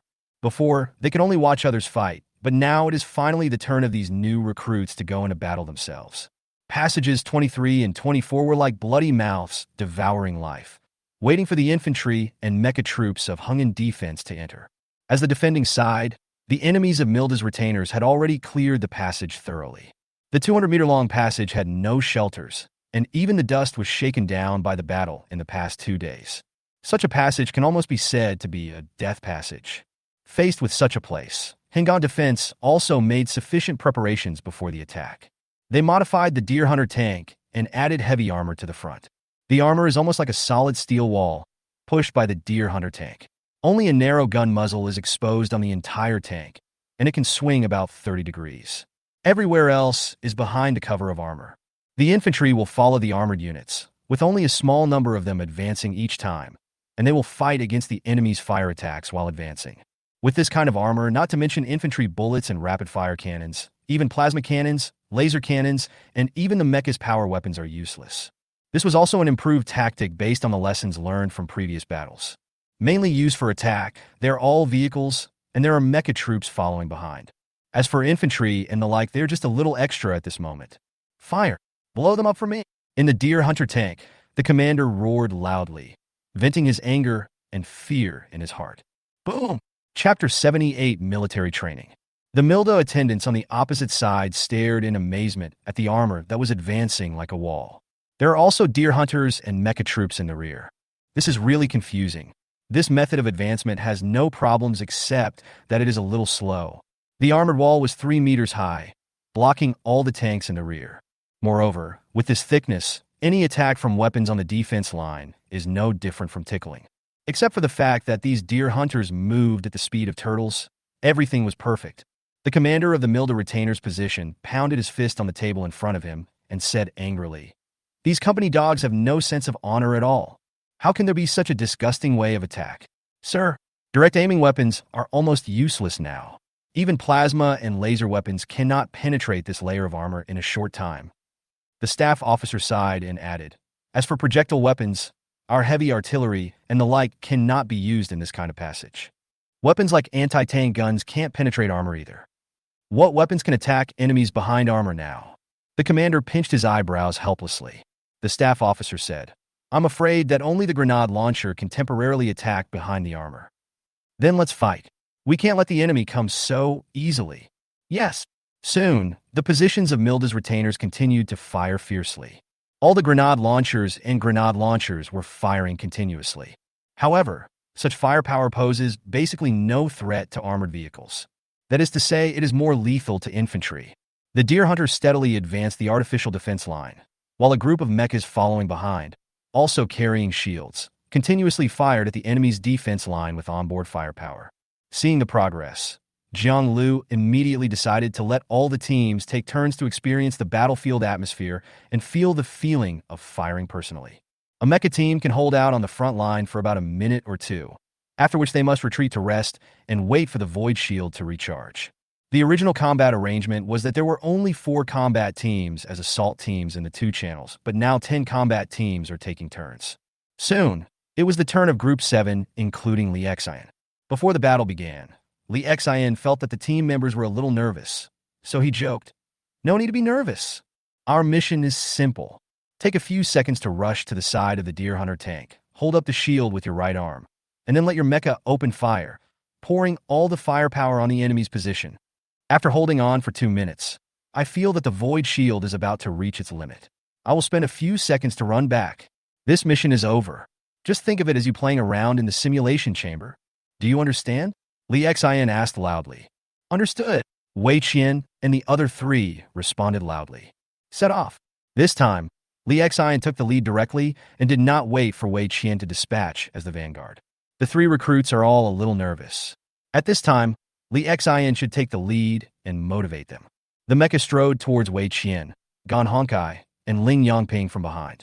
They roared and rushed after Li Xian. While Li Xian rushed forward, he kept an eye on the 3 recruits. Whether he could fire or not was secondary. The main thing was to keep an eye on the 3 recruits. Hold up your armored shields. This will help us survive longer under enemy firepower to the maximum extent. Yes, boss. Sometimes, tension only appears before something happens. When the recruits go to the battlefield and rush up, they will find that everything is so simple. Their power weapons were temporarily hung on the side and rear of the mecha, and the mechanical right arm held a shield to defend against enemy firepower. Even if the enemy's Knight Squires rushed out under fire at this time, they would have enough time to switch the shield to the left arm, and then take out the power weapon with the right arm. Arriving behind the Deer Hunter tank in front, Lee Xian immediately raised his shield. At the same time, the plasma cannon on his left arm quickly searched for the enemy with the help of the chip, and then opened fire. Squeak! Boom! The next moment, a huge fireball and light blue electricity erupted from the targeted enemy position. Don't be distracted. Fire quickly with the help of the chip. While Lee Xian was firing, he was still directing the new soldiers. Wei Qian had just put up a shield, turned his stance, and started working, deflecting the dense bullets and various artillery shells to the side, which was blocked by the Deer Hunter's armored wall. Ah! He roared and raised the six-wheel electromagnetic cannon. Under the stimulation of spiritual energy, the dense rain of bullets, coupled with the effect of tracer bullets, directly formed a long whip to hit the enemy's position. Ling Yongping seemed silent, but his attack speed was even faster than that of Wei Qian, who was yelling. The plasma cannons and six-wheel machine guns of the three new recruits fired continuously, turning the enemy's defense positions into balls of fire and electricity. Don't be stingy with your rockets. Why do you still want to take her back to give birth to cubs? Aim for me and shoot them all. Lee Xian roared in the team communication, his voice almost piercing the eardrums of the three recruits. Yes, yes, yes. Rockets, rockets. Wei Qian was talking like a repeater. Bang, bang, bang. Ba, ba, ba, ba. Soon, as the sawtooth ant rocket nest was opened, rockets rushed towards the enemy's position, emitting white smoke. Boom! In an instant, the defensive position at the end of the enemy's passage was enveloped in clouds of explosion flames. At this moment, it was like using steel to boil a pot of broth in this passage. Almost all the tens of meters of passage, plus the defense line outside the passage, were bombarded by rockets. However, the enemy has semi-permanent defenses, and under such an attack, the losses will not be large. The flames followed the shooting holes and entered behind the forts and fortifications, igniting the air and violently consuming oxygen. Buzz, buzz! The electromagnetic cannon ammunition of the new recruits has been empty, and all the rockets have been fired. The firepower of the mecha's instant strike is too fierce. At this moment, 18,000 rounds of 20mm electromagnetic artillery shells, plus 72 rounds of 105 sawtooth ant rockets, were fired towards the enemy's defensive position. If this were replaced by shrapnel, it could cover the entire position. The fight is over. Do you feel good? Lee Xian asked. Great! Ling Yongping roared loudly, and Lee Xian could almost imagine his flushed face in the cockpit. Cool! Cool! Wei Qian and Gan Honkai followed closely and shouted. If you feel comfortable, leave and come up with the next group and have a great time. Lee Xian laughed, then controlled the mecha, picked up the shield, and began to retreat. Chapter 79 approaching. The four mechas quickly fled back to the back of the passage. The distance of 200 meters only took a few seconds. Even if they showed their backs, it would have no effect at all, because the enemy's firepower points were still under the bombardment of rockets and had not yet recovered. Returning to the back of the passage, Lee Xian quickly ordered. Quickly replace the ammunition and prepare for battle. Yes, boss. Ling Yongping responded quickly, and then began to exchange the auxiliary soldiers and replace the ammunition of his electromagnetic machine gun, while carrying two new sawtooth ant rocket nests. Boss, when will it be our turn to fight again? Ling Yongping's voice could hardly conceal his excitement in the team's voice chat. Lee Xian smiled and said, Why, are you not nervous anymore? Do you want to have another round? Ling Yongping said, Don't be nervous anymore. I only have one idea now. Fire. What about you? Lee Xian asked the other two people. The voices of Wei Qian and Gan Honkai seemed a little dry, but they were not as nervous as they were at the beginning. I also want to play another round. Lee Xian nodded silently. Morale was available. Thinking back to his first time on the battlefield, he felt the same way. The excitement was uncontrollable. My heart was beating like a drum, and I couldn't sleep at all that night. This opportunity to fire from a distance is indeed a good opportunity to train troops. On the battlefield, melee combat and long-range combat are two completely different experiences. In long-range combat, you may not be able to experience the bloody feeling of killing because it is too far away and you cannot see clearly. But it is different in close combat. The power sword cuts the human body, and the mechanical feet crush the enemy. This bloody feeling is unimaginable in long-range combat. Li Xian looked at the three recruits loading their ammunition, then turned around and began to communicate with the squadron leader Zhang Lu. Master, when can we go out for another round? Why? Do you find this way of training soldiers useful? Zhang Lu asked with a smile. Li Xian said without disguising. Yes, this kind of training effect is quite good for new soldiers. Just wait, it's not just your group that needs training, the other groups do too. I have already arranged for the deer hunter tanks in front to slow down, just to give you more time to practice. Zhang Lu said. Will this not affect the attack plan? Li Xian asked with a little concern. Zhang Lu paused and said, there will definitely be an impact, but it's worth it. And the speed of our attack has already exceeded the original plan, so we still have enough time. Okay, Master. Li Xian did not get any privileges from Zhang Lu, but he was mentally prepared. Zhang Lu is now the squadron leader, so he can take better care of Li Xian, but it cannot be too obvious. Except for Li Xian and Feng Dai, all other members of the squadron are newcomers. Now is the time when Zhang Lu needs to win over the hearts of the people. As a private care, Zhang Lu has already arranged Li Xian to the reserve team. There can't be too obvious care on the surface. On the front line, several consecutive rounds of mecha attacks made the enemies within the Milda defense line miserable. Milda's commander's eyes were red, and he roared. Use explosives to blow up the enemy tanks as they advance. Yes, now Milda's direct firepower, or even general heavy firepower, could not attack the deer hunter tanks behind the armored wall. Although this modification is a bit ugly, the effect is really good.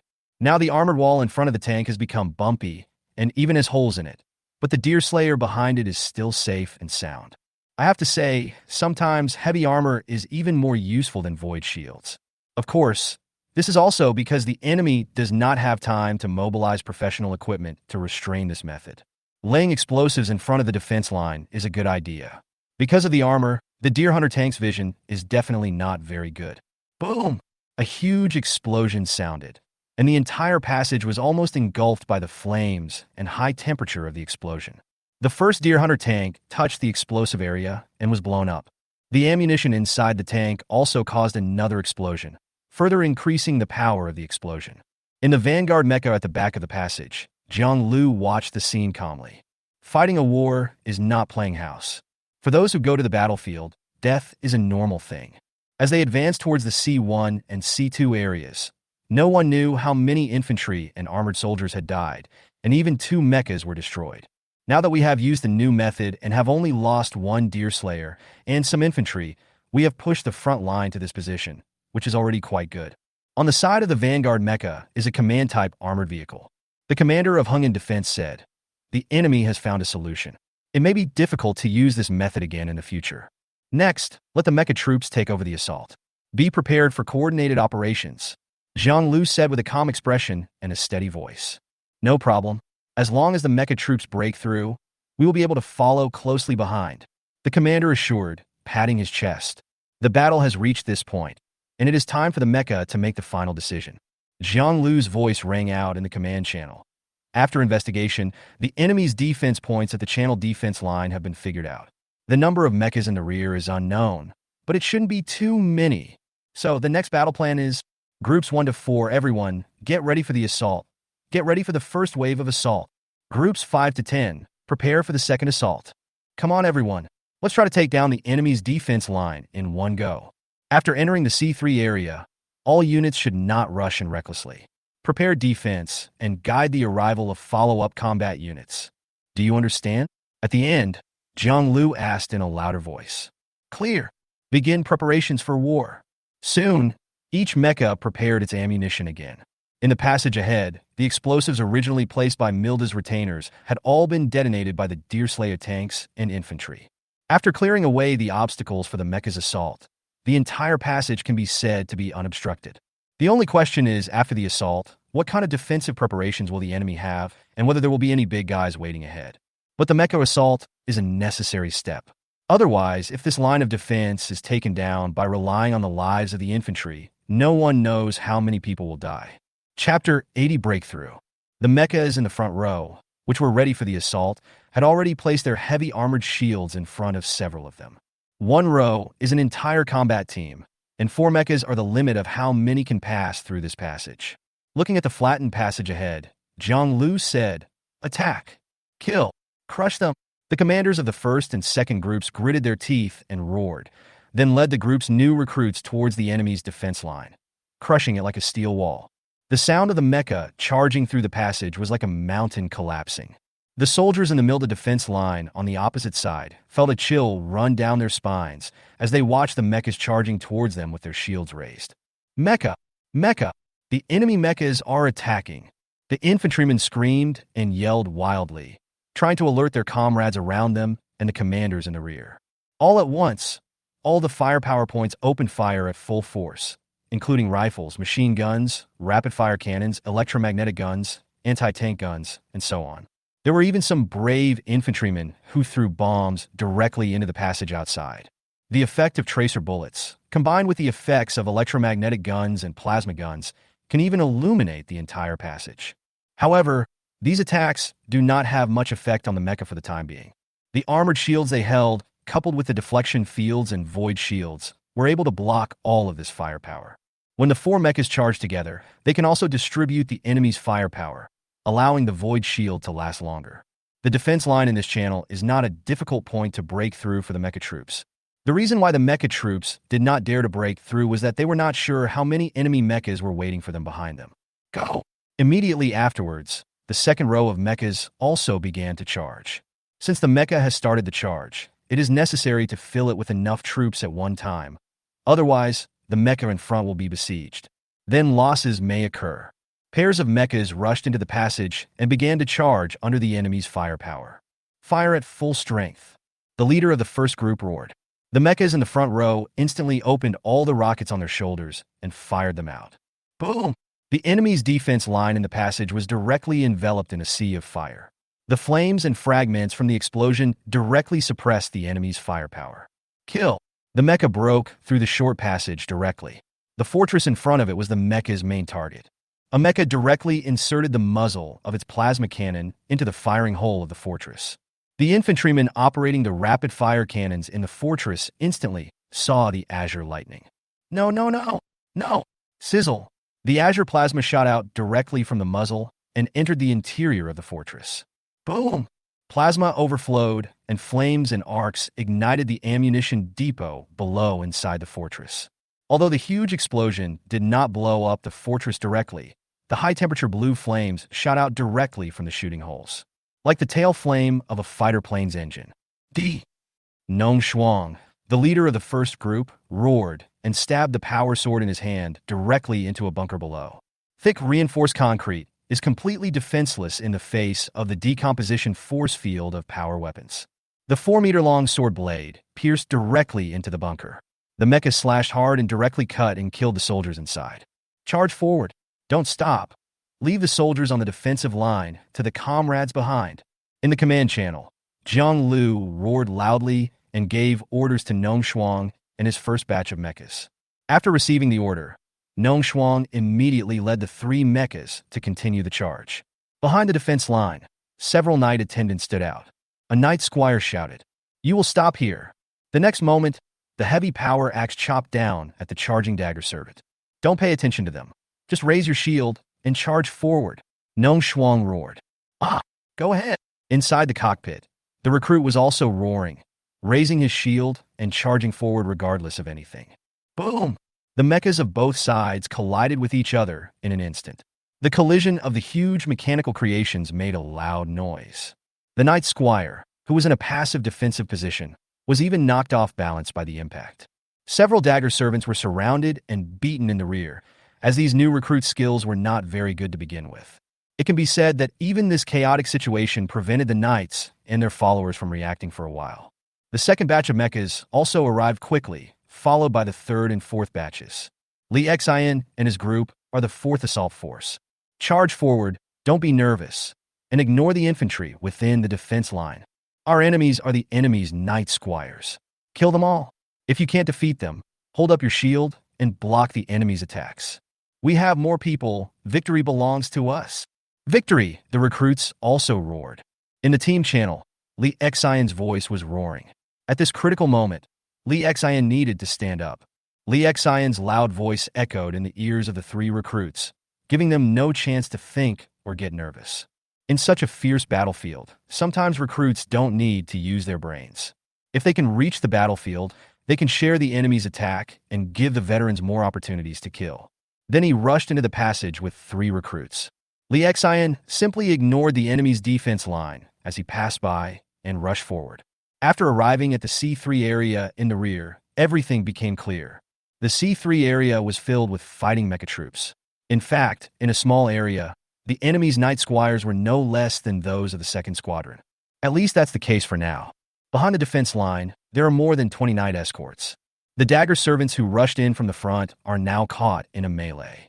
The new recruits are holding up their armored shields and bearing the attacks of the night squires.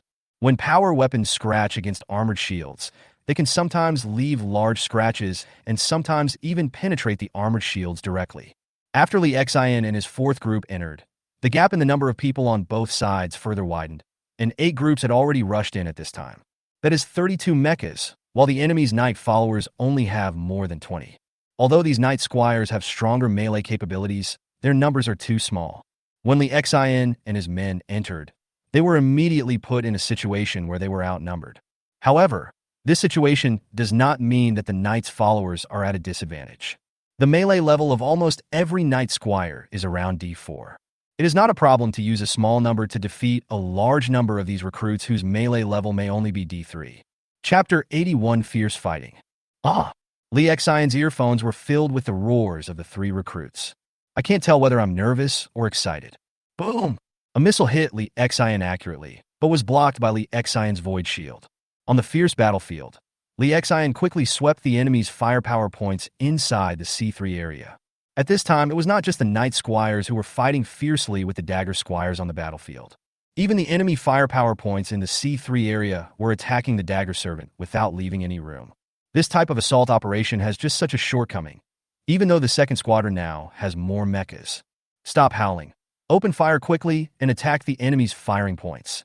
Li Xian immediately gave orders to the 3 recruits. Yes, boss. Ling Yongping responded quickly, and the next moment this guy started firing. Then, the other 2 recruits also began to attack the enemy. Li Xian, on the other hand, did not rush to open fire. Instead, he was looking for a place on the chaotic battlefield where he could quickly break the deadlock. Although there are many dagger servants now, they are still in a passive defensive state. If the recruits are not careful, they may suffer losses. The 3 new recruits from the 7th group were still firing indiscriminately, and Li Xian couldn't even stay away from them. If he did, the 3 new recruits might be shot in the head by the enemy. Not to mention them. Even Li Xian's own strength is just that of an ordinary soldier on such a battlefield. However, before Li Xian could look for others, 2 knight followers had already rushed towards Li Xian's group.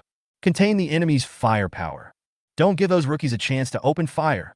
The commander's voice was heard in the knight's squire's headset. Yes. 2 knight escorts rushed towards Li Xian's group.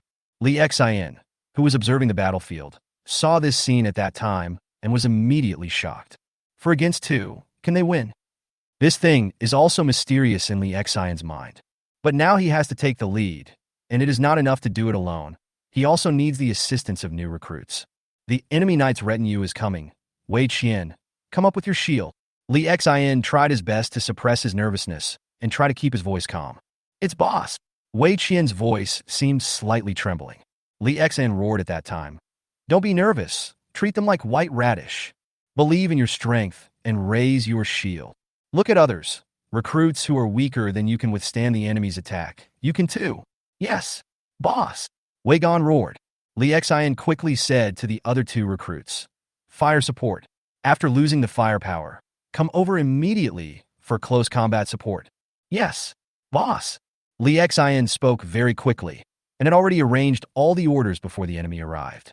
He raised the main weapon on his left arm, and a plasma cannon and a laser cannon were fired at one of the knight's followers. Boom! Inside the knight's retinue, the pilot said with a ferocious smile, Leave this rookie to me. Li Xian threw away the armored shield with his right arm, quickly pulled out his power sword, and rushed towards the enemy. Wei Gan, guard my flank. Li Xian directly held the sword in both hands, preparing to fight the enemy with a style that completely ignored defense. As for Wei Qian, he obeyed the order and raised a shield to protect Li Xian's side. This was also the combat method Li Xian taught him during training.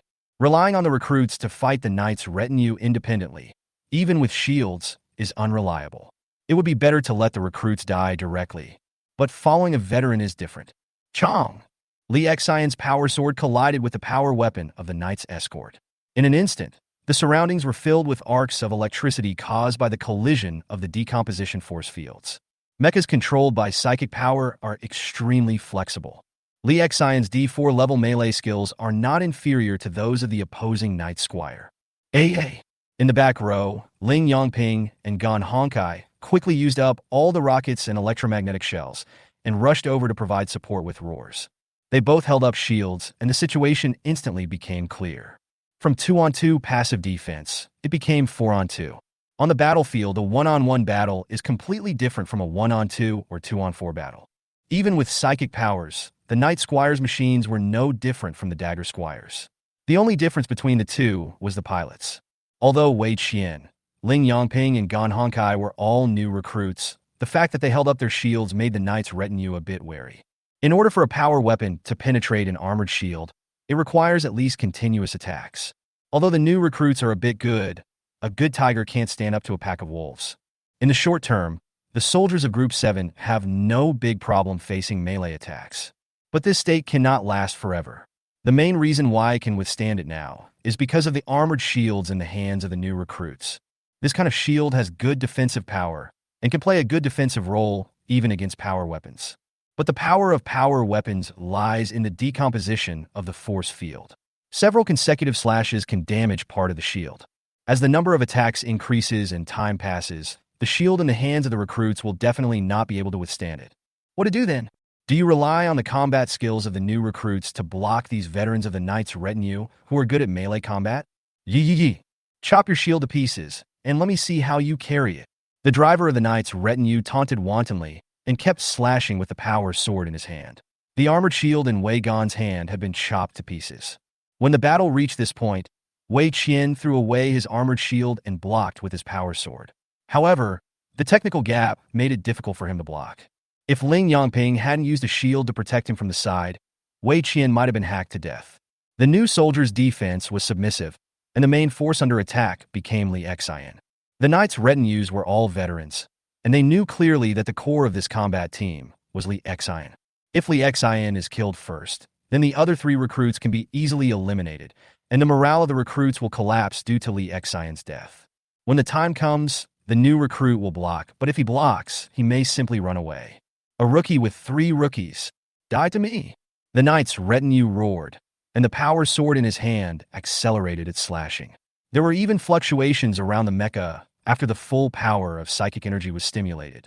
The hum of the disintegrating force field, coupled with the sounds of collisions and blocks between power swords, made the battlefield even more noisy.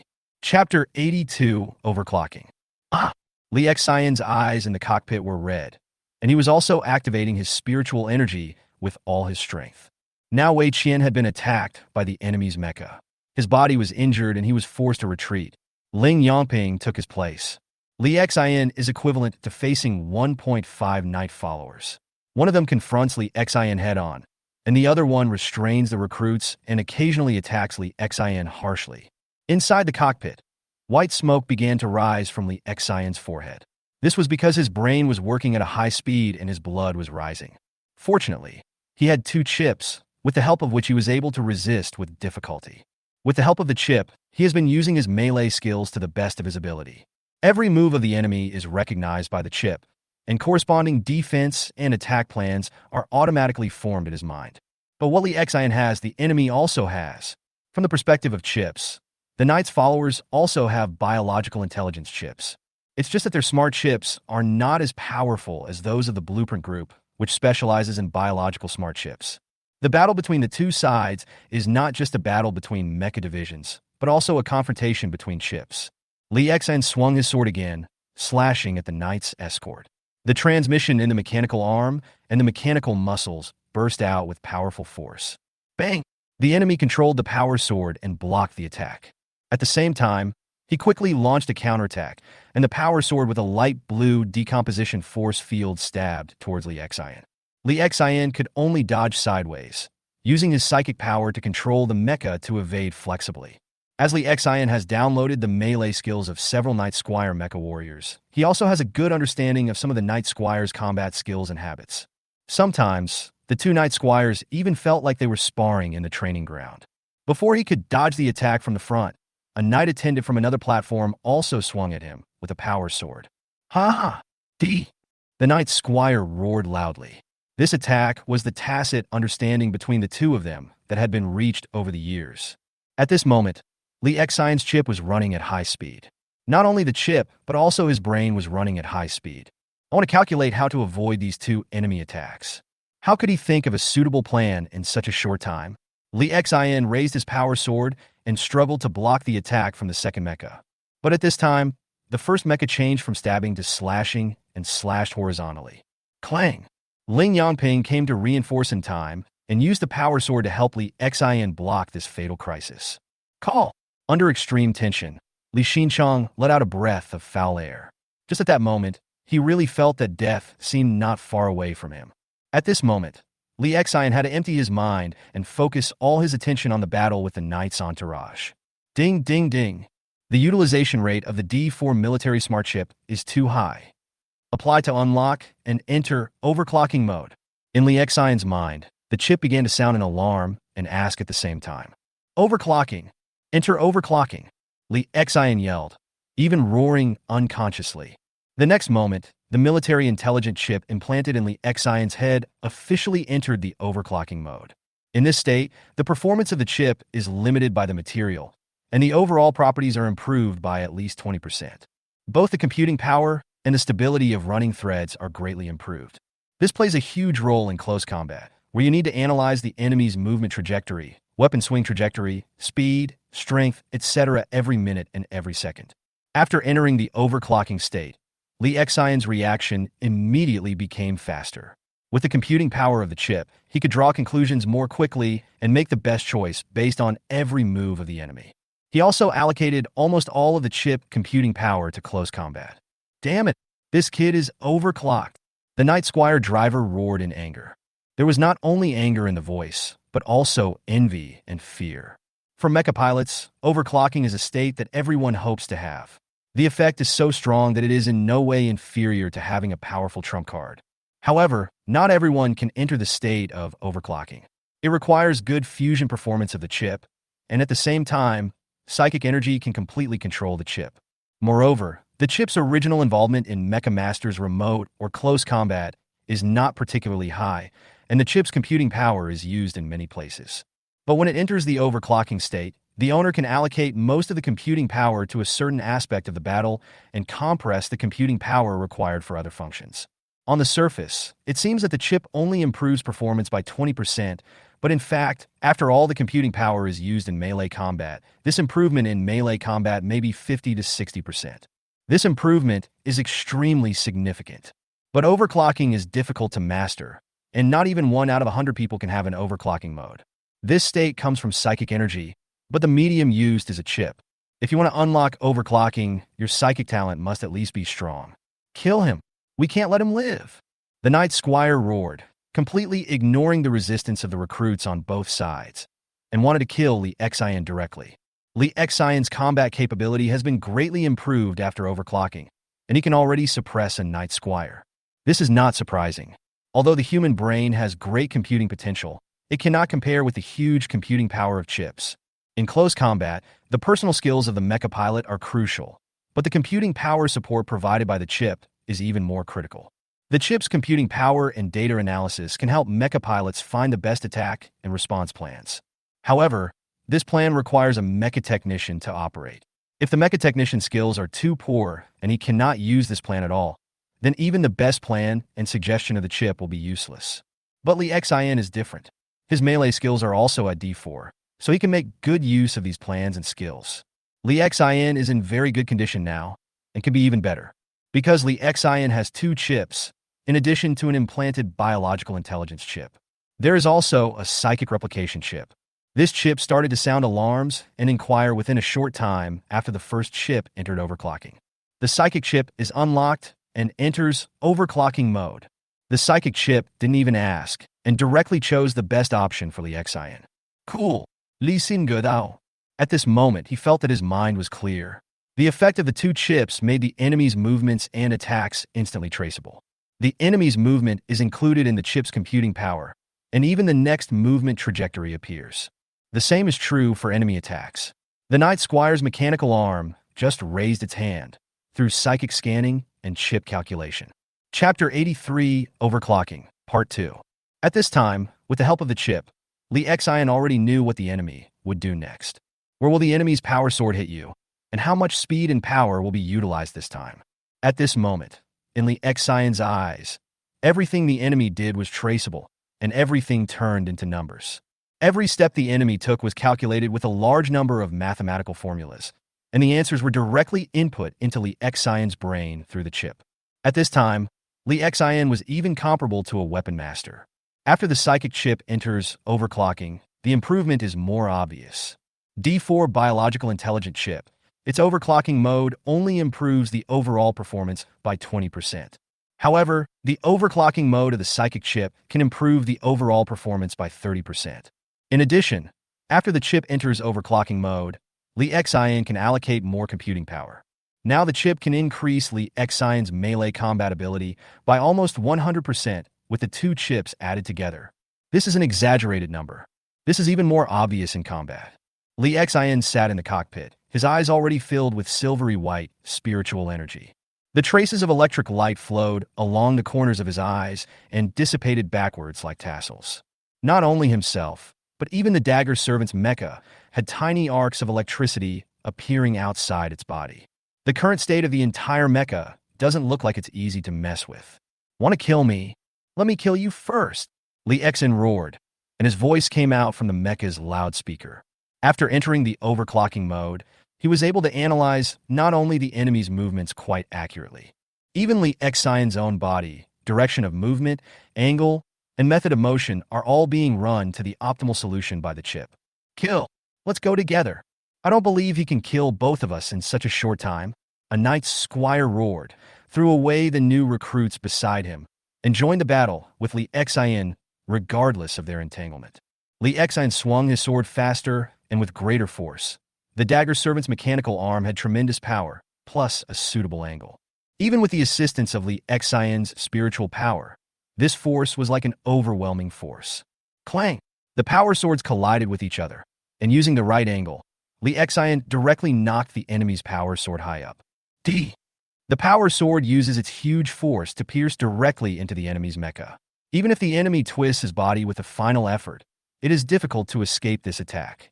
In the cockpit, Li Xian's gaze remained unchanged, even though he was a little disappointed with his actions just now.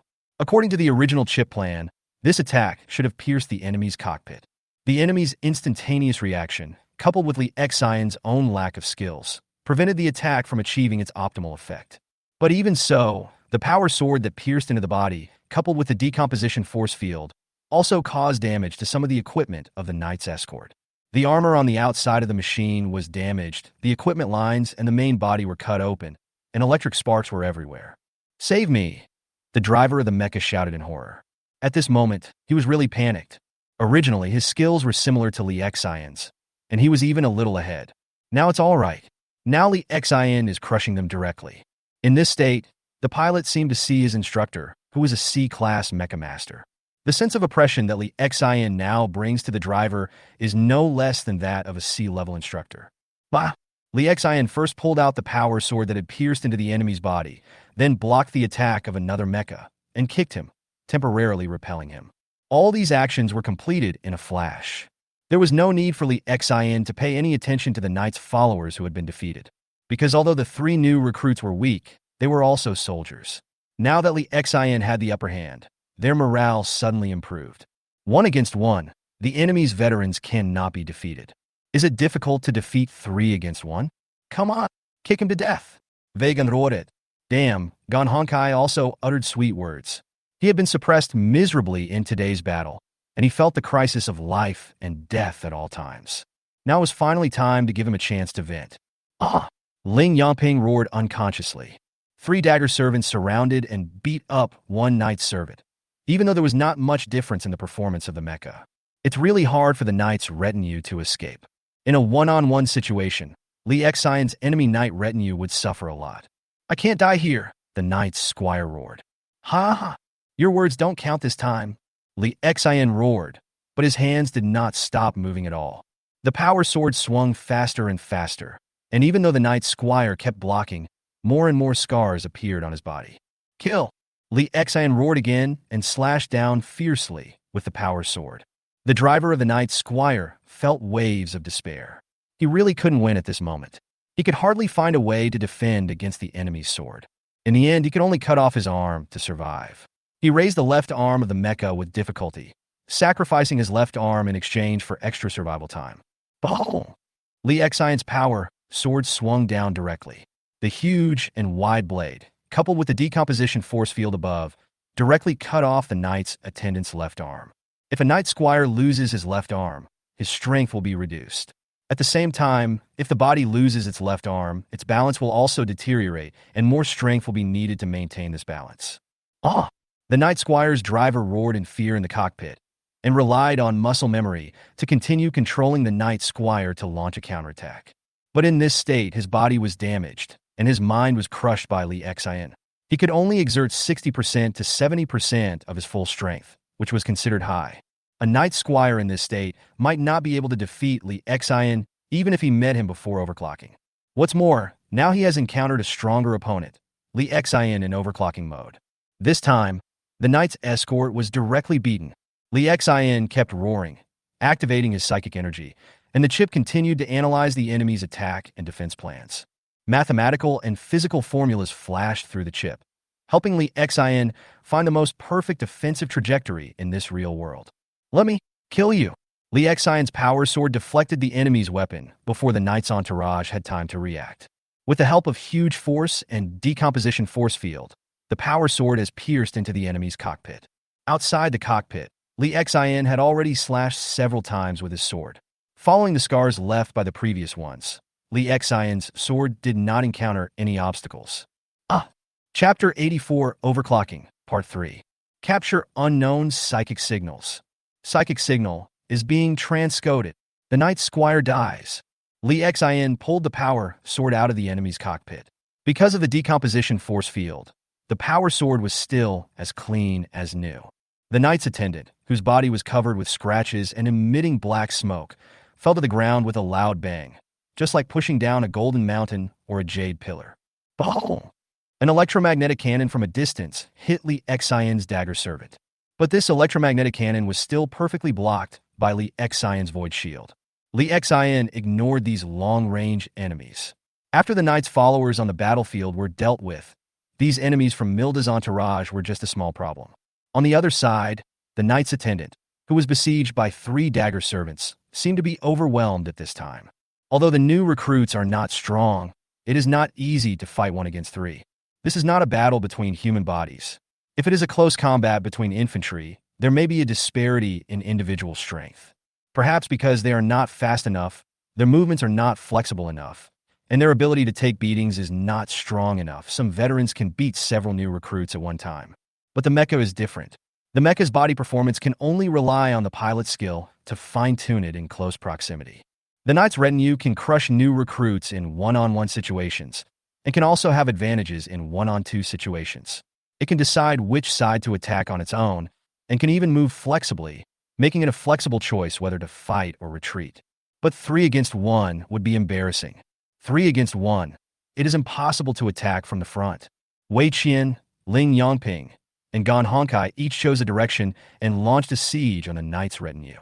They were recruits with poor skills, but after several years of training, they still had the fighting qualities they should have after they were no longer nervous. The 3 dagger servants were all injured, but the enemy's knight squires were not in good condition either. Faced with this situation, Li Xian took a quick look at the battle situation. He did not allow the 3 recruits to continue beating each other up. Instead, he directly joined the battlefield. If the new recruits were allowed to continue besieging the knight's escort, they would probably be able to kill it. Of course, there was also the possibility that they would be replaced by the knight's escort in the end, or seriously injured. By the end of the battle, the 3 recruits will definitely have more experience. But on the battlefield, the safest way is, of course, to kill the enemy directly. You can practice military training at any time. On a battlefield full of dangers, this is not the best place to train troops. At least not now. Now, the overall battlefield is still in a state of balance, and there are still a large number of enemy soldiers in the C3 area. They use a variety of heavy firepower and can also help the knight's retinue contain the attacks of the dagger squire. Li Xin just took a look and saw that the void shields of several mechas had been blown out. The dagger attendant whose void shield was overloaded was like a fruit that had taken off its shell, attracting the enemy's attacks. In this state, how could Li Xin dare to train his troops? It was the right thing to kill this enemy quickly and take the new soldiers to support others. Wei Qian, move aside. Li Xion's voice sounded in the team channel. Wei Qian, who was originally hitting him, was shocked. Before his brain could react, his body and spiritual energy had already honestly moved out of the way. Only when Li Xian joined the battlefield did Wei Gan react. He howled loudly. Boss, you have already killed that one? Fuck. Awesome. The recruits were shouting. Kill. Li Xian said 2 words calmly, and then ignored the exclamations of the recruits. The power sword quickly sliced open the back armor of the knight's retinue, who didn't react at all. Uppusin? Ah! How could you kill him so quickly? The driver of this knight's retinue howled, his tone full of disbelief. But he soon no longer needed to be disbelieving. The knight's retinue is the same as the dagger's retinue.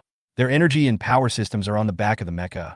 Wei Qian and his dagger attendants also had a backpack filled with electromagnetic cannon shells, which made their backs look rather broad. However, knight retinues generally rarely carry long-range attacks, and even if they do, they are energy weapons. This also meant that Li Xion's attack could directly destroy his back armor.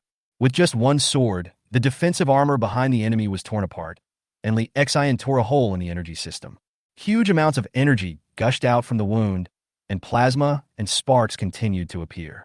At this time, the knight's escort quickly turned around and wanted to fight Li Xion. If the energy system of the Night Squire is attacked, it will not explode directly, but it will be affected. The lightest point is that energy is depleted faster, and of course there are other side effects. For example, it may directly cause the mecha to explode or burn at high temperatures, destroying other parts of the armor and equipment. But no matter which point it is, it means that the life of this Night Squire is about to come to an end. The energy system was destroyed, causing the temperature inside the Night Squire's cockpit to rise sharply. Inside the cockpit, red warning lights kept lighting up. The mecha pilot was sweating profusely at this time, and his expression was full of despair. He never expected that the battle situation would change so quickly. It was obvious that there were 2 of them, and they had the advantage just a moment ago, and could deal with these 4 rookies in an almost crushing manner. As a result, the next moment, a rookie burst out and overclocked. How could such a thing happen to me? The mecha master howled, turned around, and started fighting with Li Xion. But in his current state, Li Xion can almost see through his every move. Every step, every counterattack and block of the Night Squire could be traced in his sight. Faced with the howling of the knights and their followers, it was truly tear-jerking and heart-wrenching. But Li Xion remained unmoved. His power sword drew a swift arc, continuously provoking the enemy's weapons and leaving scars on the bodies of the knight's followers. The 3 new recruits were not idle either, and they continued to launch attacks from the side and the back. There is no difference between a new soldier's power sword and a veteran's power sword. If used properly, it can also kill people. The armor of the Night Squire was torn apart by the sword. Finally, amid the miserable howls of the Night Squire driver, the Night Squire completely exploded. The high temperature and flames from the energy leakage set the entire mecha on fire, and blue electronic high-temperature flames were everywhere. The flames shot up into the sky, even a bit like the flame jets caused by the engines at the tail of a fighter plane. Capture unknown psychic signals. Psychic signal is being transcoded. Chapter 85 Imperfect. Inside the cockpit, Li Xion was breathing heavily. He turned around and looked at other battlefields.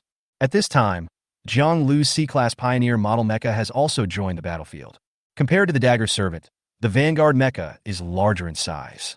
As for mechas, generally speaking, the larger the size, the faster the speed, the stronger the power, and the more amazing the power. As a sea-level psychic, Jiang Lu joined the battlefield and was able to cut through the enemies like a real slayer. The Knight's followers are no match for the Vanguard at all. The speed at which the Vanguard mecha can deal with the enemy is much faster than that of Li Xion in overclock state. In the passage, follow-up support tanks, and armored infantry units continued to emerge. They cleared out the remaining enemies in the defense line at the end of the passage, quickly entered the C3 area, and began to fire at the enemies in the distance. The outcome has been decided. After Li Xian killed the second Knight Squire, this word suddenly appeared in his mind. Then he immediately gave an order to the chip in his mind. Exit overclocking mode. Receive orders. Both chips exit overclocking mode at the same time. Li Xian in the cockpit also suddenly became listless. His eyes returned to normal, and even seemed a little confused. Without the blessing brought by chip overclocking, Li Xian now became an ordinary Dagger Squire mecha pilot. After the original state of knowing the enemy's reaction completely disappeared, Li Xian still felt a little disappointed. Call! He exhaled a breath and gave an order to the 3 recruits. Attack the enemy's long-range firepower points. Share the firepower pressure with your comrades. Yes, boss. Wei Qian and the other 3 responded loudly. This time, they cooperated to kill a knight's retinue, and instantly felt that they were not so nervous after entering the battlefield. Wei Qian, Gan Hongkai, and Ling Yongping controlled the mecha and began to accurately strike at the enemy's long-range firepower. As for the enemy's mechas, their support is not needed for the time being. With a numerical advantage and Zhang Lu's Vanguard mecha joining the battle situation suddenly became clear, and the blueprint's mecha advantage greatly increased. While Li Xian was launching long-range attacks on the enemy, he was calculating his gains and losses this time. First of all, the biggest gain is that I have mastered the method of overclocking. For other people, it is difficult to enter overclocking mode, but for me, with the help of the psychic chip, I can restart and enter overclocking mode at any time. Compared to the normal combat mode, the overclocking mode is undoubtedly more powerful. It is almost double the normal combat mode. In this case, let alone 1-on-1, even 1-on-2 or 1-on-3, I don't think it will be a problem. But after searching his remaining spiritual energy, Li Xian added in his mind. But, generally speaking, if you can defeat the enemy using normal mode, then don't go into overclocking mode. In this mode, my spiritual energy is consumed too quickly. If there weren't so few enemies this time, I'm afraid my spiritual energy would be used up before I could defeat them all. But on second thought, if it is in overclocking mode, even exhausting all the spiritual energy cannot defeat the enemy. Then under normal circumstances, we will not be able to defeat the enemy, and we may even be defeated by the enemy. In general, the overclocking mode is indeed a trump card that all mecha masters envy. Once this trump card is revealed, the enemies that were originally invincible will become noobs. And this time we have other gains, 2 more psychic signals. The gains this time will not be low. Speaking of psychic signals, this first psychic signal has been completely transcoded. Transcoding of unknown psychic signal completed. Please check the options below to download the information you want. 1. D2. Level Mecha Long-Range Shooting Skills, 89%. 2. D4 Level General Mecha Driving Skills, 68%. 3.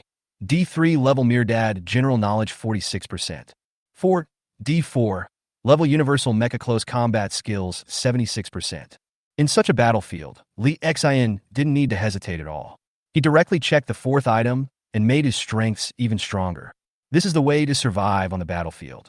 The psychic signal began to download, and Li Xian's mecha melee combat level was also rapidly improving.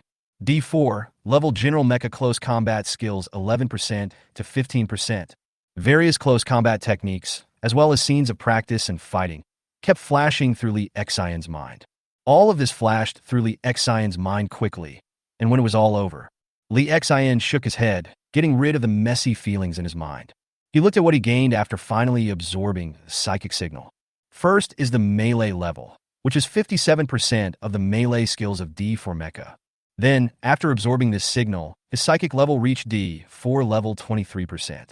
It's a win-win situation, and after absorbing this signal, the spiritual energy that was almost exhausted is restored to a fully replenished state. A smile appeared on Li Xian's face. Now, even if 2 more enemy knight followers came, they would not be his match. Instead, they would become his nourishment for becoming stronger. Soon, the second psychic signal was also transcoded. Li Xian's eyes skipped over the other options and saw his favorite one. 4. D4 Level Universal Mecha Close Combat Skills, 45%. Download. A new round of downloading started again, But when everything settled down, Li Xian frowned. After finally absorbing this psychic signal, his close combat skills reached 65%. The psychic level has also reached D4 level 42%. After reading the data this time, Li Xian was thinking in his mind. So, if the opponent's skill level is lower than yours, then the absorption effect will be worse? This is also D4 level, but the percentage is lower. It only increases by 8% after absorption. If the enemy's skill level is lower, then will the effect be worse? However, the increase in spiritual energy has continued. It seems that this should not be affected by skills. It is what it should be. But this also indirectly shows that if my psychic level is high, then the gains from absorbing psychic signals from those with lower psychic levels and skill levels than mine will be much smaller. Li Xian sighed slightly, but then he comforted himself. Nothing in the world is perfect. I am very lucky to have this psychic chip, which can also absorb the psychic signals of the enemies I kill. Even if it's not completely perfect, it's already a once-in-a-lifetime blessing. Don't expect too much. Chapter 86 Cleaning. After calming himself down and feeling that he had become a little stronger, Li Xian turned his attention to other enemies. Now the enemy mechas were either escaping or being surrounded by a group of dagger servants. At this time, Li Xian couldn't go up to grab the kill. In this battle, he has already captured 2 enemy mechas. If he goes up now and forces others to do so, others may not necessarily be grateful to him. Therefore, Li Xian also chose to deal with the enemy infantry and armored troops who were constantly attacking from a distance. At this point in the battle, his void shield still has at least half of its defense value and is still slowly recovering. This is not good news for the enemy's non-mecha forces. Boom, boom, boom. The mecha charged forward quickly. Its huge body and heavy footsteps were drowned out by the fierce firing from both sides. Squeak! After briefly charging the plasma cannon on his left arm, he aimed at a bunker that was continuously firing and fired a shot. Boom! The next moment, the bunker was filled with surging arcs of electricity, high temperatures, and flames. The Milda soldiers inside were electrocuted and turned into charcoal. Ah! The enemy mecha is coming. Heavy firepower. Aim at the mecha in front. The squad commander roared in horror. If the enemy attacking were infantry or armored soldiers, he would not be so worried at all, but the enemy attacked with mechas. Who can withstand this? In an instant, all kinds of firepower were concentrated on Li Xian. Electromagnetic rifles, rapid-fire cannons, electromagnetic guns, anti-tank missiles, rocket launchers, etc. Come on together and provide fire support to me. Li Xian calmly gave the order in the group channel. Yes, boss. Wei Gan, Gan Honkai, and Ling Yongping immediately controlled the mecha and charged at the same time. At the same time, the plasma cannon in his hand and the unfinished electromagnetic cannon were also firing continuously.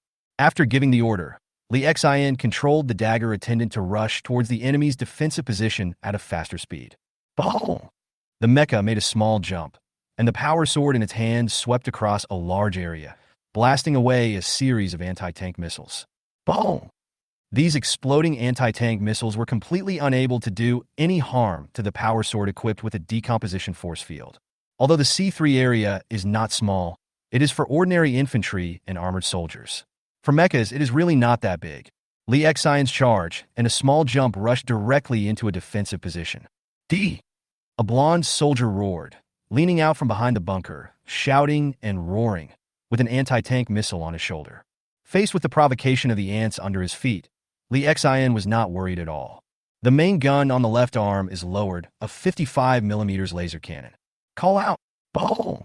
A red laser flashed, and a big hole was directly created in the position below. As for the Milda soldiers who were originally carrying anti-tank missiles, now there are probably only a few scraps left. Li Xian's 2 main weapons need to recharge every time they are fired before they can fire again. It is a bit slow, but as long as the energy supply of the mecha is not a problem, there is no need to worry about firepower. But in this defensive position, Li Xian didn't need to continue firing. The power sword in his hand was the best weapon. All the fortifications were like paper in front of the power weapons and were easily cut through.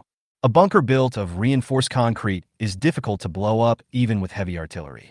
But in front of the 4-meter-long power sword, they were easily cut open. As for the enemy soldiers inside, of course, their number had been reduced from 1 or 2 to several. Some soldiers at the fortifications turned around and ran back when they saw Li Xian. Especially if there is an underground passage, then they can still escape by luck. But if they escape from above, their fate is almost certain. This kind of ordinary defensive fortification position can't provide any defensive effect to the mecha. Soon, a defensive position was completely wiped out by Li Xin and his team. Go! Quickly seize the enemy's position. Clear the enemies hiding in the dark. The commander of Hungin Defense roared loudly and gave orders to his troops. This battle was so exciting. With only a small number of casualties, we completely defeated the enemy's defense. Several infantry fighting vehicles quickly drove out of the passage and rushed towards the position that Li Xin and his men had just captured. Bang! The door of the infantry fighting vehicle opened, and a load of infantrymen came out. The inside of the infantry fighting vehicle was as packed as a can of sardines. As soon as the car door opened, the soldiers rushed out impatiently. On the battlefield, the defensive performance of armored infantry fighting vehicles is really not that good. A dozen machine guns, a tank gun, or even an infantry electromagnetic gun can blow it away. But it is undeniable that infantry fighting vehicles have advantages in troop projection, as well as their carrying capacity and defensive capabilities. Although riding in an infantry fighting vehicle is not very safe, if you let the infantry choose to ride in an infantry fighting vehicle, they would rather rush over on foot. Almost all infantry will choose to ride on infantry fighting vehicles. That's right, although the defense of infantry fighting vehicles is not very good, the defense of infantry is even worse than that of infantry fighting vehicles. Unless infantry fighting vehicles have become a complete burden on the battlefield, most infantrymen are still willing to ride in infantry fighting vehicles.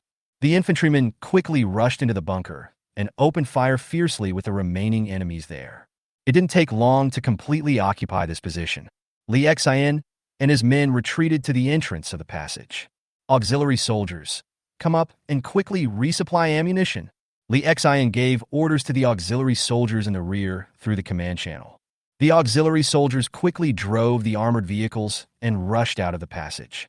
The fierce battle ahead did not allow them to fight at all. It is true that they are tracked armored vehicles, but the thickness of their armor is almost as thin as a cardboard shell in a battlefield of this intensity. If you are not careful, you might be blown up by the enemy's firepower. The explosion of an armored vehicle is a minor matter, but if the ammunition of the mecha inside explodes, that would be a big trouble.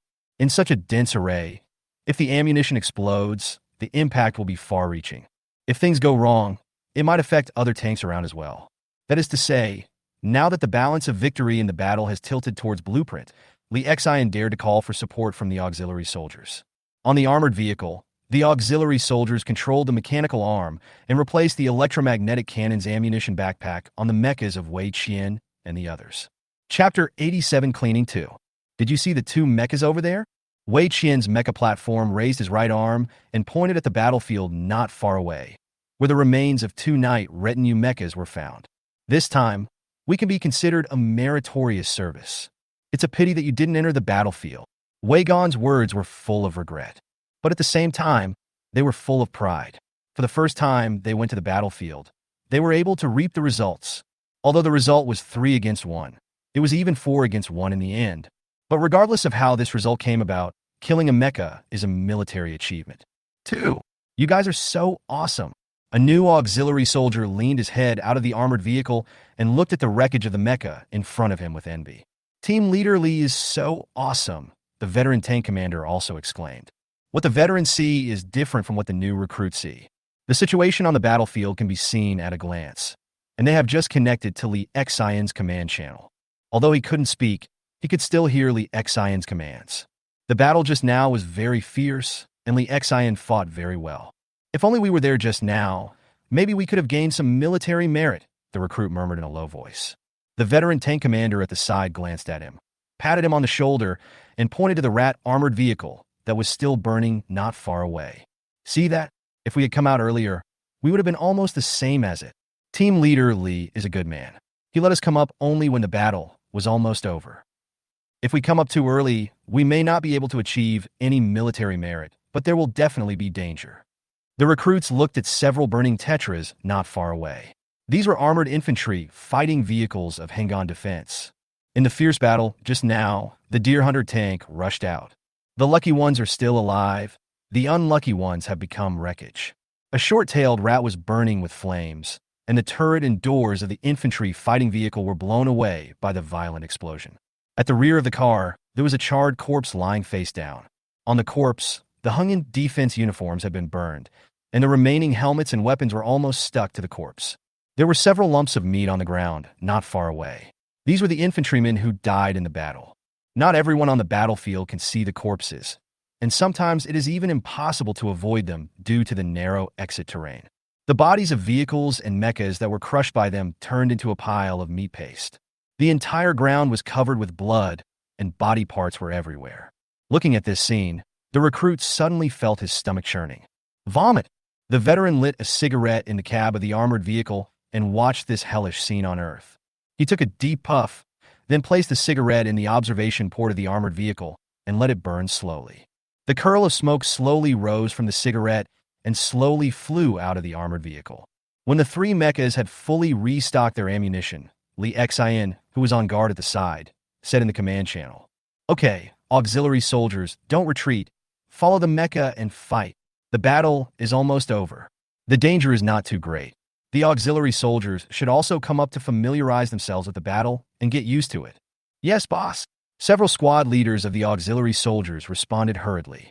Then, several auxiliary armored vehicles that were waiting in the rear also drove out of the passage. Bang, bang, bang.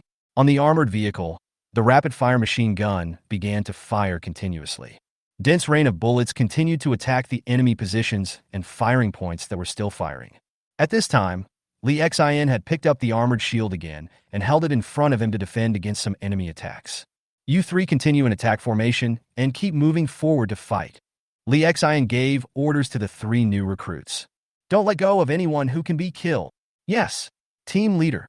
Lee Xin himself did not join the battle, but followed not far away with 8 armored vehicles carrying auxiliary soldiers. He is here, just like Jiang Lu trained Lee Xin in the past. Let more new recruits participate in these battles that are not too intense and not too dangerous for mechas. He followed behind, so that he could provide support at any time and also add a sense of safety to the auxiliary soldiers. The auxiliary soldiers' defense is not very good. If someone is foolish enough to shoot an anti-tank missile at them, they will definitely be blown up. If Lee Xin wants to train troops, he can't just let these auxiliary soldiers die in battle. What he needs is trained veterans, not corpses killed in battle. 2222. 8 armored vehicles opened fire continuously, suppressing the enemy's firepower in the forward position. The mechas of Wei and Qian rushed even faster, deployed in the same offensive formation as during training, and began to kill the enemy's positions. How could the enemy's position, which was dominated by infantry and armored troops, withstand the attack of the mecha? As the auxiliary soldiers arrived at the position, all the enemy's main firepower points had been captured. Chong! Quickly clear out the remaining enemies. When you encounter a difficult place to fight, call for support in time. The auxiliary soldiers of each team quickly got out of the car and rushed into the defensive position. Except for the commander and gunner of each armored vehicle, everyone else has rushed into the battlefield below. The armored vehicles patrolled the positions back and forth and quickly opened fire when they encountered the enemy. At this time, the remaining enemies were basically infantrymen who were fighting desperately, and they posed no threat to these armored vehicles. 2 soldiers from Milda's retainers were hiding in a small pit. This pit was one with a corner, so even if the auxiliary soldiers outside discovered these 2 Milda soldiers, it would be difficult to deal with them. "Throw the grenade! Cover me!" An auxiliary soldier called out to his teammates to come for support, and at the same time he pulled out several grenades and threw them into the angled and undulating pit. Boom! 2 grenades exploded, and a large amount of smoke and explosion smoke sprayed out from the crater. "Is he dead?" an auxiliary soldier asked his teammates. "I don't know. Let's go down and take a look," another auxiliary soldier said. Then he carefully poked his head in and slowly moved inside, his movements stealthily and his ears perked up. Bang, bang, bang. Suddenly, he opened fire like mad, and while firing he crawled out of the pit. "Not dead. Not dead yet. Call for support. Send an infantry flamethrower up." The auxiliary soldier roared after crawling out, his body limp on the ground due to tension. Soon, an infantry flamethrower was called over. Boom! A beam of hot flames spurted out from the jet and entered the pit. Then came the sound of heart-wrenching screams. Chapter 88. Spoils of War.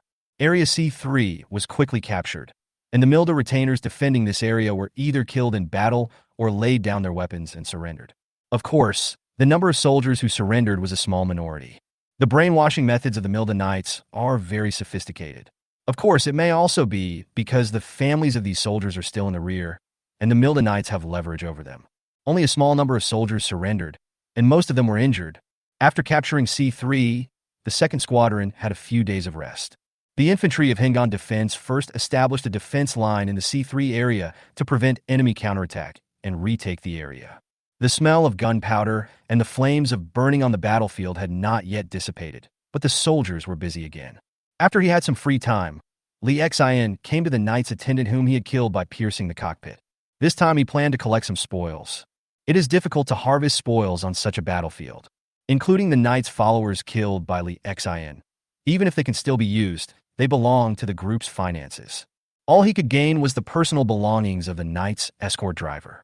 He used his mechanical arm to open the cockpit cover of the Night Squire, with a creaking sound of metal.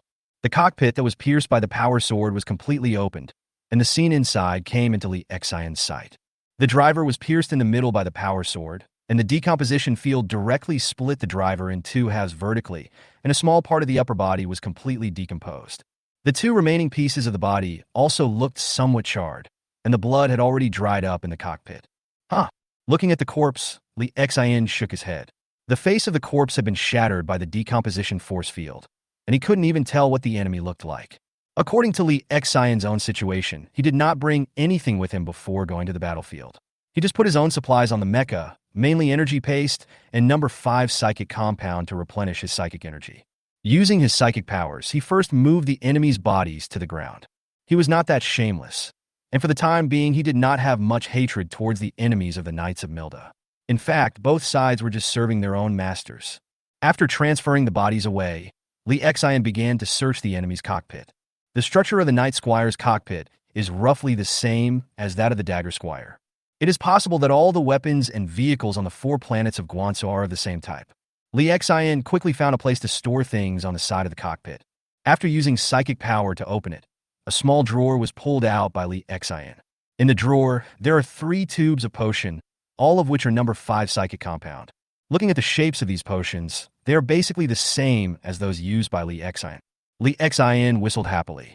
These potions looked the same. Maybe they were the potions that the blueprint had previously sold to the Knights of Milda. Of course, it may not be the case as before. Maybe both sides still have trade exchanges now. It is not certain whether it happens openly, but it will definitely happen in private. Li Xian collected the 3 tubes of potion separately. This trophy now belonged to him. However, Li Xian did not dare to use it directly. He still needed to go back and test it to make sure that he did not die on the battlefield but capsized in the gutter. There were some miscellaneous items in the box, all of which were worthless. Finally, a photo appeared in Li Xian's hand. The person in the photo looks like a blonde-haired, blue-eyed European, which is also the mainstream population of the Knights of Mirdad. In the colonial era, the population had already been intermixed, but racial differences still existed, and most of the humans within the blueprint group were Orientals. The population composition of the Knights of Mirdad is mainly composed of whites and blacks. In the photo, the man looks to be in his 30s, and there is a beautiful woman of similar age next to him. There was a baby in the woman's arms, and a little boy in front of the man. A wonderful family of 4. Seeing this scene, Li Xian sighed for no reason, then looked at the corpse on the ground, whose head was almost invisible. He pressed the microphone and said to the auxiliary soldier, "Old Li, arrange 2 people to come to the knight's escort and collect the bodies." "Yes, team leader." Soon, a squad leader of the auxiliary soldiers came to the side of the knight's escort with 2 people. Li Xian pointed at the body of the mecha pilot on the ground and said, "Take him out and bury him." Squad leader Li looked at the corpse on the ground and immediately called on the auxiliary soldiers to take out the body bag and put the corpse into the bag. In the end, Li Xian put all the worthless items in the small drawer into the bag of the corpse, and he also solemnly placed the photo in the hands of the corpse. Then, Li Xian stuffed some worthless but valuable items from the miscellaneous items into the hands of squad leader Li. "Take this thing back and divide it among you." Squad leader Li refused repeatedly, but after seeing Li Xian's serious expression, he finally accepted it. Then he took the body into an armored jeep and drove out through the passage.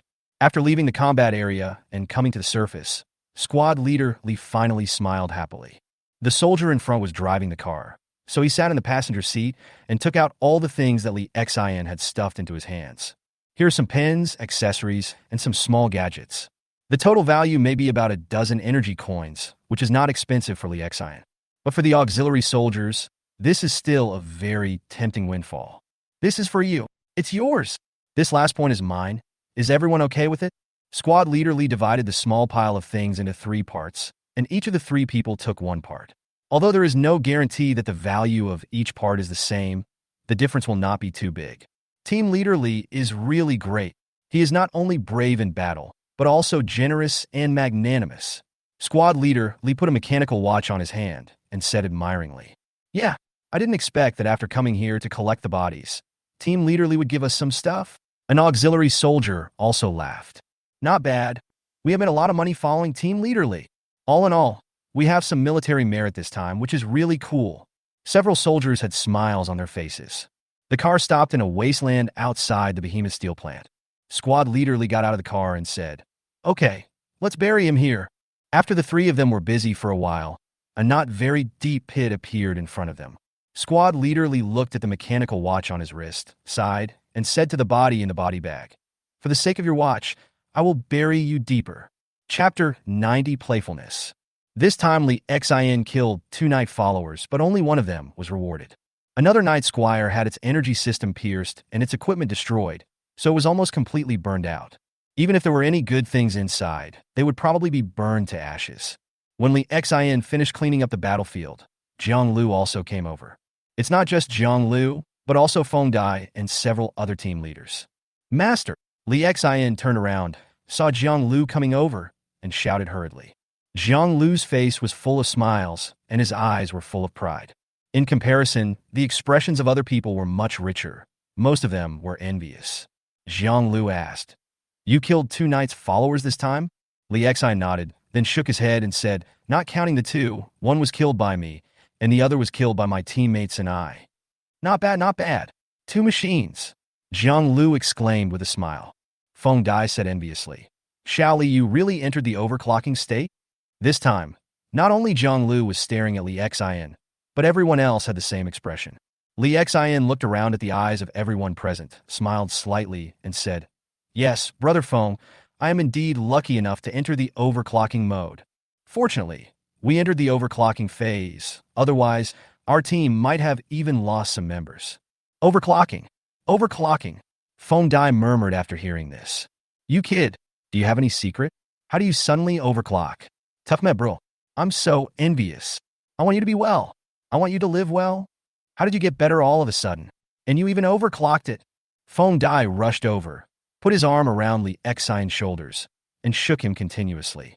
Listening to Feng Dai's words, the other team leaders couldn't help but burst into laughter. Li Xin also put his hand on Feng Dai's shoulder and said seriously, "Brother Feng, it's all because of your good teaching. When the fight was the most intense, I thought of your teachings. It's overclocked in an instant.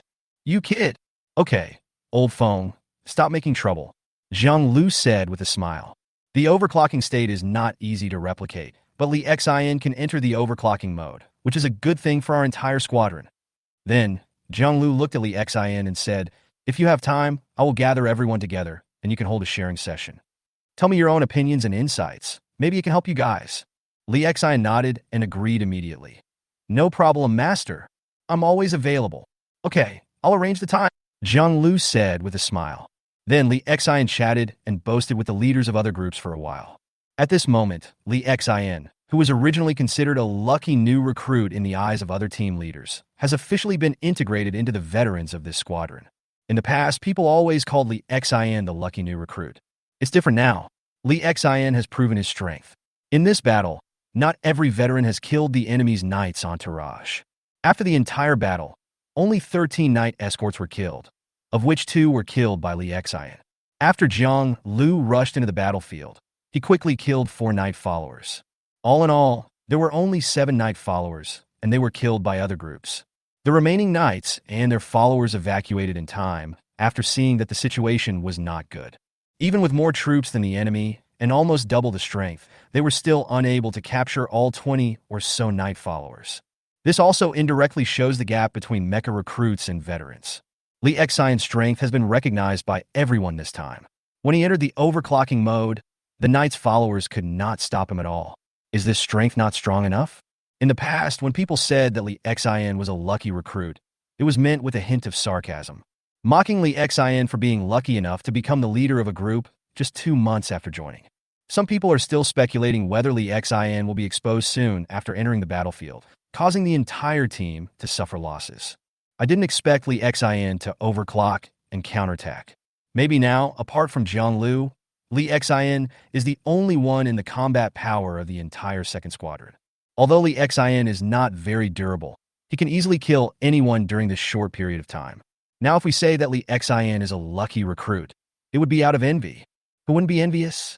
I'm almost dying of envy. Nong Shuang, the first group, looked at Li Xian's back as he was taken away by Jianglu, his eyes full of envy. He said, "Overclocking. If I can enter the overclocking industry, I will be promoted, get a raise, and win a lot of medals. I will be willing to do that." Han Zhong, the leader of the 8th group, was dumbfounded. He said, "You kid, why are you eating and taking things at the same time?" Nong Shuang glanced at him and said, "I've already started fantasizing. Can I fantasize a little bigger?" Li Xian followed Jianglu, and not long after, Feng Dai also followed secretly. "Li Xian, you kid, I really can't stand it. Why did you suddenly overclock?" As soon as Feng Dai came up, he hugged Li Xian and howled. "Brother Feng, I'll tell you my secret," Li Xian said quietly. "Really?" Feng Dai immediately raised his head and asked eagerly. Jianglu patted Li Xian on the shoulder and said with a smile, "Look at this kid's mean look. How could he have a secret? Besides, entering the overclocking mode varies from person to person. What he says and what you actually do are two completely different things." "Okay, Li Xian, stop fooling Feng Dai. He's not smart to begin with, so don't let him fool you." "Yes, master," Li Xian said with a smile. "Well, you've really become a bad person." Feng Dai laughed. "Next time we go back to the base, I will make sure you treat us to a big meal." Li Xian smiled and nodded. "No problem. Let's have a big meal. The most expensive one." All in all, Jianglu, Feng Dai, and Li Xian are the people with the best relationships in the entire second squadron.